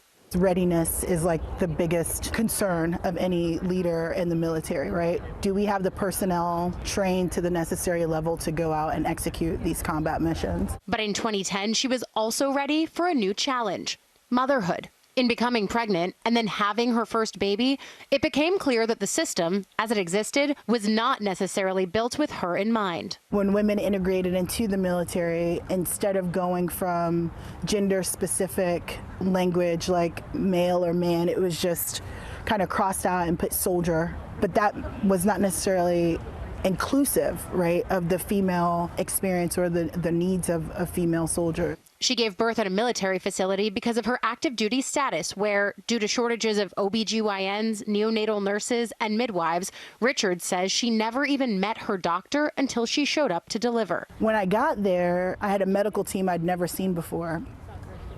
I've never met the nurse, I'd never met the doctor, I'd never met anyone. It led to a birth experience that left Richards feeling unsafe. NBC News has reached out to the military facility but didn't hear back. Then, after 8 weeks of leave with her newborn, it was back to work. While I did not deploy overseas within that window to a combat environment, I've had really close friends who are like struggling to like pump milk because they're still nursing their babies and they're on their way into a combat zone. And so there's a lot of commercials and media attention when a dad comes home and maybe is meeting their child for the first time. There's not a lot of coverage of a mother who leaves a 6-month-old baby and then comes back to a baby that's not walking and talking. But Senator Tammy Duckworth, a fellow veteran and mom herself, is bringing that attention and legislating to fix it. Protecting Moms Who Served Act of 2021. The bipartisan Protecting Moms Who Served Act became law in December of last year, and it seeks to broaden the focus of veteran care to better serve the women who serve our country, pushing millions of dollars into streamlining maternity care at veterans' healthcare facilities and studying maternal mortality rates among veterans, the first study of its kind ever. Why did it take so long to make these changes? Not enough women in leadership positions. And as we've gotten more women into higher levels of leadership, this becomes an issue. And this, I was able to bring this up because I had my lived experience. Now, Richard says it's about applying lived experience into legislation that works for everyone. And flipping the military's perceived readiness narrative around pregnancy from Richard's experience. Pregnancy is a threat to my readiness. Postpartum depression is a threat to my readiness. That bonding period after delivery is a threat to my readiness if I can't turn and deploy that soldier rapidly back into the fight. To this. You can't put our military in a place where for 15% of its workforce we say, because you're going to get pregnant and that pregnancy has a negative effect on our readiness, you have to choose. Well, a lot of women choose to go and become moms and start their families and leave the military. That is millions and millions of dollars of training that goes out the door. Mm-hmm.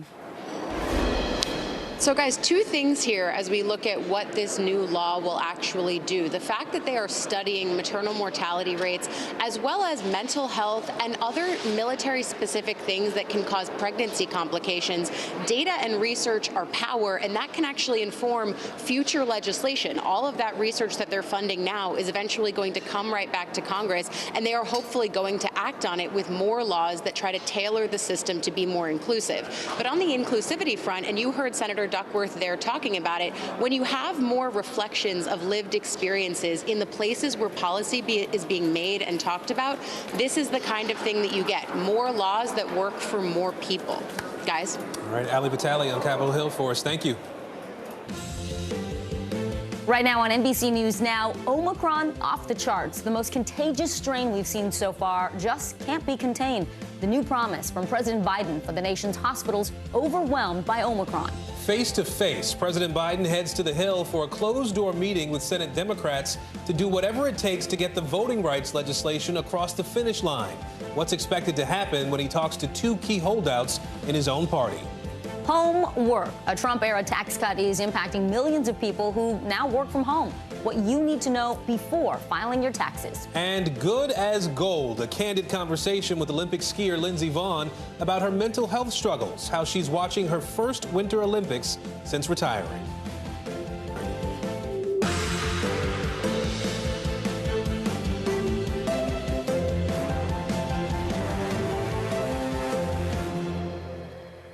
And good Thursday, everybody. I'm Aaron Gilchrist. And I'm Vicki Wynn in for Morgan this week. The fight against coronavirus is up first this hour. President Biden laying out new help today for the stressed healthcare system. The Omicron surge is global now. We know that. The World Health Organization saying 15 million COVID cases were logged in just 1 week.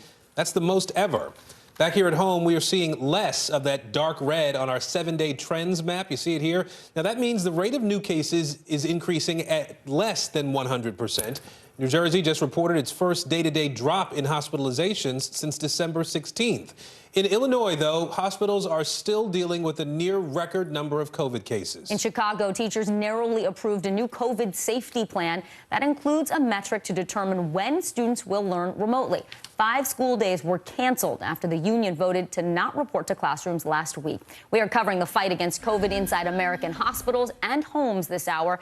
NBC News correspondent Josh Letterman is up first. And Josh, let's begin with the president's remarks today. What were the highlights as he laid out his COVID strategy and exactly how his administration is planning to get more masks and tests out to Americans? Well, one big headline from the president today, Vicki, announcing that these 6 federal teams are now going to be dispatched by next week to 6 hospitals around the country that are badly in need of backup, as so many of them are struggling with their own staff shortages due to the Omicron variant. So these teams will be heading to New York, New Jersey, Ohio, Rhode Island, Michigan, and New Mexico. And these are the first of 1,000 troops that President Biden had announced in December would be available if needed. Now they will be sent out to try to provide some relief. The other thing we learned from President Biden, you know, we've been following closely the 500 million tests that he said the government has ordered would start distributing later this month. President Biden announcing a short while ago he's actually doubling that to 1 billion tests. So there's the first 500 million that have already been ordered. Those should be on their way out the door in the coming weeks. And then he says he's directed his team to find 500 million more to prepare for needs that we'll have down the pike. So this is an ongoing challenge for the administration, not only how to acquire these tests, but how to actually get them to Americans. But we are expecting that within the coming days, we are going to see that website where Americans will be able to go up, sign up to get one of those tests mailed to them in the USPS. Yeah, the new website's coming out soon. Okay, Josh, let's talk about masks. Health experts are telling Americans to wear high-quality masks, maybe ditch those cloth masks because Omicron is just so transmissible. So the N95 masks. VP Harris told Craig Melvin the U.S. has a stockpile of millions of these masks. What's the plan to get those out to folks? Well, we've known for a couple days that the administration was wrestling with how to get masks to Americans. Now we know, according to President Biden, they have a plan. We just don't know what it is, but they do intend to provide somehow free masks, high quality ones to Americans. Take a listen to President Biden making that commitment today. I know we're all frustrated as we enter this new year. Masking. Masking is an important tool to control the spread of COVID-19. I know that for some Americans, a mask is not always affordable or convenient to get. So, next week we'll announce how we are making high-quality masks available to the American people for free. So we await details on that. But in the meantime, Vicki, the CDC facing a lot of questions about why they have not changed their guidance to specifically require or suggest higher quality masks, such as those KN95s or those N95 masks, Vicki. Great reporting as usual, Josh. Thank you. And while we're on the topic of Washington, we have some breaking news that could impact the 2024 presidential debates. The Republican National Committee is set to require that GOP candidates pledge not to participate in debates run by the Commission on Presidential Debates. NBC News Capitol Hill correspondent Ali Vitale is back with us now with her reporting on this. And Ali, I know it's a little bit nuanced what we're talking about here, but explain to us exactly what's going on. Yeah, it's a little bit nuanced because they leave the door open here for reforms to still happen. What the RNC is saying here after months of conversations with the Committee on Presidential Debates is that at this point, they are ready to recommend and change their rules at the Republican National Committee winter meeting that's coming soon. They're willing to change their rules to say that future Republican presidential candidates should not participate in CPD debates. The reason that they give is multiple. They have a few demands here that some could be met by the committee, others might not. Some of them include making sure that there's a debate that's scheduled before the start of early voting. Other pieces of it that they're complaining about are having or wanting more insight into the CPD's board and the people who run these debates. They have suggested at one point in their letter that they want to have a nonpartisan person involved in those meetings from a monetary perspective, just to see what those conversations look like. They want a little bit more transparency as well into the choosing of moderators. But there's also another way to read this. That's sort of the on paper reading what they're exactly saying here. The other way to read this is reading between the lines. We know that former President Donald Trump minced no words about how he felt about this commission's work on the debates last cycle. We also know that he's likely to run for president again. He's the centerpiece of the Republican Party. Most other potential candidates are just sort of waiting to see what he does at this point. So you could also read this in a way as, yes, the RNC preparing for an eventual nominee in 2024 and the way they're going to contend with these debates. But you could also read it as they might know who their nominee is likely to be, and they are pre-channeling how he might feel about participating in these debates. Got it. Understood. Ali Vitale for us on the Hill today. Ali, thank you. You got it. Shifting our focus back to COVID now, one of the places set to receive that new support from the government is the Cleveland Clinic. The world-renowned hospital is treating more COVID patients than at any other point in this pandemic. NBC News senior national correspondent Kate Snow was invited inside the ICU there to get a first-hand look. Kate joins us now. Hi, Kate. Hi, good morning, Aaron. So, yeah, they wanted us to come in to really tell their story. And I can tell you that this morning they are happy to hear that the White House is sending them about 20 medical personnel. And the CEO put out a statement actually saying that they are grateful. And that's because of what you just said, Aaron. They now have about 1,100 COVID cases in their hospital, more than they have ever seen. And on top of that, 5% of their workforce is out sick. It's creating a situation that is really just unsustainable. How does the situation right now compare to last year?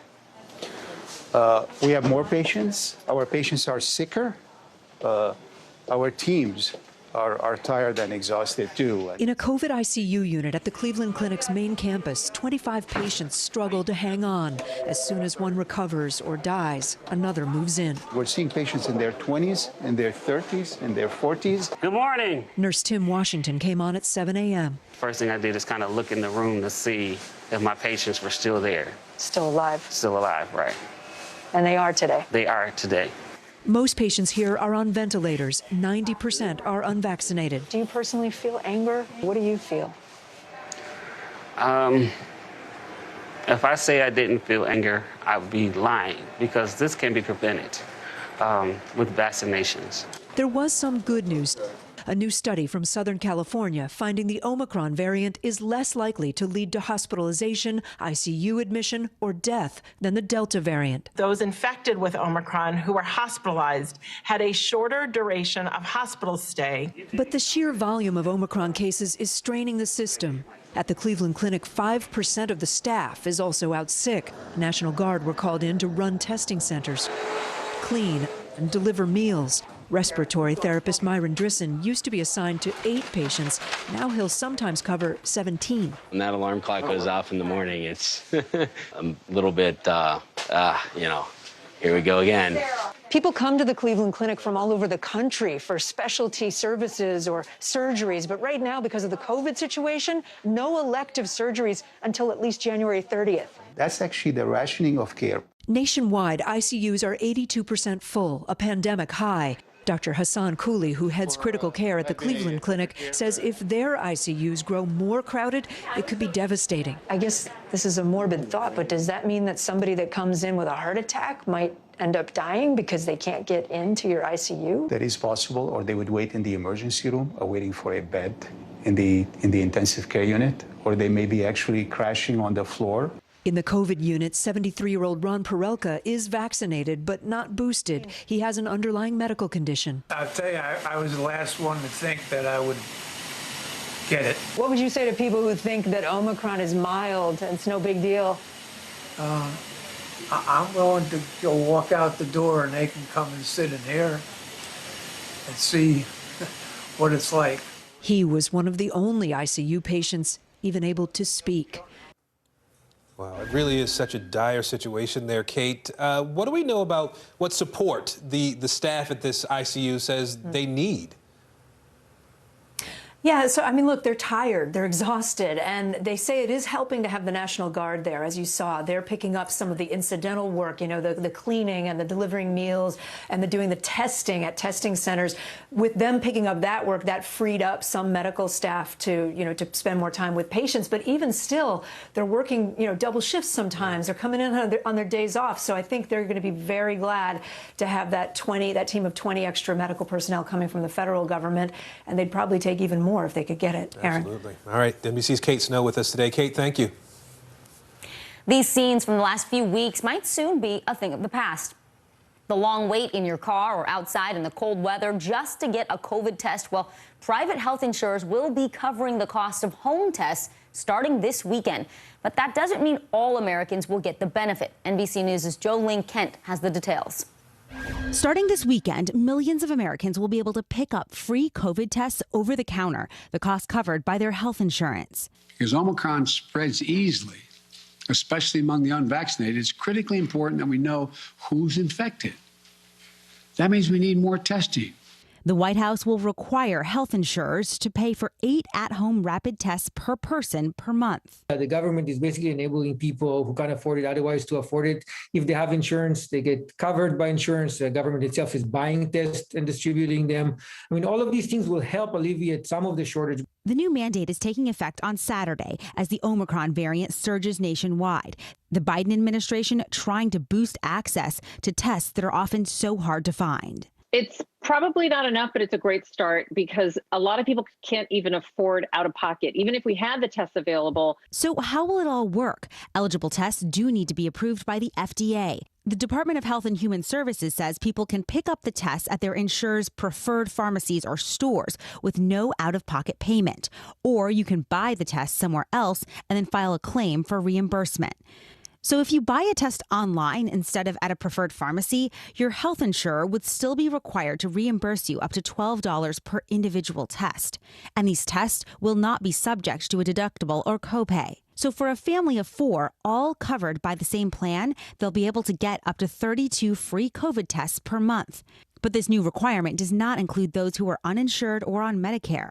I do think that this could be an incredibly important blind spot, especially since many of the people who have had to deal with COVID and had no access to testing or treatment in the first place have been those who are uninsured. Still, Dr. Kavita Patel says easier access to more regular testing for millions of people might help us start to get back to normal. How often we test really depends on what our goals are. Right now, our goals are to try to just decrease this surge.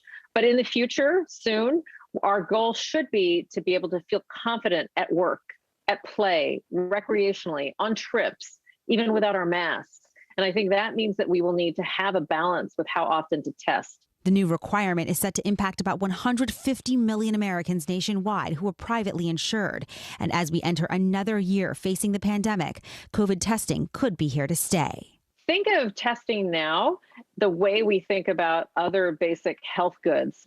We don't even think twice about having a blood pressure monitor if you have high blood pressure, or a monitor to check your sugars if you're diabetic.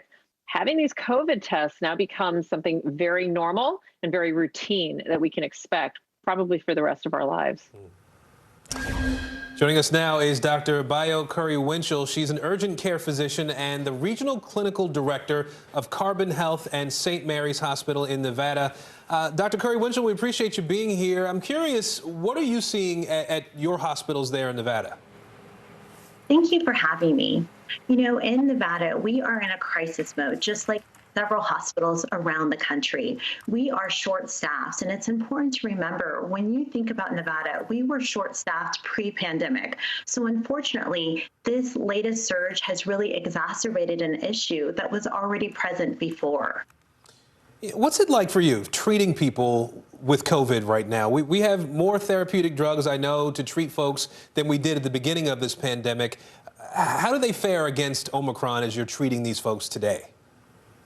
Well, it's really a blend. It's really important. As a doctor, I am, trying to give the best care that I possibly can. And I'm seeing a wide range of patients from really mild to moderate symptoms to, unfortunately, patients who are really ill. And so really utilizing the resources that I have, such as, antiviral pills when appropriate, but also being mindful that some patients, it just takes time to really get through it. So providing care in different ways has really been my go-to to really, help my patients. I want to ask you something about vaccines. There's a new study in the Journal of the American Medical Association that found that the COVID vaccines prevented the deaths of almost 250,000 people.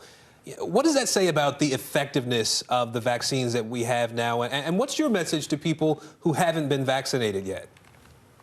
So this really reinforces that vaccines work. It's important to really take a historical look back.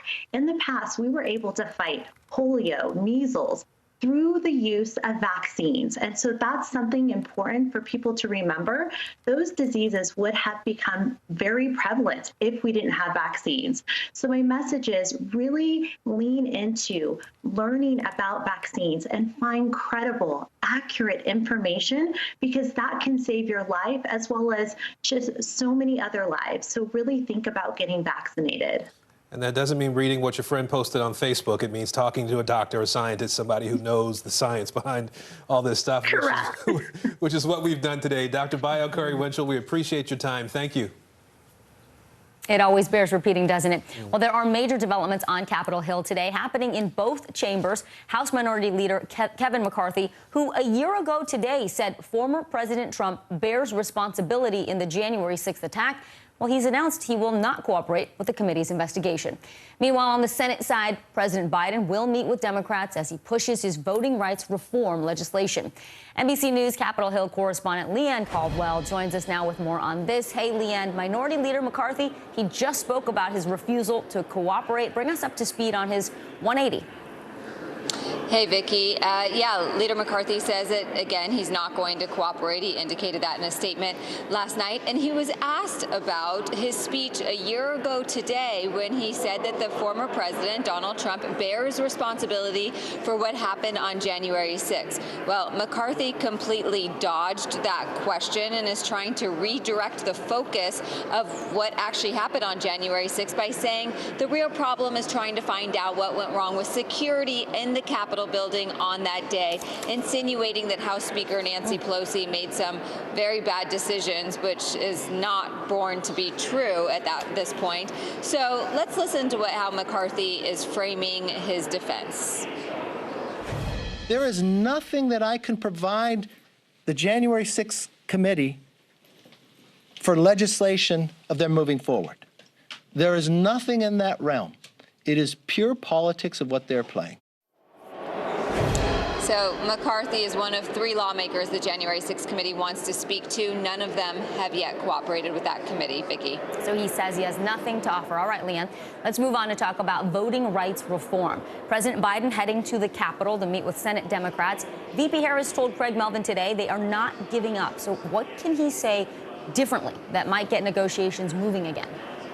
It is a great question. Now, to be clear, all 50 Democrats in the Senate support the voting rights legislation. What they don't support is, what some of them don't support, is changing the rules in order to pass that voting rights legislation so it doesn't need to get past the 60-vote threshold, which would need Republican support. So President Biden is up here on Capitol Hill in about an hour to try to convince those skeptical members that changing the rules is absolutely necessary. But but he's going to have a really difficult time doing that. The reason, Vicky, is because one of those senators, Kyrsten Sinema of Arizona, is on the Senate floor as we speak, and she just reiterated her resistance to changing those Senate rules, saying that the 60-vote threshold is something that she supports and something she's not going to budge on. So it's very unlikely that Biden is going to get what he wants, which is all 50 Democrats to get behind these rules changes. Vicky. Yeah, Manchin and Sinema have been pretty clear, right, Leanne, that they don't favor changing Senate rules. What about this whole idea of reaching across the aisle? Are there any Republicans that might be swayable to get the voting rights legislation passed? No, there's not. And we've asked Republicans over and over again. There is no change in their position. We asked, a reporter asked Leader McConnell the other day why the Republicans don't support voting rights legislation, something that was supported unanimously just a couple decades ago. And he says this isn't simply the voting rights legislation as far as the John Lewis bill is concerned. It has to do with a lot of other things that were packed into this bill, and they say that it's a federal takeover of the elections, and so no Republican senator is going to support it, and that is why Democrats are talking about changing the rules in order to pass it, but Democrats are stuck here, Vicky. Leanne Caldwell, always on top of it. Thank you. Vice President Kamala Harris is striking a defiant tone in the face of pushback against President Biden's voting rights speech on Tuesday. In an exclusive interview with NBC's Craig Melvin, Harris defended the president's criticism of Republicans who are blocking voting rights legislations in the Senate. President Biden took the, I believe, right and courageous step to say that Senate rules should not get in the way of protecting the American people's access to the ballot. And he compared this time to a previous time in our history, which is apt for comparison. But, Madam Vice President, how are you going to get it done? Well, when we have the discussion about who's responsible, I will not absolve the 50 Republicans in the United States Senate from responsibility for upholding one of the most basic and important tenets of our democracy, which is free and fair elections and access to the ballot for all eligible voters. What about Senator Manchin? What about Senator Sinema? I don't think anyone should be absolved from the responsibility of preserving and protecting our democracy, especially when they took an oath to protect and defend our Constitution. The vice president also defended the administration's handling of the COVID-19 testing and the delays in getting test kits to the American people. Yeah, that full interview, very good. Well, if you are one of the millions of Americans still working from home, you may think you should be able to deduct your home office this tax season. Well, no, not actually, not according to the IRS anyway. We're going to explain that for you when we come back. Stick around.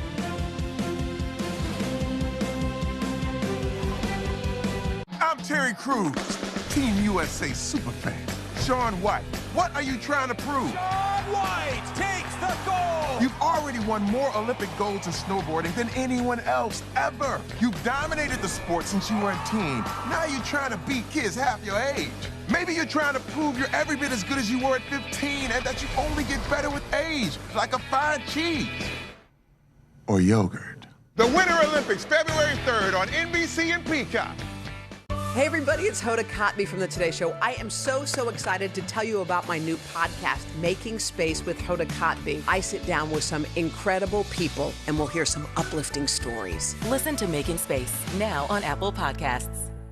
Good morning, I'm Joe Fryer. And I'm Savannah Sellers. Another giant leap for mankind. They want folks to shelter in place until this storm pushes through. This new travel requirement, is it possible we're going to see tighter restrictions? Morning News Now, streaming weekdays at 7.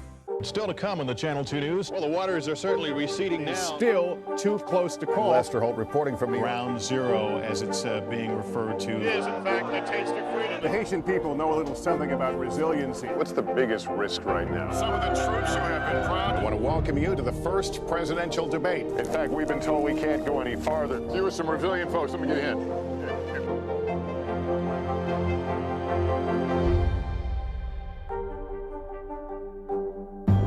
In the City of Angels, two kindly old ladies wanted to help homeless men get off the streets forever. And so they did. Listen to The Thing About Helen and Olga, the new podcast from Dateline and Keith Morrison. These days, it feels like the news never stops. So let's get into it. What's happening right now, what it all means for you for an hour every day. It can be hard to keep up, so let's get started together. Hallie Jackson Now, weekdays at 5 on NBC News Now.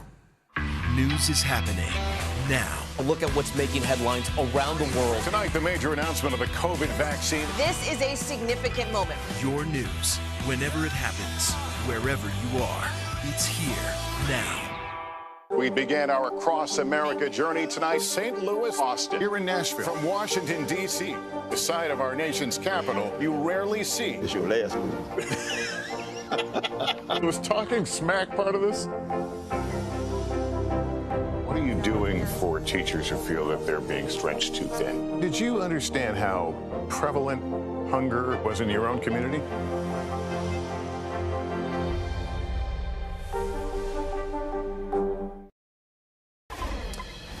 The pandemic and rising crime in America's biggest cities are sending real estate prices soaring. In places like Tampa, Florida, median home prices are up nearly a third compared to just a year ago. But prices for physical land are not the only prices that are rising. Virtual land in the metaverse is becoming the new place for real estate investors to throw money. CNBC senior markets correspondent Dom Chu joins us now. And Dom, I know you keep talking to us about this metaverse. I'm still trying to understand it. We're talking about land that doesn't really exist, I'm guessing, right now. Help us understand what this is all about. People are buying land in cyberspace. That's about it in a nutshell, Aaron, Vicky. I mean, I'm still trying to wrap my head around all of this. but in a world, I guess, and an age where there are cryptocurrencies like Bitcoin and digital art and collectibles and non-fungible token or NFT format stored on blockchains, I suppose it isn't too hard to imagine there's such a thing as virtual real estate. So some investors are forking over millions of dollars for addresses that actually don't exist in the physical world. They're located in that so-called metaverse. This is a virtual reality world where you interact with everything in some kind of a digital form with your own digital presence and an avatar style. Prices have soared by as much as, get this, 500% since Facebook decided to really go all in on virtual reality, rebranding itself, of course, as Meta Platforms rather than Facebook. Now, Snoop Dogg is building a virtual mansion in one world called the Sandbox that you just saw video of there. And someone has actually, believe it or not, paid $415,000 to be his virtual neighbor in this video game-like format. What? So, yes, just like right here on Earth, realtors do say, Vicky, Aaron, that the metaverse is about location, location, location. I can only say what will they think of next at this point. That's the question, how we feel. Right? Yeah. Who knows? We'll get on board eventually. It'll all make sense, and we'll have to do it, I'm sure. No, it's not. It's not going to make sense. $415,000. I love Snoop, but I'm not paying that for a virtual space next to him. Not that much. Not for sure. Dom, I do want to ask you while we have you about Manhattan real estate while we're talking. Rents hit a record last month here in the city, despite still being stuck in this pandemic. What's going on? So this I can actually get my head a little bit more around. So the average apartment in what is arguably New York City's most visible and expensive borough, Manhattan, hit $4,440 in December. That's according to the latest data from Douglas Elliman and Miller Samuel. Now, a more closely watched measure, which looks at the effective median rent, inclusive of all discounts, as you can see there, hit $3,392. That's a 21% jump in the same time in 2020. Now, some industry professionals say that there is rising demand, and it's coming from, among other places, rentals being driven by recent college graduates getting new jobs in Manhattan or the surrounding boroughs. And despite many large companies / employers, right, guys, halting or pausing return to work plans, there is still an expectation that as the pandemic wanes, people will head back towards the office and want that apartment that's a little bit closer to work. I would say this, real estate is location, location, location. But as you guys know, I'm here in Englewood Cliffs, New Jersey, across the river from you guys. but I live in Connecticut, so I drive through 3 states to get to work every day because I like the location, not necessarily the proximity to where I work. So who knows? Real estate's a very personal thing. Well, Dom, in 5 years, we'll just do the metaverse. You live next door. We'll get it all sorted. And on fiber optics. Right, yeah, and exactly, our avatars will go to work. Right. I like that. That's good, Aaron. Dom Chu at CNBC. Thank you, sir. Always good to see you, Dom. All right. Well, if your company still has you working from home in the real universe, not the meta universe, don't try to take advantage of the home office expenses on your taxes because you won't qualify. The IRS is not going to give you any deductions. CNBC reporter and editor Robert Frank joins us now to help explain. Thanks for being here, Robert. So many of us are working from home, but who actually then qualifies for that work from home tax deduction? Great to see you, Vicki. Yeah, last year, millions of Americans worked from home, so now they're doing their taxes, and they say, well, at least I can get that home office deduction, right? Well, not so fast, because the IRS divides 2 categories of workers. Basically, they say you're either employed or you're self-employed. Now, if you're employed, in other words, most of your paycheck comes in the form of a W-2, you are not eligible for any home office or any home office expenses on your taxes. And that's because of a 2017 tax change that suspended that deduction until 2025. So all those employees who've been working from home all of last year, never set foot in their, quote, office at work, won't get a deduction. Now, if you're self-employed, so that's gig workers, that's independent contractors, that's the business owners, they can get a home office deduction, but they have to check 2 boxes. One is that has to be used, that part of their home has to be used exclusively for business, so you can't write off your dining room or your living room. It has to be exclusively your office. And your home has to be your primary place of business, so you can't go to the office 2 days a week and still write off your home office, even if you're self-employed. What a bummer, but thank you for clearing that up. That really helps lay it out for folks. So, Robert, what about these companies that are keeping workers remote, pushing back the return to work as Omicron spreads? What about Congress? Are they looking at making any changes to the tax code, and would that come in time for this year or potentially in the future?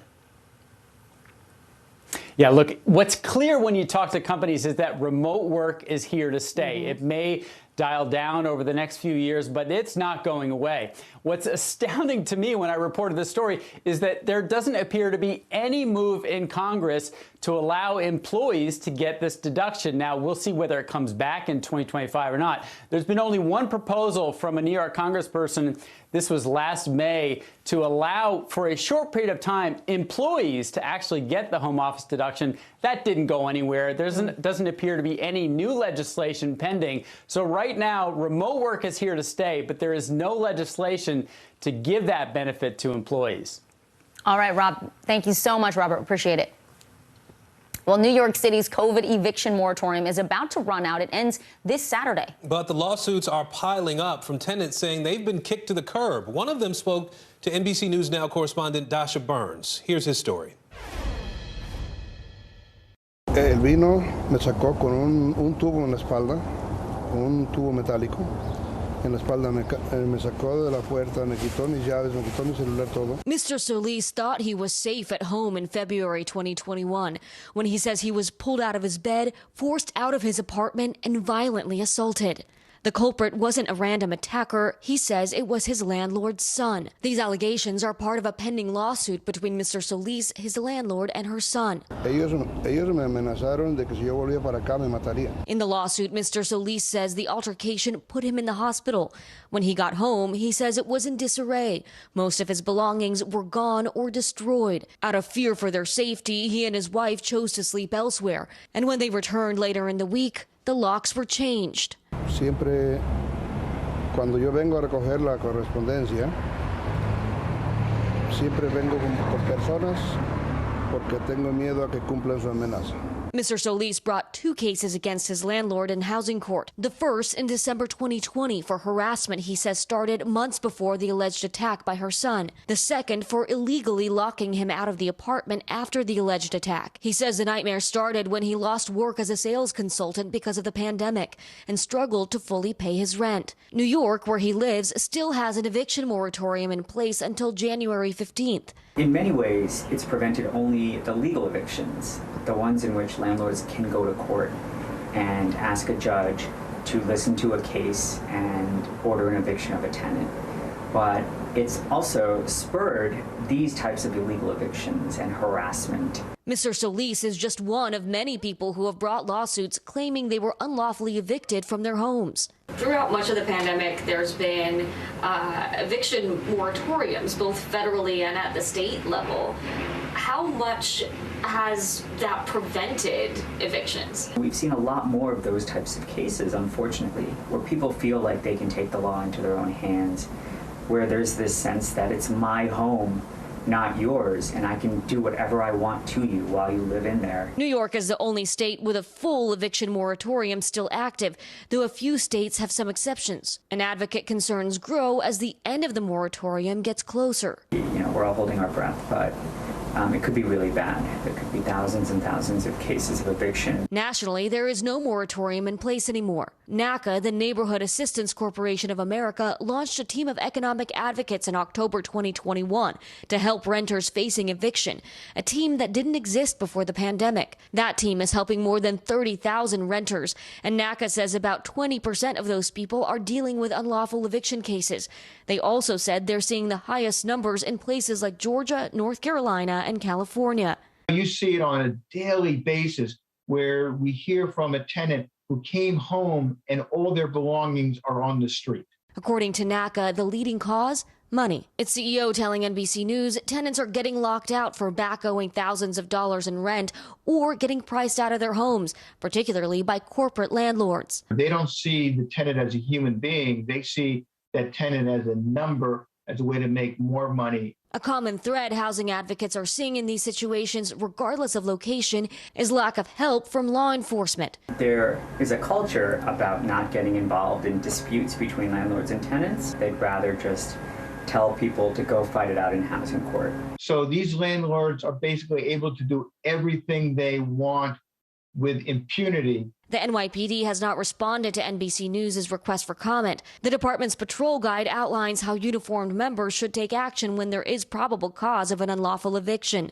Mr. Solis won his illegal lockout case in housing court and has his keys back, but he lost the harassment case against his landlord. His civil case is pending in the state Supreme Court for the alleged assault and harassment. The attorney for Mr. Solis' landlord says his client is refraining from making public comment, but says, quote, "My client is confident that when given the opportunity to present the facts to the court, she will ultimately be vindicated." NBC News reached out to the landlord's son through his attorney, but did not receive comment, though in court documents, he denies the allegations against him. What was it like to come back from the hospital and essentially not have a home anymore? Había frío. No tenía yo de llevar a mi esposa ni siquiera a descansar, al menos a taparse del frío. Muchas cosas que no las puedo describir. Mr. Solis and his wife are now staying with a friend. The one place they should feel safe, their home, is a place they're scared to go back to. Es mucho terror, mucho miedo, mucha desesperación. Saber que si yo estoy aquí, mi vida está en peligro. Dasha Burns reporting there. Talks between NATO and Russia are going nowhere fast. The Western alliance rejected the country's demands over Ukraine, and that's leaving the 100,000 combat-ready Russian troops still at their eastern border. NBC News reporter Matt Bodner joins us now from Moscow, where he's been monitoring this situation. Matt, what is the latest here? When can we expect to see Ukraine possibly at these talks too? Thank you, Aaron. Well, today was the third day in this kind of marathon blitz of diplomatic efforts this week. Today's meeting was the chance for the Organization for Security and Cooperation in Europe, a rather large body, some 50-plus members. Basically, everyone in this group has a seat at the table. This was the third meeting, so Russia had a chance to talk. Ukraine was also there, but really just starting to get at the point of where's Ukraine right now. Part of the big problem right now is the way Russia is approaching this. Is Russia for a few years now hasn't been really all that willing to directly engage with Ukraine, and that's because of the way they see Ukraine right now. They see it essentially as a captured state by the West, with the United States pulling the strings behind all of it. So there's really no accident that the very first meeting in this marathon this week was the U.S. and Russia one-on-one in a bilateral format. That, of course, was headed up by the Deputy Secretary of State, Wendy Sherman, who was the head of the delegation, also involved in discussions today. Let's take a listen to what she had to say after today's deliberations. If President Putin, either through invasion, coercion, subversion, hybrid attacks, some other way to undermine the stability and the sovereignty and the governance of Ukraine, if he takes action in that regard, the entire international community will respond in a way that lets him know that we know exactly what has occurred here, and there are costs to continuing to act that way in the world community. So if that sounds familiar, Aaron, that's because the United States and the West, just like Russia, have basically retreated to their corners, and now we're seeing everyone restake their positions, just kind of reiterate it over and over. And so that's why we're at this position now where Russia itself is warning that talks, if not have completely failed, are stalled, and it's not clear where to go. All right, Matt Bodner for us in Russia today. Matt, thank you. Now, Russian-led troops begin to pull out of Kazakhstan, and the Lebanese people take to the streets to protest their government. Let's go around the world in 60 seconds. Kazakhstan, where Russian-led troops started leaving the country today. 2,500 troops were deployed there to quell violent civil unrest sparked by a rise in fuel prices. U.S. Secretary of State Antony Blinken suggested last week that the Russian troops may be there for the long term. Once Russians are in your house, it's sometimes very difficult to get them to leave. The president of Kazakhstan insists all foreign troops will be gone by January 23rd. Lebanon, where truck and bus drivers blocked roads in Beirut today, they're protesting the government and the spiraling economic crisis. The Lebanese pound has lost more than 90% of its value since 2019. Today, $1 US is worth about 1,500 Lebanese pounds. The rise in exchange rate has made the Lebanese people hungry, the citizens poor. People can't afford to buy bread or food. And Japan, where twin panda cubs born at a zoo in Tokyo made their public debut this week. Zhao Zhao and Lei Lei are only on display for 3 days as spectators feast their eyes on the cuddly creatures. And that's the world now. Novak Djokovic now sits at the top of the Australian Open bracket after this morning's draw. But whether the government will allow the unvaccinated tennis star to play remains in question, especially since the country is dealing with a record number of COVID-19 infections. About half of Australia's total COVID cases have been diagnosed in just the last 2 weeks. NBC News foreign correspondent Matt Bradley joins us now from London. Matt, a lot has gone down in the last 24 hours. Get us up to speed. Yeah, I mean, this whole thing, Vicky, has started to reach sort of a low boil as everybody's waiting until Monday, as you mentioned. That's when the tournament starts. That's when the big question, will Novak Djokovic be playing? And, you know, that's what everybody's looking for, because between now and then, the government of Australia could still deport him. And that's not just kicking him out of the country. That means he wouldn't be able to come back for another 3 years. Now, if you've never been to Australia, maybe that's not such a big deal. But the fact is that Djokovic has won half of his 20 Grand Slams in that country, in Australia. So banning him for 3 years would be a big blow to his career, not to mention that this is the pressure moment. This is when he's supposed to compete for that 21st Grand Slam men's single title. That would be a major record breaker, and it's all up to the Australian government whether he even gets to see the court. All eyes on Australia right now. That tournament is set to begin Monday, as you mentioned. So when are we going to expect to see this decision? We don't know. I mean, this could be any time in the next couple of days. After that, there are appeals and there are other issues. You know, it's also really held up the actual event, because today reporters showed up to see how this bracket was going to go, who was going to be competing when, and they heard instead that actually it was going to be delayed. All of those decisions were going to be delayed, and there was speculation that the reason why, of course, is because they don't know whether Novak Djokovic, the men's #1, is going to be playing. So it's hard to know, and that's kind of put, as you would say, sort of a wrench in the gears of this whole tournament up until now. Yeah, the clock is ticking. You mentioned he couldn't come back for 3 years if he is deported. Obviously, that would have a major impact on his career. What about any additional consequences, Matt? I mean, that's all unclear. You know, it's whether or not he violated the law. He said on Instagram today in this statement that came out that he didn't actually, you know, it was an error by one of his team members, by one of his managers. You know, this and the thing that's happening here in Britain right now with Boris Johnson violating the COVID rules in order. This is an NBC News special report. Here's Lester Holt. Good day. We're coming on the air with breaking news. The Supreme Court has just issued 2 rulings on one of the president's more controversial measures to battle COVID, vaccine mandates for private employers. The Supreme Court blocking some of the rules put in place by the Biden administration. Let's go to NBC News Justice correspondent Pete Williams, who can tell us more. Pete. So, Lester, by a vote of 6-3, the Supreme Court is blocking the Biden administration from carrying out the rules imposed by OSHA, the Occupational Safety and Health Administration, that would require companies that employ more than 100 workers to make sure that all their employees either get vaccinated for COVID or wear masks and be tested once a week.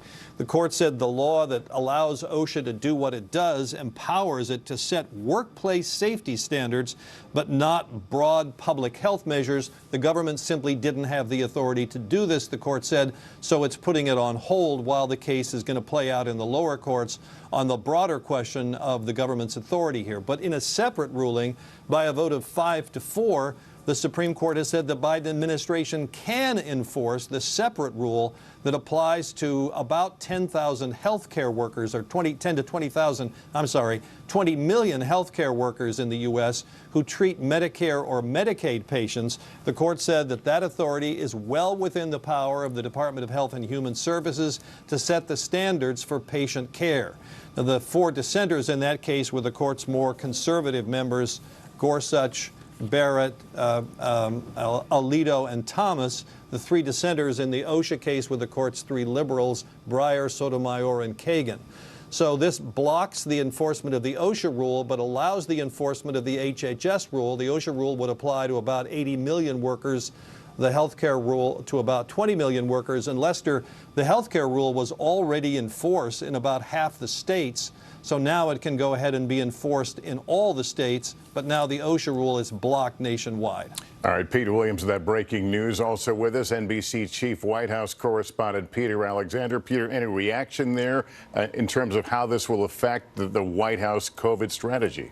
Yeah, Lester, nothing yet officially from the White House, but this is clearly a blow to what was a key element in the Biden administration, the Biden White House's plans, their efforts to address the pandemic right now. Recognize that this mandate was first announced back in November. That was even before the surge of Omicron cases, which have sent the number of cases and, frankly, hospitalizations, though at a slower pace, skyrocketing in the course of recent months. The government at the time had estimated that it would help save 6,500 lives and prevent 250,000 hospitalizations. I think when we do hear from the White House on this, they'll talk about how this is or had been a key tool in their toolbox, and they'll talk about some of those other tools that remain out there right now. I think they were likely to emphasize that it is still, the court is still allowing that the vaccine mandate shall be implemented for those healthcare workers to prevent them, to require them to either be vaccinated or tested going forward. But make no mistake about it right now, with the country really in the depths of this pandemic, now several years into it, this is something that the White House had been counting on and will certainly be disappointed and frustrated as it limits their ability, in their view, to combat this virus. Lester. All right, Peter, thank you. That concludes our coverage. We'll have much more tonight on NBC Nightly News. I'm Lester Holt, NBC News, New York. Good day.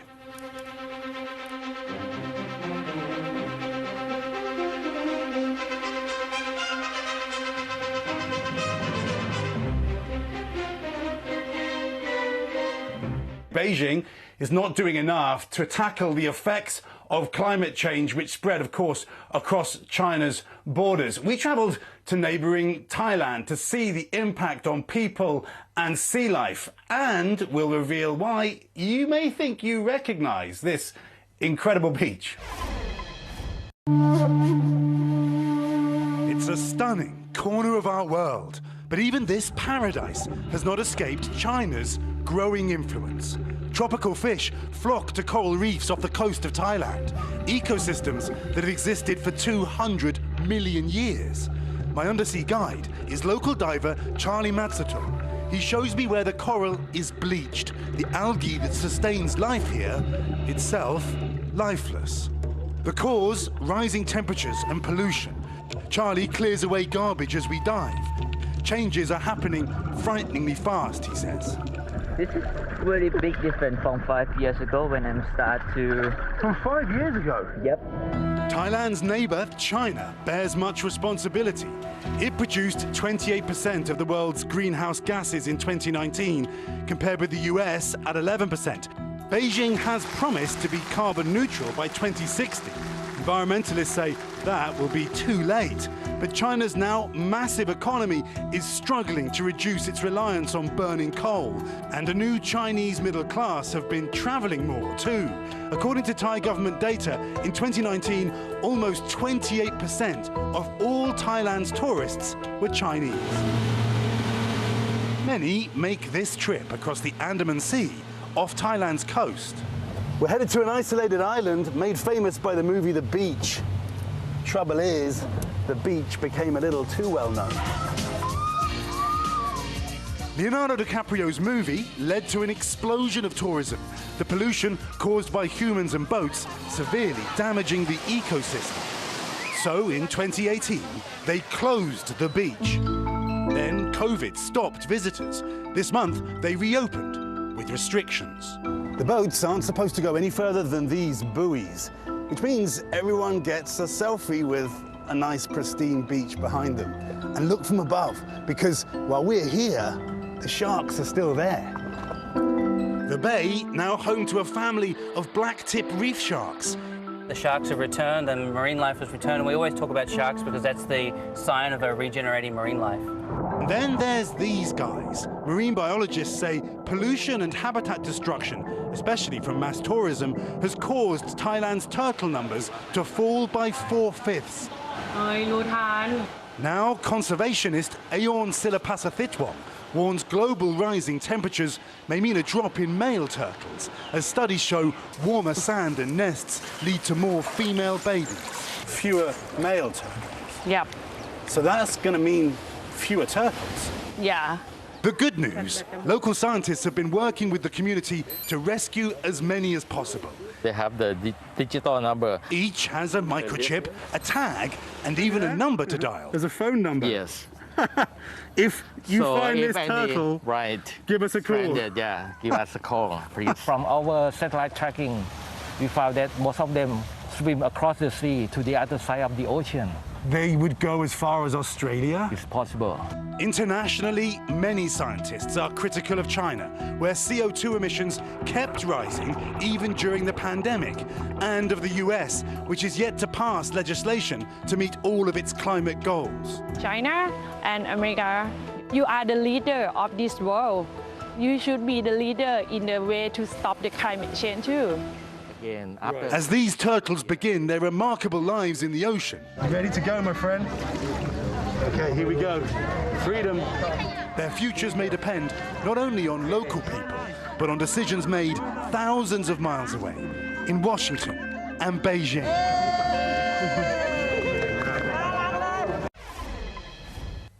An amazing experience, but just this week, China accused Washington of saying a lot but doing a little on climate change, whilst critics of China in the US say that it uses climate deals to gain economic advantage. That's the politics. Incredible, though, to see local people there in Thailand working to save scenes like this. Oh, I love that Keira went there to show us that, those beautiful images. Yeah. I mean, and the world can just, it's so beautiful when we just leave it alone. Right. Well, that's true. Yeah. It really reminds us of the interconnectedness that we all have. Well, still to come, Lindsey Vonn's new vantage point. What the world's most decorated female skier has to say about her historic career and her retirement.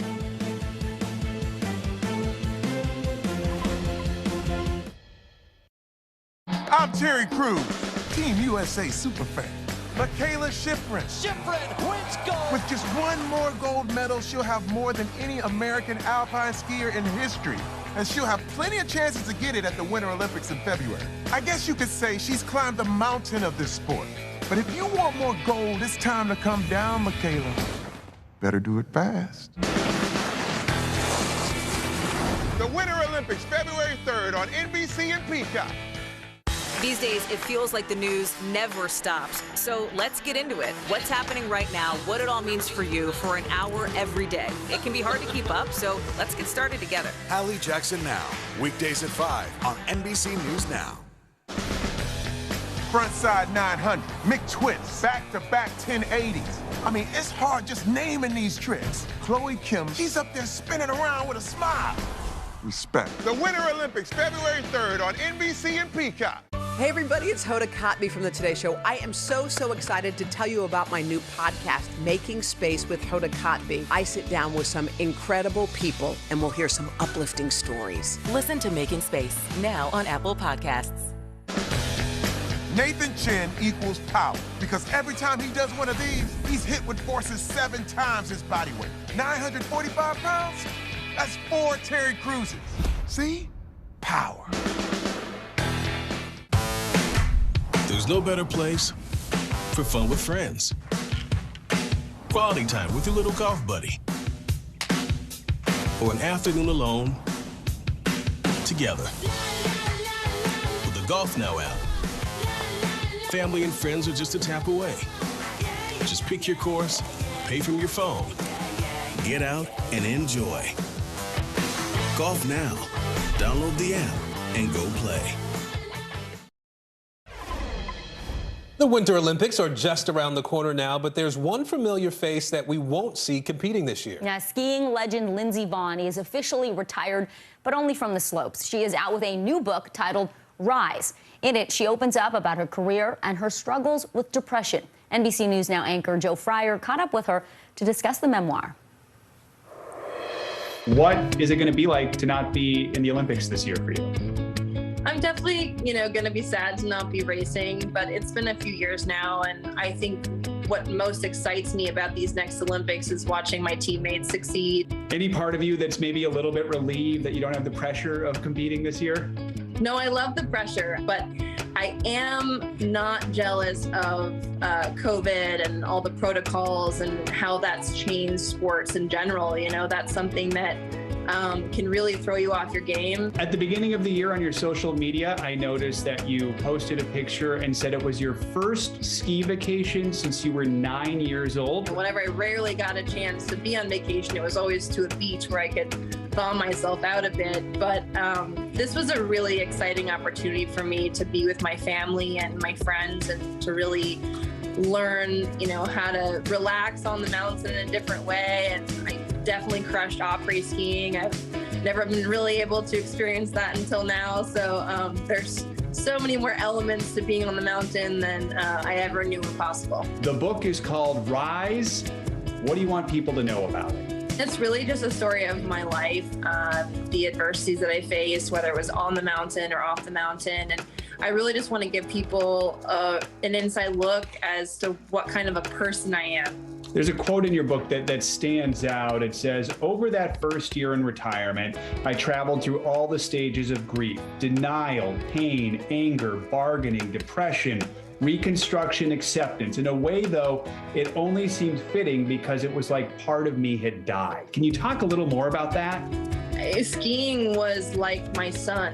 Literally everything revolved around it. And then I woke up one day and it was gone. And it's never coming back. So I really had to accept that. And I also, throughout the course of my career, used skiing as a crutch. I really hid from a lot of my problems by, focusing solely on my sport. And that's not a super healthy thing. So, when those types of crutches are gone, it's a very eye-opening experience. Do you feel like you've learned a lot about yourself since retiring a few years ago?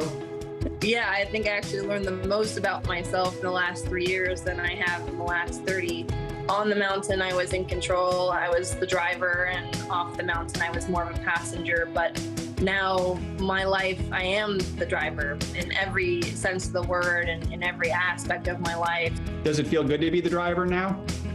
I mean, I've always loved going fast, so yes, I love being the driver. I think that's something that I love most is, being in control. And while I only had that on the slopes, I feel like now I have that in life. Good interview with Jo Fryer. Oh, Nice to hear the insights behind that. We watched her for so long on the slopes. For sure. Good stuff. All right, well, thank you so much for being with us this hour. I'm Vicki Nguyen. And I'm Aaron Gilchrist. The news continues right now.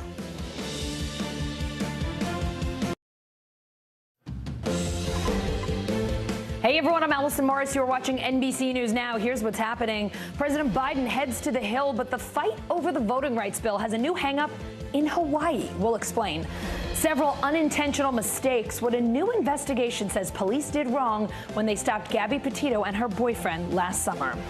Plus, better care for moms who serve, a new law protecting new mothers who also protect our homeland.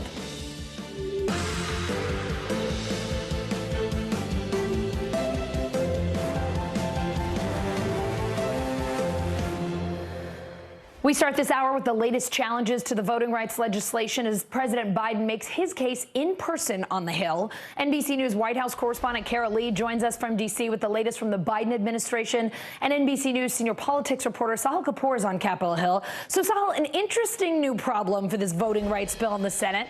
And this roadblock isn't coming from the usual Democratic suspects, Sinema and Manchin, but rather Democratic Senator Brian Schatz of Hawaii. What's going on with him? He has COVID. Senator Schatz tested positive for COVID earlier this week. He is out, not in attendance in the Senate right now. What does that mean? It means this is a 50-50 chamber. Democrats needed 50 votes just to begin debate on this bill as part of this maneuver that Senator Chuck Schumer, the majority leader, put together in tandem with the House. Right now, they don't even have 50 votes to begin debate, so the problem goes from bad to worse for Democrats.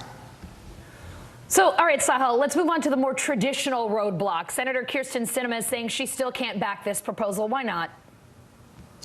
Sinema said on the floor of the Senate today that she supports the two pieces of legislation that Democrats are trying to pass, the Freedom to Vote Act and the John Lewis Voting Rights Advancement Act, but that she will not vote to change the rules to allow those two bills to come up. Practically, that means the two bills are dead. They do not have a path to clear a filibuster that requires 60 votes in the Senate, and Republicans are overwhelmingly opposed to both pieces of legislation. They don't have any hope of getting to 60.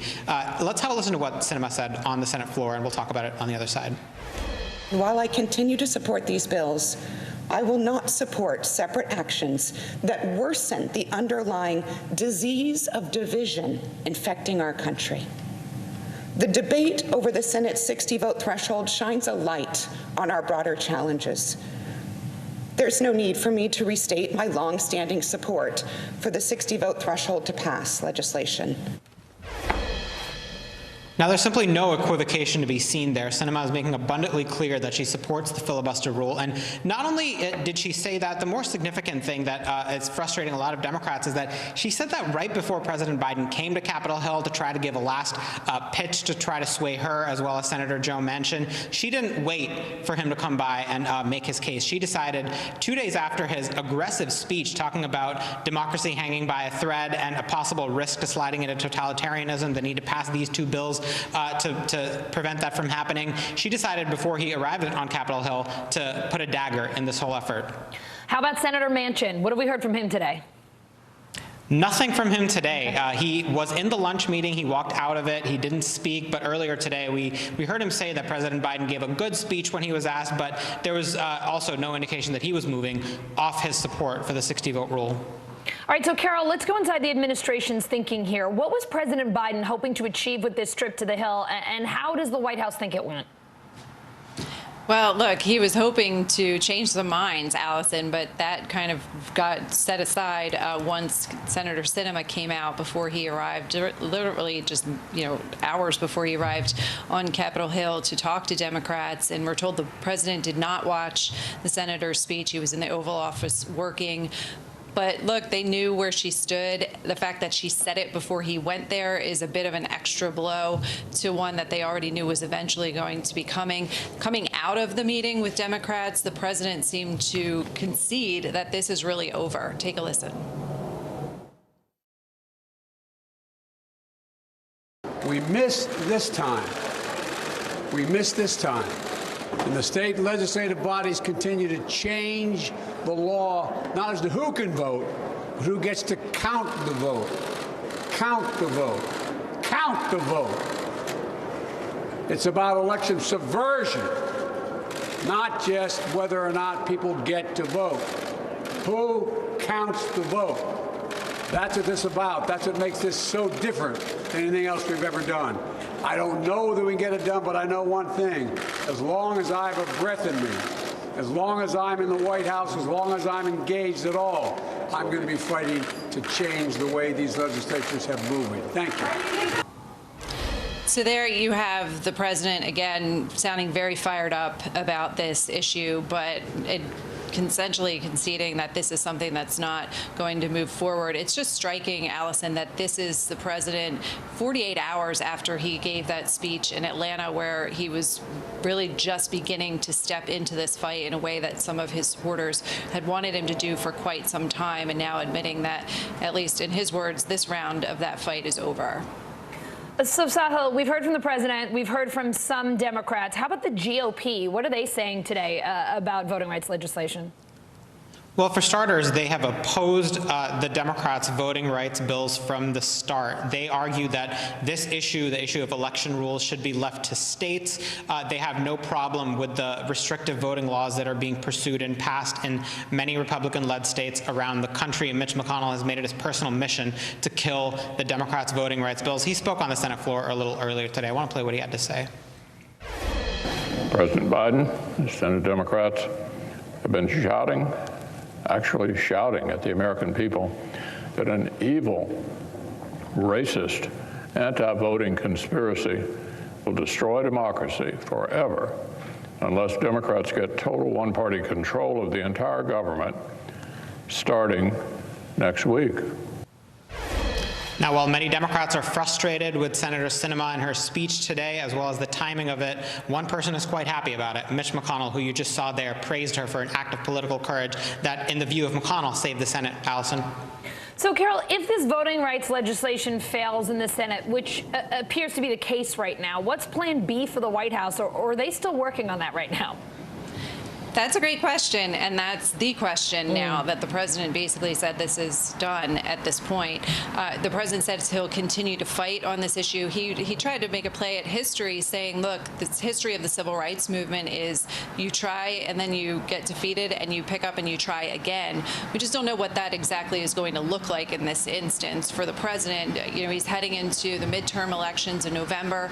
Does he decide to make this an issue there? Does he think there's some sort of way he can try to make another legislative attempt here? We just don't know. We're waiting to hear from the White House on that. But this is the second setback for the president on his agenda in a matter of weeks. And he's really in this precarious position where he's got a lot of pressure from his supporters who want him to continue to fight on this issue. But the reality is in the Senate that he keeps running up against. All right, Carol, Sahil, thank you both. Right now, the Senate's weighing two voting rights bills, the Freedom to Vote Act and the John Lewis Voting Rights Advancement Act. So what's in them and how would they affect the way we vote? NBC News senior reporter Jane Tim here to break it all down. So, Jane, let's start with the John Lewis Voting Rights Advancement Act. What is in that bill? This bill was one of the more narrow bills that they were pushing forward. And it was an update to the Voting Rights Act. I think we have a few of the provisions. Let's put those on the screen. But it's really about updating the bill that has been this landmark legislation from 1965 that was weakened by the Supreme Court in a number of rulings. So the pre-clearance provision was sort of the meat of the Voting Rights Act. It said that states had to go through the Justice Department if they had a history of discrimination in their election administration and just prove that if they were going to change the rules, it wasn't discriminatory. This has hardly been a sort of controversial idea in the past. This was sort of well-celebrated legislation, but in 2013, the Supreme Court said the formula is outdated and needs to be updated, or it's currently unconstitutional.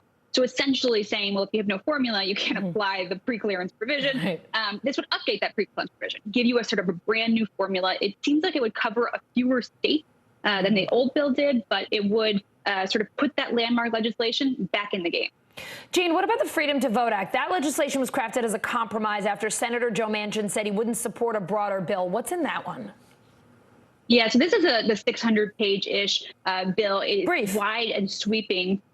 Briefly, I think we have some of the provisions. We can put those up on the screen. But it does a lot of things like creating landmark or sort of national baseline standards for voting access, things like early voting, things like no excuse absentee or mail ballots, making elections look pretty similar across the country. Automatic voter registration is a big one. Redistricting reform, banning partisan gerrymandering, and creating neutral standards and requirements for transparency in the redistricting process, as well as doing things like protecting election officials and making it a crime to harass them, and upping some of the penalties that exist around how you handle election officials and how they're treated in the elections, as we've seen them be incredibly harassed in previous elections based on misinformation and just sort of the polarization that we have around our elections. Jane, that was an excellent summary of a 600-page or so bill. In 2006, the reauthorization of the Voting Rights Act overwhelmingly passed in the House and passed the Senate unanimously. How did this issue become so polarized in the last 15 years to the point today where the president basically just admitted that it doesn't look like they're going to get it done?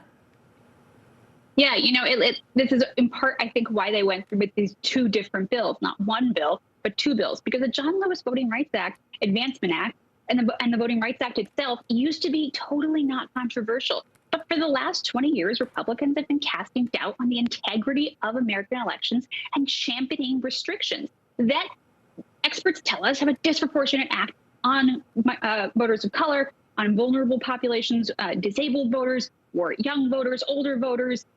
And this is what we come against, is that if these restrictions that Republicans are championing get tossed out because they're discriminatory in some way, they can't keep championing them. So that's how we're at this point where it has become non-controversial legislation has become essentially controversial because of baseless claims about voter fraud in American elections. Voting controversial. Here we are in 2022. Jane, thank you so much. Thank you. Breaking news this hour, the Supreme Court has blocked the vaccine and test mandates for businesses. NBC News Justice correspondent Pete Williams here with me now. So, Pete, what can you tell us about this breaking news? Two rulings here, Allison. One is the 6-3 vote. The Supreme Court is blocking the Biden administration from enforcing the rule that was announced by OSHA, the Occupational Safety and Health Administration, that would apply to businesses employing more than 100 people. It said that the companies had to make sure that their employees were either vaccinated for COVID or wore a mask and got a test for COVID at least once a week. The court has blocked enforcement of that. In the 6-3 vote, the Supreme Court says that the law that allows OSHA to do what it does empowers it to set workplace safety standards, not broad public health measures. Now, the second vote was 5-4. The Supreme Court is allowing the Biden administration to enforce a second rule that applied to about 20 million of the nation's healthcare workers who work in facilities that treat Medicare or Medicaid patients and therefore get federal money. That was already in effect in about half the states. It was blocked in the other half. Now the Supreme Court says it can be enforced nationwide. And the Supreme Court says that the rule fits very neatly within the language of the public health statute. I'm going to quote from the decision. It says, after all, ensuring that providers take steps to avoid transmitting a dangerous virus to their patients is consistent with the fundamental principle of the medical profession. First, do no harm. So the four dissenters there were the court's more conservative members, Thomas, Alito, Gorsuch, and Barrett. They're the ones who said that the Supreme Court should not have allowed that to go into effect. But the 6-3 dissenters were the three liberals on the OSHA rule. That's Breyer, Sotomayor, and Kagan. So a split pair of rulings here. The government, yes to one and no to the other. Pete, you also have some news from the DOJ arresting the founder of the far-right militia group, the Oath Keepers. They've charged him with seditious conspiracy in connection with the January 6th attack. Could you tell us about Stewart Rhodes and his arrest? Right, charging Stewart Rhodes, who lived in Texas, arresting him this morning, charging him with conspiracy along with 10 other members of the Oath Keepers. Now, there had been an indictment against 19 Oath Keepers, charging them generally with conspiracy. This seditious conspiracy charge carries, it's a more serious charge, and it accuses them of coming to Washington intending to block the electoral vote. By Congress, and the indictment has new information about the communications that Stewart Rhodes was carrying on through encrypted cell phone applications with some of his members talking in glowing terms about the various efforts around the world to storm parliaments or storm state capitals when things didn't go the way people wanted them, and saying maybe that's the same thing that ought to be done here. But in any event, the indictment says that Stewart Rhodes and 10 other Oath Keepers conspired to come to Washington and stop the vote, and they now face these seditious conspiracy charges. So it's interesting on two fronts. One, charging the head of the Oath Keepers. So far, remember, he never entered the Capitol. And so the question was always, what would his criminal exposure be? And secondly, this more serious seditious conspiracy charge. So, Pete, what, if anything, do these charges tell us about where this DOJ investigation is going? Well, I think it tells us that the government is learning new information about the communication of these Oath Keepers. I mean, this has been one of the puzzles here about exactly what they were planning to do. And we see from the indictment some new detail about what the government's been able to discover through court process, getting more access to these secure communications. And of course, what we don't know is how much the investigation's been aided by the two Oath Keepers who have already pleaded guilty. They were charged in the other conspiracy case, and they've now pleaded guilty. All right, Pete Williams with breaking news for us today from SCOTUS. Thank you so much. You bet. Coming up, upgrade your mask for free on the White House. The president's new plan to get Americans better protection from Omicron.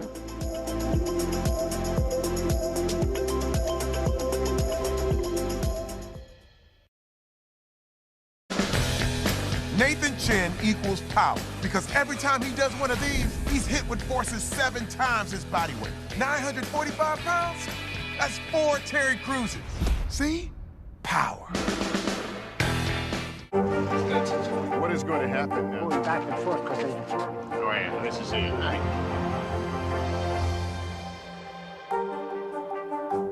We're here to start conversations about the big things happening in our world, because it's not my job to tell you what to think.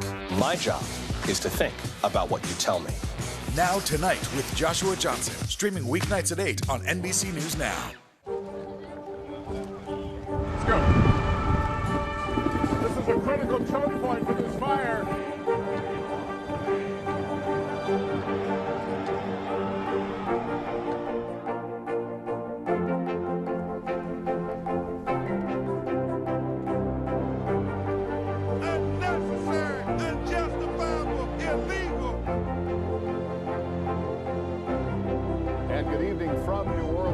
Military operation, witnessing the massive crowds. I admire you both. Nice to really spend some time with you. Appreciate it.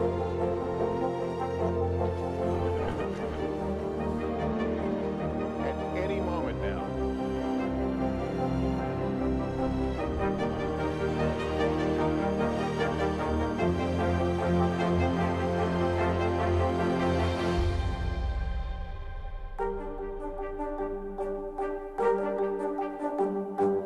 Our week-long journey across America from Washington, D.C., outside of our nation's capital, you rarely see. It's your last move. Was talking smack part of this?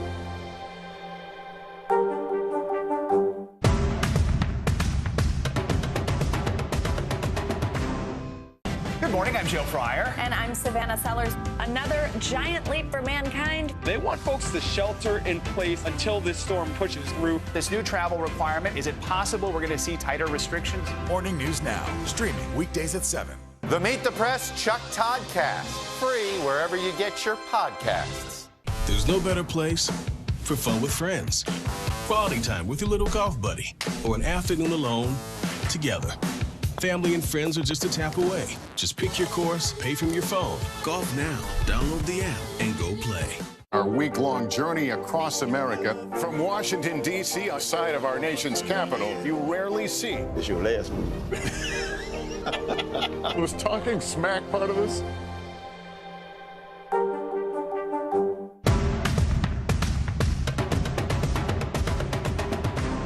The Meet the Press Chuck Toddcast, free wherever you get your podcasts. Let's go to NBC News digital reporter Maya Eaglin. She has the latest headlines from NBCNews.com. Hey, Maya.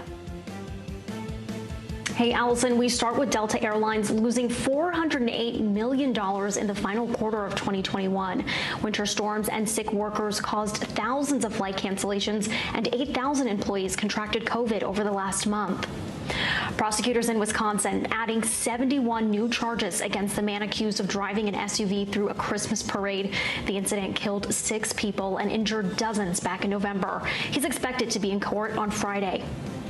Nigeria's government lifting its ban on Twitter after 7 months. A government official says the lift comes after Twitter agreed to meet some conditions, including opening a Nigerian office. A new watchdog report finding phones of journalists and human rights activists in El Salvador were hacked. Researchers couldn't conclusively link the hacks to El Salvador's government, but the report suggests it's likely. And water vapor found in another planet's atmosphere could be the next step in helping astronomers learn how planets came to be. The Neptune-sized exoplanet is about 150 light years away from Earth, and it isn't habitable, so no aliens yet. Allison, back to you. No aliens yet. We continue to wait. Thank you, Maya. I know that for some Americans, a mask is not always affordable or convenient to get. So, next week we'll announce how we are making high-quality masks available to the American people for free.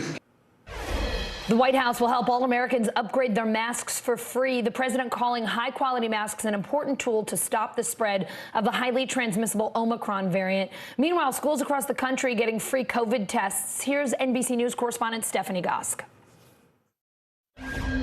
Millions of free COVID tests will soon be headed to schools nationwide.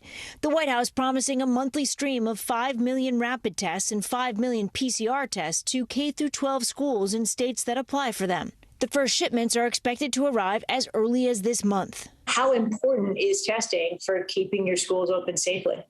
It is vital. I think it's next to vaccines and the boosters. It's the only way that we can continue to keep our teachers and our students safe. The new testing push comes as schools struggle to stay open amid Omicron's surge. Austin's school superintendent says she started deploying administrative staff with teaching experience as substitutes just to keep class going. Even if it isn't as perfect as it would have been with our great teachers, we know that it's better than our students not having that support. Hospitals are struggling too. At an ICU on the Cleveland Clinic's main campus, 5% of the staff is out sick. The National Guard now helping to clean, test, and deliver meals.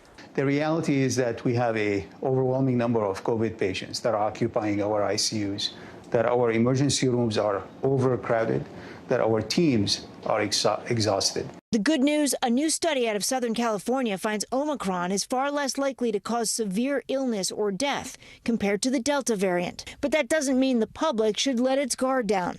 The White House says it's considering ways to increase the availability of higher quality masks, and the CDC has said it's going to update its guidance on masks. The agency's director reiterating any face covering is better than none at all. The best mask that you wear is the one that you will wear, and the one you can keep on all day long, that you can tolerate in public indoor settings. All right, let's bring in Dr. Ali Raja, professor of emergency medicine at Harvard Medical School. Great to see you, Dr. Raja. Breaking news this hour, the Supreme Court has just blocked the Biden administration's COVID requirements for workplaces, but it's allowing vaccine mandates for healthcare workers. That decision about U.S. businesses will affect nearly 80 million people. What are your concerns about not mandating masks in the workplace?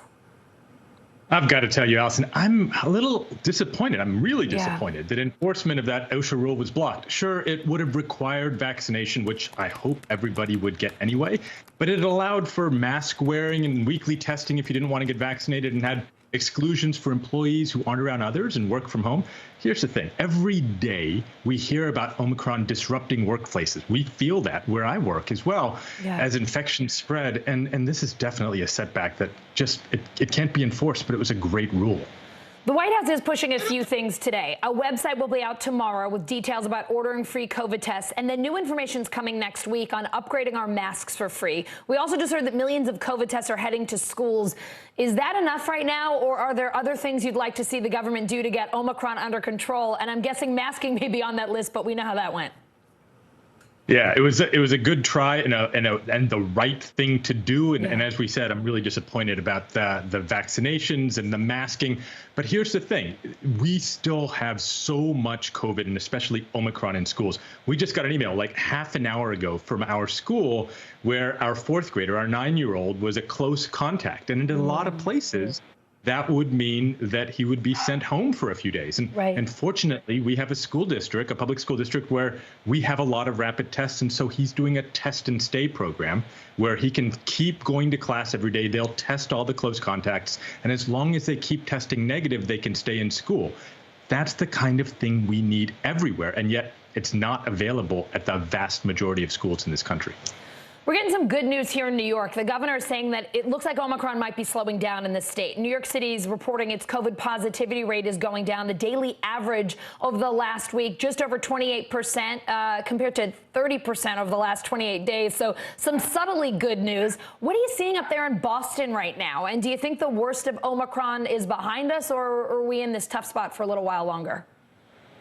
Well, you know, I never like it when Boston is behind New York, but I think at this time we are a little bit. We've got full hospitals and a lot of patients with COVID. We do have some interesting data. We do analyses of our wastewater here in Boston, and one of the things we've seen is that our wastewater levels of COVID are actually on their way down. And what that is that's a good way to tell how prevalent COVID is in the community, because a lot of people do home tests and there's no public reporting of that.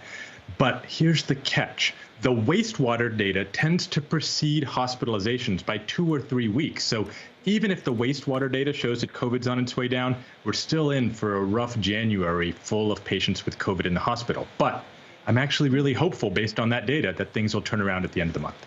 All right, we're going to talk about New York again. I know this is killing you, given that you're a Boston guy, but we got to do it. A new NYU study is looking at how COVID impacts the brain. Researchers found higher levels of short-term blood markers of brain cell damage in COVID-19 patients compared to Alzheimer's patients without COVID. Those researchers saying our findings suggest that significant neurodegenerative injury may be occurring in hospitalized COVID-19 patients. Now, I just said a lot of scientific, doctoral, technical things. Could you sort of explain in more layman's terms what this tells you about what this virus can do? Absolutely. Here's the thing. So this study just came out today. I'm actually really impressed that you know so much about it. What it did is they compared the levels of 3 different biomarkers that are associated with brain damage, and they compared them in hospitalized patients who had COVID and in patients with Alzheimer's disease who didn't have COVID. And here's the thing. All 3 of these biomarkers are well known to be associated with damage to brain cells or to the cells that support brain cells. So they're what we really need to measure levels of. Now, they were all higher in patients hospitalized with COVID than they were in patients with Alzheimer's disease, which is, as we all know, a really serious neurodegenerative disease. Here's the catch. We don't yet know what this means long term. Those biomarkers might come back down and they might not mean anything long term, or it might mean that one of the symptoms that we might see with what we're calling long COVID is some sort of neurodegenerative process, not necessarily like Alzheimer's, but something that affects the brain. I've got to tell you, Allison, we don't know much about the long-term effects of COVID, and I'm kind of afraid we're going to see more studies like this come out that show that patients with COVID have higher risks for this or that. Yeah. It's a really serious disease, and we all need to be vaccinated for it. It's such a good reminder, because as so many people come down with this Omicron variant, which seems less deadly, less intense, you can't help but wonder, okay, that's right now, but what could happen months, years down the line? It's really scary stuff. Dr. Raja, thank you. Yeah. I've got to tell you, Allison, I just one quick last thing. Sure. I've heard that from my patients where they say, look, all my friends are just saying, let's have an Omicron party. It's not going to affect us that much. We're all going to get it. Let's just get it now and get it over with. But that is just not true. We don't know, just like you said, the long-term effects. So please get vaccinated. Don't think that just because everybody's going to get it, we're all going to be fine. Yeah, Dr. Raja, I count myself among the lucky people who have not gotten COVID, and I hope it stays that way, because that is really what frightens me, even though I am boosted. Thank you so very much for being on with us. I hope we see you again soon. Thank you. Coming up, we'll go on patrol with a Ukrainian boat sailing just miles away from Russian military ships. And yes, it is as stressful as it sounds. That's next.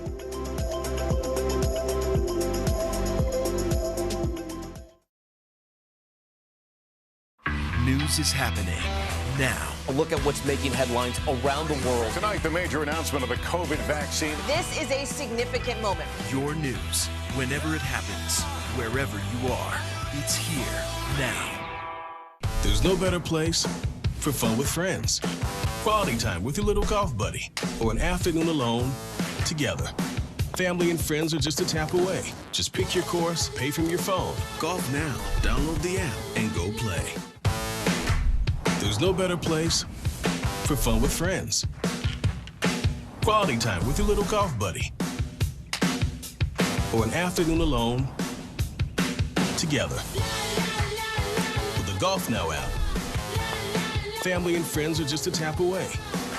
Just pick your course, pay from your phone.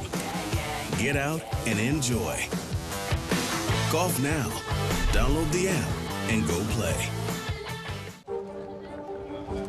Let's go. This is a critical choke point for this fire.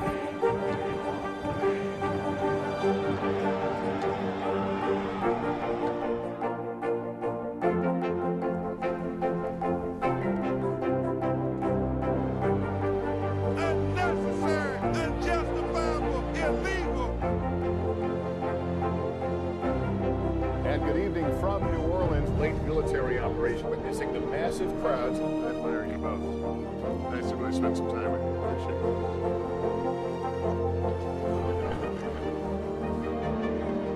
At any moment now.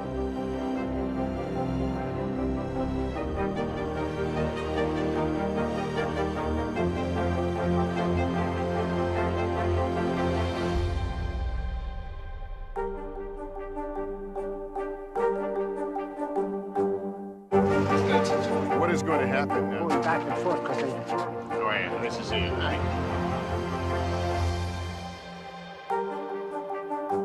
We've got a Congress that doesn't seem very functional. What's this election year going to look like?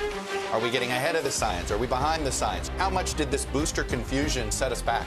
Can the January 6th committee come up with anything that would change Republican minds? If it's Sunday, it's Meet the Press. I'm going to change your life. Celebrate Tuesdays. Who wants in? Shark Tank, 2 CNBC premiere episodes, back to back. Amazing! Tuesdays starting at 9 Eastern. Let's go! CNBC, get yours. Hey, everybody, it's Hoda Kotb from The Today Show. I am so excited to tell you about my new podcast, Making Space with Hoda Kotb. I sit down with some incredible people, and we'll hear some uplifting stories. Listen to Making Space now on Apple Podcasts. The Meet the Press Chuck Todd Cast, free wherever you get your podcasts. The jury's out on which path Vladimir Putin is going to choose. My strong hope is that Russia will take the path of diplomacy and dialogue. We're prepared to do that. We're leaning in to do that, but we're prepared if they don't. Secretary of State Antony Blinken saying today it's time for Russia to make a deal with the U.S. and its allies over the Russian troops at the Ukrainian border. But the Kremlin is calling this week's security talks unsuccessful. NBC News reporter Matt Bodner has the latest from Moscow. Thank you. Well, we are at the end now of a marathon week of diplomatic efforts on all sides to try to come to some kind of de-escalation in this crisis on Ukraine's border. Of course, 100,000 Russian troops continue to sit there, reports indicating Russia's buildup continuing at a steady pace, neither slowing down nor increasing. Essentially, what is happening now is it appears that talks for the moment have broken down, or if that's perhaps too strong a word, stalled with really no clear way forward. We're hearing this from the Russians themselves after a week of the United States, NATO, other European organizations essentially closing rank and insisting that what Russia is demanding cannot be given. There were attempts throughout the week to try to give Russia something resembling an off-ramp if the Kremlin, essentially trying to feel out if the Kremlin is seriously interested in some kind of resolution here, or perhaps might be playing for time while it prepares for an offensive in Ukraine, or any kind of other options available to them, including today we're hearing Russia claiming that if it doesn't get what it wants, it will have to take measures to secure its own national security, and that might come in the form, for example, of Russian military deployments to Venezuela or Cuba. And that's a really interesting point. You know, we've been hearing throughout the week in the Russian narrative a lot of references to the Cuban Missile Crisis, and it might be worth paying closer attention to to those comments as we're trying to understand what Russia's game here is, where the situation might be going. Now, of course, we did hear very strong statements from various Russian deputy foreign ministers today and other officials, including from the Kremlin, essentially saying the West needs to come to the table on this one. We've given enough over the past 30 years. They are deadly serious, they say, about the 1997 security status quo in Europe. That is not for negotiation. They will not be distracted by attempts to throw some other concession. For example, the United States wants to talk arms control, particularly short and medium range missiles in Europe. And this is something that just a few months ago, if the United States suddenly came and offered Russia, Moscow would have been very happy to hear. They're not interested in that now. All they want is those primary demands, and it's just not clear where things can go from here. Russia now says that they are waiting on essentially a formal written response from the West next week, after which they will then decide their next moves. Meanwhile, in the sea off the southeast coast of Ukraine, ships from Russia and Ukraine are getting a little too close for comfort. Sky News security and defense editor Deborah Haynes climbs on board one Ukrainian vessel out on patrol. Off the coast of Ukraine, the commander spots possible trouble. He says it's a Russian military vessel near to a commercial ship. The young officer, he's only 23, immediately takes extra care to be sure his presence isn't mistakenly seen as a provocation.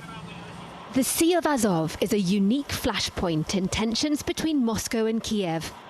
Both countries supposedly share these waves, but Russia is accused of restricting Ukraine's access and threatening its ships. On the maritime front line, the junior officer describes how things can get tense. Не завжди, але бувають ситуації, коли вони дійсно починають в наш бік агресувати або якісь виконувати неправомірні дії. Які?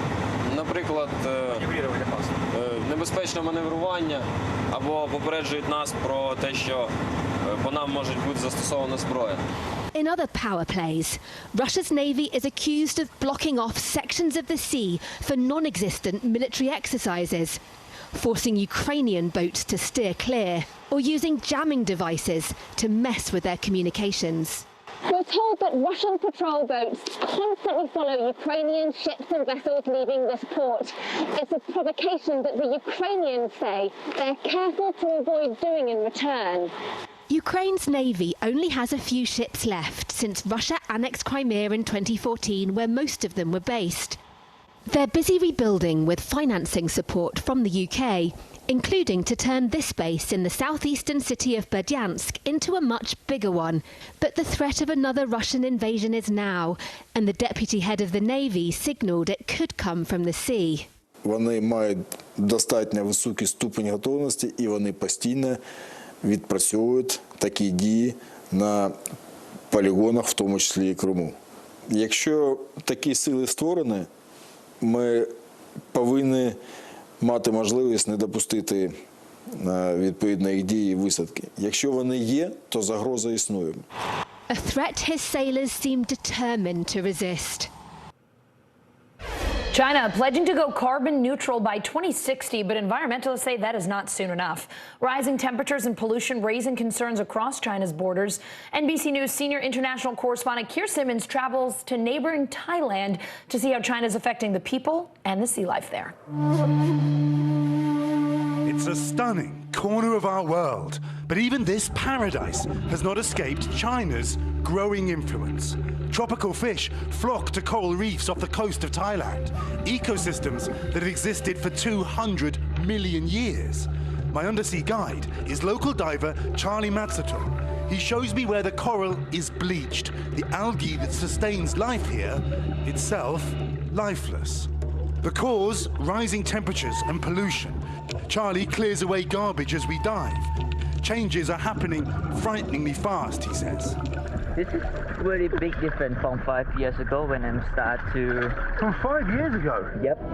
Thailand's neighbour, China, bears much responsibility. It produced 28% of the world's greenhouse gases in 2019, compared with the US at 11%. Beijing has promised to be carbon neutral by 2060. Environmentalists say that will be too late. But China's now massive economy is struggling to reduce its reliance on burning coal. And a new Chinese middle class have been traveling more too. According to Thai government data, in 2019, almost 28% of all Thailand's tourists were Chinese. Many make this trip across the Andaman Sea off Thailand's coast. We're headed to an isolated island made famous by the movie The Beach. Trouble is, the beach became a little too well known. Leonardo DiCaprio's movie led to an explosion of tourism, the pollution caused by humans and boats severely damaging the ecosystem. So in 2018, they closed the beach. Then COVID stopped visitors.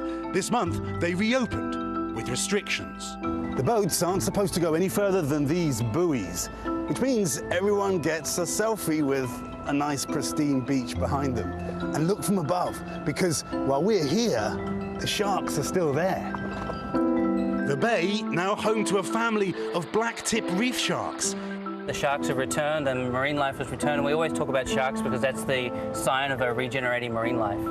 Then there's these guys. Marine biologists say pollution and habitat destruction, especially from mass tourism, has caused Thailand's turtle numbers to fall by 4/5. Now, conservationist Ayorn Silapassathitwong warns global rising temperatures may mean a drop in male turtles, as studies show warmer sand and nests lead to more female babies. Fewer male turtles. Yep. So that's going to mean fewer turtles. Yeah. The good news, local scientists have been working with the community to rescue as many as possible. They have the digital number. Each has a microchip, a tag, and even a number to dial. There's a phone number? Yes. If you find this any, turtle, right, give us a call. Stranded, yeah, give us a call, please. From our satellite tracking, we found that most of them swim across the sea to the other side of the ocean. They would go as far as Australia? It's possible. Internationally, many scientists are critical of China, where CO2 emissions kept rising even during the pandemic, and of the US, which is yet to pass legislation to meet all of its climate goals. China and America, you are the leader of this world. You should be the leader in the way to stop the climate change too. As these turtles begin their remarkable lives in the ocean. You ready to go, my friend? Okay, here we go. Freedom. Their futures may depend not only on local people, but on decisions made thousands of miles away in Washington and Beijing. Coming up, did police make a major mistake when they pulled over Gabby Petito and her boyfriend last summer? What an independent investigation says they did wrong. That's next.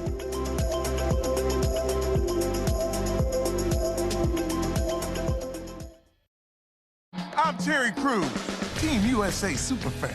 Michaela Schifrin. Schifrin wins gold. With just one more gold medal, she'll have more than any American alpine skier in history. And she'll have plenty of chances to get it at the Winter Olympics in February. I guess you could say she's climbed the mountain of this sport. But if you want more gold, it's time to come down, Michaela. Better do it fast. The Winter Olympics, February 3rd on NBC and Peacock. There's no better place for fun with friends, quality time with your little golf buddy, or an afternoon alone together. Family and friends are just a tap away. Just pick your course, pay from your phone. Golf now. Download the app and go play.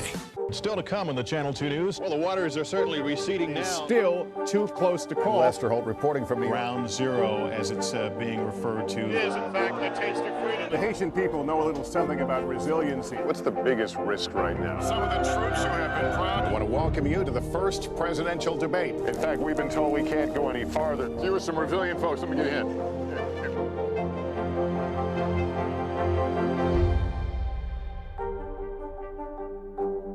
Hey everybody, it's Hoda Kotb from The Today Show. I am so excited to tell you about my new podcast, Making Space with Hoda Kotb. I sit down with some incredible people and we'll hear some uplifting stories. Listen to Making Space now on Apple Podcasts.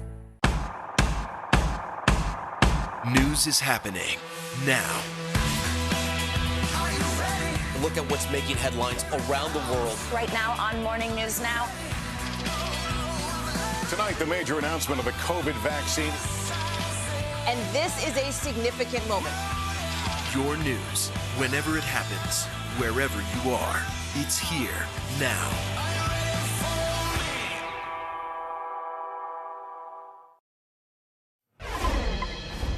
Police in Utah made several unintentional mistakes in their encounter with Gabby Petito and Brian Laundrie last summer. An independent investigation of the August 12th incident says the two officers should have cited Petito for domestic violence, and there was probable cause to arrest her. The officers determined Petito was the primary aggressor in the fight that led to that traffic stop.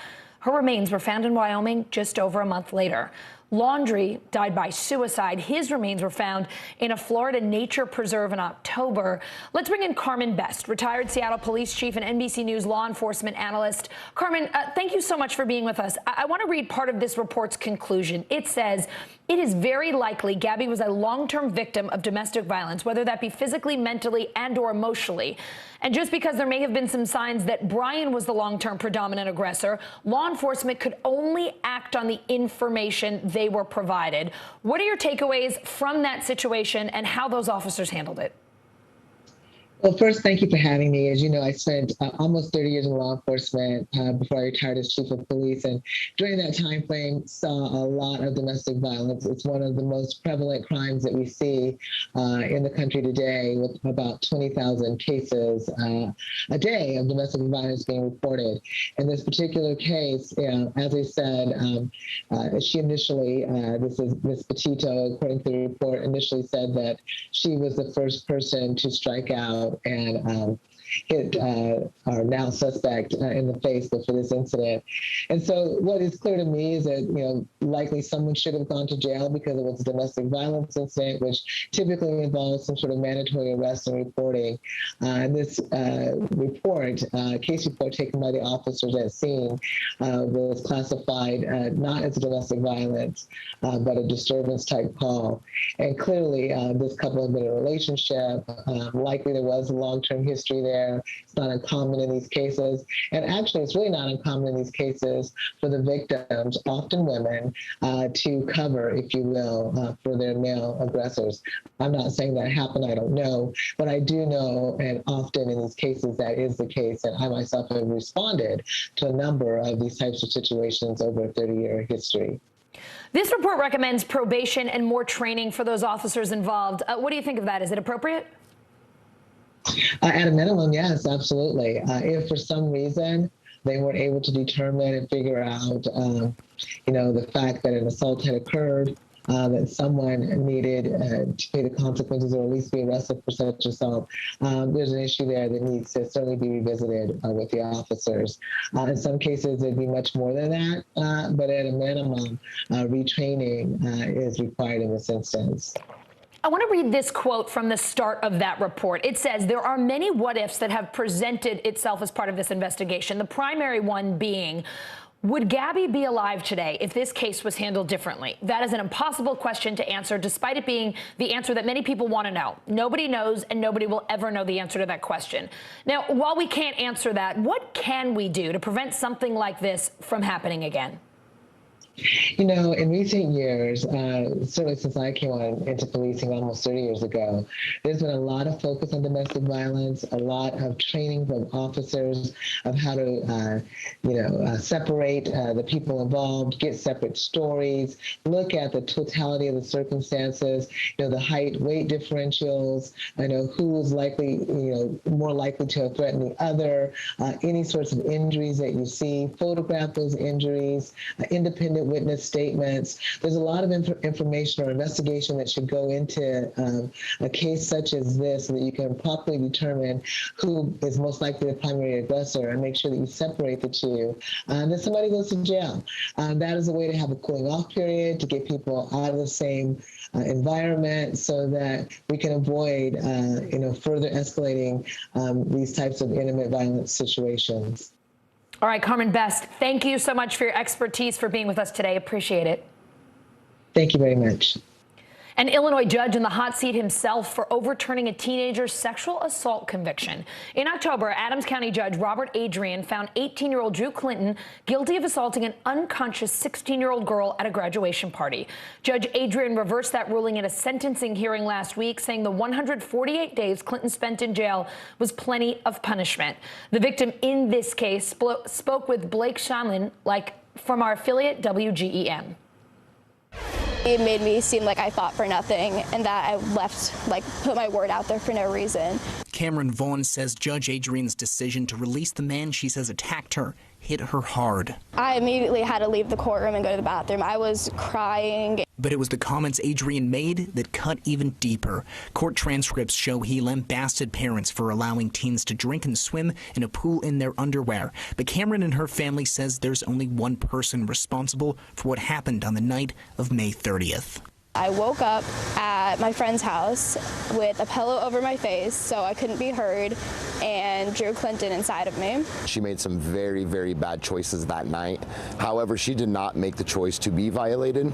Her dad, Scott, says the fallout has been swift. My family is destroyed because of this.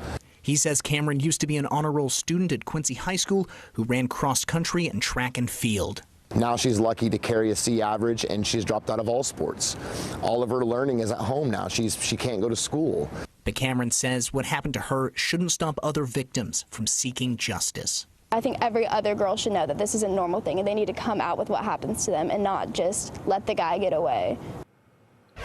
Clinton's attorney Andrew Schnack telling NBC News in a phone interview, Adrian is a damn good judge. I know he's being accused of harming this victim or keeping her from recovering, but he granted 5 motions that the state filed. He protected the girl with his rulings as much as he possibly could. Coming up, the military's new mission, Motherhood, a new law aiming to protect the health of pregnant women serving our country.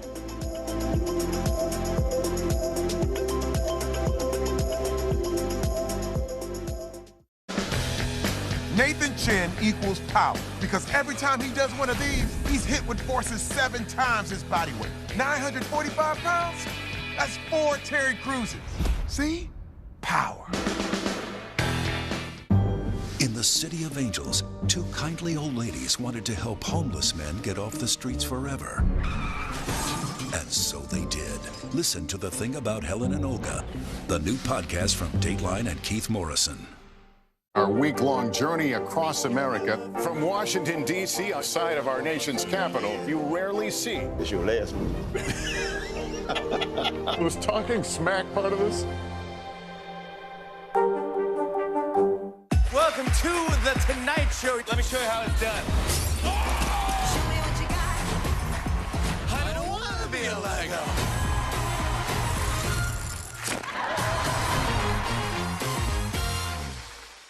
We've got a Congress that doesn't seem very functional. What's this election year going to look like?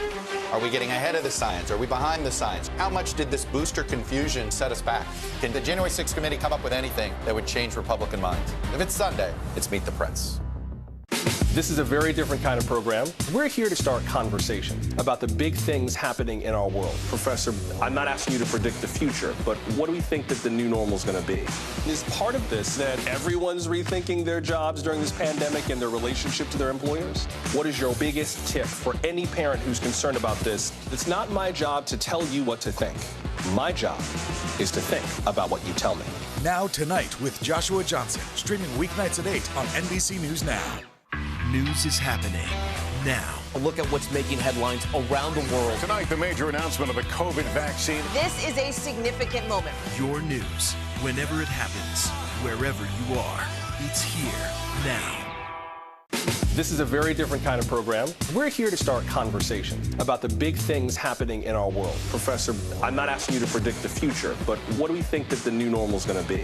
Is part of this that everyone's rethinking their jobs during this pandemic and their relationship to their employers? What is your biggest tip for any parent who's concerned about this? It's not my job to tell you what to think. My job is to think about what you tell me. Now Tonight with Joshua Johnson, streaming weeknights at 8 on NBC News Now. News is more than a headline. It informs, it inspires, and it still matters. To cover it, you have to be in it. And that's what we're going to do. Every night, we take you to the front lines of the story, where it's actually happening. with NBC News journalists on the ground from all over the world. We cover what you need to know and bring your newsfeed to life. In primetime and streaming live, it's your news playlist every night. Top Story with Tom Llamas, weeknights at 7 on NBC News Now. We've seen the emotional videos, troops coming home from overseas to surprise their families, but one female soldier says, here's what you don't see. New moms in the military pumping milk on their way to a combat zone, fighting an enemy while battling postpartum depression. NBC News Capitol Hill correspondent Ali Vitale reports on a new law that's serving the women who serve our country. After 20 years and 9 deployments in the Army, Vivian Richards knows all about readiness.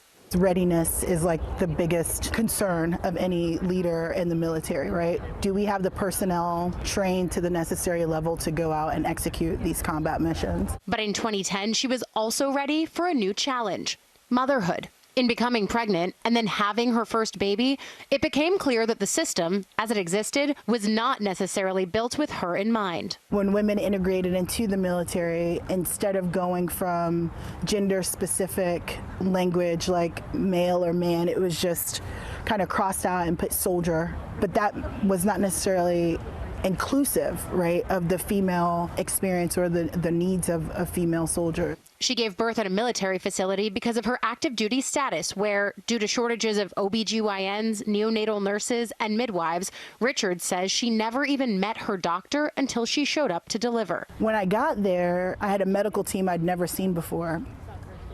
I've never met the nurse, I'd never met the doctor, I'd never met anyone. It led to a birth experience that left Richards feeling unsafe. NBC News has reached out to the military facility but didn't hear back.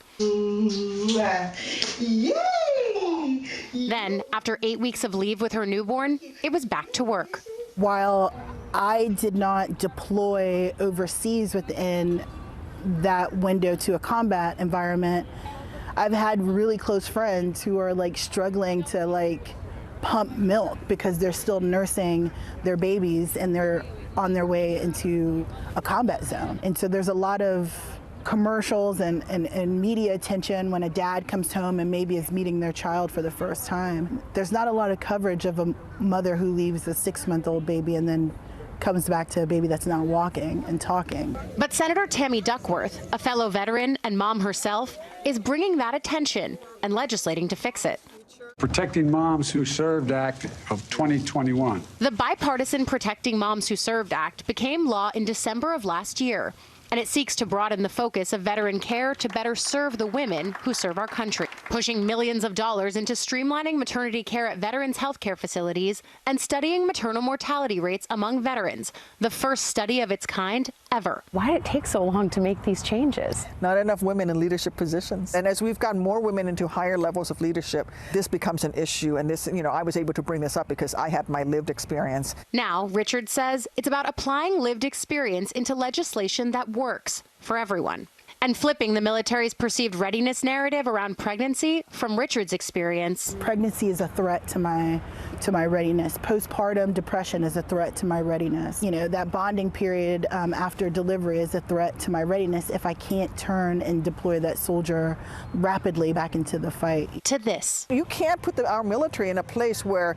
for 15% of its workforce we say, because you're going to get pregnant and that pregnancy has a negative effect on our readiness, you have to choose. Well, a lot of women choose to go and become moms and start their families and leave the military. That is millions and millions of dollars of training that goes out the door.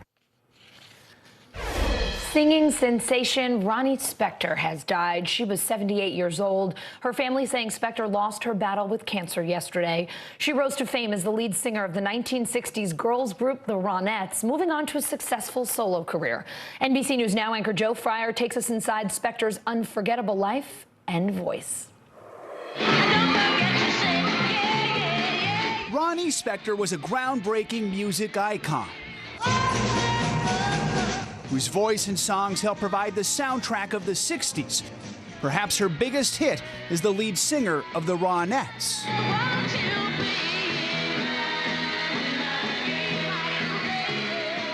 The New York City native formed the group with her sister and cousin, breaking the mold of the wholesome female pop groups that came before them. They were sexy and sultry and proud of it. But I love getting up there and love going, be my little baby. Yeah. At the height of their popularity, they partied with the Beatles and toured with the Rolling Stones. They could sing all their way right through a wall of sound. Keith Richards inducted the group into the Rock and Roll Hall of Fame in 2007. All I ever wanted to do was sing rock and roll. Spector went on to have a successful solo career. Say goodbye to Hollywood. And in the 80s, a new generation of fans fell in love with her voice again with the Eddie Money hit, Take Me Home Tonight.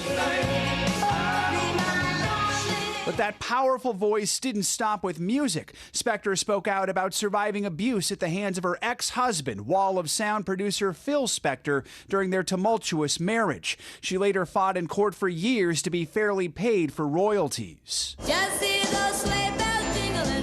Just days ago, the Ronettes returned to the charts with a Christmas classic, hitting the Billboard Top 10 for the first time in nearly 60 years. Part of a legendary legacy from one of music's greats.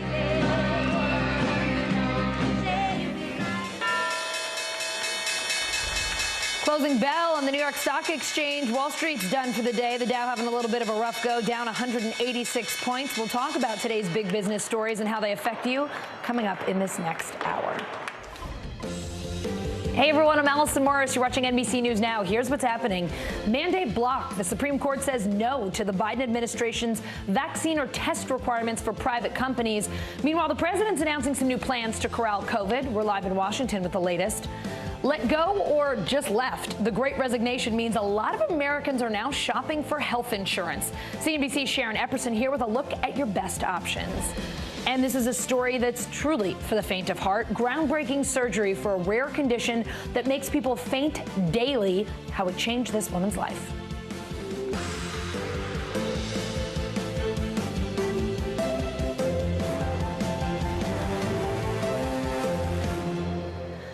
We start with the latest from the White House on COVID. NBC News White House correspondent Carol Lee is in D.C. So, Carol, the Supreme Court blocking President Biden's mandate for big businesses this afternoon, but the justices did allow the mandate for health care workers. What's the White House saying about the court's split decision? Well, Allison, we just got a statement from President Biden on this.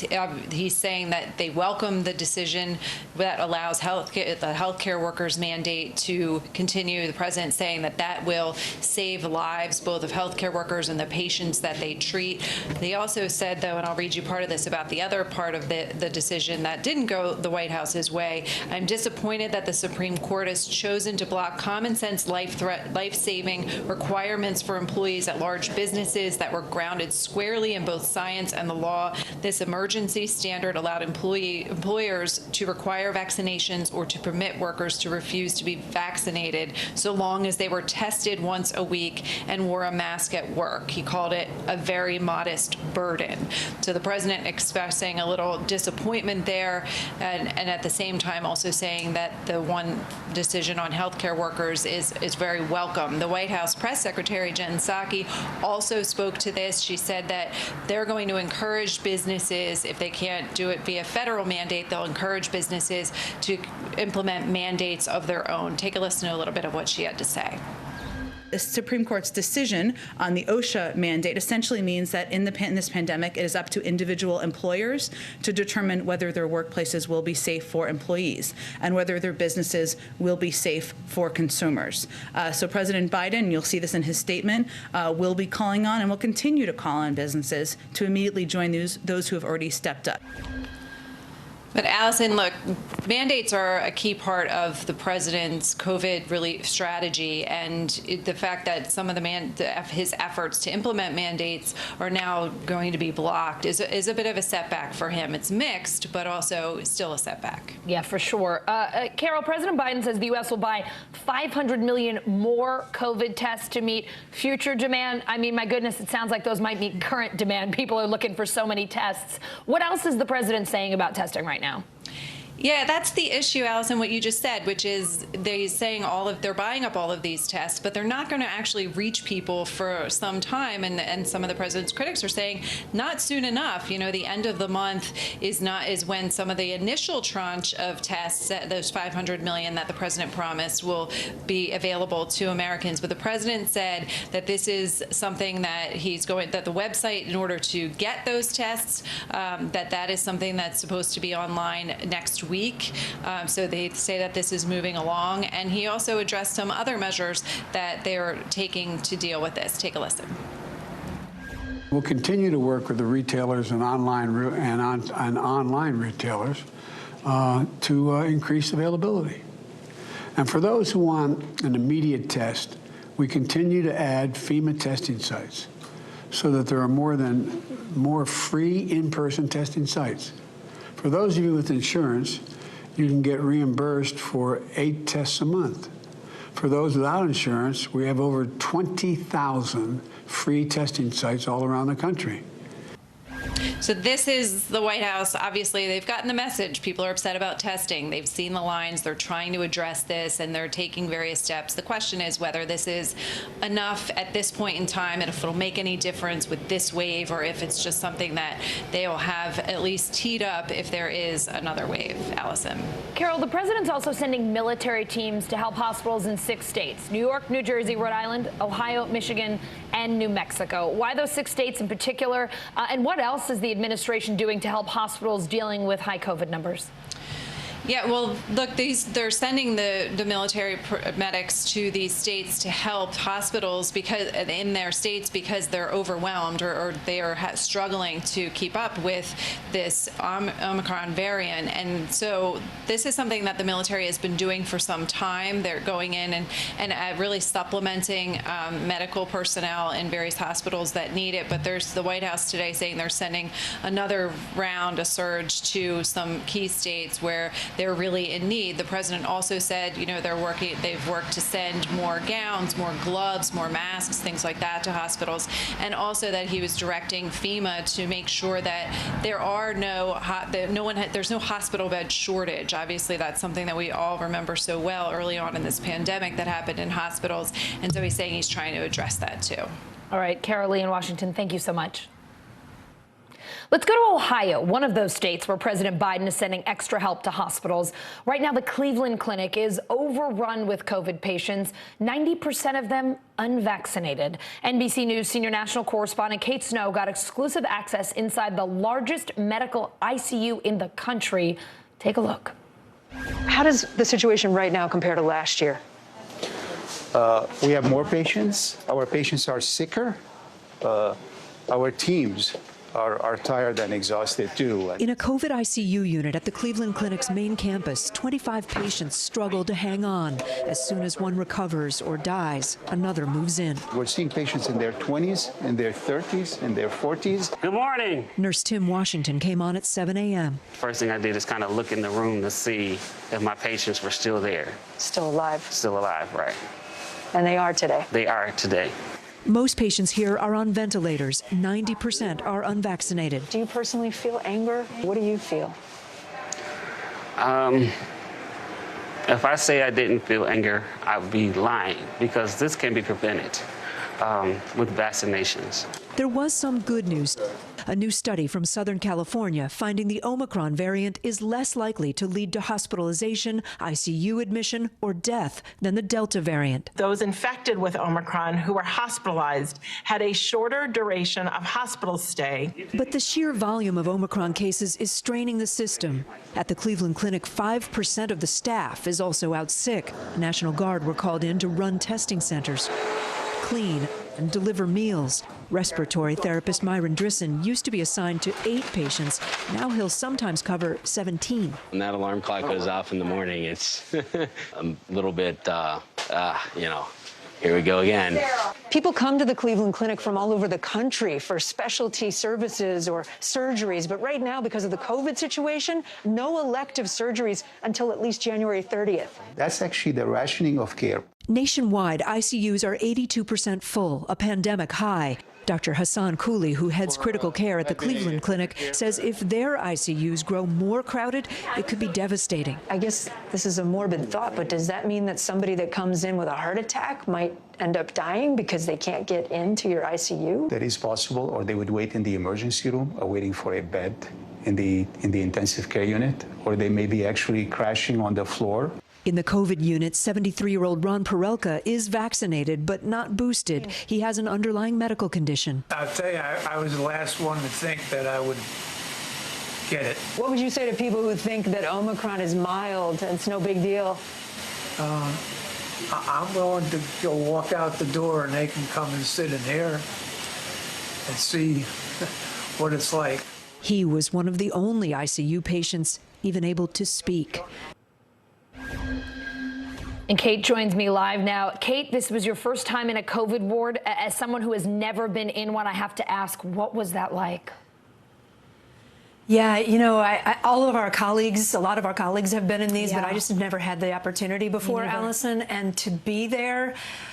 You know, what we can't show you on TV is the faces of the patients who are in there who we, can't get permission from. Right. So you see a lot of shots of hands and things, but when you see the faces with tubes coming out of their mouths and, crowding their mouth, and it's really kind of disgusting the way the machinery looks, and people are in terrible shape. It's heartbreaking to see. It's stunning. There was an experience yesterday, Allison, where I was looking at a man and I said, is he in his 70s maybe? And they said, no, he's 52, which I don't mind telling you, that's how old I am. So when I heard that, I was like, it was just really hit me, Yeah. I mean, that could be any of us. Yeah. That said, many of us are vaccinated. I'm vaccinated. I'm sure you are too. Yeah. And I think that's the other thing that the Cleveland Clinic really wanted to put out there is show that if you are not vaccinated, you are risking your life. You take a big chance because the people in that ICU, 90% are unvaccinated who are on ventilators. Kate, I imagine that experience is going to stay with you for a while. It must have been so upsetting. Mm-hmm. The Cleveland Clinic already has military help. So what can these additional troops do? And how is the clinic responding to President Biden's announcement today? What are they saying? Yeah, favorably. They said the CEO put out a statement saying they are grateful for the extra help. Just realistically, they told me they're getting 20 people, which will be supportive and will, replace, hopefully supplement and maybe replace people who are out sick. I think it's different than what they have right now. The National Guard, as you heard, they're doing like food delivery, cleaning, things that take some of the weight off the hospital system. These new additions, my understanding is, will be medical personnel who can actually step in and do medical jobs. So that will be helpful. Kate, thank you so much. And thanks for being so brave for all of us. I know those are tough assignments and difficult things to do. We really appreciate it. Oh, I appreciate that. They invited us in and we wanted to be there. I'm so glad you went. Thank you. Vice President Harris says getting at-home tests to Americans is a matter of urgency and admits she's frustrated with the slow progress against this pandemic. Here's part of her exclusive conversation with Today Show anchor Craig Melvin. As we sit here this week, we saw a record number of hospitalizations, adults and children. We've seen the infection record broken. I think a lot of people are scratching their heads and they're wondering, 1 year into this administration, why aren't we doing better in the fight against COVID? So let me start with saying that people are rightly frustrated with where we are. We're frustrated. We're all frustrated. But I think it's a mistake, and it would be a mistake to suggest that we've not seen great progress. If you think back to March of 2020, we were all wiping down the boxes that we got if we ordered things online. There was no vaccine. Now we have a vaccine, which has proved to be effective, and boosters.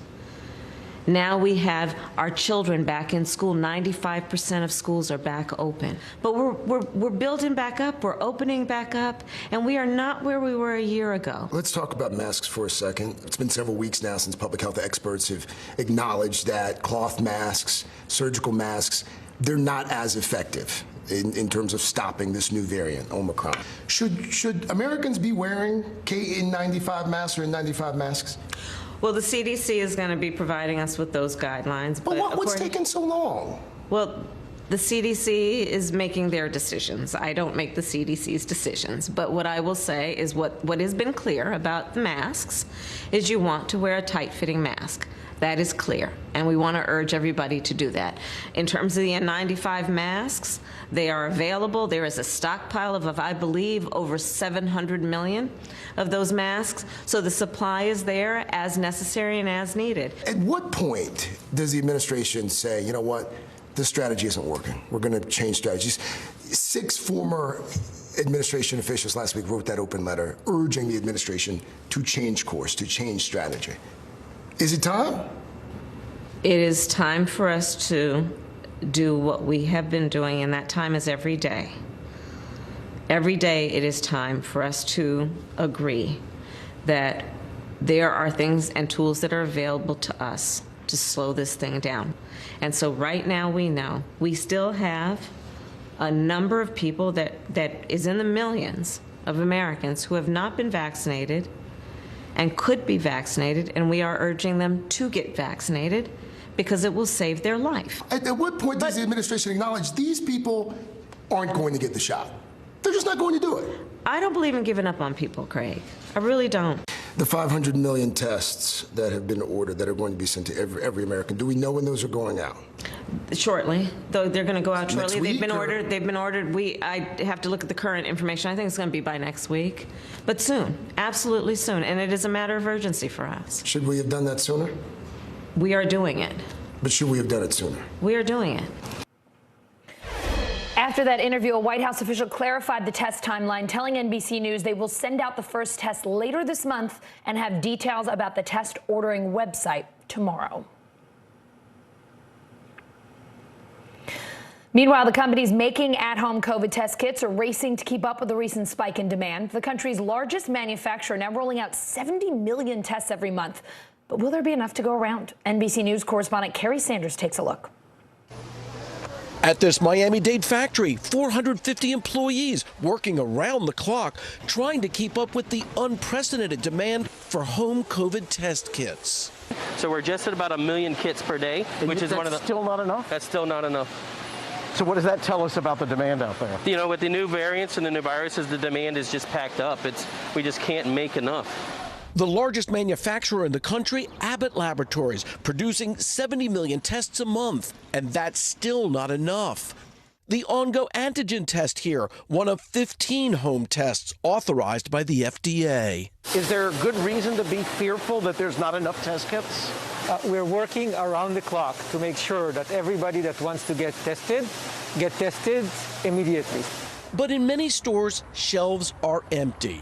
If you are able to score a self-test, be prepared to pay. 2 weeks ago, prices were $7, now up to $25. And on eBay, they're going for as much as $80 each.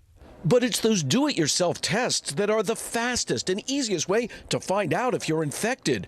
Critical experts say to slowing the spread. So if you test regularly and if you detect it, you are going to be safer, your family is going to be safer, your community is going to be safer. OnGo takes the results one step further. A snapshot of the results are uploaded anonymously to the cloud, allowing artificial intelligence to track geographic COVID clusters. So you can look at a town, say Sudbury, Massachusetts, and if you see a large cluster there, you can predict what's going to happen. Many of them take a snapshot at the same time, and we start seeing how it grows. This all comes as the CDC now says some masks we've been using are ineffective against Omicron. Cloth masks like this and these paper masks are really not effective, and we need to wear these N95s. How do you put it on? Okay, so you want to hold it in your hand. You actually want to put it onto your nose. Take your first strap and put it right on the top. And you want to take the bottom strap. Right. And you want to go all the way. You want to go under the ears. You never want to crisscross. Okay, now take your 2 fingers and you want to create a nice seal with that thing. Remember when the pandemic began 2 years ago? Americans were discouraged from using those high-quality masks because they were in short supply, and doctors and nurses needed them most. It does feel like, from a health standpoint, we are constantly moving the goalpost. We're not moving the goalpost. It's that this virus is literally outpacing us and out-tricking us and outwitting us in terms of how long it's lasting. Teachers in Connecticut demanding more COVID safety protocols as more and more teachers call out sick. NBC News correspondent Ron Allen caught up with the superintendent in Waterbury, Connecticut, a day after teachers there staged a blackout. Allison, there's a lot of concerns about schools and safety and shortages of staff here in Connecticut as across the country. Teachers here staged a job action because they were concerned that there weren't enough tests, masks, some of those basic things in schools the other day. And they've been getting some positive responses where they've been getting some support from superintendents and parents even saying, what can we do to help? The goal, of course, is to keep kids in school. Here in Waterbury, the staff shortages got so severe that they had to close schools for a day and try to figure out what to do to kind of come up with a new idea, a new plan. So they've gone to a system of hybrid learning where the high school and middle schools are open only half the day. The K-8 schools, the elementary schools, are open full day. Those are the kids who need to be in class the most. They're trying to deal with the fact that there have been hundreds of teachers out each day. Remember, this is a school system of less than 2,000 teachers. And here's how the superintendent described the numbers and the solution. Take a listen. We have about 260 teacher absences on a daily basis right now, between 260, 270, and we have 140 teaching vacancies. On top of that, we had to readjust. We had to call off school. We had to reassess with our teachers and our administrators. And we said, we're going to go to this new hybrid model. And we've seen some success since we've implemented it. So things here continue day by day. They never know how many bus drivers, teachers, support staff are going to be available, but they're trying to make do. Again, the big goal is to keep kids in school and to avoid going to full remote learning, as was the case last year, which no one seems to think is a good idea for students. So again, here, a day-to-day solution, a hybrid system that seems to be getting them through, at least for now. And the other good news here in Connecticut is that the numbers of COVID cases and positivity rates seem to be leveling off, peaking, and perhaps heading in the downward direction in the coming days. But of course, we'll see. Coming up, House Minority Leader Kevin McCarthy refusing to cooperate with the January 6th investigation. So will the committee subpoena him? That's next.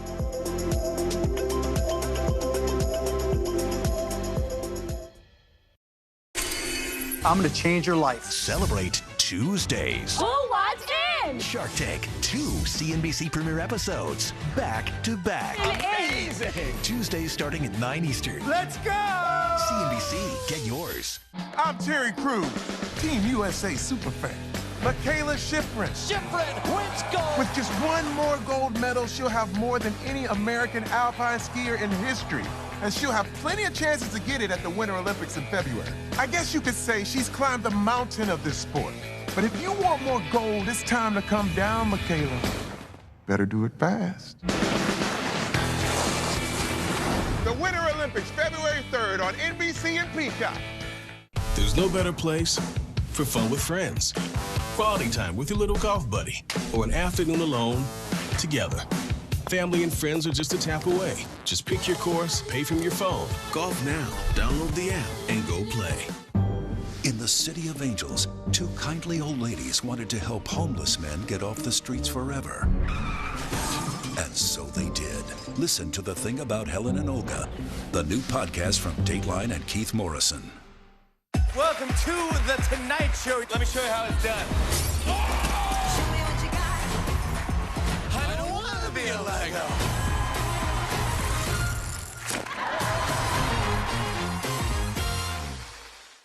This is a very different kind of program. We're here to start conversation about the big things happening in our world. Professor, I'm not asking you to predict the future, but what do we think that the new normal is going to be?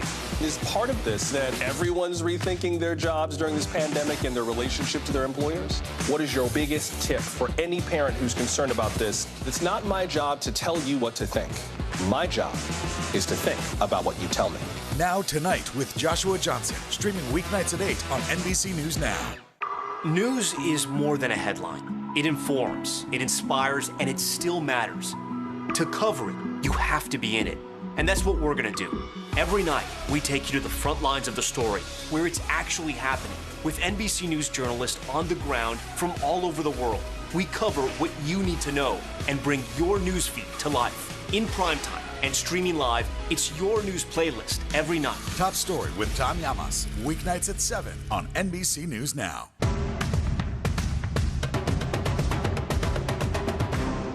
Our week-long journey across America. From Washington, D.C., outside of our nation's capital, you rarely see. It's your last one. Was talking smack part of this? What is going to happen now? Going back and forth because they...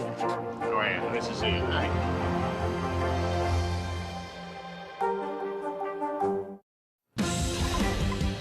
It is that time in the hour to go to NBC News digital reporter Maya Eaglin. She's got the latest headlines from NBCnews.com. Hi, Maya.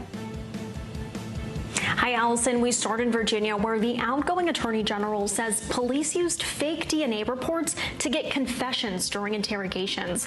The police department says it stopped the practice last May. The film Armorer from the deadly Rush shooting is blaming the ammo supplier for the tragic incident. In a new lawsuit, the Armorer accused the supplier of bringing live ammunition on set. A German court finding the suspect in a landmark Syrian torture trial guilty of crimes against humanity. The former Syrian secret police officer sentenced to life in prison for overseeing abuse at a jail over a decade ago. Novak Djokovic being included in the Australian Open draw as the world's #1 tennis player, but the Australian government has not changed its stance on unvaccinated visitors, meaning he could still get deported. And singer Lionel Richie is receiving the Gershwin Prize for Pop Music. The Library of Congress is honoring the legend, whose hits include All Night Long, Hello, and Endless Love. Allison, back to you. All right, Maya, thank you.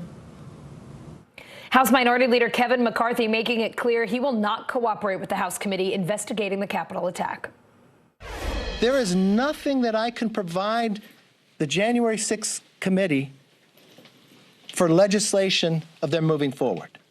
There is nothing in that realm. It is pure politics of what they're playing.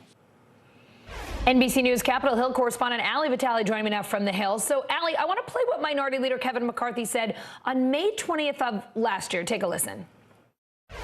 Would you be willing to testify about your conversation with Donald Trump on January 6th if you were asked by an outside commission? Sure. You Next would. question.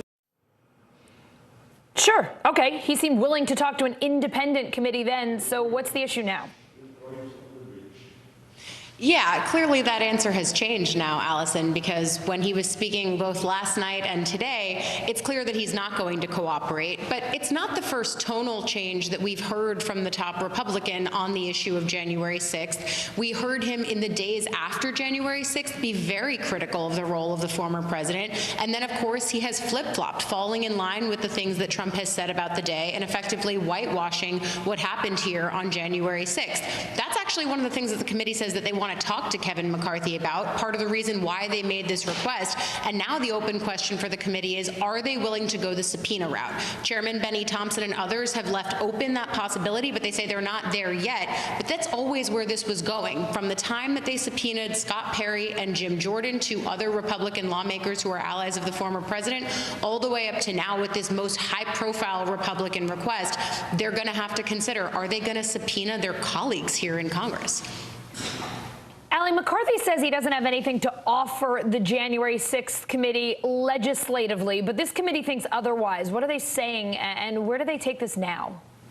Yeah, they think otherwise. And again, that's why they're going to try to go forward with the subpoena, because what we've seen them do is try to look at the day itself, but also the conversations that were had with people in Trump's inner circle prior to that. We know that they've seen text messages, for example, from Mark Meadows to various people, including Jim Jordan, who is one of those Republican lawmakers who got that request. But also they know that Kevin McCarthy himself spoke to Trump on January 6th while the Capitol was under siege. This was well reported at the time. It came up during the impeachment hearings, but they would like to speak to McCarthy again about it. For his part, he said that all he's going to say on this issue, and he doesn't want to do any more talking about that specific phone call. But clearly, that's one of the things the committee really wants to hear about as they try to hone in on what the former president was doing in those critical hours. Now, Congresswoman Liz Cheney, the vice chair of the January 6th committee and one of two Republicans who were on that committee, said in part that they were going to still move forward on that. I'm going to have your your control room pull this statement up on the screen so that we can read it.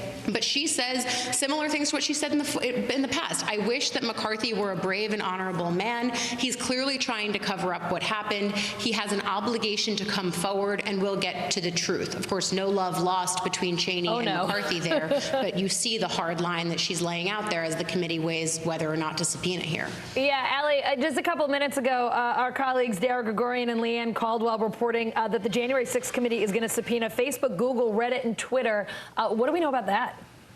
Yeah, this is a follow-up on a request that was made for a preservation and for a documents request back in August. Now what we're seeing is the committee saying that they aren't seeing the kind of compliance and question answering that they need to see from these 4 specific entities: Alphabet, so Google's parent company, Meta, which Facebook, Reddit, and Twitter. And in each of these scenarios, they cite specific instances where they want more information. For example, when it comes to Facebook, they want to know about what they were doing to combat mis and disinformation. When it comes to Twitter, they want to hear a little bit more around the decisions that were made, or rather not made, around the former president's Twitter feed on January 6th. We know that, of course, after he left office, he does not have access anymore to his Twitter feed. So they really want those kinds of answers from these tech entities, and this is how they say they want to get them. It all speaks to, there's multiple prongs to the January 6th committee's work here, looking into what was happening in the White House, looking into the day of January 6th, but also what went into the pushing and fomenting of the big lie around the election. Mis and disinformation online is a key part of that, and one of the things the committee is most interested in here. Allie, I think if we have learned anything recently is that it's never too early to talk about the midterms, better yet, the next presidential election. And we got some surprise. I still want the election music. I know. I'm very sorry we haven't provided that for you yet. We're working on it. So we got some surprising news today from the Republican National Committee. They wrote a letter to the Commission on Future Presidential Debates. What did they say? Yeah, I obtained that letter for us here at NBC News, and it's a pretty blatant threat here from the RNC to the Committee on Presidential Debates. We know that the former president was not happy with the way the debates were adjudicated the last time around. This is now the RNC moving forward and saying they want to see specific changes from the CPD, or else they are going to change their rules that say that their next nominee does not have to participate in those upcoming debates and should not participate in those upcoming debates in 2024. You can read this a few ways. The first way you can read it is that they are trying to make some changes to the dates that these debates are scheduled on. For example, one of the things that this letter says is that they want to make sure that there's at least one debate that happens before the start of early voting. There are also other things here that they want more transparency into what the board is actually doing in the Committee of Presidential Debates. So those are some of the specific demands that they have, and we'll see whether or not CPD comes back to the table and these conversations continue. You could also read it, though, that they know that the former president is likely to run again, and he is the former standard bearer of his party, someone who holds a lot of clout and power over Republicans. He could be the likely nominee again in 2024, and this could be a way to preempt that battle by staking out the turf that they know is probably more amenable to him. Yeah. Allie, thank you for getting that letter for us and for your reporting today. I am going to check into the NBC rules on when and how early we could play the election music, and I'll get it to you as soon as possible. It's never too early. Thanks, Allie. Queen Elizabeth stripping her son, Prince Andrew, of his military and royal titles a day after a federal judge said a civil sexual assault suit against the prince can proceed. NBC News foreign correspondent Matt Bradley here with me.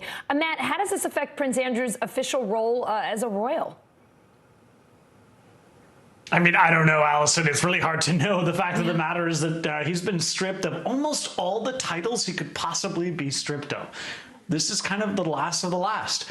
So, I mean, he's still, I mean, we're hearing in the media, we're reading in the BBC, he's being called Prince, he's still being called the Duke of York, but he's not being called His Royal Highness. That is what the change is. And, you know, all of his military accolades, most of which were honorable, though I should mention, Allison, that he did serve in the Falklands War, and that was a distinguished career. So he is not an entirely just honorable soldier, right. Just sort of a decoration or a prop for the royal family. He really did serve.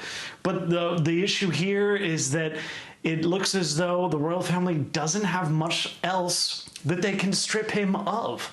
they've already stripped him of just about everything. So when it comes to embarrassment now, those blows are just going to be landing raw. The royal family now is just going to have to be dealing with an estranged son. Allison? So speaking of the military, Matt, this announcement came hours after a letter from more than 150 veterans of the Royal Navy, the Air Force, and the Army called on the Queen to strip Andrew of all of his titles and ranks in the armed forces. What did that letter say? Yeah, I mean, one of the things that letter said was, that basically if any normal person, any civilian, anybody like you and me who had served in the military and had come under this kind of scrutiny in a foreign court in the United States, they would have been stripped of those titles long ago. So that kind of makes sense. Of course, he hasn't been convicted is the problem. So Prince Andrew is trying his best to try to fight this in American courts, but at the same time, it sounds as though the royal family is no longer willing to hold on. And of course, the Queen of England is essentially the commander-in-chief, like the U.S. president of the armed forces. It's the Royal Navy, the Royal Army, all of this, they're all royal. She is the one who is the standard bearer for the armed forces, and she is the one who is the most senior rank, and she makes those decisions. So it's up to her, and the fact that she felt that her son's presence, her son's accolades were sullying the name, not just of the royal family, because remember, she's already stripped a lot of royal titles from him, but of the armed forces, of which she and her late husband, Prince Philip, were very dear, were very respected by the armed forces. It just goes to show that this is really hitting home. And all of this, again, Allison, comes after that decision yesterday in a Manhattan court deciding that the prince would still have to face those charges, those civil charges from Virginia Giuffre. So this is going to be going ahead. It's unclear when it's going to end. But again, Allison, we're talking about scraping the bottom of the barrel in terms of what titles the Queen can actually strip from him. There's one title she can't. He is still the natural-born son of the reigning Queen of England. That is a biological fact. That's not going to go away. She can't strip him of that. Matt Bradley, we will continue to watch this one closely, as I know you will as well. Thanks so much for being with us today. Coming up, if you work from home and you want to write off your home office, you better work for yourself. What you need to know before filing your 2021 taxes.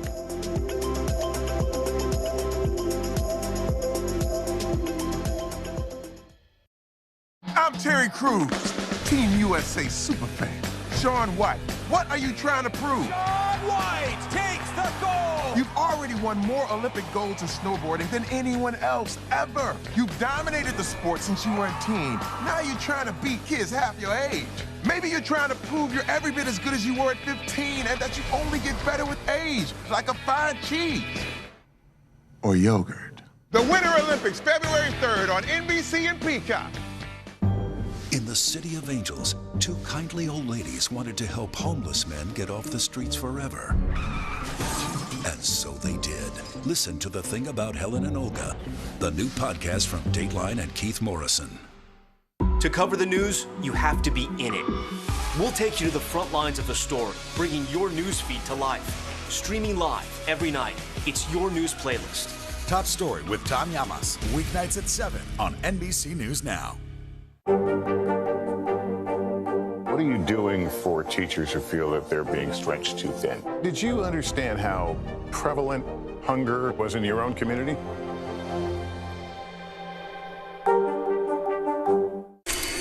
I'm going to change your life. Celebrate Tuesdays. Who wants in? CNBC premiere episodes of Shark Tank back to back. Sounds expensive. Too much? You're now in the lexicon of the craziest pitches ever on Shark Tank. Tune in Tuesdays. Why would you want one shark when you can have two? Shark Tank, 2 CNBC premiere episodes back to back. Amazing! Tuesdays starting at 9 Eastern. Let's go! CNBC, get yours. There's no better place for fun with friends. Quality time with your little golf buddy, or an afternoon alone together. Family and friends are just a tap away. Just pick your course, pay from your phone. Golf now. Download the app and go play. I'm going to change your life. Celebrate Tuesdays. Who wants in? Shark Tank, 2 CNBC premiere episodes back to back. Amazing! Tuesdays starting at 9 Eastern. Let's go! CNBC, get yours. News is more than a headline. It informs, it inspires, and it still matters. To cover it, you have to be in it. And that's what we're going to do.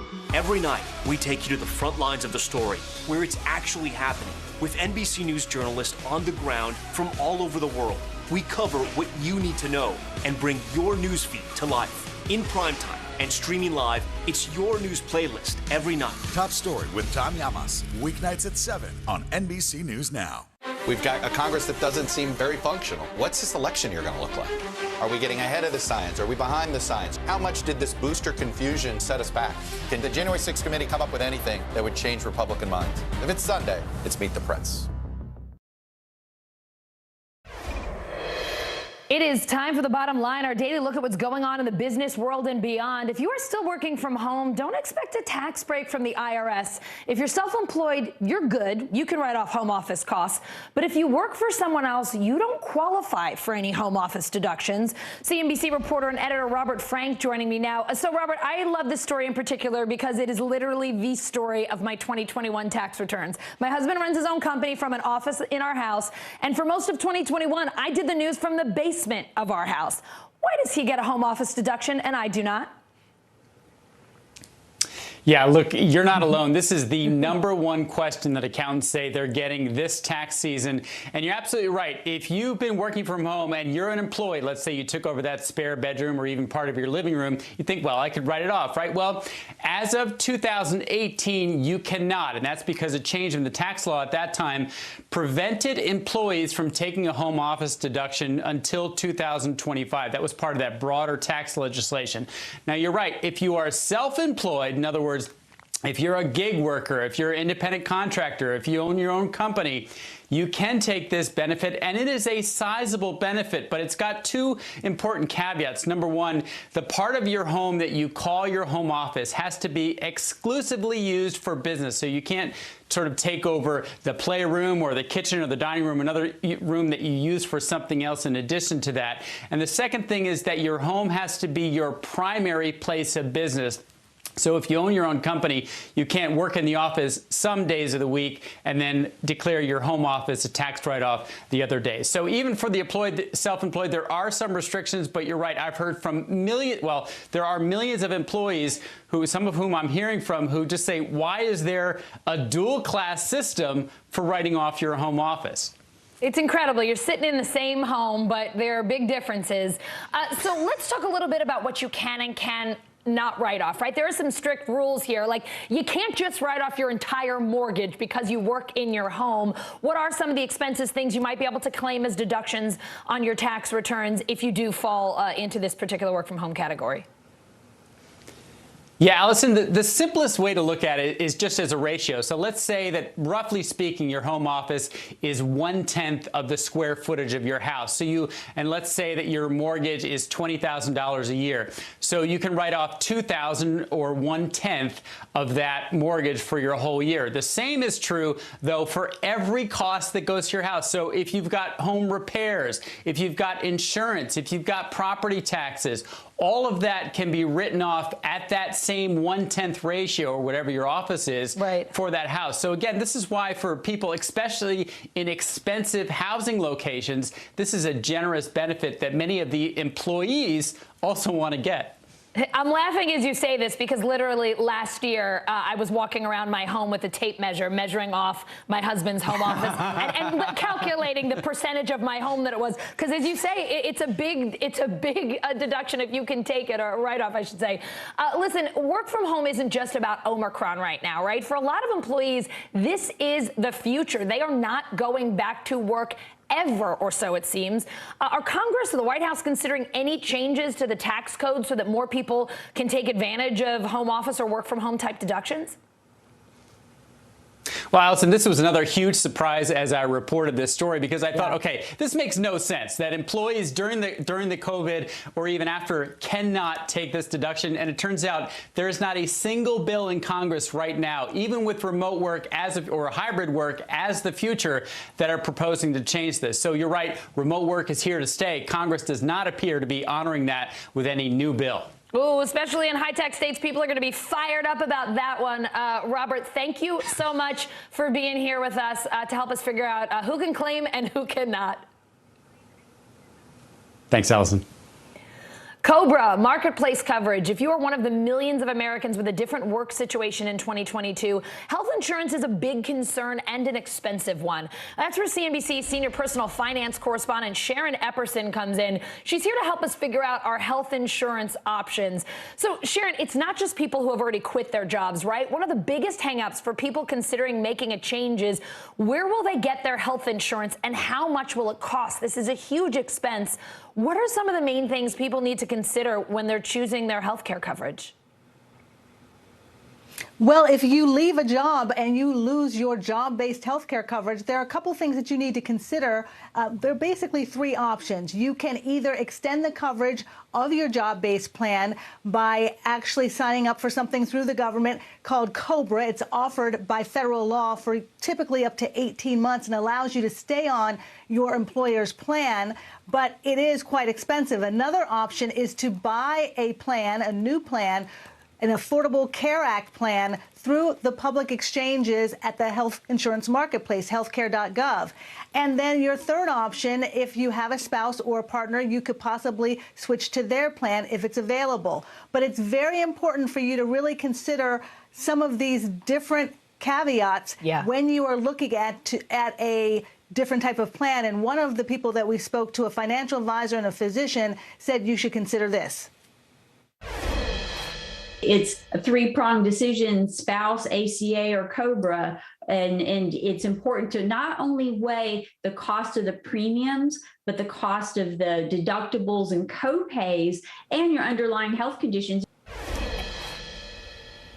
You can rate these plans or look at the ratings of these plans at healthcare.gov also. And so, as one expert told me, it's almost like a Yelp review, so you can get a better idea if it really matches up to what you need. I find the Yelp reviews, particularly on food, a little less stressful, though, Sharon. That is for sure.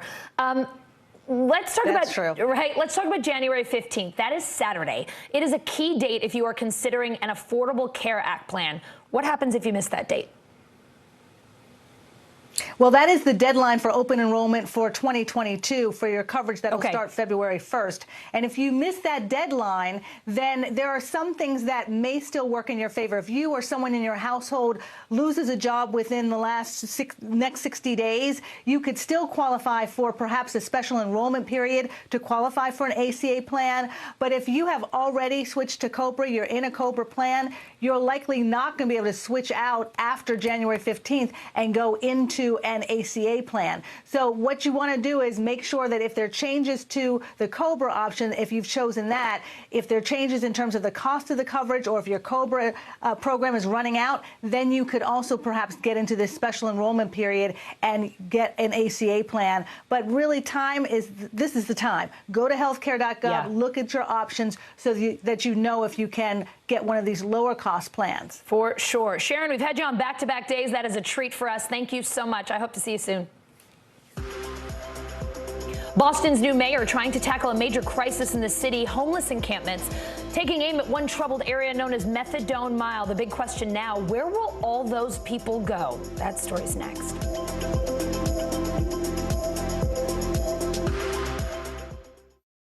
Still to come in the Channel 2 News. Well, the waters are certainly receding now. Still too close to call. Lester Holt reporting from New York. Ground Zero, as it's being referred to. It is, in fact, the taste of freedom. The Haitian people know a little something about resiliency. What's the biggest risk right now? Some of the troops who have been proud. I want to welcome you to the first presidential debate. In fact, we've been told we can't go any farther. You are some resilient folks. Let me get a hint.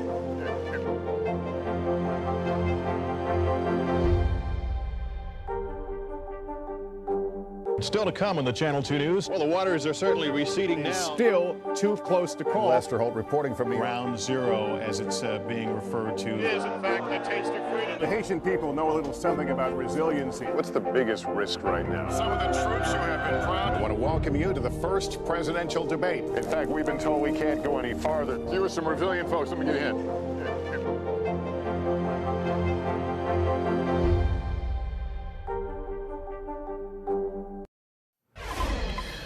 .911 calls released in the deadly shooting of a black man in Fayetteville, North Carolina by a white off-duty cop.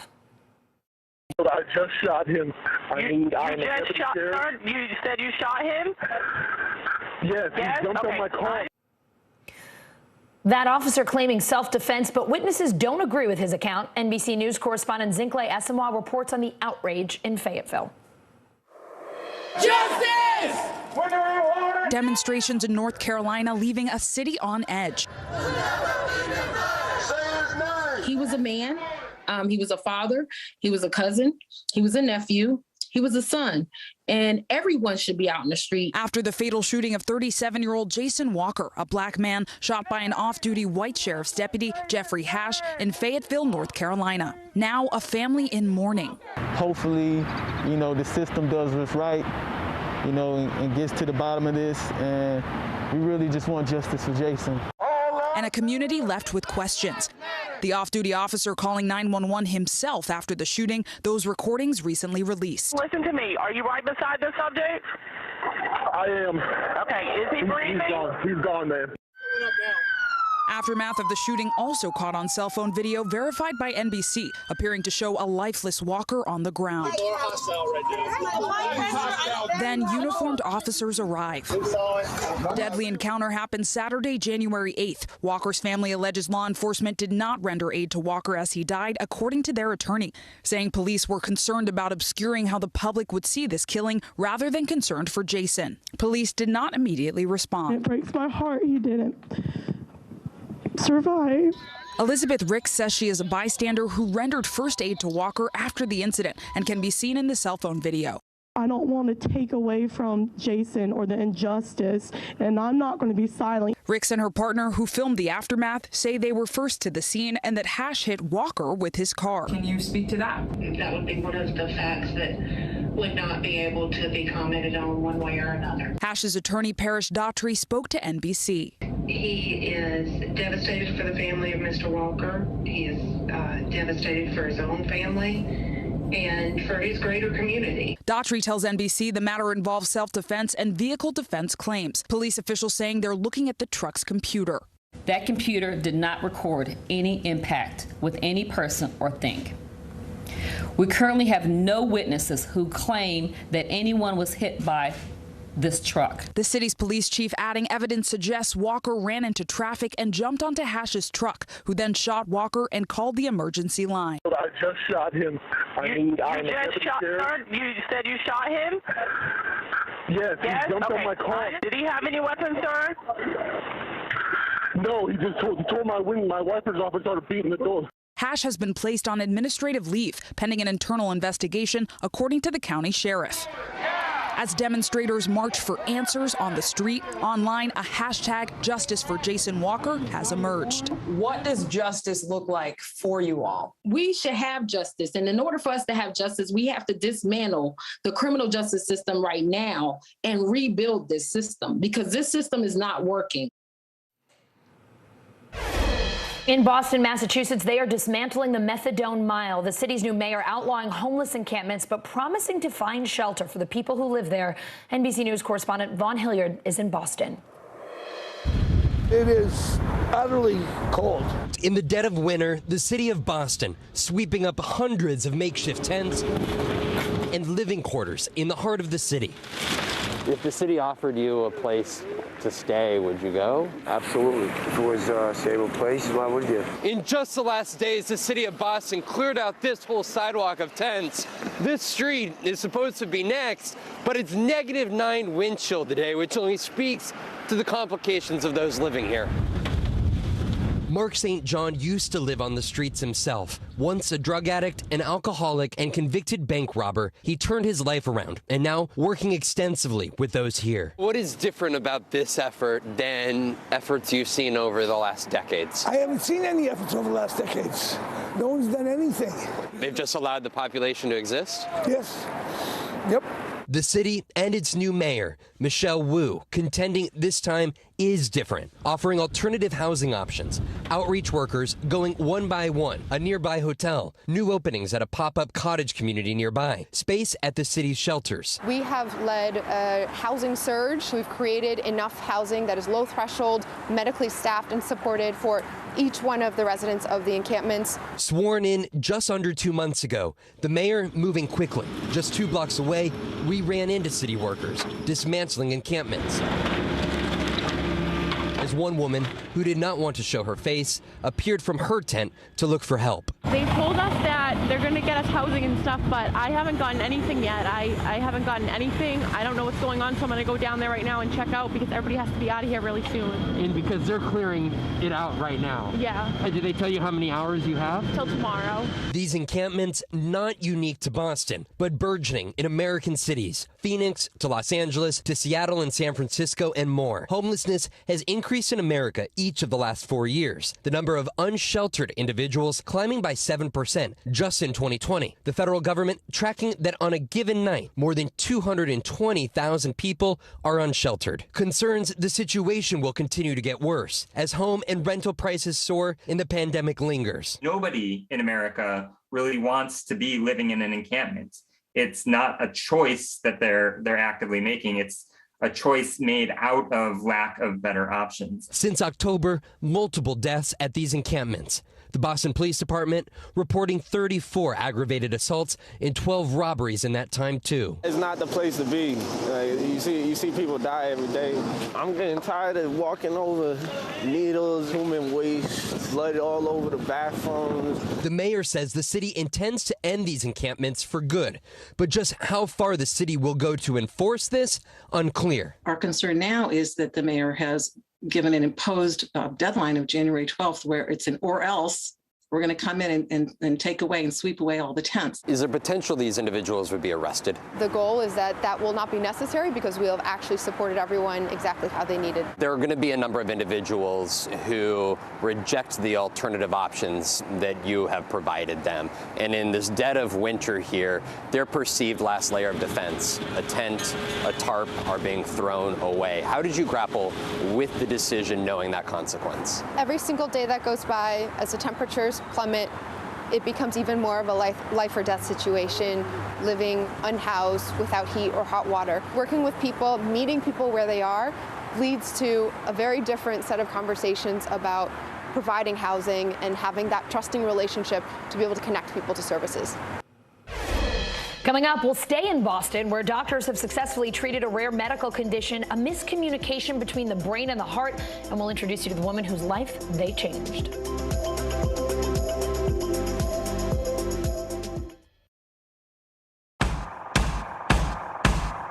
News is happening now. Look at what's making headlines around the world. Right now on Morning News Now. Tonight, the major announcement of the COVID vaccine. And this is a significant moment. Your news, whenever it happens, wherever you are, it's here now.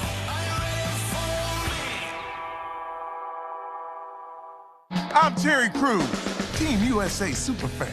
Michaela Schifrin. Schifrin wins gold. With just one more gold medal, she'll have more than any American alpine skier in history. And she'll have plenty of chances to get it at the Winter Olympics in February. I guess you could say she's climbed the mountain of this sport.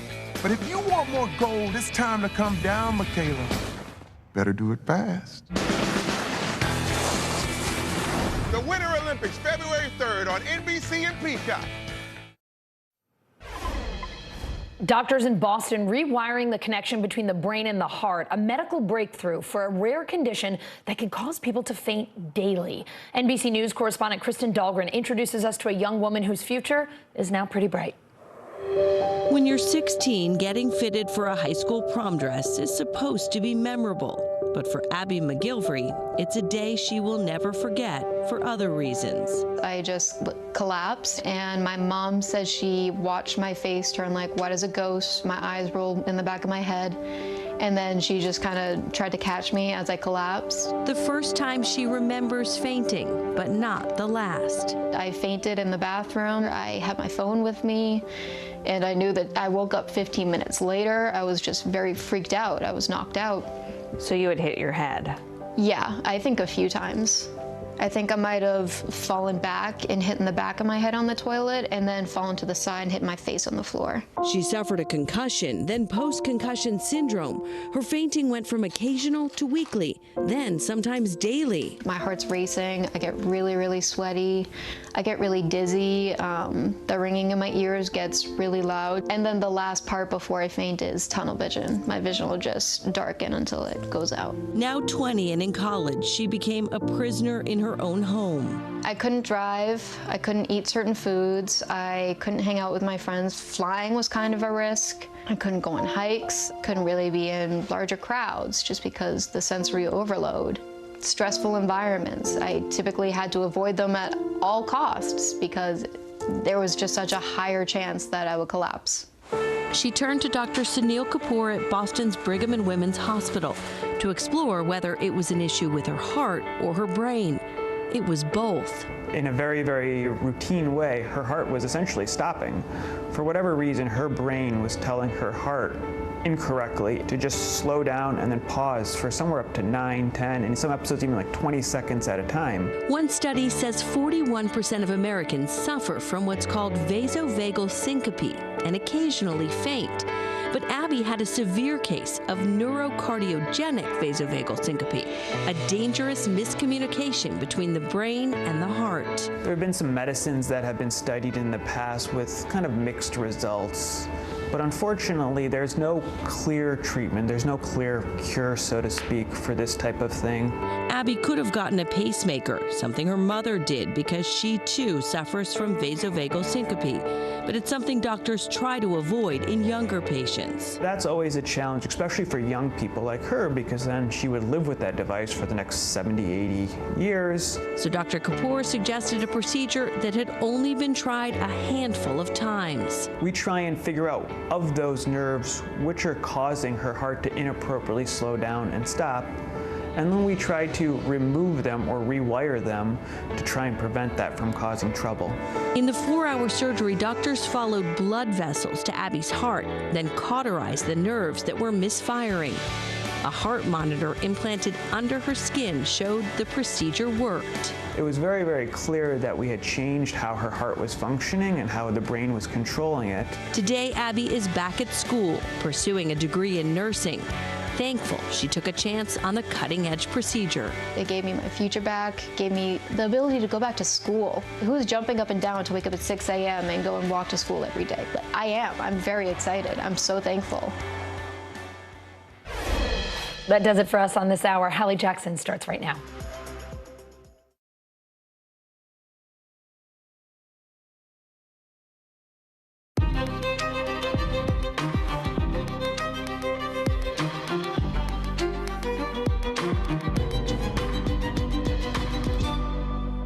You know those days when everything gets nuts at the last minute? That's today, because in just the last hour or so, there's a whole bunch of breaking news coming in, starting with the Supreme Court blocking the president's test or vax requirement for big businesses that would have affected 100 million people. Chances are you or somebody you know would have been affected by this. We're live with the other mandate the court left in place and how the president responded just a couple minutes ago.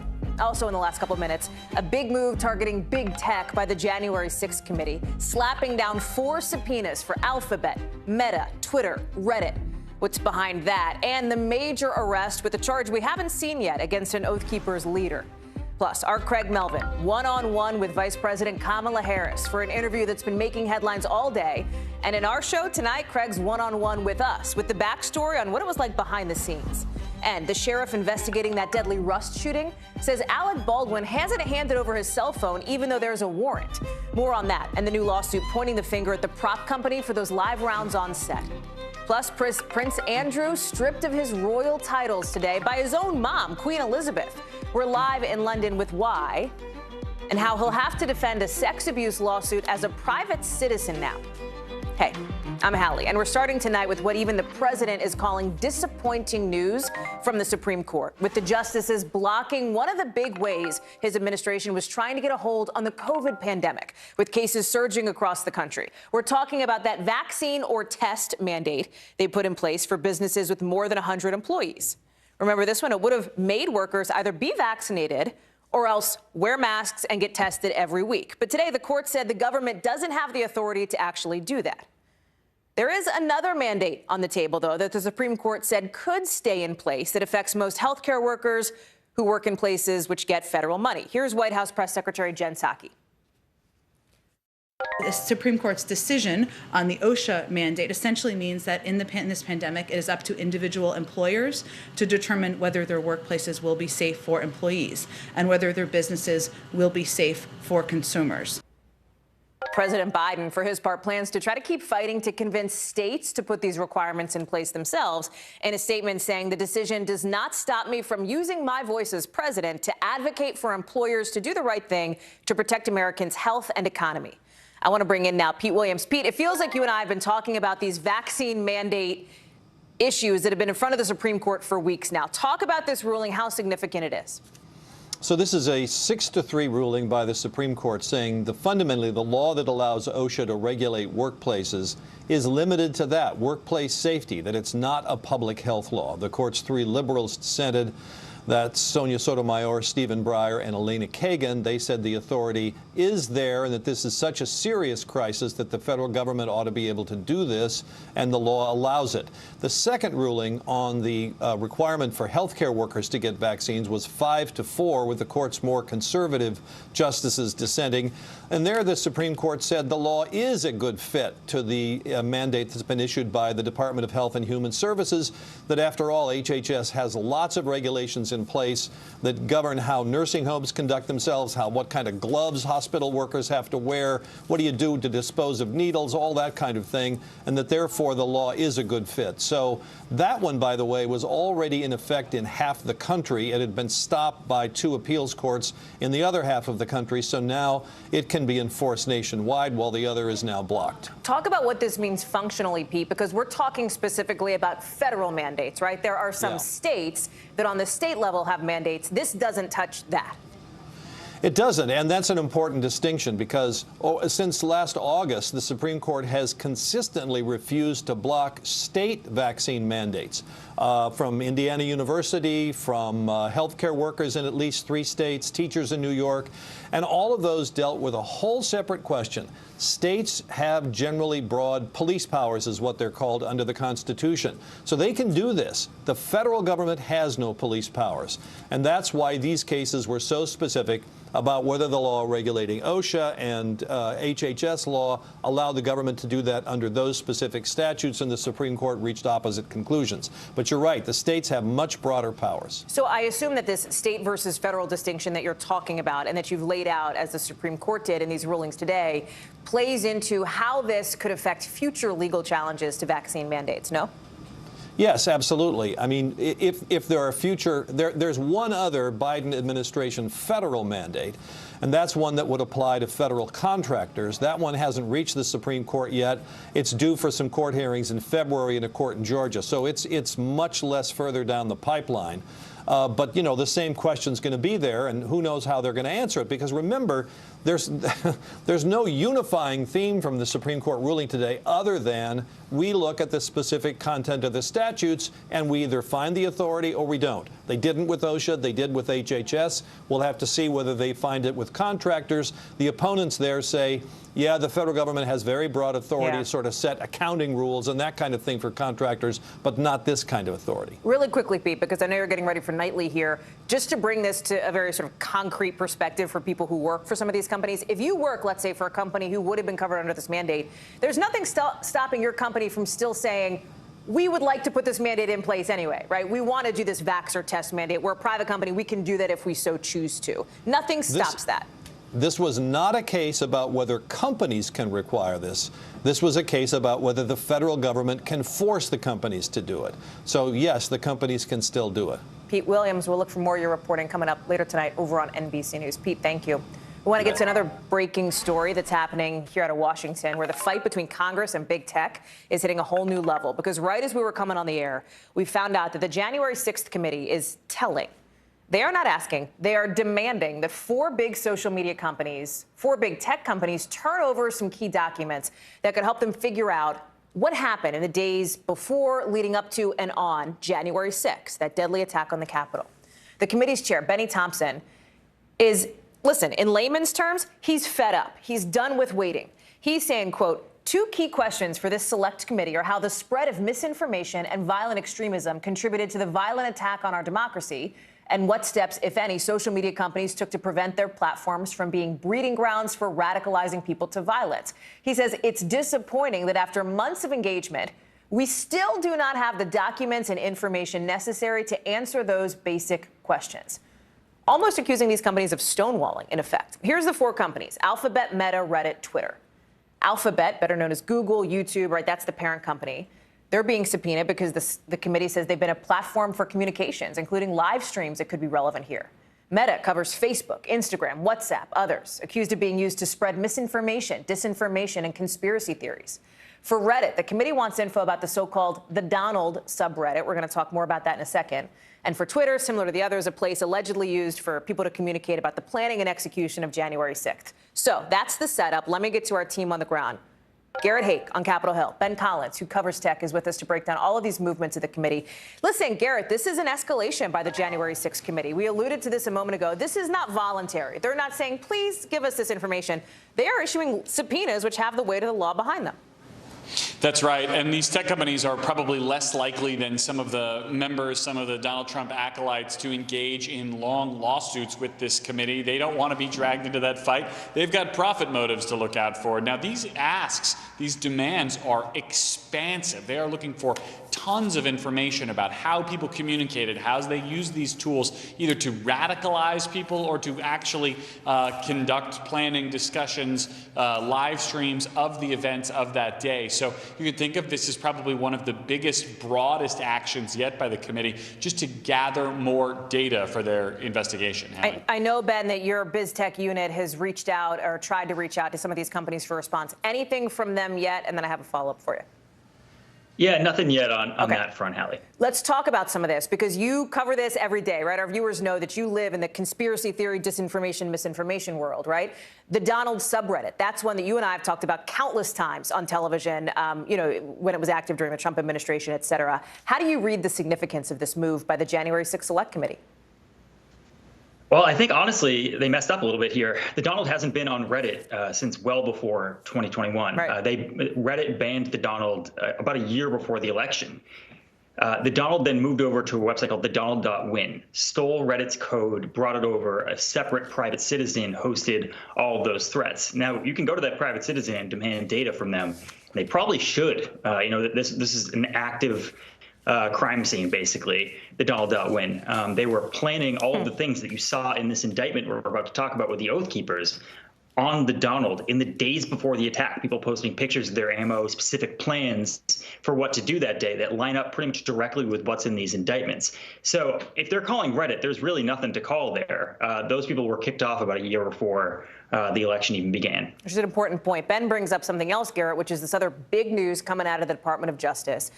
A significant arrest of the leader of the Oath Keepers, this far-right militia group, right? This guy named Stuart Rhodes. He's being charged with seditious conspiracy. And Garrett, here's why it seems like this matters, why this is significant enough that we're, talking about it in the second show of the broadcast here. We haven't seen this particular charge yet, seditious conspiracy, in this investigation so far. And while the feds didn't go so far as to say, we believe there was pre-planning to storm the Capitol, that's nowhere in this indictment.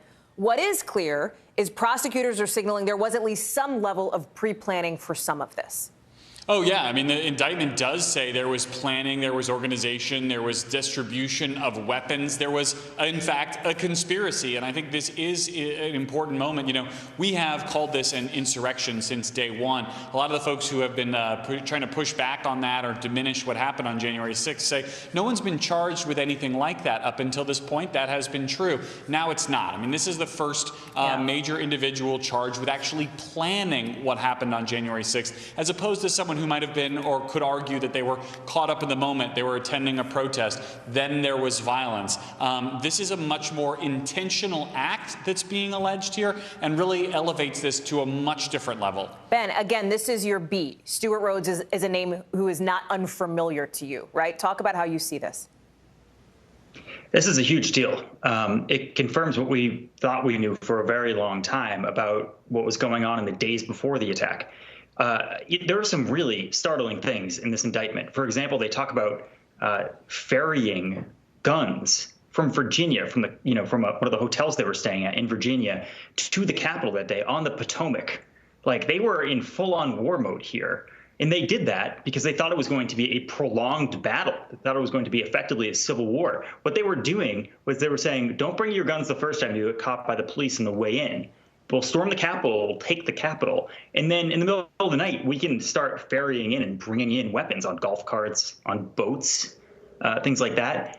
That's in this indictment. It's it's truly startling. So this was a militia doing malicious stuff that day, but in the days beforehand, they were planning a full-scale attack. And to that point, we saw that video in the days on and after January 6th of that military column, that so-called stack, which is also referenced here, of these folks basically lined up one after the other, making their way up to the Capitol. Garrett, before I let you go, we've got to talk about a story that broke right as we were coming on the air 24 hours ago, right? Kevin McCarthy, the House Republican leader, was asked, right? This was a voluntary request for information from the January 6th committee, separate from the subpoenas we talked about earlier, right? Kevin McCarthy has now come out and said, I'm not going to cooperate. Shocking nobody, I think.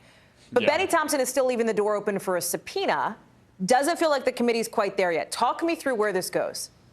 Yeah, the committee is not there yet. I interviewed one of the other committee members earlier today who said exactly that, that they're still hoping they can get some of these Republican members to comply of their own free will.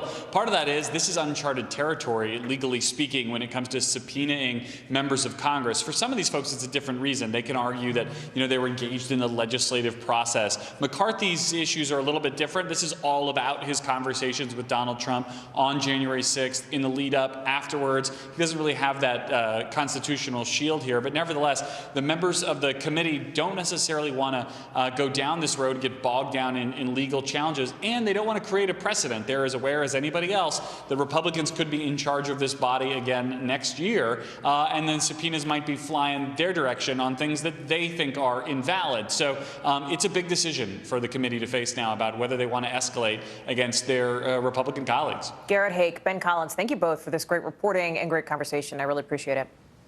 On the fight against COVID now, we are seeing these numbers really in a place that nobody wants to see them, right? With the U.S. recording 8.6 million new COVID cases in just the first 12 days of this year. At this time last year, we were at 2.9 million. Think about that.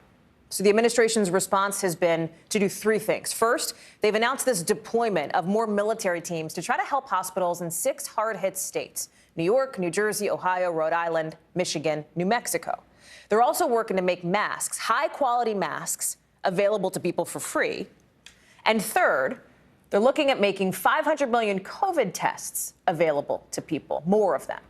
A White House official clarifying to NBC News that 500 million of those tests will be sent out later this month after Vice President Harris told our own Craig Melvin they'd go out next week. We're going to have more on Craig's exclusive interview with the vice president and more on that specific moment later in the show. But right now, I want to bring in Dr. Kavita Patel for, I think, some really important perspective and expertise here. Because, Dr. Patel, we've been in this wave, right? This Omicron wave. You see the Biden administration looking to help some of these hard-hit states. But the Department of Defense, I spoke with a Pentagon official 2 hours ago. They've said, yeah, we've been on this mission since August, right? This is a continuation of a mission that we've already been doing for 6 months. Is it going to make enough of a difference in your view? It's only going to be kind of a stopgap, if you will, a Band-Aid, Hallie, just because there's so many staff shortages. There's no way any military medical team can come in and wholesale replace staffing of all kinds, respiratory therapists, nurses, injections for IVs, to deal with the incoming crowd. So we really do need to get this wave peaked, which we hope to soon, and cases to decline. It'll help, but they can't replace all the demand that's there. There's also this discussion over masking, and I think people can't hear enough about this because the CDC says tighter masks are the better way to go. The tighter, the better. But any mask is better than no mask. They haven't specifically said, go out and order KN95s or N95s, even though I think a lot of people have come to that conclusion on their own. What is your advice on how we should approach masking at this point?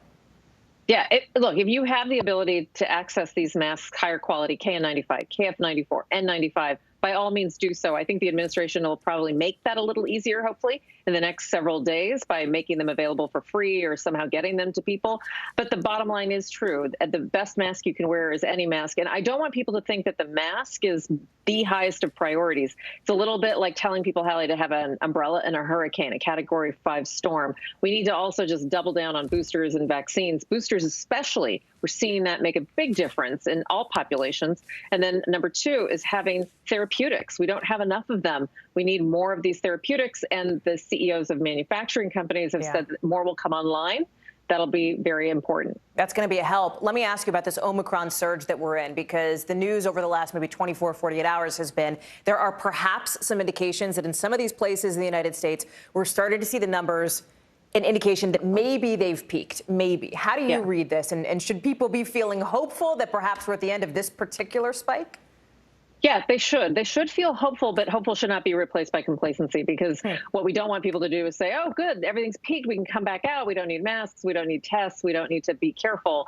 We know that there are going to still be a lot of cases on the decline, but it is good news. It means that the surge that would normally last months, Hallie, has been compressed into weeks. Not the entire country. If you're in the Midwest or in parts of the Northwest, you will still be seeing rising cases. But by the end of the month, the majority of the country should have peaked, which is good news. It is, I think, music to a lot of people's ears, although your point about optimism versus complacency is well taken. Right. Dr. Kavita Patel, thank you. Great to have you on. Thank you.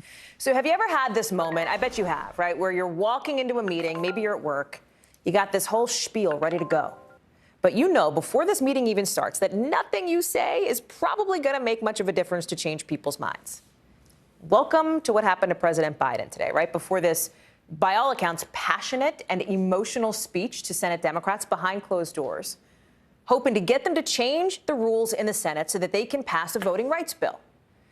But two senators have come out today, one right before President Biden spoke, one right after, basically saying, we're good on our positions. Watch some of this. I don't know that we can get it done, but I know one thing. As long as I have a breath in me, as long as I'm in the White House, as long as I'm engaged at all, I'm going to be fighting to change the way these legislatures have moving. You can hear the president fired up, even in that sort of disappointing outcome here, promising to keep fighting. Because the reality check is this. Right before he even showed up to the Capitol and said that, you had a member of his own party, Senator Kyrsten Sinema, one of those two senators I just referred to, saying even though she supports these voting rights bills, she's still not going to change her mind about changing the rules, which is the thing that needs to happen to get that over the finish line. And let's not lose what's at stake here for Democrats. This is a huge priority for them because these voting rights bills would expand early and mail-in voting. It would make it easier to register. It would force states who want to change their policies to get federal approval for that. These are big priorities for the president. And again, they can't happen without a rules change or, by the way, without convincing some Republicans to get on board. Right now, Republicans are unanimously opposed to this. I want to go to Carol Lee at the White House. And Carol, we always keep coming back to Senator Sinema, to Senator Manchin, right? And both of them today are making headlines for their reiterating of the position that they don't want to change the rules. But the reality, as our Capitol Hill team points out, there are a number of Democratic senators who, as far as we know, may not be on board with the way the president wants to get this done. Talk me through what you're hearing from the White House perspective tonight.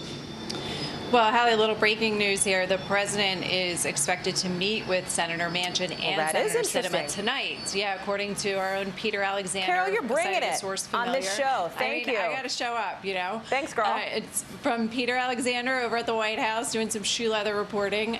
He, for source familiar, tells him that both senators, these senators in all of this, are headed over to the White House to meet with the president. So hope springs eternal, maybe. The president's not giving up. I mean, you heard him there. You said it yourself. He sounds like a fighter. He said he's going to continue to fight. The White House says they're going to let Senator Schumer, the majority leader, handle the voting schedule and what happens legislatively. But the president saying that he's going to continue to make this an issue and he's going to continue to talk about it. He's also making a bit of a play for history, Hallie, saying, the civil rights movement, the history of that movement is you fight, you get defeated, and you get back up and you fight again. So here, the president tonight, apparently not giving up. This is super interesting, Carol, and I don't want to lose sight of this, right? Because like literally before the president drove over to the Hill, I think almost right before he got in the car to go, you had Senator Sinema getting up and taking all the air out of the room, right? Sucking up the oxygen, leaving no doubt where she stands. But here's what's interesting, Carol. I just talked to one of the leaders in the Senate, one of the top Democrats, who also, to your point, seemed to think that hope springs eternal. Let me play what Senator Dick Durbin told me a couple minutes ago. Do you have some indication, Senator, that perhaps her mind could still be changed here? I understand this process. So I approached another senator after she spoke who said, well, last night she had a conversation with another senator that was more promising. So I don't want to delude myself here, and I think we ought to get to a vote. I think Schumer's right in scheduling us for a vote so we can resolve it one way or the other. It was just so striking to me, Carol, to see Senator Durbin, who was there, who was sitting on the Senate floor, as Senator Sinema basically said, no, I don't want to change these rules, say, hey, she told somebody else last night, maybe this looks more promising. What could President Biden say to these two to get them on board? I don't know. You know, it's hard to see what he could say to change their minds. I mean, she couldn't have been, listened to her speech, she couldn't have really been clearer. Right. Joe Manchin couldn't be clearer. They keep saying the same thing, and people keep hoping that they're going to hear something that they want to hear. So I don't know what he can say to change their mind. I think it's very interesting that the president still wants to have these conversations and that they're still talking about it, despite what he sounded like, you know, when he came out of the Democratic caucus meeting. At one point he said, well, we missed this time, like we didn't get it. And he sounded like he was speaking in the past tense and that he recognized that this is over. So to be a fly on the wall in the Oval Office tonight, no kidding. Carol, get in there. Plant some bugs, Carol. Listen, I don't want to get lost in the, I think it's, as you know, I'm a political reporter, you're a political reporter. I could talk to you for an hour about the ins and outs of the timing and the vote and all this. Step back for a second, because I want you to help people understand why Democrats are making this such a priority. And it's because of what's happening in some of these state legislatures across the country who are, as we have talked about on this show, making it harder to vote. Democrats see that, and they are looking to prevent that from happening. Yeah, that's right. And, you know, the president, what I found interesting, if you step back and you look at President Biden, he's somebody who, as vice president, as a senator, had this phrase where he would say, you can question a man's judgment, you never question his motives. And what we've seen now is him come out and question motives and turn that upside down. And what you hear from the White House and people close to the president, and you can hear it in the president's voice, his own words, is that he just feels really strongly about this, that this is a moment where all of that goes out the window and you need to stand up and say where you are on this, and that history is paying attention. And so I think that's why you're seeing him come out so forcefully on this and doing things and saying things that, even though he knows that this is probably going nowhere, he's still sticking his neck out to try to say, at least lay down a marker on where he stands. Carol Lee, I hope you and our colleagues in the White House unit, Peter Alexander and others, get some pizza tonight and wait for news out of that meeting with President Biden and those two senators. Carol, thank you. Thank you. Coming up here on the show, big drama tonight about that Rust movie set shooting. Remember that a few months ago? The sheriff says he still doesn't have his hands on Alec Baldwin's cell phone, even though he has a warrant. We're talking about that, plus breaking down the new lawsuit blaming the shooting on the ammo supplier.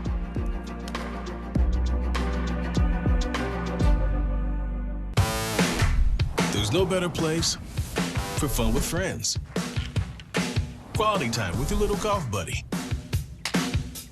Or an afternoon alone together. With the GolfNow app, family and friends are just a tap away.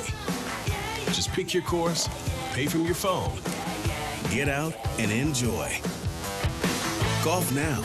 Download the app and go play. News is happening now. A look at what's making headlines around the world. Tonight, the major announcement of the COVID vaccine. This is a significant moment. Your news, whenever it happens, wherever you are, it's here now. Welcome to the Tonight Show. Let me show you how it's done. Show me what you got. I don't want to be a Lego.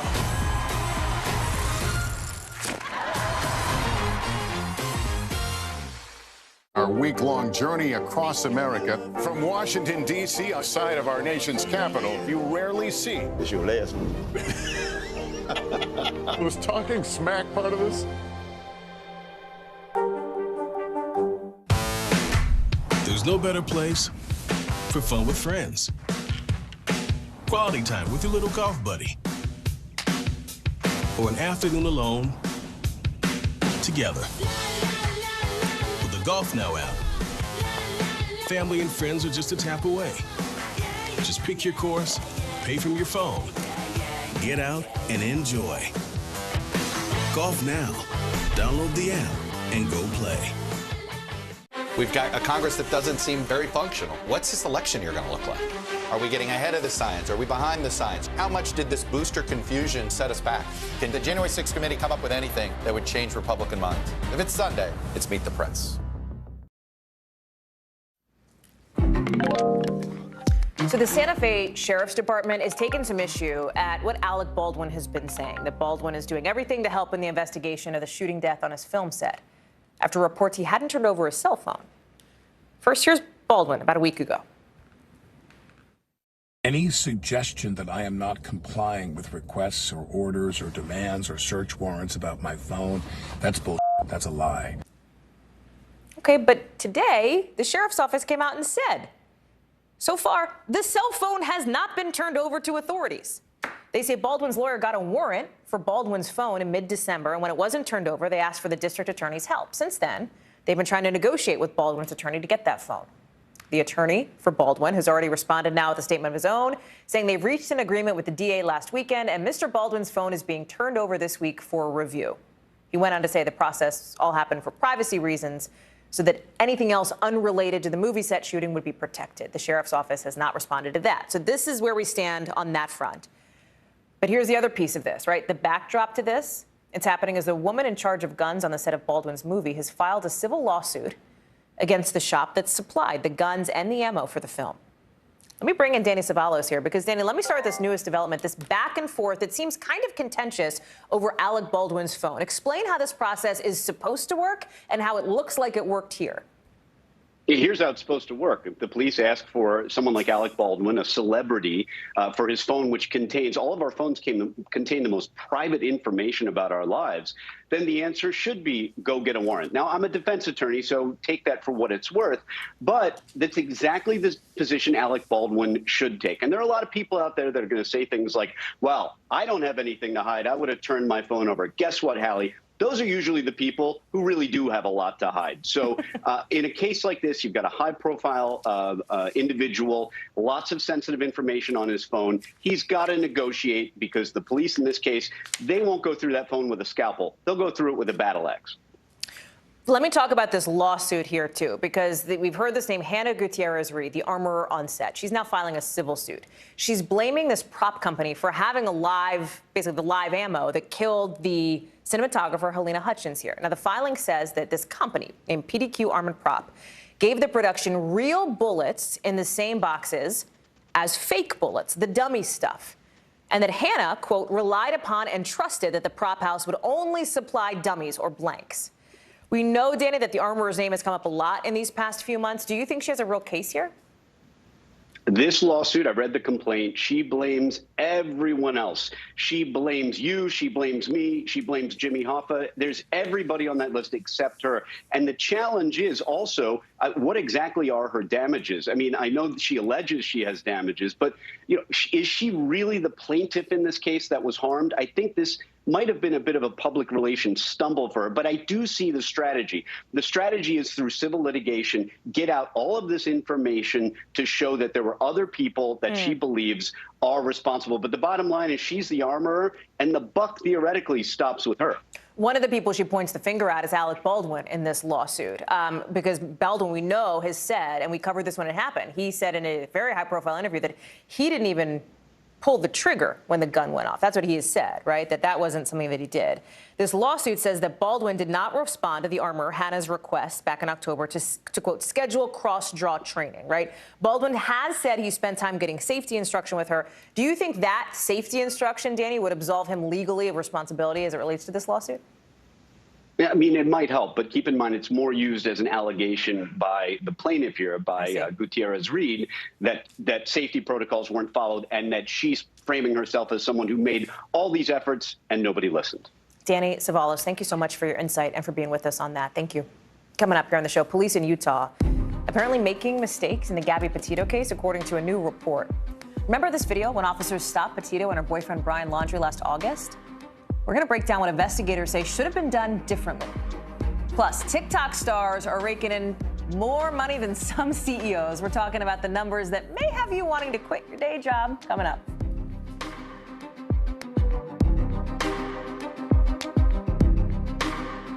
Good morning, I'm Joe Fryer. And I'm Savannah Sellers. Another giant leap for mankind. They want folks to shelter in place until this storm pushes through. This new travel requirement, is it possible we're going to see tighter restrictions? Morning News Now, streaming weekdays at 7. News is more than a headline. It informs, it inspires, and it still matters. To cover it, you have to be in it. And that's what we're going to do. Every night, we take you to the front lines of the story, where it's actually happening, with NBC News journalists on the ground from all over the world. We cover what you need to know and bring your newsfeed to life. In primetime and streaming live, it's your news playlist every night. Top Story with Tom Llamas, weeknights at 7 on NBC News Now. We began our Cross America journey tonight, St. Louis, Austin, here in Nashville. From Washington, D.C., the site of our nation's capital, you rarely see. It's your last move. Was talking smack part of this? What are you doing for teachers who feel that they're being stretched too thin? Did you understand how prevalent hunger was in your own community?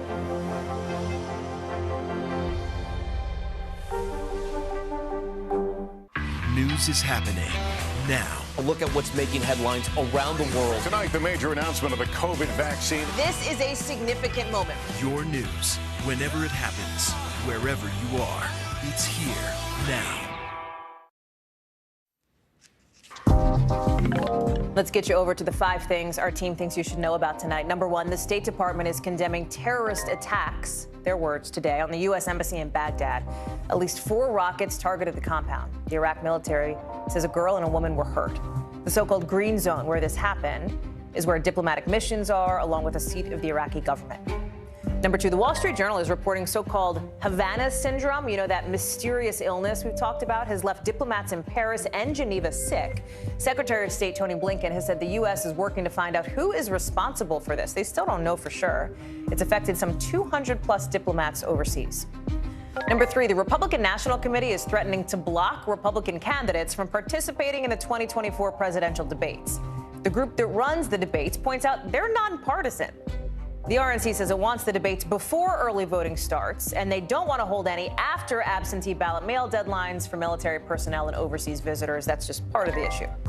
Number 4, one of the country's biggest student loan servicing companies, Navient, reached a $1.85 billion settlement with 39 states because of its, quote, predatory behavior. The company has to cancel something like $1.7 billion in private student loan debts for 66,000 borrowers. The company has said it did not act illegally. Number 5, I hate to tell you this. I hate to share these numbers, but they may have you rethinking your day job. The top TikTok earners are raking in more money than some of America's top CEOs. We're talking about stars, Charli D'Amelio, Dixie D'Amelio, Addison Rae.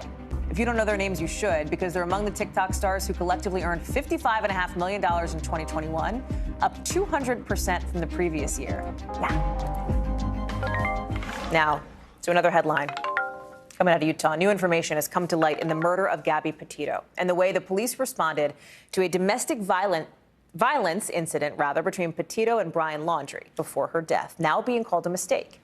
An independent investigation points out that a report of this dispute should have been sent to prosecutors. In a case that already had so many unanswered questions, this report is raising even more. Maura Barrett takes a look and reports on what officials think went so wrong here. This is what I'm going to do. I've decided I am not going to cite you for domestic violence battery, okay? That's a Moab, Utah police officer speaking with Gabby Petito and Brian Laundrie back in August 2021. Weeks before Petito's body was found in Wyoming. It's this decision, the fact officers chose not to cite Petito for domestic violence, that's now being called a mistake. A review by an independent law enforcement agency found that officers made, quote, several unintentional mistakes stemming from that choice. The review also says police reports are, quote, missing significant details around the who, what, when, where, and how of the incident. This body cam video showing Petito tell police she had slapped Laundrie. Officers working to figure out her intention. When you slapped him those times? Were you attempting to cause him physical pain or physical impairment? Was that what you were attempting to do to him?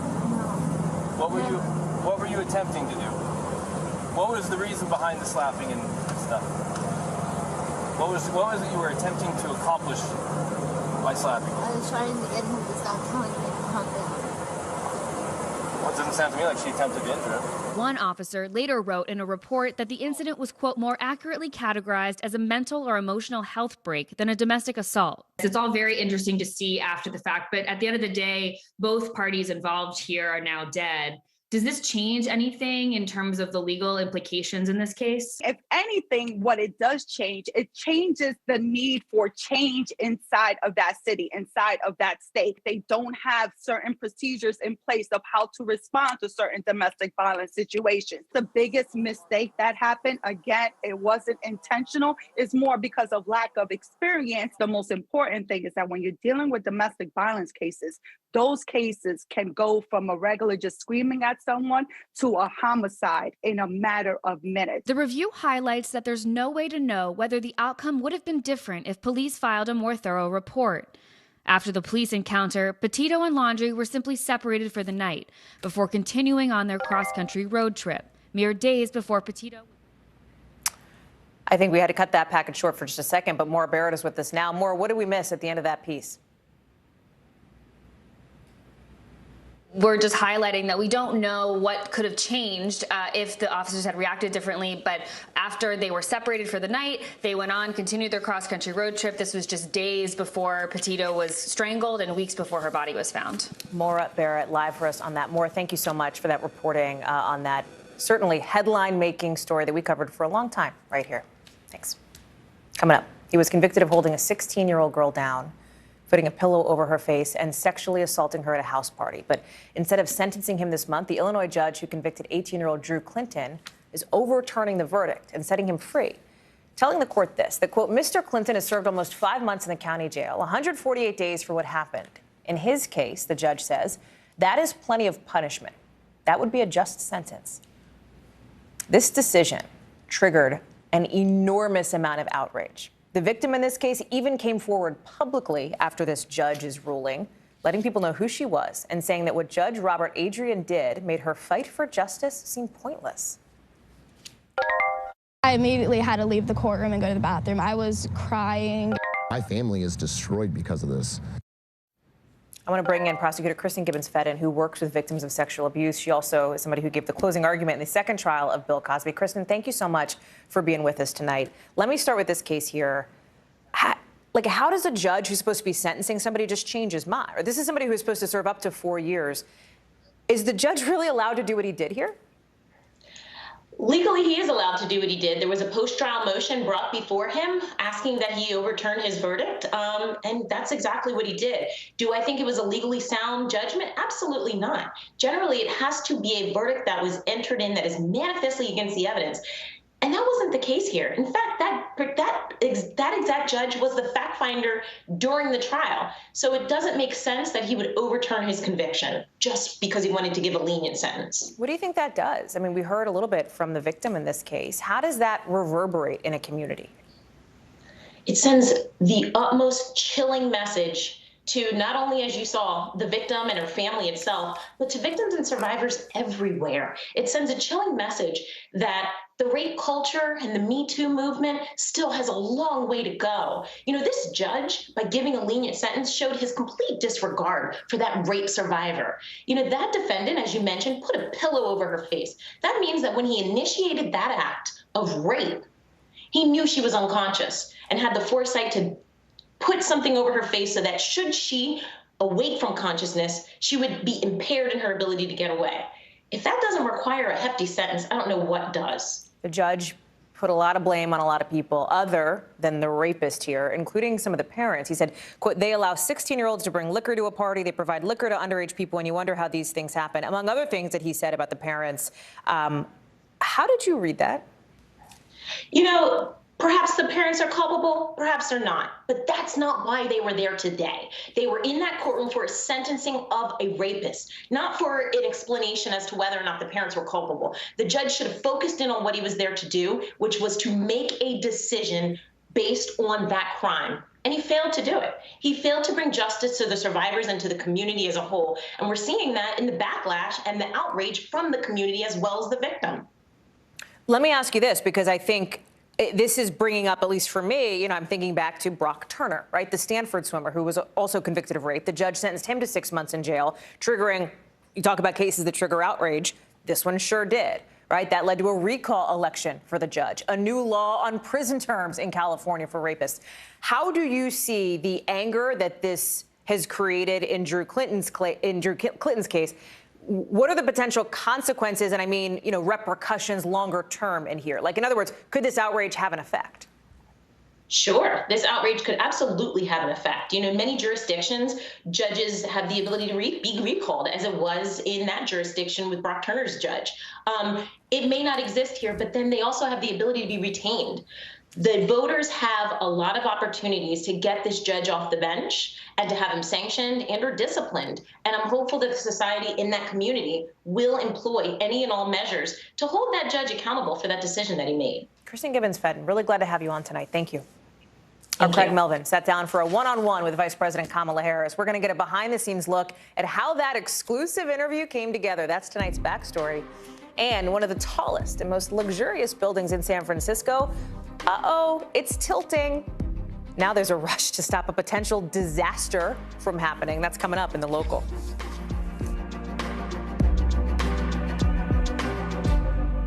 Still to come on the Channel 2 News. Well, the waters are certainly receding now. Still too close to call. Lester Holt reporting from the Ground Zero, as it's being referred to. It is, in fact, the taste of freedom. The Haitian people know a little something about resiliency. What's the biggest risk right now? Some of the troops who have been proud. I want to welcome you to the first presidential debate. In fact, we've been told we can't go any farther. You with some resilient folks. Let me get in.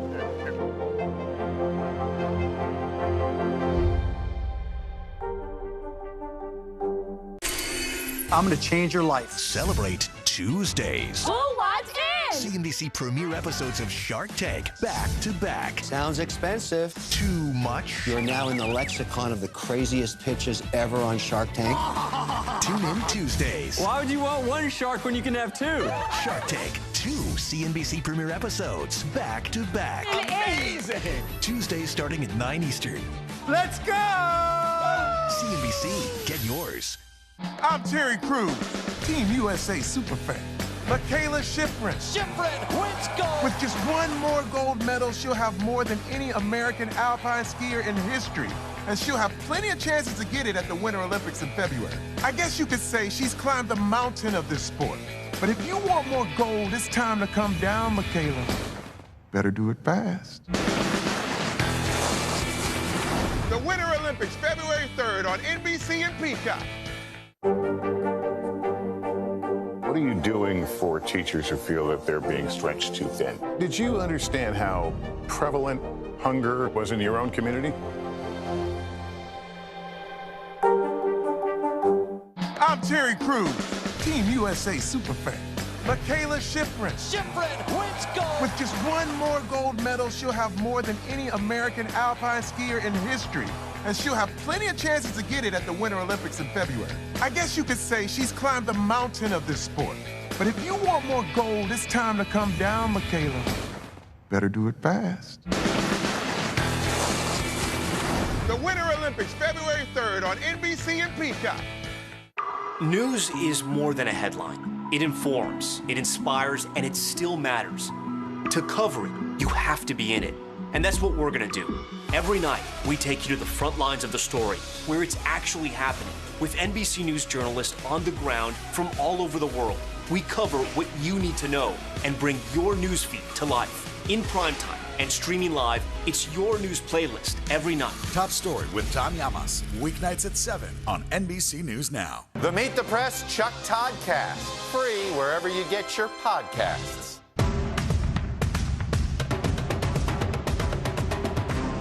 The Meet the Press Chuck Todd Cast, free wherever you get your podcasts. NBC News covers hundreds of stories every day, and because you couldn't possibly read or watch or listen to them all, our bureau teams have done it for you. This is what they tell us is going down in their regions in a segment we call The Local. And we start with some local breaking news out of our LA bureau. As we were on the air, as this broadcast was happening, we found out that Governor Gavin Newsom has rejected parole for Robert F. Kennedy's assassin, Sirhan Sirhan. The parole board had recommended he be paroled back in August, but most of Kennedy's children spoke out against it. In a statement we just got, the family said it's, quote, relieved by Governor Newsom's decision. From our Midwest Bureau, prosecutors added dozens of charges against a man accused of driving a car through a Wisconsin Christmas parade in November, killing 6 people. You probably remember when that happened. The suspect's already charged with murder, but the new charges include reckless endangerment, battery, and bail jumping. And from our West Coast Bureau, engineers are rushing to fix a residential skyscraper. So basically like a really big building where people live that they say is tilting 3 inches every year in San Francisco. It's tilting. It's 58 stories. It's called the Millennium Tower. It's been sinking for years and is already about 2 feet off center. Engineers trying to fix it paused construction last summer, but they're hoping to pick it back up later this year.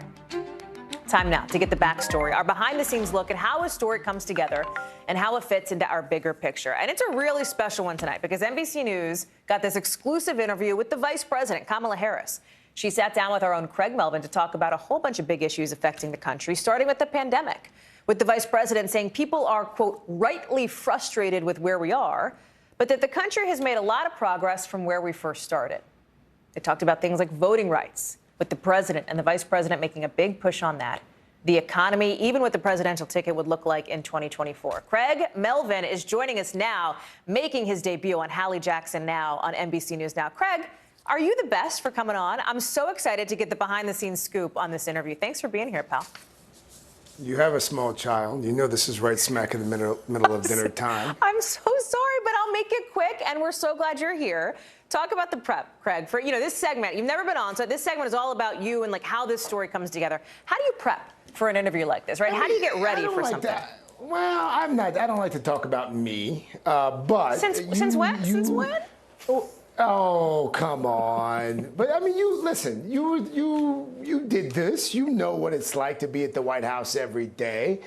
In terms of prep for an interview like this, being fortunately for me, and you have this benefit as well, being on MSNBC every day, I mean, you are obligated, duty-bound, if you will, to read everything that comes in front of you. So, fortunately, I have, over the last few years, followed politics very closely and the news cycles very closely, not just for my cable news responsibilities, but for the Today Show as well. And so that's a large part of the prep, just reading the paper every day. But I want to make sure that your viewers and listeners know this. We are blessed with producers who are so much better and smarter and more well-prepared than a lot of us are.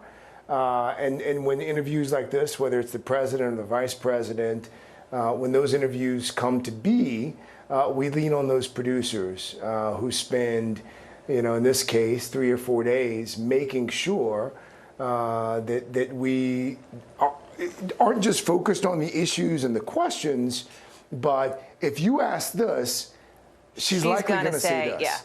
Yeah. Right. And when she says this, you probably want to say this, or you want to ask this. Right. And so, I'm not like you. I'm not a Washington insider. I'm not as plugged in as you are. So I had to spend the better part of 4 days, much like I did in college, cramming for an exam. You are doing yourself a disservice, my friend. I know that you know politics well. What's interesting, Craig, is you talk about the back and forth. This interview, as we said, it's been making headlines everywhere. I've seen this interview on other networks. I mean, that's how big of a deal it was, Craig. So kudos to you for doing this. But there was this one moment that got a lot of attention that the White House actually had to clarify about the timeline for distributing these 500 million COVID tests that are getting sent out to people. I want to play that moment, and then I have a question for you about it. Okay. The 500 million tests that have been ordered that are going to be sent to every American, do we know when those are going out? Shortly. Though they're going to go out shortly. Next week, They've been ordered. I have to look at the current information. I think it's going to be by next week. But soon. Absolutely soon. And it is a matter of urgency for us. Should we have done that sooner? we are doing it. A White House official now says those 500 million at-home tests are actually going to be sent out later this month, right? What went through your mind as you were handling what turned out to be a pretty key moment in the interview? Like, do you remember when that moment happened and what you were thinking? Yeah, I do. I do, because that was, for me, and I think it probably varies from correspondent to correspondent, anchor to anchor, but for me, that was one of the things that I wanted to make sure I got to during our conversation, because that, when you start talking about 500 million rapid tests being sent out to the masses, that's a big deal. I mean, that's the kind of thing that really does impact just about everybody who's watching and listening. So I wanted to drill down on a timeline, and I did not know the answer to the question going in. So when she said next week, admittedly, I was a bit taken aback. I was like, oh, wow, that would be pretty quick. My father was a mail clerk at the Postal Service for 40 years, so I know how the post office works. So that, I mean, that would be, and we'd also gotten some reporting from companies who manufacture these tests, and they had indicated that it was going to take a couple of weeks to get that many tests ready for distribution. So when she said next week, I immediately was like, that sort of raised the old antenna, and then lo and behold, this morning the White House sent out some clarification, and it's going to be not next week, but a couple of weeks. Hopefully by the end of the month before those tests are out. And as you pointed out, 500 million tests announced a couple days ago, and then today 500 million more. You know, people will probably know because they watch you on the Today Show every morning. You know, you live in New York. You used to live in D.C. I know that. You came down here for this interview. You know this city. But had you been, I think people like to know, this part of the White House campus before? Like, talk about, you got to go through security. You probably had to do a COVID test, Greg. I don't know for sure, but I know that when I used to cover the White House, we would have to do, rapid tests if we were going in to be part of the pool or something. Talk us through, like, how, do you have to get there 10 hours in advance? What's that like? Before I answer your question, I will tell you, this backstory segment that you do here, I didn't fully appreciate how true to the title it was. Craig, we're not messing around. You should watch the show more, dude. Like, what do you do? What else are you doing at 5? What are you, busy? Well, like the small kids. What, do you have 2 shows and children? Well, yes. But to answer your question, yes. So, but here's the thing, Hallie. We get tested every morning at 30 Rock before the Today Show.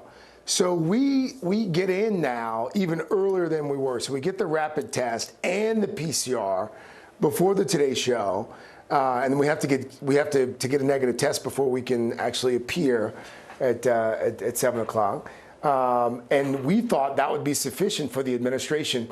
It was not. So when we landed, and we took the 12 o'clock flight from LaGuardia, we get in at like 1 o'clock. We get over to the White House at 2 o'clock. The interview set for 3:30, and they want us to take a rapid PCR at it's like 2 o'clock. And so we get there. By the time I land, obviously at LaGuardia, there's a delay. Yeah, God, Craig, Craig, I got to tell you. The news out of this is you got on a noon flight for a 3:30 interview with the Vice President of the United States. I'm sweating a little bit just thinking about that. That's a lot of trust in American Air, my friend. A lot of trust. Yes. Okay. You know. Okay.